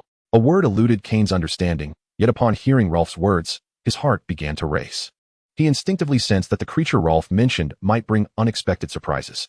"Excellent. Let us hasten our departure," Rolf urged, grasping Kane's arm as he quickened his pace toward the back mountain. He truly felt uncomfortable under the scrutiny of others, although he understood that the attention was primarily directed at Kane. "Kane, Once they were alone, Rolf hesitantly began. "Feel free to inquire whatever you wish." Kane replied with a hint of amusement. "Did my grandfather share anything specific about me?" "Newt has relayed quite a bit. Would you like me to recount it?" Kane's smile was charming, yet Rolf sensed a deep-seated malice behind it, prompting him to quickly shake his head. "My grandfather is insufferable, sharing everything. When I return home for the holidays, I shall certainly tell Grandma on him," Rolf muttered. Seeing Rolf's unwavering belief in his words, Kane felt a pang of guilt. In truth, Newt had revealed nothing to him. This was all conjecture. After all, Rolf was an honest child, and Kane could easily discern what lay within his heart. "In fact, my grandfather has also spoken of you." Joseph parted the dense underbrush, speaking as he walked. "Oh, what did he say about me?" Kane genuinely felt curious about how Newt had described him. He remarked that you were the most extraordinary young man he has encountered. He also mentioned that one day you would achieve great renown across the world. In any case, he said much more. "I have never seen him praise a peer so profusely," Rolf added with a hint of envy. "However, after meeting you, I am increasingly convinced that what my grandfather said is indeed true," Rolf stated earnestly. "In due course, you shall become a renowned magical zoologist, much like your grandfather." Kane encouraged as he patted Rolf on the shoulder. "Indeed, I shall," Rolf replied, his lifelong passion for magical creatures igniting within him. Since childhood, it had been his dream to become a magical zoologist akin to Newt. A fierce roar resonated as they approached the heart of the mountains. "Oh no, it's a horned camel, it's injured," Rolf exclaimed, hastily rushing towards the source of the sound. Chapter 60, a voluntary appearance observing the chaotic and dense jungle. And hearing the distant roars, Kane seized Rolf, who was charging ahead with reckless abandon. "At this pace, you won't reach it in time. Hold on tight. I will take you there." With a firm grip on Rolf's shoulder, Kane propelled them forward. Startled, Rolf let out a brief scream as he was enveloped in a swirling black mist, swiftly carried toward the sound. Upon seeing the scattered and broken trees strewn across the ground, Kane halted their advance. "Wow, cool," Rolf said, smoothing down his wind-tousled hair, still savoring the exhilaration of flight. Once, he had harbored a dream of traversing the world atop a thunderbird, but alas, his grandmother Tina had kept a watchful eye, thwarting his aspirations before they could take flight. Have the magical creatures vanished? Kane mused, certain that the sound had emanated from this very spot.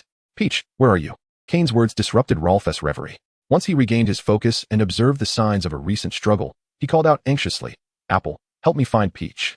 Before Kane's eyes, Rolf opened a box, and a magical creature emerged, a vibrant blue being with a pink beak. "Arrow bird, I implore you," Rolf urged. The wingless creature nodded affectionately and nuzzled Rolf before transforming into a round blue sphere, fluttering upwards into the sky. In that instant, a tail, resplendent like peonies, suddenly appeared. With a cry of despair, the arrow bird was struck and sent flying, leaving behind 2 solitary feathers spiraling through the air. "Zowo!" Rolf barely had time to pursue the arrow bird, as his attention was captivated by a magnificent creature before him.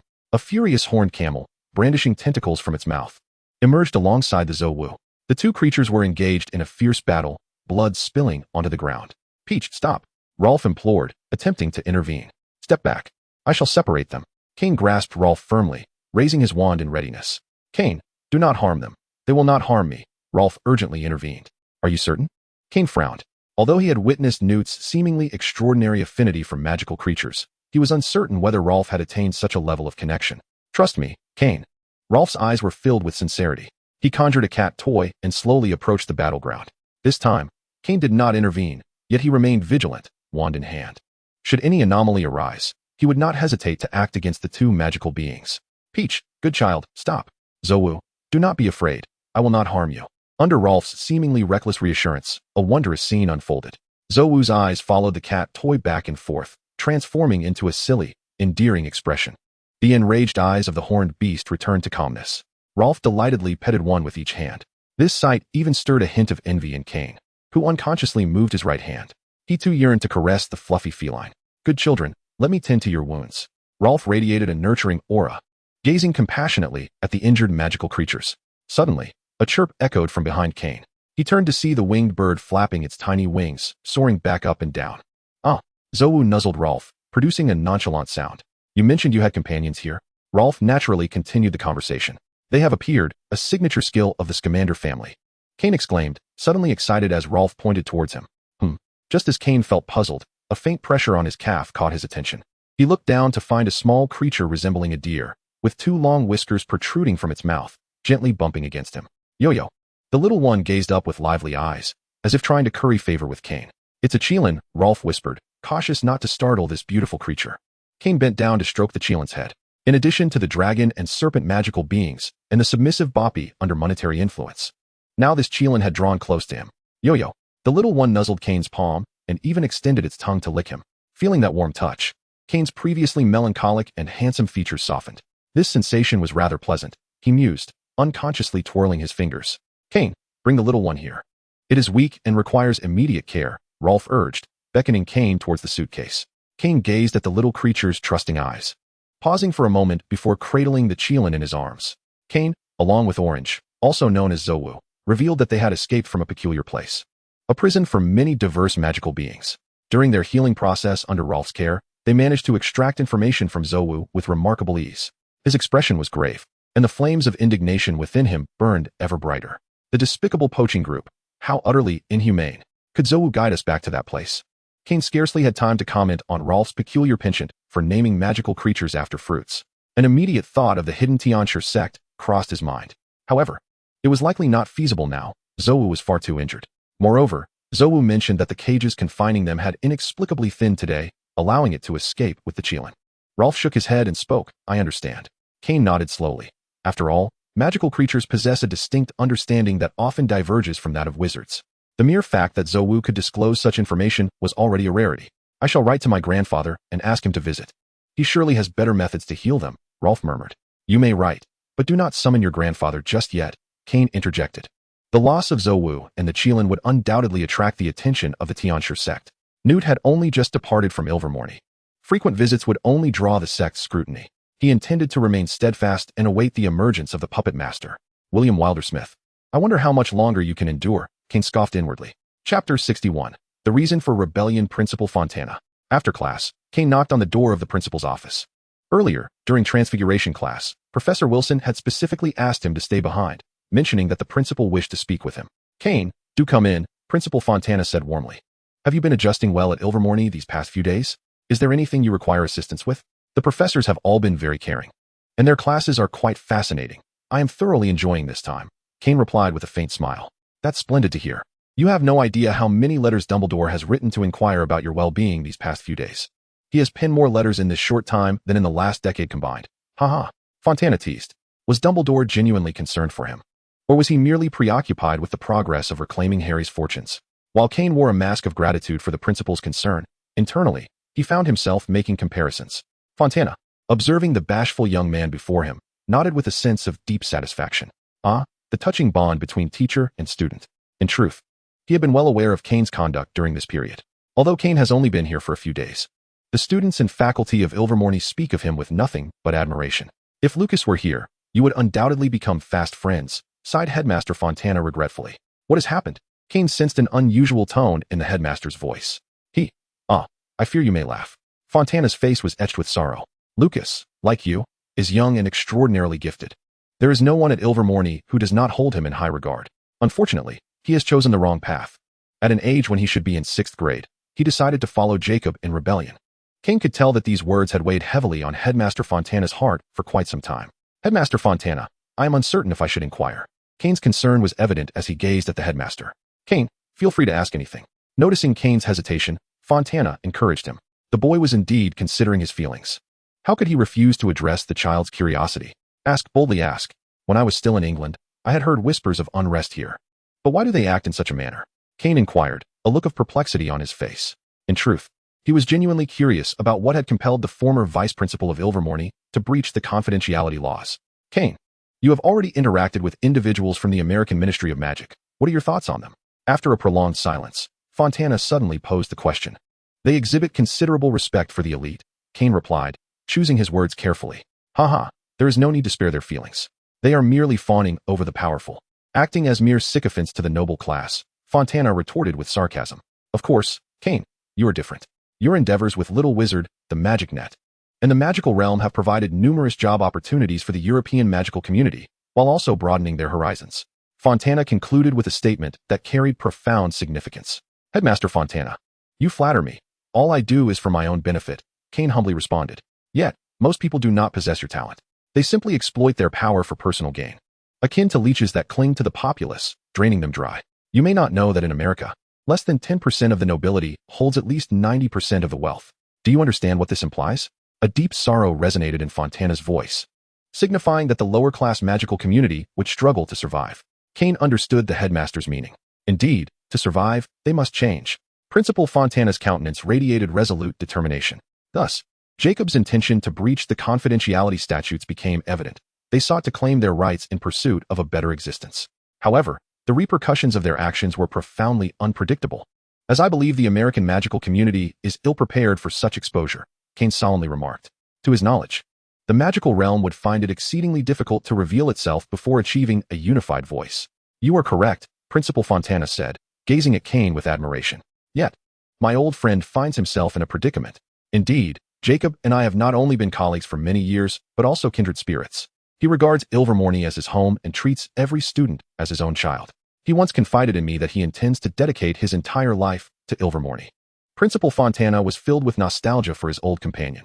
Yet, it was precisely his unwavering dedication to his students that precipitated this turmoil. Those young scholars were oblivious to the myriad consequences of dismantling the existing order. They had grown weary of a stagnant magical world devoid of promise. Thus, they chose to rebel, and Jacob could not turn a blind eye to the suffering of those children. Hence, he willingly became their leader. However, I am aware that his primary desire was to safeguard those youths. Upon hearing Principal Fontana's words, Kane found himself at a loss for how to assess the character of Jacob Ston. While Jacob's intentions may have been noble, his actions undoubtedly instigated considerable upheaval within the American magical community. Principal Fontana, do you recall the attacks by the Eastern Wizards upon Sarah and me when I first arrived? Were they not? Kane feigned ignorance in his inquiry. Indeed, Fontana replied, astonished by Kane's perceptiveness. I can no longer discern what my old friend truly aims to accomplish.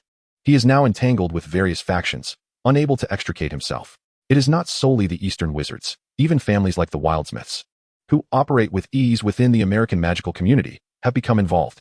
Kane mused inwardly. There's something I wish to request of you, Kane, Principal Fontana said, gathering his resolve. By all means, Principal Fontana, Kane replied. The market in America remains a barren landscape. I believe that with your presence here, you could achieve great success. Ilvermorny has a wealth of skilled alchemists. Should you require assistance, I can readily make recommendations, Principal Fontana conveyed, albeit somewhat indirectly. I will contemplate your suggestion. Kane nodded in response. He had originally intended to develop the market in America, albeit not at this moment. He understood that Principal Fontana's implication was to facilitate the establishment of the magical emporium supply chain in America, alleviating the current employment and survival challenges faced by the magical community. He comprehended Principal Fontana's intentions, yet he remained skeptical about the outcomes of such actions. The challenges facing Ilvermorny were far more profound, not merely resolvable by simple measures. Well, Fontana felt a tinge of disappointment. By the way, Kane, there is another matter. He mustered his spirits to speak. Chapter 62, Relics and Invitations in Principal Fontana's office. The conversation persisted. Kane, Stuart has urged me to advise you to consider accepting a marriage proposal with that girl, Sarah. The expression on Fontana's face was quite peculiar. It was the first time the head of a prestigious magical institution had taken on the role of a matchmaker. Kane, too, wore a strange countenance. No, I have already made my refusal clear. Why is he so insistent? Kane remarked coldly. Should the Stewart family continue to persist, he would find it hard to refrain from causing them some trouble. I may have an inkling of the reason, Fontana began, stroking the stubble on his chin, his eyes gleaming with an enigmatic emotion. You see, I assure you, this will not be disclosed. Kane promptly vowed. Given that this information had circulated among the former principals, its credibility was undoubtedly high. You might not be aware, but the first principal, Lady Sorrel, held a profound admiration for Slytherin. In her twilight years, she began to lament the murder of her aunt, Gormley-Gaunt. This regret haunted her spirit. It is said that in her final moments, she bequeathed a will declaring that upon her death, any descendant of Slytherin who sought her out would inherit all her possessions. Fontana recounted the little secret he had learned from his predecessor. No wonder, Kane murmured. So Stewart fears that everything he currently possesses might inadvertently benefit him, which is why he is so eager to match me with Sarah. Kane pondered inwardly. Ahem, Kane, Ilvermorny boasts an abundance of breathtaking scenery. And I firmly believe you possess a discerning eye for beauty, Fontana encouraged, gazing at Kane with optimism. To be candid, he held greater faith in Kane than in a major shareholder who, despite wielding influence, lacked understanding. Kane discreetly cast a glance at Principal Fontana. This old man seemed somewhat unorthodox. Fontana was subtly nudging him toward forming a romantic relationship with an Ilvermorny girl. It appeared Fontana's perception of the Stewart family was rather mediocre. Both Ilvermorny and Hogwarts are splendid. I cherish them both. Kane feigned ignorance, concealing his true thoughts. Regardless of his inner musings, it was not for others to dictate his choices. Haha, Fontana chuckled, observing the compliant Kane, utterly perplexed as to whether he had grasped the message, and could only manage a few awkward laughs. In the afternoon, after an unremarkable potions class, wait for me, Kane. Sarah swiftly intercepted Kane, who was attempting to slip away. You better have a reason. Kane, somewhat impatient, lowered his gaze. It's that thing, Sarah winked mischievously at him. I'll be ready soon. After a flurry of activity, Sarah finally tidied up her cauldron. Kane secretly rejoiced that he had chosen not to partner with her. Otherwise, he would have been subjected to his first disastrous concoction. The mere thought was unsettling. However, Sarah seemed unusually animated today, her expressions far too exaggerated. Here, give this a try. Sarah presented a cup of oddly red potion tea to Kane. What is this? Kane instinctively furrowed his brow. This inspiration came from a happiness potion, minus the sneezing grass and unicorn horn powder, with the addition of daisies and daffodil roots. I assure you, it's sweet and delightful, and it will elevate your spirits. Sarah prattled on. I'm not thirsty just yet. Perhaps later, Kane replied, hardly convinced by Sarah's culinary skills. TCH, clearly you lack appreciation, Sarah murmured, begrudgingly setting down the cup. Kane's attention sharpened. Something was amiss with Sarah. She hadn't even tasted the potion she was so proud of. I recently probed my father regarding the artifact left behind by Slytherin, Sarah said mysteriously. Oh, what did Mr. Stewart say? Kane's curiosity was piqued. Unless you agree to marry me, he has no intention of allowing us to see that artifact. Therefore, we can pretend to be a couple, and then, when he is unguarded, Sarah eagerly divulged her plan. What if I decline? Kane inquired. Why? You have nothing to lose. It's merely a pretense, Sarah replied, perplexed. Why are you more eager than I am? Kane questioned skeptically. Because you are my friend, and I want to help you, Sarah said, lowering her head. Is that so? Kane idly stroked the cup adorned with pink tulips. Sarah is also your friend. Why would you harm her, Mr. Wildersmith? What nonsense are you spouting? We just attended class together, Sarah retorted, somewhat irked. It is precisely because we attended class together that I did not immediately suspect you. Despite her whimsical nature, Sarah hailed from nobility, her features never betraying her. Though she struggled with potions, her love for her tea was profound. Moreover, the crucial point was that to Sarah, I was merely an outsider. She had no reason to assist a stranger at the expense of her own kin. This is not a romance novel, William remarked, his smile radiating brilliantly. I initially intended to emulate the aura of that fellow Sarah, but alas, I only succeeded in making a fool of myself. Opposite him, Sarah took a sip of her herbal tea. Ugh, as always, that concoction of hers was utterly unpalatable. As you wished, I have arrived. Do you not welcome me? After being unmasked by Kane, William no longer concealed his true self and reverted to his original demeanor. You arrived later than I anticipated, Kane said pointedly. When I saw the reports, I knew you were trying to draw me out. As you surmised, I cannot endure the name Wildersmith being immortalized by the world. I should have appeared sooner, but an unforeseen circumstance intervened. A hint of fatigue flickered in William's crimson eyes.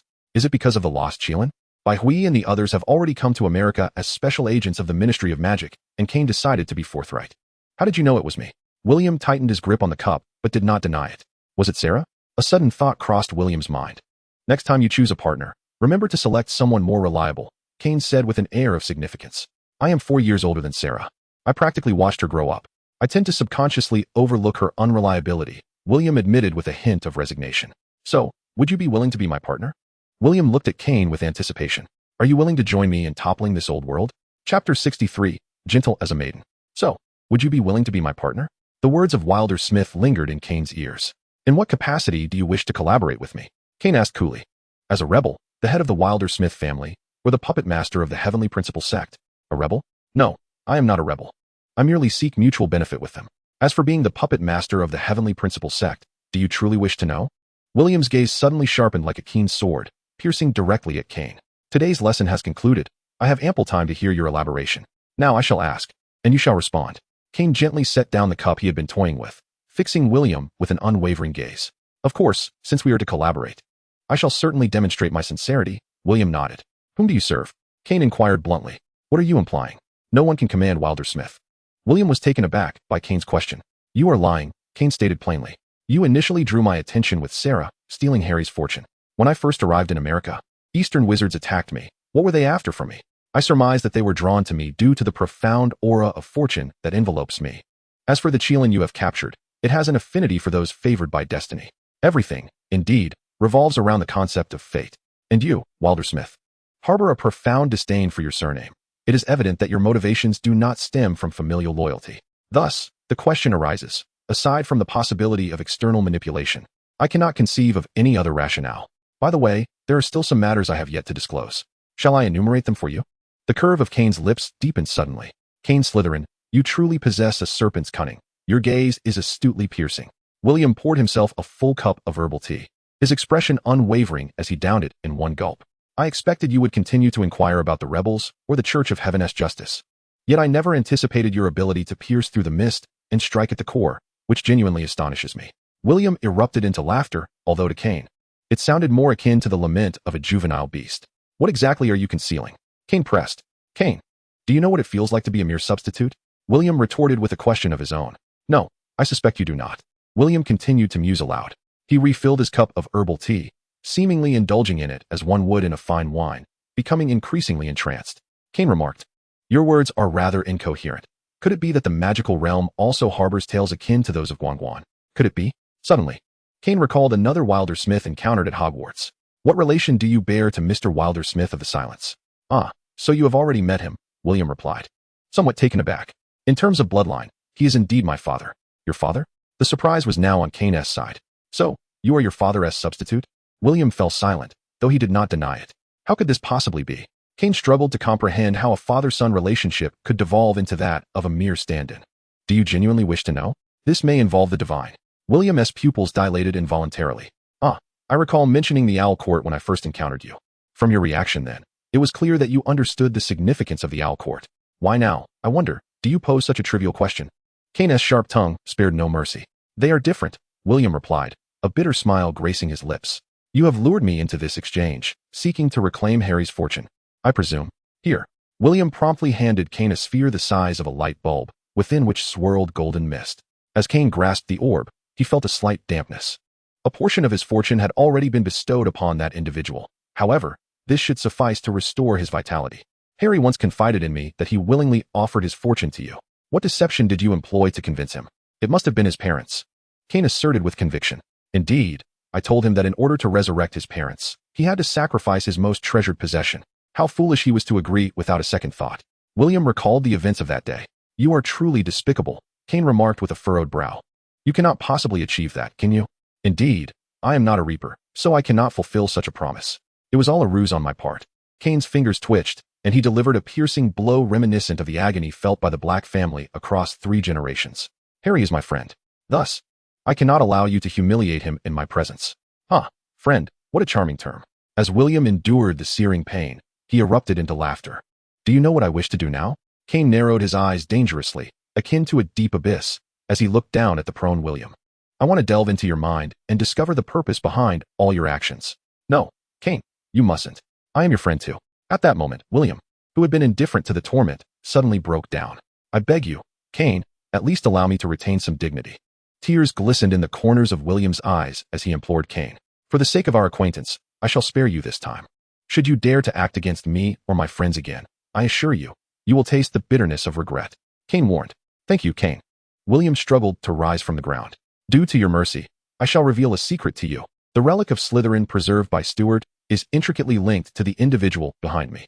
Only when you can truly wield the relic will you prove your capability to engage in matters that lie beyond me.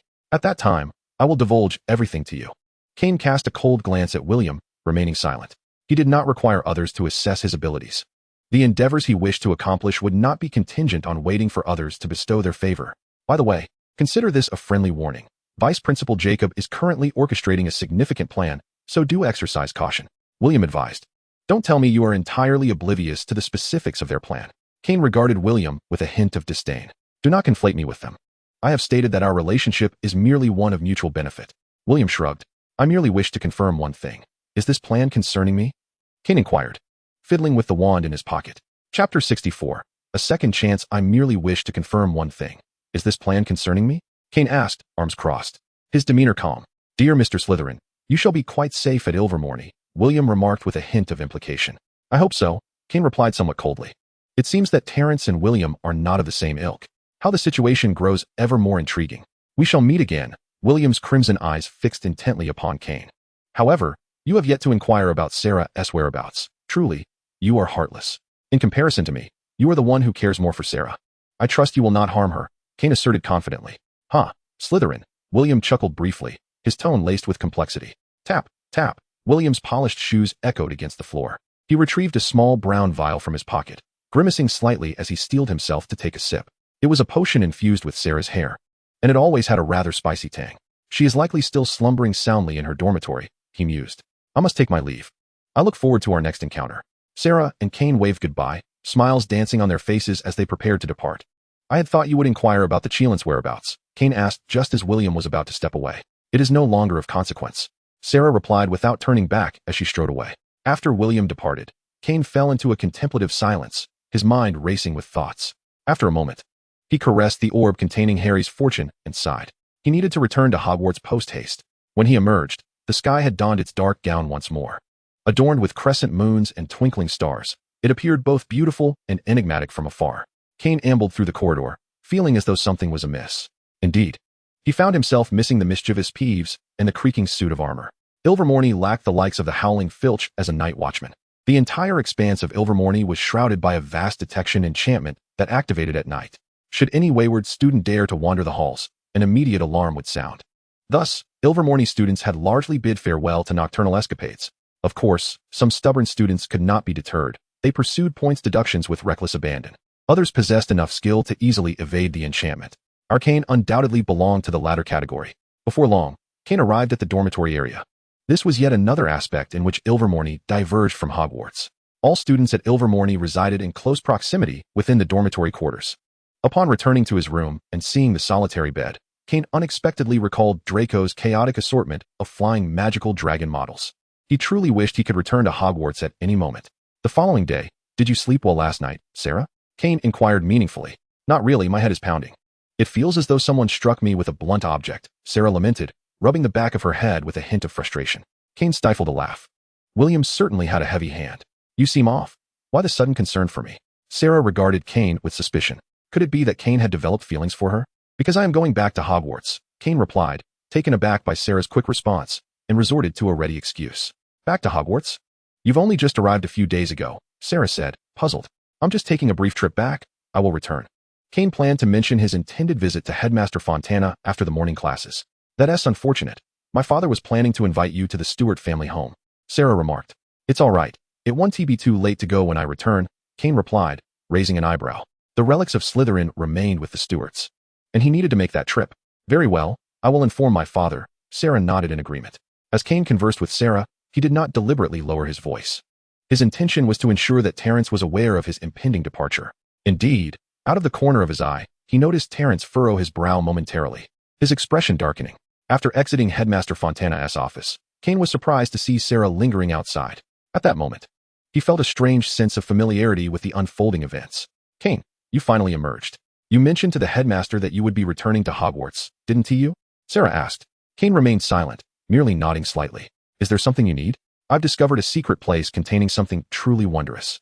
It has the potential to change the entire world, Sarah exclaimed, rubbing her hands together in excitement. I'm not particularly interested. I think I'll take my leave. Kane teased, glancing at Sarah. Wait, don't you want to elevate the glory of Slytherin? Sarah quickly responded. Had you mentioned that earlier, I might have been intrigued. Kane retorted. What are you waiting for? Let us go. Kane commanded as though instructing a subordinate. All right, this way, Sarah replied, momentarily taken aback. As she walked ahead of Kane, her expression darkened. However, she was utterly oblivious to the fact that Kane was observing her coldly from behind.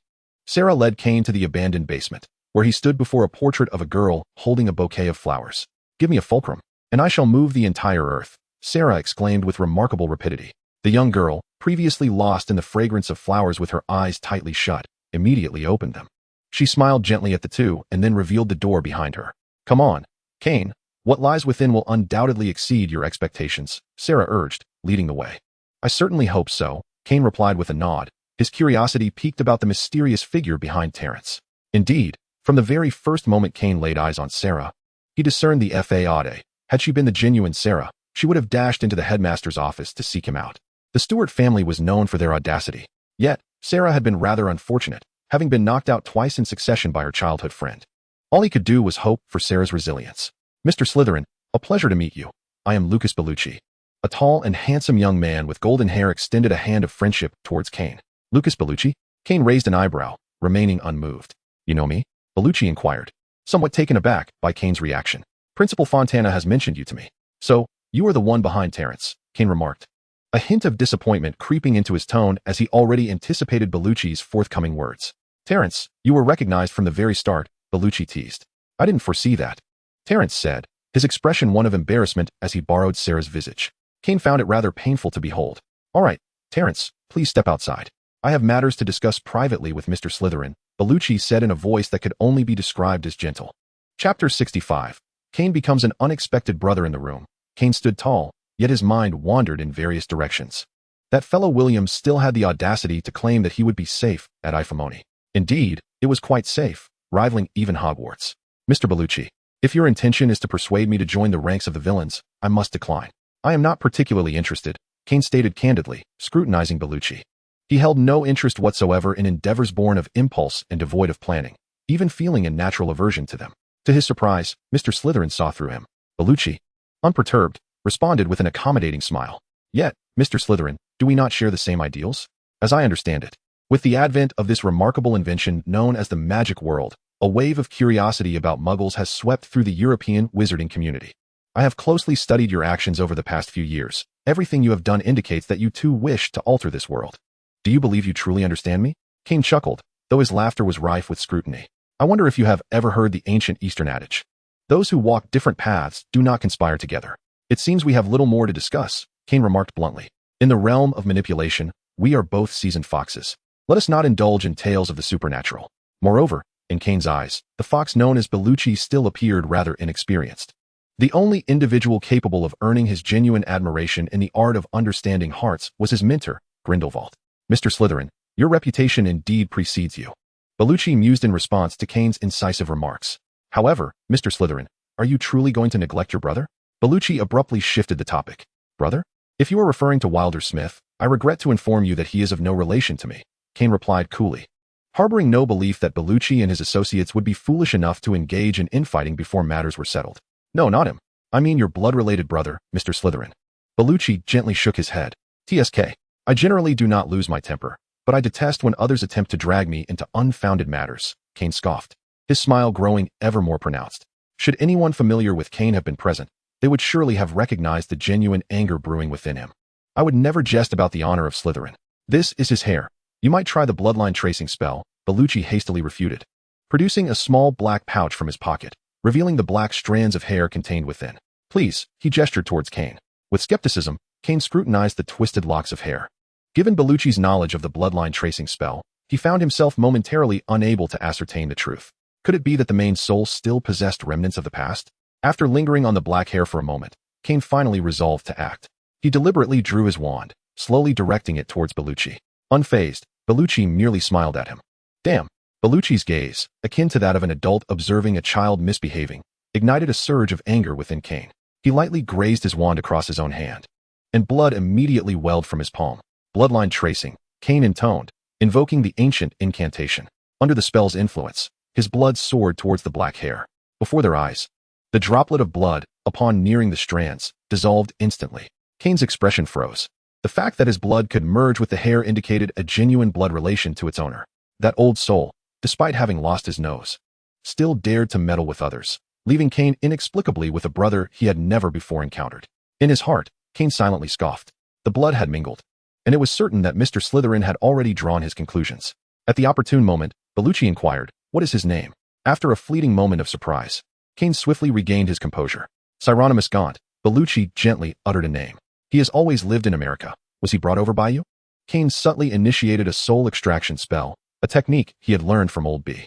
"He has lived in America since childhood. He is an orphan," Bellucci stated. Kane fell momentarily silent. The feedback from the enchantment confirmed that Bellucci was indeed truthful. Yet, why was he an orphan? Could there not be a child with both parents nearby? "You do not know, but when he heard he might have a brother." Little Hieronymus was so excited that he could not sleep the entire night. "He wishes to meet you. By the way, he is 12 years old now." Bellucci endeavored to convey Hieronymus's anticipation towards Kane. "Why hasn't he been to school?" Kane asked. "Never mind, I do not wish to know. But I must tell you, Mr. Slytherin, your brother has been abandoned since birth. His mother left him with but a name before casting him into an orphanage. As far as I know, Hieronymus, being particularly adorable, was often envied and bullied by the other children in the orphanage. One day, his magical powers erupted, and those bullies were terrified.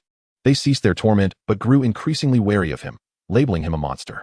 As Bellucci spoke, he discreetly observed Kane's reaction. Regrettably, Kane's expression remained unchanged, leaving Bellucci's heart racing with unease. Upon reaching the age of 11, Hieronymus had the opportunity to attend Ilvermorny. Unfortunately, he lacked the funds to enroll. "I truly envy Hogwarts for this. At least you have scholarships. Unlike Ilvermorny, where shareholders do not permit those destined to tarnish its honor to learn magic," Bellucci lamented. His tone was steeped in sorrow. In the early days of Ilvermorny, students were accepted on equal terms. Yet now, merely 2 centuries since its establishment, what was once a promised land has been thoroughly corrupted by noble capital. Kane fell silent upon hearing this, although he had anticipated Bellucci's sentiments. Confronted with this brutal reality, he could no longer ignore the decayed state of the magical community. "What do you wish for me to assist you with?" The situation had reached a critical juncture, and Kane could no longer remain silent. He chose to seize control of the narrative. "I only need Mr. Slytherin to do me a small favor." The green eyes of Bellucci blinked lightly. This task seemed insurmountable to me, yet utterly devoid of challenge for Mr. Slytherin.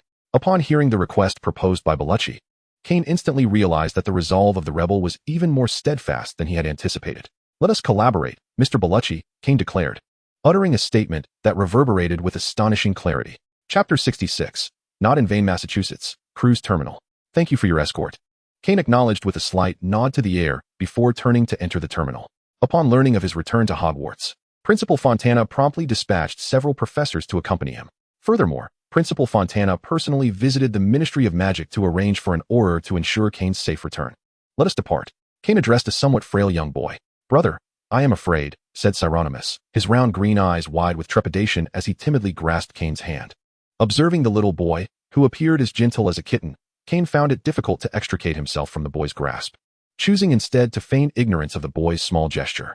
Unlike the typical brooding beauty of a Slytherin descendant, Hieronymus bore a closer resemblance to his mother, with a round cherubic face and large, almond-shaped eyes, presenting an appearance that seemed all too easy to intimidate. "Remember, you are a descendant of Slytherin, endowed with the noblest bloodline.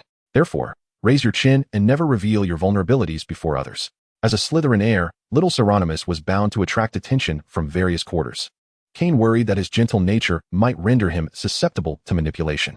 "But brother, you are not just anyone. I trust you will protect me." The little fellow, noticing that Kane did not resist his hand-holding, immediately took advantage of the situation by nuzzling his small face against Kane's hand. "I shall protect you, but you will inevitably grow up one day," Kane remarked, feeling a slight tickle on his hand, a hint of exasperation in his voice. "Oh, then I shall follow you for a lifetime." Hieronymus's green eyes suddenly gleamed with an alarming brightness. "Let us go home," Kane said, unaccustomed to such displays of affection, lightly rapping the little one on the head. "Home, following brother home," Hieronymus chanted repeatedly, even bouncing joyfully, an exuberance he had never experienced in his 12 years of life.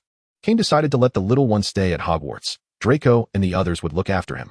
Observing the boy's naive demeanor, he mused quietly to himself. Once he felt his brother's gaze shift away, Hieronymus's expression turned stoic. "Brother, I am no mere delicate flower. Those who offend me shall face tenfold retribution. However, brother, I wish to be a good little brother in your presence. I do not want you to dislike me." Hieronymus silently vowed to embody the role of the obedient younger brother, immersed in his own world. Hieronymus remained oblivious to the sudden smile of understanding that crept across Kane's lips. How could one with Slytherin blood be a mere wallflower? He mused. This little rascal turned out to be a sweet dumpling with a sesame filling, concealing a dark core. As an older brother, what choice did he have but to forgive? "Miss White, is it just you?" Kane inquired, hastening his steps to catch up with the solitary figure of Miss White. He had previously arranged to return to England with her, for Harry's resurgence of luck necessitated her involvement. "The Chelan's vitality has suffered grievously. My mentors must temporarily remain with Mr. Scamander to care for it," he explained. You have no idea how well Senior Wu Gang and Mr. Scamander hit it off. It was as if they were long-lost friends. Miss White remarked with a bemused smile. Both gentlemen share a profound passion for magical creatures. So their camaraderie does not surprise me. Kane nodded in agreement.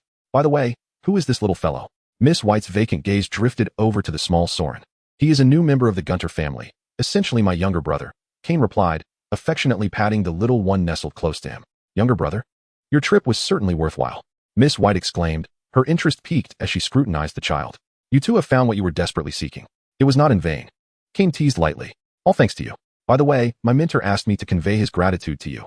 Miss White continued smoothly. No need for thanks. He approached me of his own volition. Kane shrugged. Huh, I knew it. It's because of my discerning eye that I noticed you right away, Miss White declared proudly. Sister, aren't you supposed to be unable to see?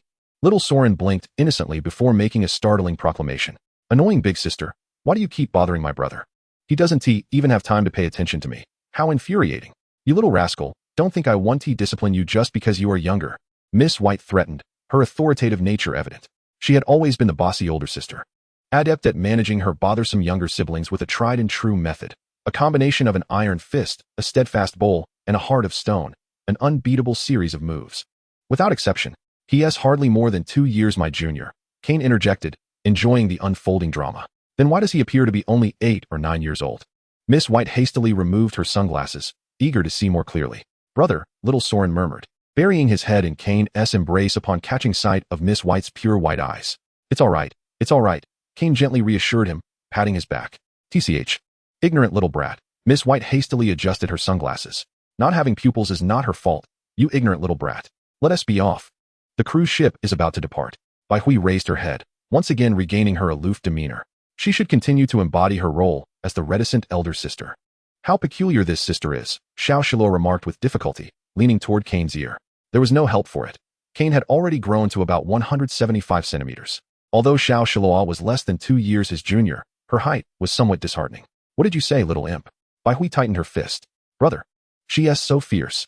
This time, Xiao Shiluo had ample reason to completely nestle in Kane's embrace. Harry is still waiting for us. Let us hurry. Kane chuckled as he carried Xiao Shiluo along. Observing how easily Bai Hui was flustered by Xiao Shiluo's words, he nearly burst into laughter. Harry, you're awake. How do you feel? As Kane and the others arrived at Hogwarts, they hastily made their way to the infirmary. After Bai Hui's incomprehensible ministrations, Harry successfully opened his eyes. I haven't felt this relaxed in quite a while, he murmured, somewhat dazed. That's wonderful, Harry. Sirius instantly burst into tears, enveloping Harry in a tight embrace as he babbled incessantly. I'm sorry, Godfather, for worrying you. Harry managed to force out a weak smile and said, It's all right. Enough, you all must leave. This child needs proper rest, Madame Pomfrey declared without hesitation after the touching moment. Dumbledore and the others dared not protest and obediently began to exit. Kane, Harry called out to him. Madame Pomfrey, I wish to speak with Kane. I promise it will be brief. Very well, you have 3 minutes. Seeing Harry's pale face, Madame Pomfrey's heart softened. You all, hurry outside, she said, casting an impatient glare at Dumbledore, who was stalling. Kane, Harry said as Kane approached his bedside. My parents, they? Harry asked anxiously. I'm sorry, Harry. Kane replied, lowering his gaze. I understand. Thank you, Kane. Harry closed his eyes. Harry, we must look forward. You have many friends and family who care about you. Rest well, Kane sighed, earnestly advising him. Harry kept his eyes tightly shut, yet Kane noticed the tears slipping from the corners of Harry's eyes. He quietly stepped out, leaving Harry alone to silently tend to his wounds. Kane, something's wrong. A fight has broken out. Draco's anxious voice suddenly rang out. Chapter 67. Sirius joins the Hogwarts gang outside the infirmary. Kane, how is Harry? Dumbledore's azure eyes, framed by half-moon spectacles, scrutinized Kane. He was utterly exhausted, having already succumbed to slumber. Kane, with a deft maneuver, responded evasively, "Thank you, Kane. I truly do not know how to repay you." Sirius, initially inclined to pat Kane on the shoulder, hesitated and could only gaze at him with profound gratitude. Not all Slytherins are scoundrels, after all. What do you mean by gratitude? The very house you reside in is mine, Kane retorted, casting a sidelong glance at Sirius. Huh. Regardless, I shall endeavor to repay you. Sirius stammered. Humph, foolish dog. Snape seethed at the sight of Sirius. What did you say, slug? Sirius instantly sprang to his feet. I have tolerated you for long enough. Old bat. Following the events concerning Harry, Sirius had been suppressing his frustrations. Now that Harry was safe, he was eager to confront Snape. You two, quiet down. Professor McGonagall admonished. These two are constantly turning Hogwarts into a chaotic mess. It is quite enough. Dumbledore, I believe Sirius, as a parent of a student, should not be visiting too frequently, don't you think? Professor McGonagall suggested to Dumbledore. Upon hearing this, Snape cast a smug and scornful glance at the foolish dog. Minerva, I neglected to inform you. I have decided to appoint Sirius as the defense against the dark arts teacher for the 46th year. Professor Lupin has already consented, Dumbledore declared, enduring Professor McGonagall's incredulous stare. Huh, did you hear that, slug? I am now a professor at Hogwarts as well, so be prepared. The tides had turned. And now Sirius was the one brimming with pride. Professor McGonagall felt a wave of darkness wash over her. She had a premonition that peaceful days were no longer in their future. Miss White, after Harry awakens, are there any further considerations we must heed? Dumbledore inquired. At this, both Snape and Sirius fell silent, straining to eavesdrop. Once he has had ample rest, he will be able to act independently. However, Mr. Potter will inevitably find himself beset by misfortune, Miss White replied after a moment's hesitation. Just as Dumbledore was about to speak, he was abruptly interrupted by a sudden cry. Kane, trouble. A fight has broken out. Draco exclaimed, breathless, abandoning his usual noble demeanor. What has happened? Kane felt a sudden wave of foreboding. Could it possibly involve little Scorpius? Gryffindor and Slytherin are at each other's throats, Draco gasped. What? What? Professor McGonagall and Professor Snape exclaimed in unison. Let us go and take a look, Minerva, Severus, Dumbledore suggested. What prompted their altercation? Kane inquired. It was merely the incessant prattling of Gryffindors, Draco lamented. Ahem. Kane's timely cough masked Draco's chirping. Did you not notice that the two most prominent Gryffindors are present? A few Gryffindor boys claimed that attending Ilvermorny was tantamount to betraying Hogwarts, which we overheard. Naturally, we could not tolerate such remarks, and thus, a scuffle ensued, Draco elucidated. He cast a cautious glance at Dumbledore before rephrasing his statement. Humph, I truly wonder what peculiar thoughts occupy the minds of some imbeciles. Upon hearing the backstory, Snape immediately seized the opportunity to disparage Gryffindor. Given his already foul mood due to Lupin and Sirius, and with Gryffindor's foolishness openly displayed, it was the perfect moment to strike back. Kane, rest assured, I shall handle this matter with utmost fairness, Professor McGonagall declared, her face flushed with indignation. Dumbledore quickly signaled Kane, indicating that he should mediate the squabble between the two professors. After all, Kane was the spark that ignited the conflict between the two houses. Professor McGonagall, I believe their actions were merely impulsive. With the right approach, they can certainly be guided toward better behavior. Observing the mix of shame and sorrow on Professor McGonagall's face, Kane felt a twinge of compassion. Since his enrollment at Hogwarts, she had shown him considerable kindness. To be frank, Professor McGonagall seemed more like his head of house than Snape. Kane, my dear boy, you are simply too kind-hearted, Professor McGonagall said, regarding him with warmth. Why aren't you a Gryffindor student? Dumbledore mused. Snape retorted, does this lad really possess any connection to kindness? Flitwick nodded in agreement with Professor McGonagall's sentiments. Meanwhile, Grindelwald observed the expressions of those present, smiling quietly without uttering a word. He was all too familiar with the nature of his disciple. He truly wondered how to manage that mischievous group of students. Professor McGonagall sighed deeply. Professor McGonagall, I have an immature suggestion for your consideration, Kane sincerely offered. The reason they have time to engage in such brawls ultimately stems from the lack of sufficient assignments. Draco's expression shifted dramatically, as he regarded Kane with the same trepidation one might reserve for a Dark Lord. No, my friend. Do you have any idea how much we suffered due to your earlier push for the professors to adopt that Chinese education model? And now you come again. Draco's handsome face was etched with resentment.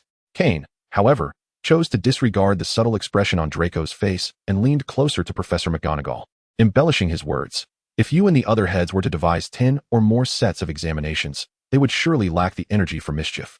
You are absolutely right. Kane, Professor McGonagall's eyes sparkled with newfound clarity. She recalled the serene moments when she and her fellow professors had crafted examinations, a time when the students were as quiet as chickens, and a realization dawned upon her. She should not have heeded Dumbledore's advice about the importance of joy in education.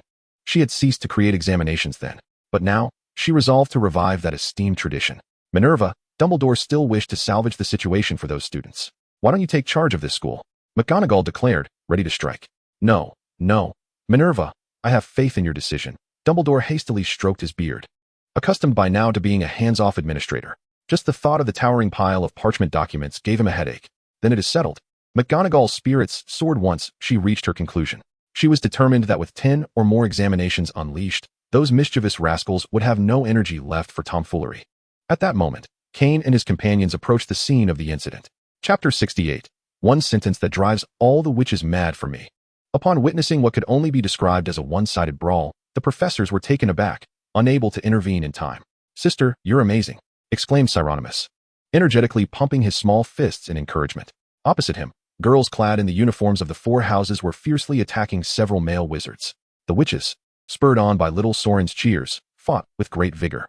The boys, overwhelmed and cowering, did not receive any assistance. Instead, the male wizards encircled the scene, responding to each successful hit by the girls with whistles and cheers, as if to enhance the atmosphere.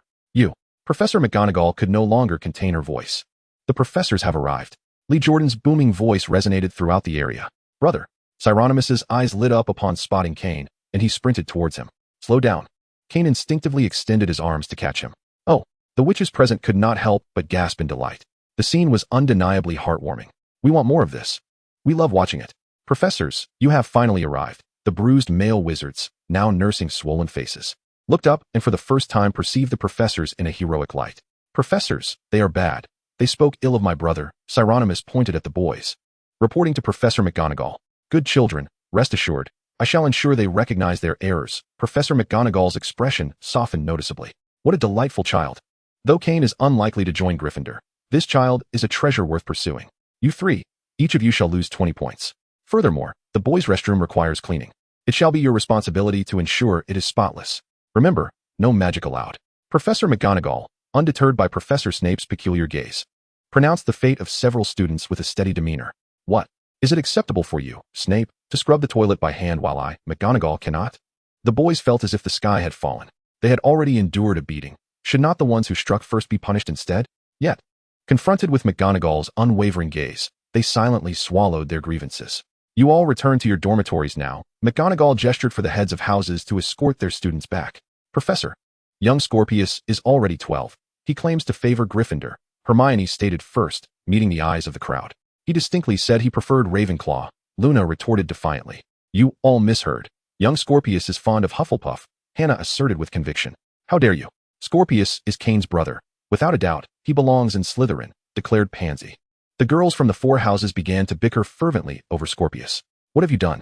Kane lowered his head, casting a resigned glance at the little fellow nestled in his embrace, like an ostrich. He instinctively felt that the unfolding events were somehow linked to this child. This is bad. He had inadvertently become Dumbledore. I merely inquired if the sisters found their houses entertaining, Scorpius said, a hint of indignation in his voice. Indeed. Kane, you frightened Scorpius. Hermione reproached him with a hint of disapproval. Yes, yes. The other witches from different houses chimed in to support Scorpius. In a single phrase, I have bewitched the witches of Hogwarts. For the first time, Kane found himself under the stern scrutiny of the witches, and that phrase involuntarily surfaced in his mind. Enough. I trust Mr. Gunter will make the right choice, McGonagall quickly reassured, sensing the restless stirrings among her own house's witches.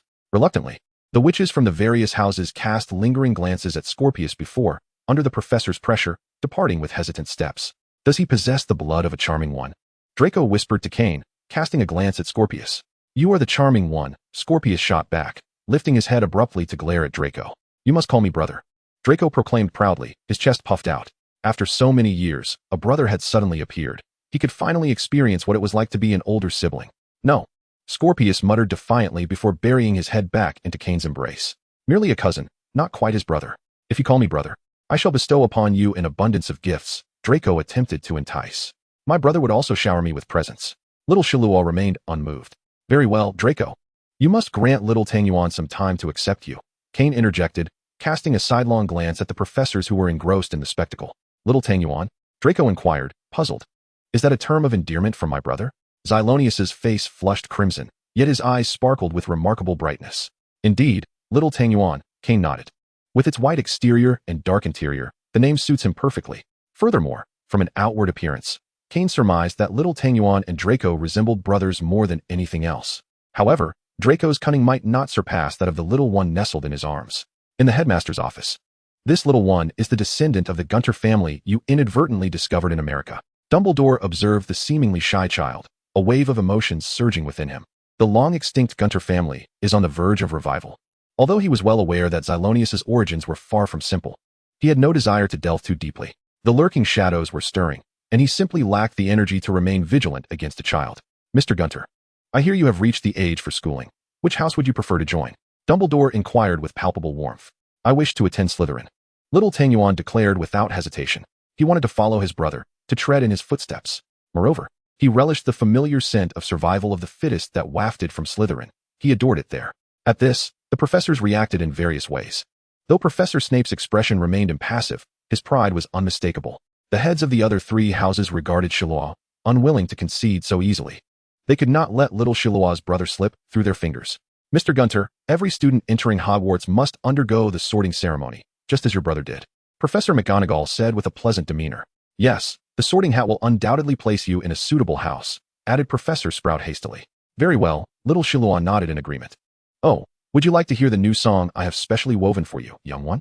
The sorting hat, which had languished on the headmaster's desk, instantly sprang to life. Certainly, Mr. Sorting Hat, I would be honored to listen to your melodious voice, Xylonius responded enthusiastically. At this, a faint smile unconsciously graced Kane's lips. Truly, as a descendant of Slytherin, he had an innate ability to understand and captivate others, just like him. Oh, what a polite child you are, possessing remarkable insight.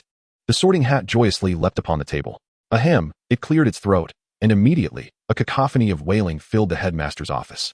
By the time the Sorting Hat had finished its exuberant performance, little Shiloah appeared visibly deflated. Brother, sighed Xylonimus, casting a mournful glance at Kane. He was acutely aware that he was the sole listener to the Sorting Hat's melodic recital from start to finish.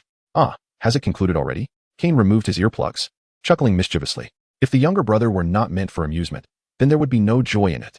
Chapter 69. The Prosperous Gunter Family in Dumbledore's Office. A group of professors, along with Kane, wore smiles as they observed the unsuspecting little dumpling. Ahem, Mr. Gunter, are you pleased with my song? The tattered Sorting Hat inquired, still somewhat reluctant to part with its performance. I am quite satisfied. Thank you, Mr. Sorting Hat, Xylonimus quickly replied, offering a somewhat bashful smile. Mr. Gunter, what a courteous child you are, the Sorting Hat remarked.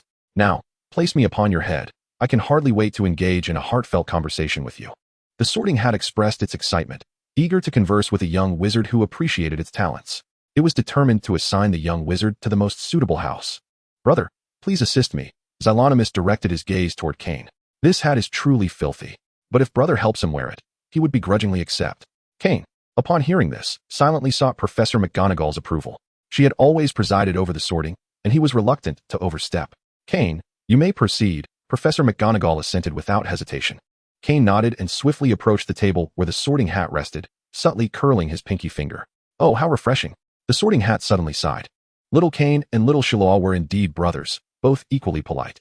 Unlike a certain bearded figure who could hardly remember to clean the esteemed Sorting Hat. The Sorting Hat unabashedly mocked Dumbledore. Little Dumpling's eyes sparkled as he gazed at Kane. Brother is so amazing. Ahem, Sorting Hat.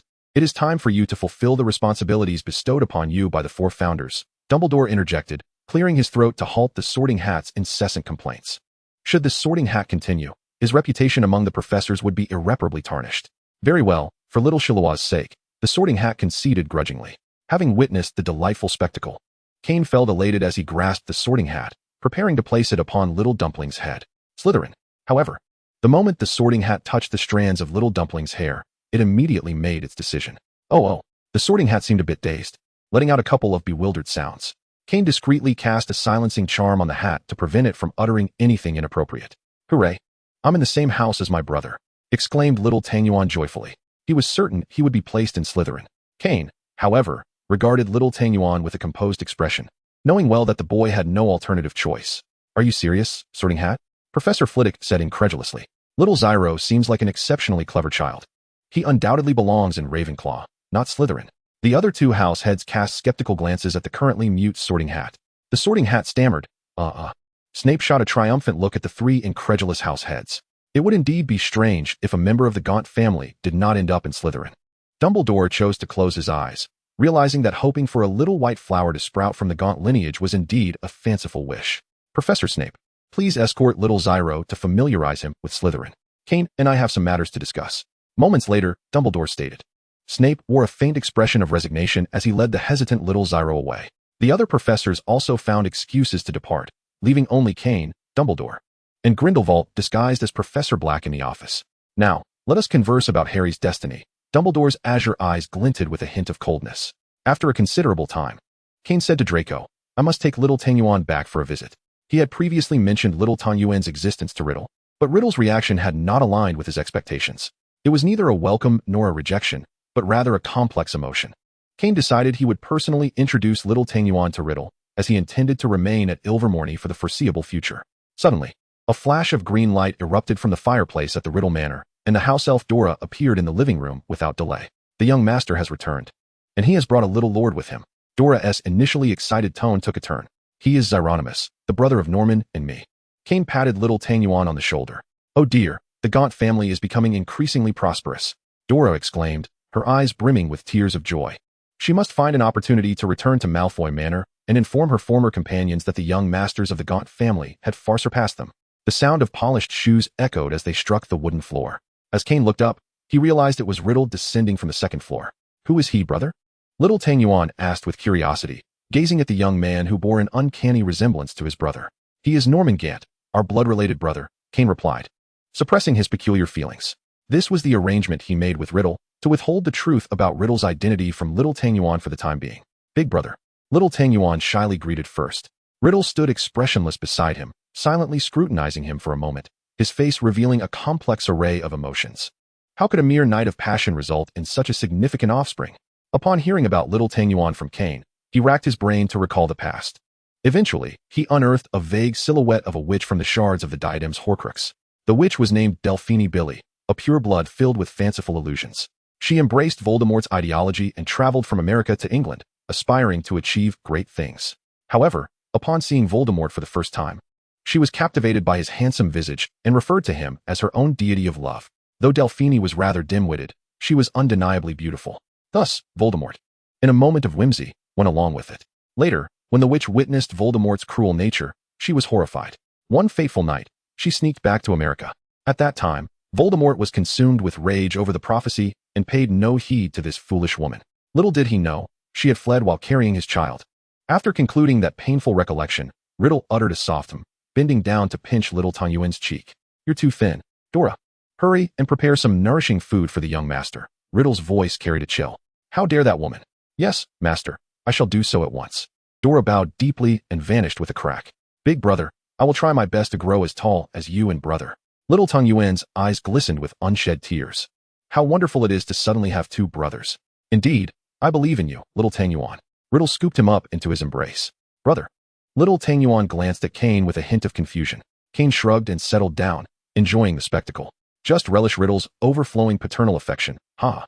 Chapter 70. A whisper of familiarity after a warm and delightful dinner. Kane spent the night at home with little Tanyuan. The following day, he bid farewell to the reluctant duo and embarked on his solitary journey back to Ifamore. Brother, you must return soon, little Tanyuan murmured, watching Kane's retreating figure. Let us go. I shall escort you to school. Riddle remained silent for a moment, gently patting little Tanyuan's shoulder in a gesture of comfort.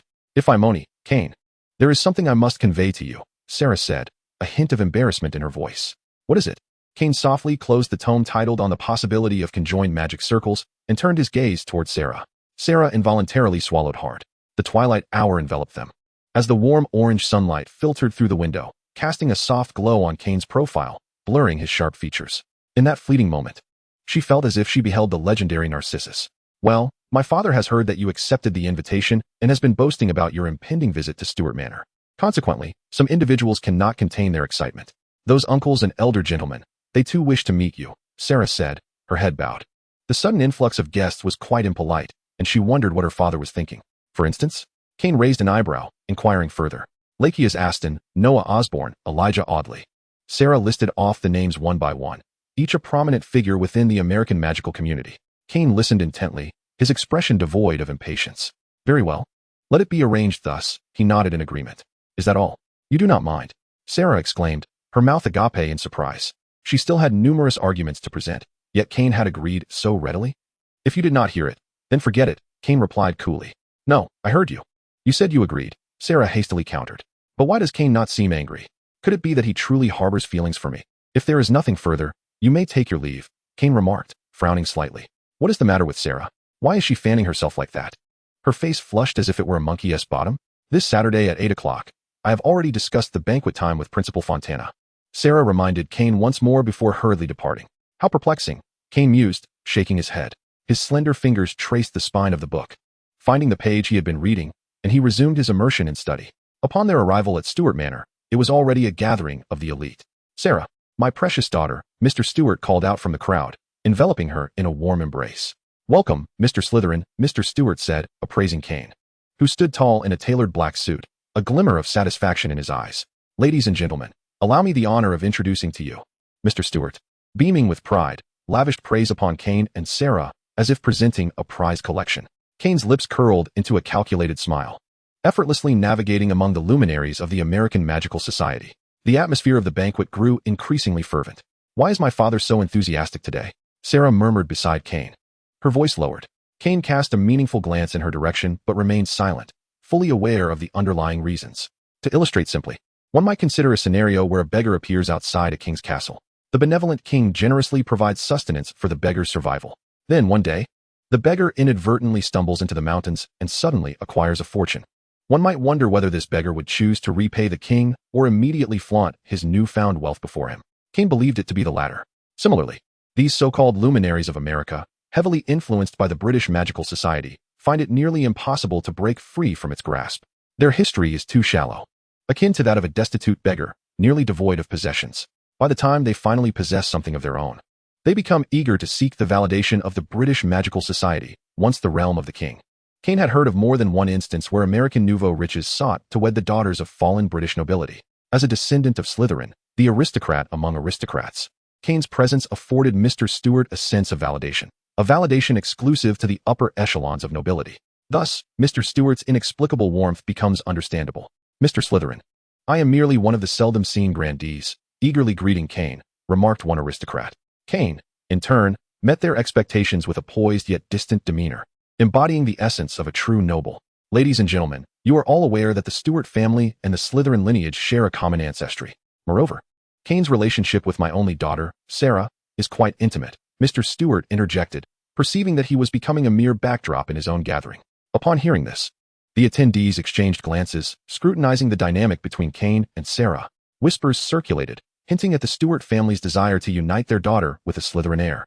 Could it be that Mr. Slytherin has already consented? If so, the Stewart family's standing would ascend to even greater heights. Kane emitted a vague chuckle, clearly unimpressed. Mr. Stewart had played a clever hand. He sought to leverage Kane's presence to elevate the Stewart family's status, while also solidifying the union with Sarah through this banquet. Such aspirations were indeed ambitious. As for the relationship between Slytherin and Stewart, my youthful understanding is limited. Additionally, while Sarah and I are classmates, the distinctions between genders remain. I am quite familiar with Mr. Wilder-Smith. Alas, he is not present today, Kane remarked with a semblance of regret. Haha, Mr. Wilder-Smith is not particularly fond of attending such gatherings. Observing Stewart's face turn the color of a pig's liver, the head of the Aston family laughed heartily. Ah, my friend, there are times when I truly find it challenging to comprehend his thoughts. Kane feigned a headache, subtly encouraging Aston to divulge more about the Wilder-Smith family. Mr. Slytherin. Over here, Aston said, hesitating momentarily before leading Kane away. Father, I am not yet at the age where I cannot find a suitor. Kane faintly heard Sarah's inquiry as he departed. Mr. Slytherin, you may be unaware, but our family has always maintained a cordial relationship with the Wilder-Smiths. However, after the mysterious death of the last head of the Wilder-Smith family, William suddenly surfaced. There are rumors that William is not even of Wilder-Smith blood. In a corner of Stewart Manor, Kane and the head of the Aston family continued their conversation. William is not of the Wilder-Smith lineage? How can that be? Kane's immediate reaction was one of skepticism, as the Wizarding World's inheritance laws are exceedingly stringent. Ensuring the continuation of a pure bloodline is the foremost priority of every family, particularly for a prestigious lineage like the Wilder-Smiths. Furthermore, he had seen William's biological father, and there was a discernible resemblance between them. That said, the previous head of the Wilder-Smith family had never introduced William in public. Moreover, their kin were always characterized by golden hair and blue eyes, with William being the sole exception. Aston gave Kane a meaningful look, and suddenly, a spark of realization ignited in Kane's mind. William had once mentioned to him that he was a substitute for his father, and he was serving an unknown individual. Coupled with some remarks made by Lucas, Kane felt he was drawing closer to the ultimate answer. Mr. Slytherin, I have a grandson, Michael, who is in the 5th year at the Goblin Academy. Aston began to extol the virtues of his grandson after sharing what piqued Kane's interest. I am confident that you two will get along splendidly.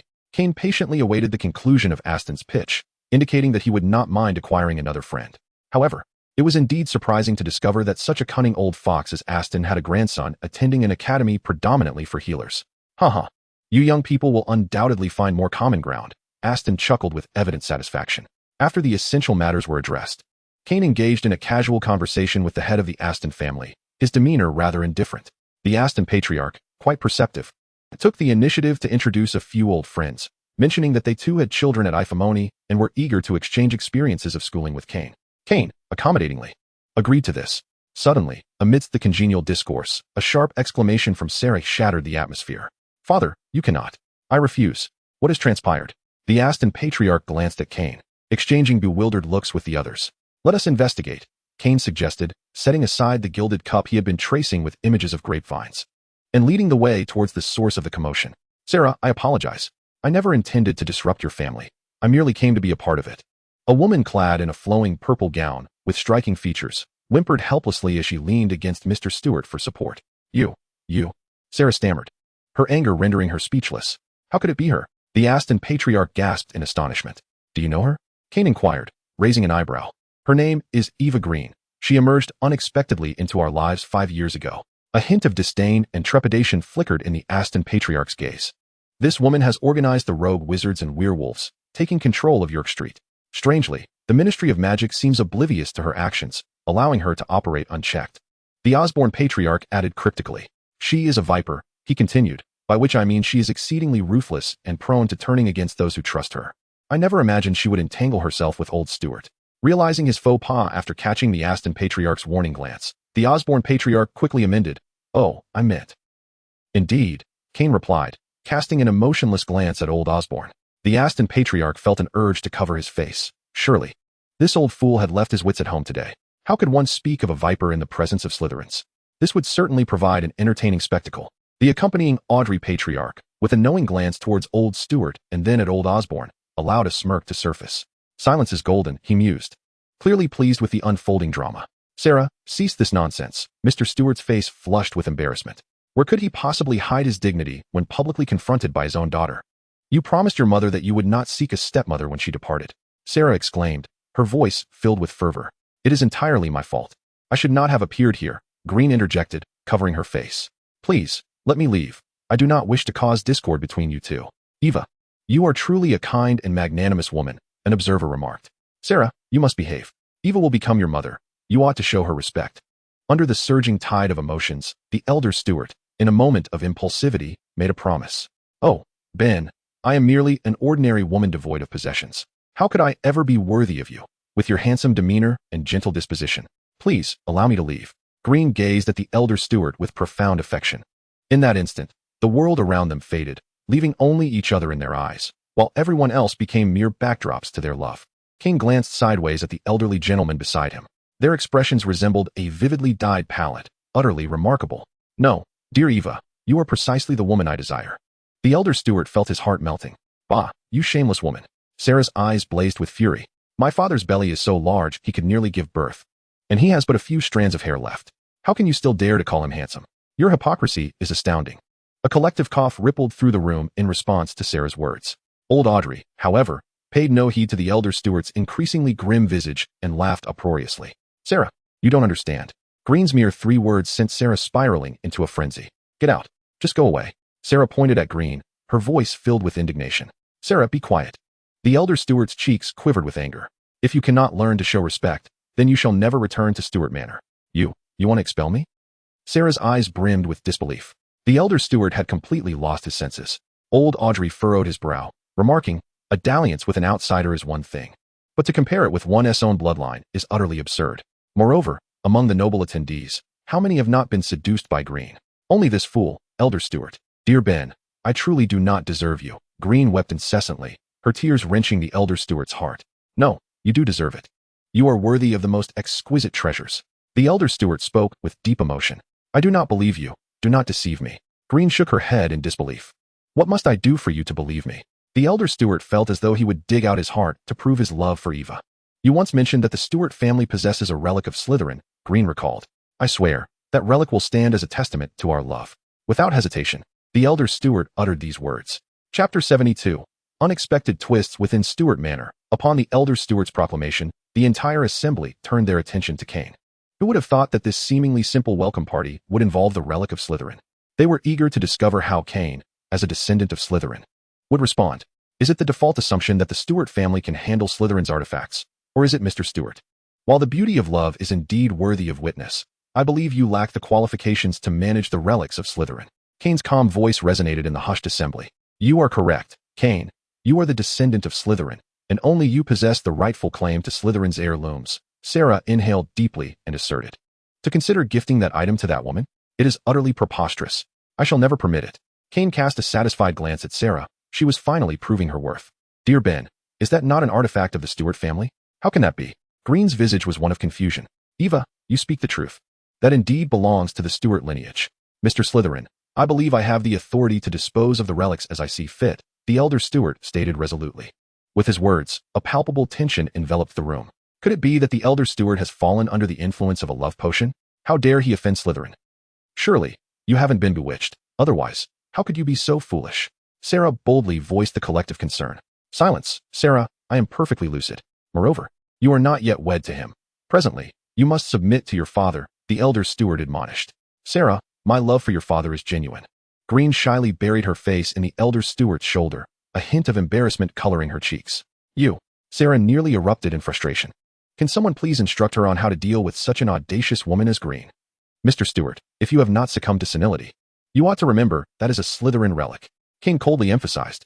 He was indifferent to the elder steward's intentions, as long as they did not encroach upon his interests. Regardless of the circumstances, I am still your elder. The elder steward's authority faltered, and anger flared within him. Elder, surely, you do not genuinely believe that, Kane scoffed.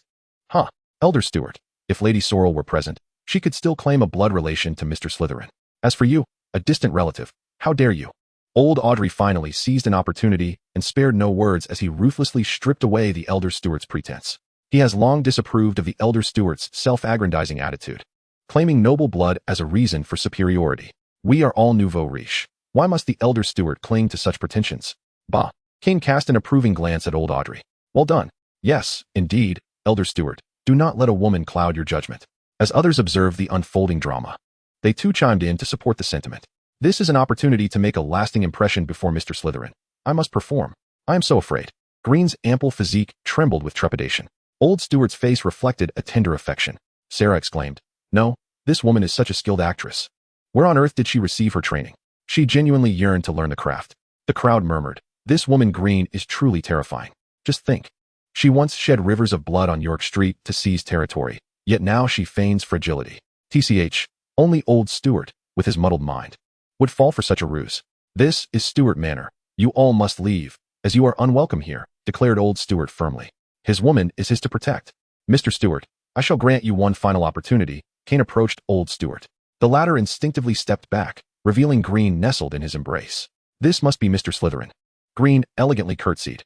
However, Kane seemed indifferent to her presence, fixated solely on old Stewart. Green's expression darkened momentarily, but she quickly reverted to her submissive demeanor. Yet Sarah, who had been observing her intently, noted every nuance. Deservedly so. Mr. Stewart, you wouldn't want to lose everything you currently possess, would you? Kane gestured. Separating the two. Apart from old Stewart, none could hear their exchange. What do you know? Old Stewart found himself drenched in sweat. To be frank, Mr. Stewart, I have little interest in this place. However, you must not touch anything that belongs to Slytherin. Do you understand? Kane, with a smile playing at his lips, casually surveyed the resplendent Stewart Manor. It settled then. The haze of infatuation suddenly cleared from old Stewart's mind, prompting him to respond hastily. I knew Mr. Stewart was a reasonable man. Kane discreetly waved his hand once more.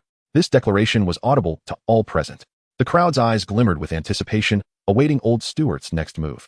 Eva? Old Stewart wiped the sweat from his brow, intending to locate Eva, only to discover her inexplicably sprawled on the ground.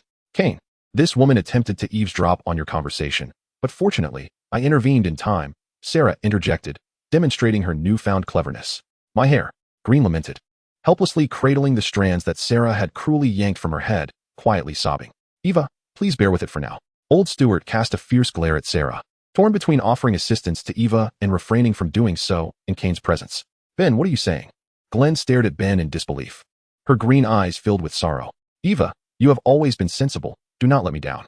Old Stewart hardened his heart, refusing to look at the fallen Green.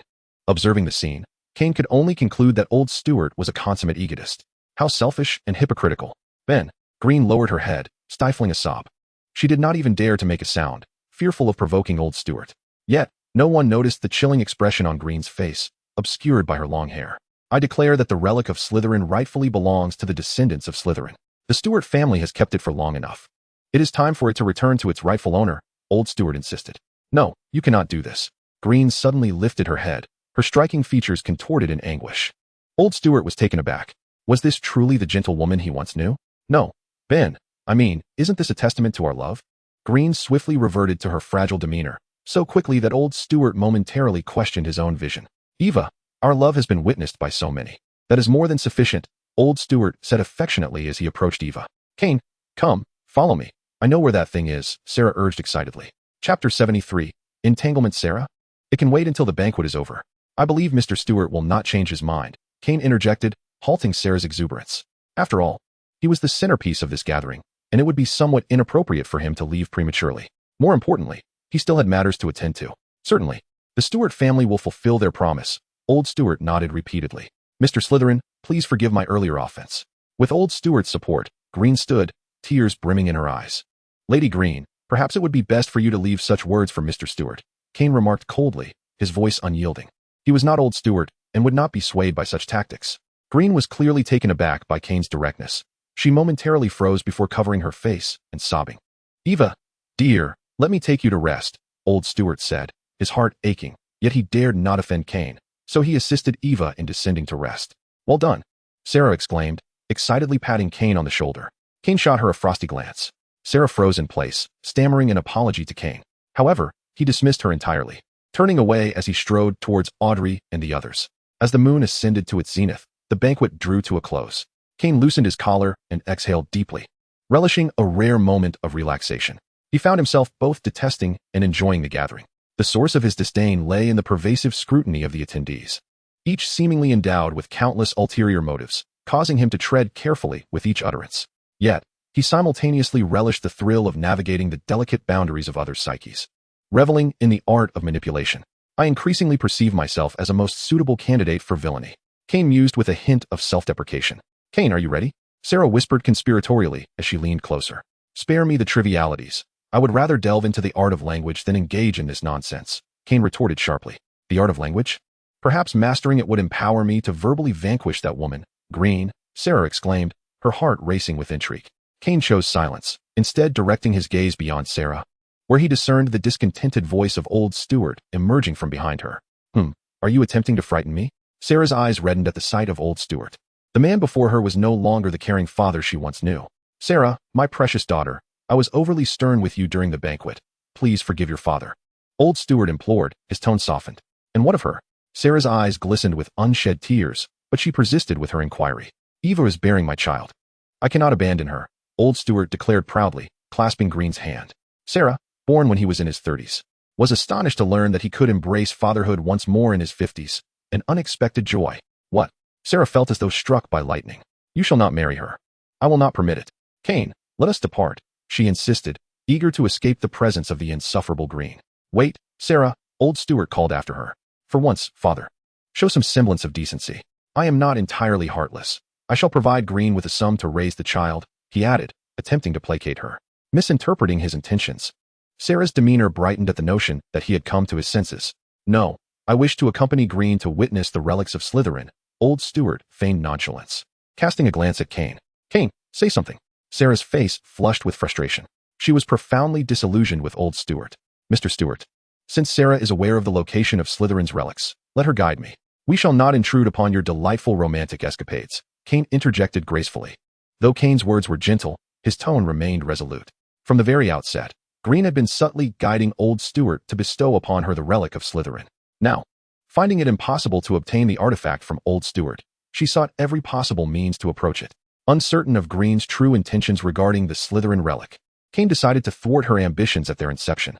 The Old Stewart appeared hesitant, glancing towards Green. "Mr. Slytherin, I merely wish to have a glimpse, just a glance." After all, it nearly bore witness to the love between Ben and me, Green lamented, her voice dripping with feigned innocence. "Huh, not on your life. The key to that item is in my possession, and as long as I refuse you access, you shall not see it," Sarah declared triumphantly, producing a golden key embedded with rubies from beneath her collar. "Let us proceed," she proclaimed, akin to a victorious general, her head held high. "Ben, Eva, let it go." That key was left to me by my father. Their conversation was swept away by the night breeze, faintly reaching Kane's ears. "Stop pretending," Kane said firmly to Sarah, who was lost in thought as she hurried ahead. "Woo, I have no home anymore. Kane, woo-woo." Sarah's bravado crumbled, unleashing a torrent of tears. "At least you still possess an inexhaustible supply of galleons," Kane stated matter-of-factly. "Now you can acquire that relic without marrying me. You must be quite pleased." Sarah sniffled in response. "Indeed." Kane nodded. "You have missed your chance with me. That is a loss you will carry for a lifetime." Sarah attempted to salvage her dignity. "Oh." Kane stifled the urge to roll his eyes, maintaining an expressionless facade. Before long, having composed herself, Sarah led Kane to a rusted trapdoor, beneath which lay the basement. "Are you certain this is the place?" Kane furrowed his brow. How could the Stewart family so desecrate Slytherin's relic? "Kane, you must understand. Slytherin's relic possesses a remarkable function. It can corrupt everything in its vicinity. Wherever it is placed, that location will invariably transform, without exception," Sarah elucidated. "Thus, the third-generation head of the Stewart family concealed Slytherin's relic here and cast numerous protective enchantments. Besides the key I possess, there is no other means to access it." "I see." Kane pondered for a moment. What exactly did Slytherin leave behind? With a creaking sound that grated on the senses, the trapdoor opened, revealing a seemingly endless circular wooden ladder. Chapter 74. The Spindle of Fate. With a thought, a bright light materialized at the tip of Kane's wand. Sarah cast a glance at Kane, noting his complete lack of initiative, and mustered her courage, stepping onto the wooden staircase. Alas, the moment her foot touched the step, it transformed into something as fragile as paper, cracking at the slightest touch. Before she could react, she found herself careening down a slide, exclaiming in surprise. Kane, standing still, silently covered his eyes. Poor Sarah. Yet, if one could overlook the malicious curve of Kane's lips, perhaps Sarah might have felt a flicker of solace. When she mentioned that the relic could corrode everything around it, Kane had grown cautious. Although the area was safeguarded by a spell, it had been at least a century since the third generation of the Stewart family. Thus, he was more inclined to believe in the potency of the Slytherin relic than in the protective enchantments laid by Stewart. With a dull thud, Kane estimated that Sarah had reached the ground.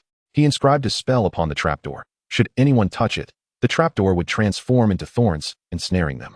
Only by uttering the counterspell himself could the trapdoor return to normalcy. In the next moment, he transformed into a swirl of black smoke, advancing towards the direction where Sarah had fallen. "Are you all right?"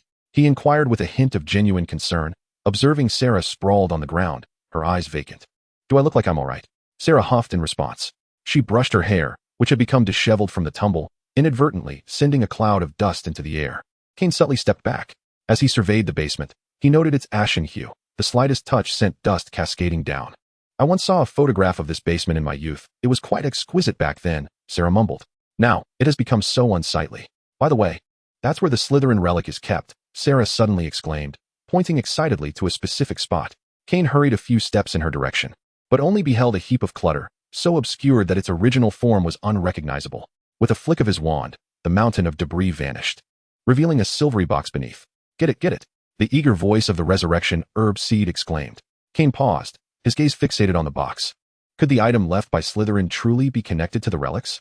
"This is the box," Sarah declared, reaching out to touch it. "Don't move," Kane swiftly interjected, halting her reckless action. He severed a strand of her hair with his wand and placed it atop the box.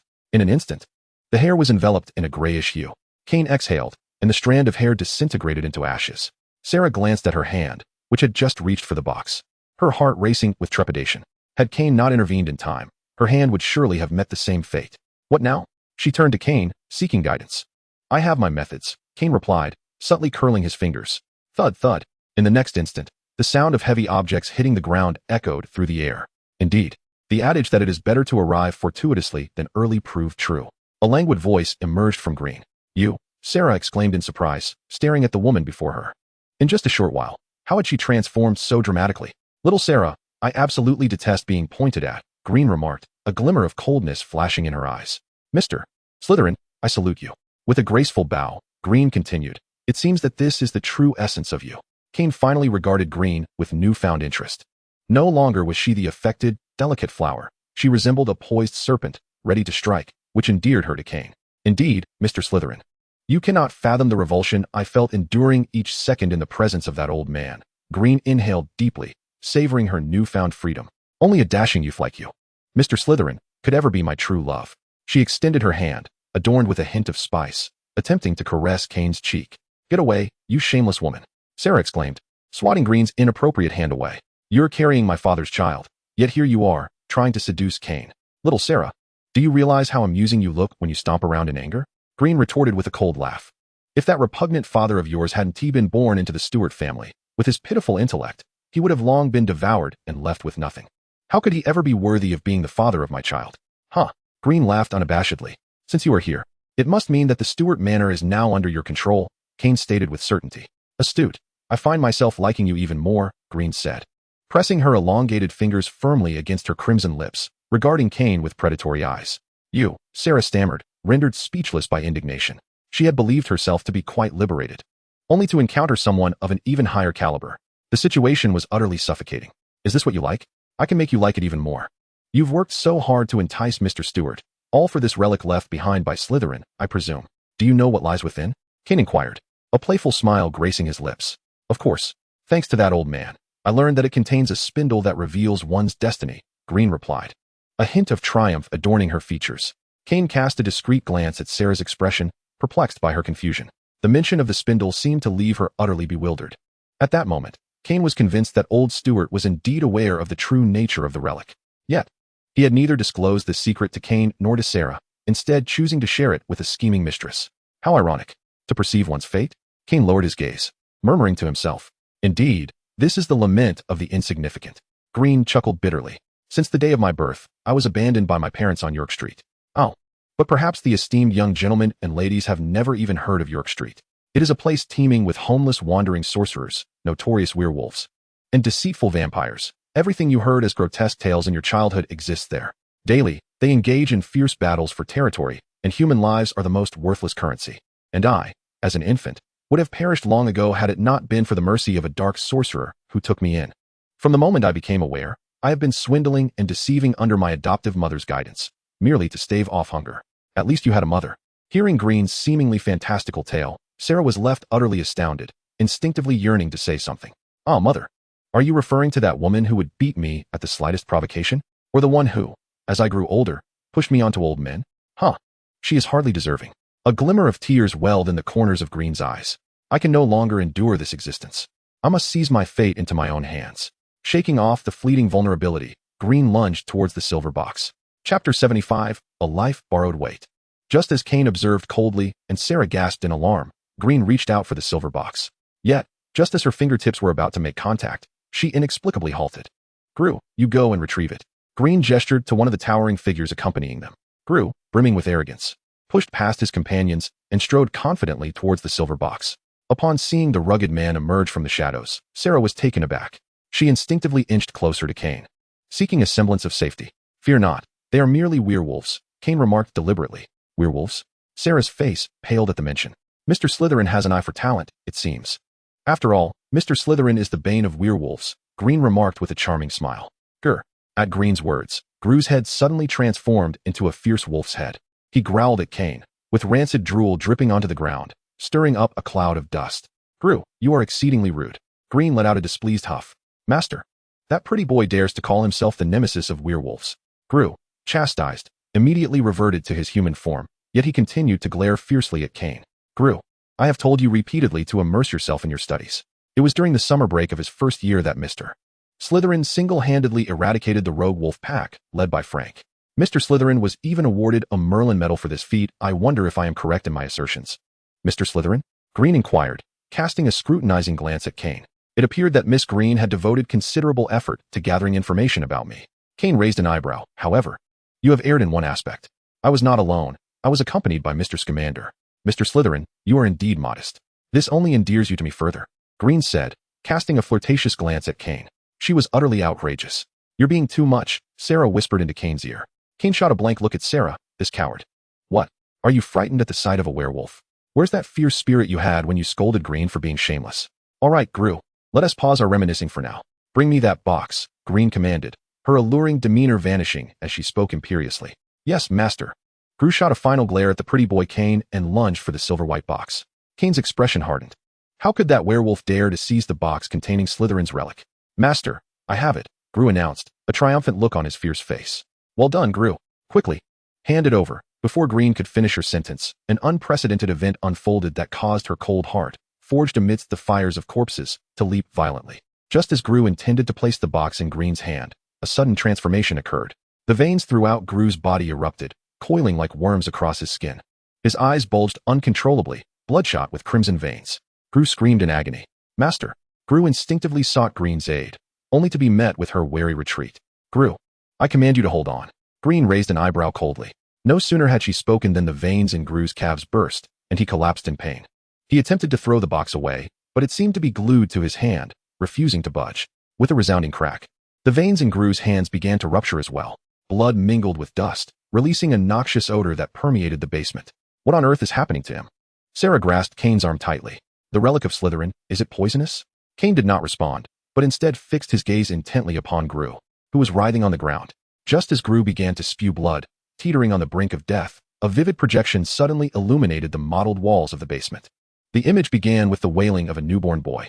A figure clad in a wizard's robe callously seized the infant by the legs, disregarding the anguished pleas of the mother lying on the ground, and mercilessly extinguished her life. Subsequently, he brought the infant to a gathering of werewolves, casting the child into their midst in exchange for a favor.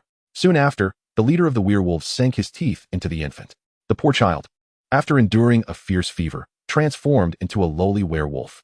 Each day, he suffered the beatings and scorn of the adult werewolves, struggling to survive with a vacant, listless gaze. The little werewolf often pondered whether tomorrow might finally bring him the embrace of death. At such thoughts, a fleeting smile of happiness would grace his lips. As time passed, the little werewolf grew into a formidable beast. He began to accompany the pack in raiding the descendants of wizards. One fateful day, during a robbery on York Street, he was captured by a woman named Glenn.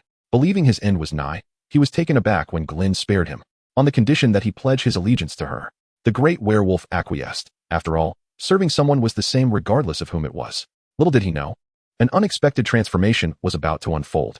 The great werewolf was bestowed with a name, Gru. Glenn never struck him. She merely ignored him when displeased. Gru was determined to keep Glenn from unhappiness, vowing to fulfill her every command, no matter the cost. As the vision reached its conclusion, Gru grasped the silver-white box. A sound akin to thread being severed echoed in the ears of those present. Gru's eyes widened in shock as he attempted to crawl toward Glenn, only to collapse heavily once more. In the next moment, his body disintegrated into ash. Gru. Glenn instinctively widened her eyes. We shall not take this, mister. Slytherin may have it, Glenn said through clenched teeth. Stop. You come and go as you please, Miss Glenn. Is that not a touch impolite? King quipped. Mister. Slytherin is rather overconfident. Do you truly believe you can keep us all here? Glenn's eyes narrowed dangerously. The thorns at the trapdoor were quite troublesome, weren't they? Kane countered with a question. It was your doing. Glenn quickly realized.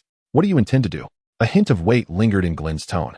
She recalled the thorns that once seemed insurmountable beside the hatch, which had suddenly vanished.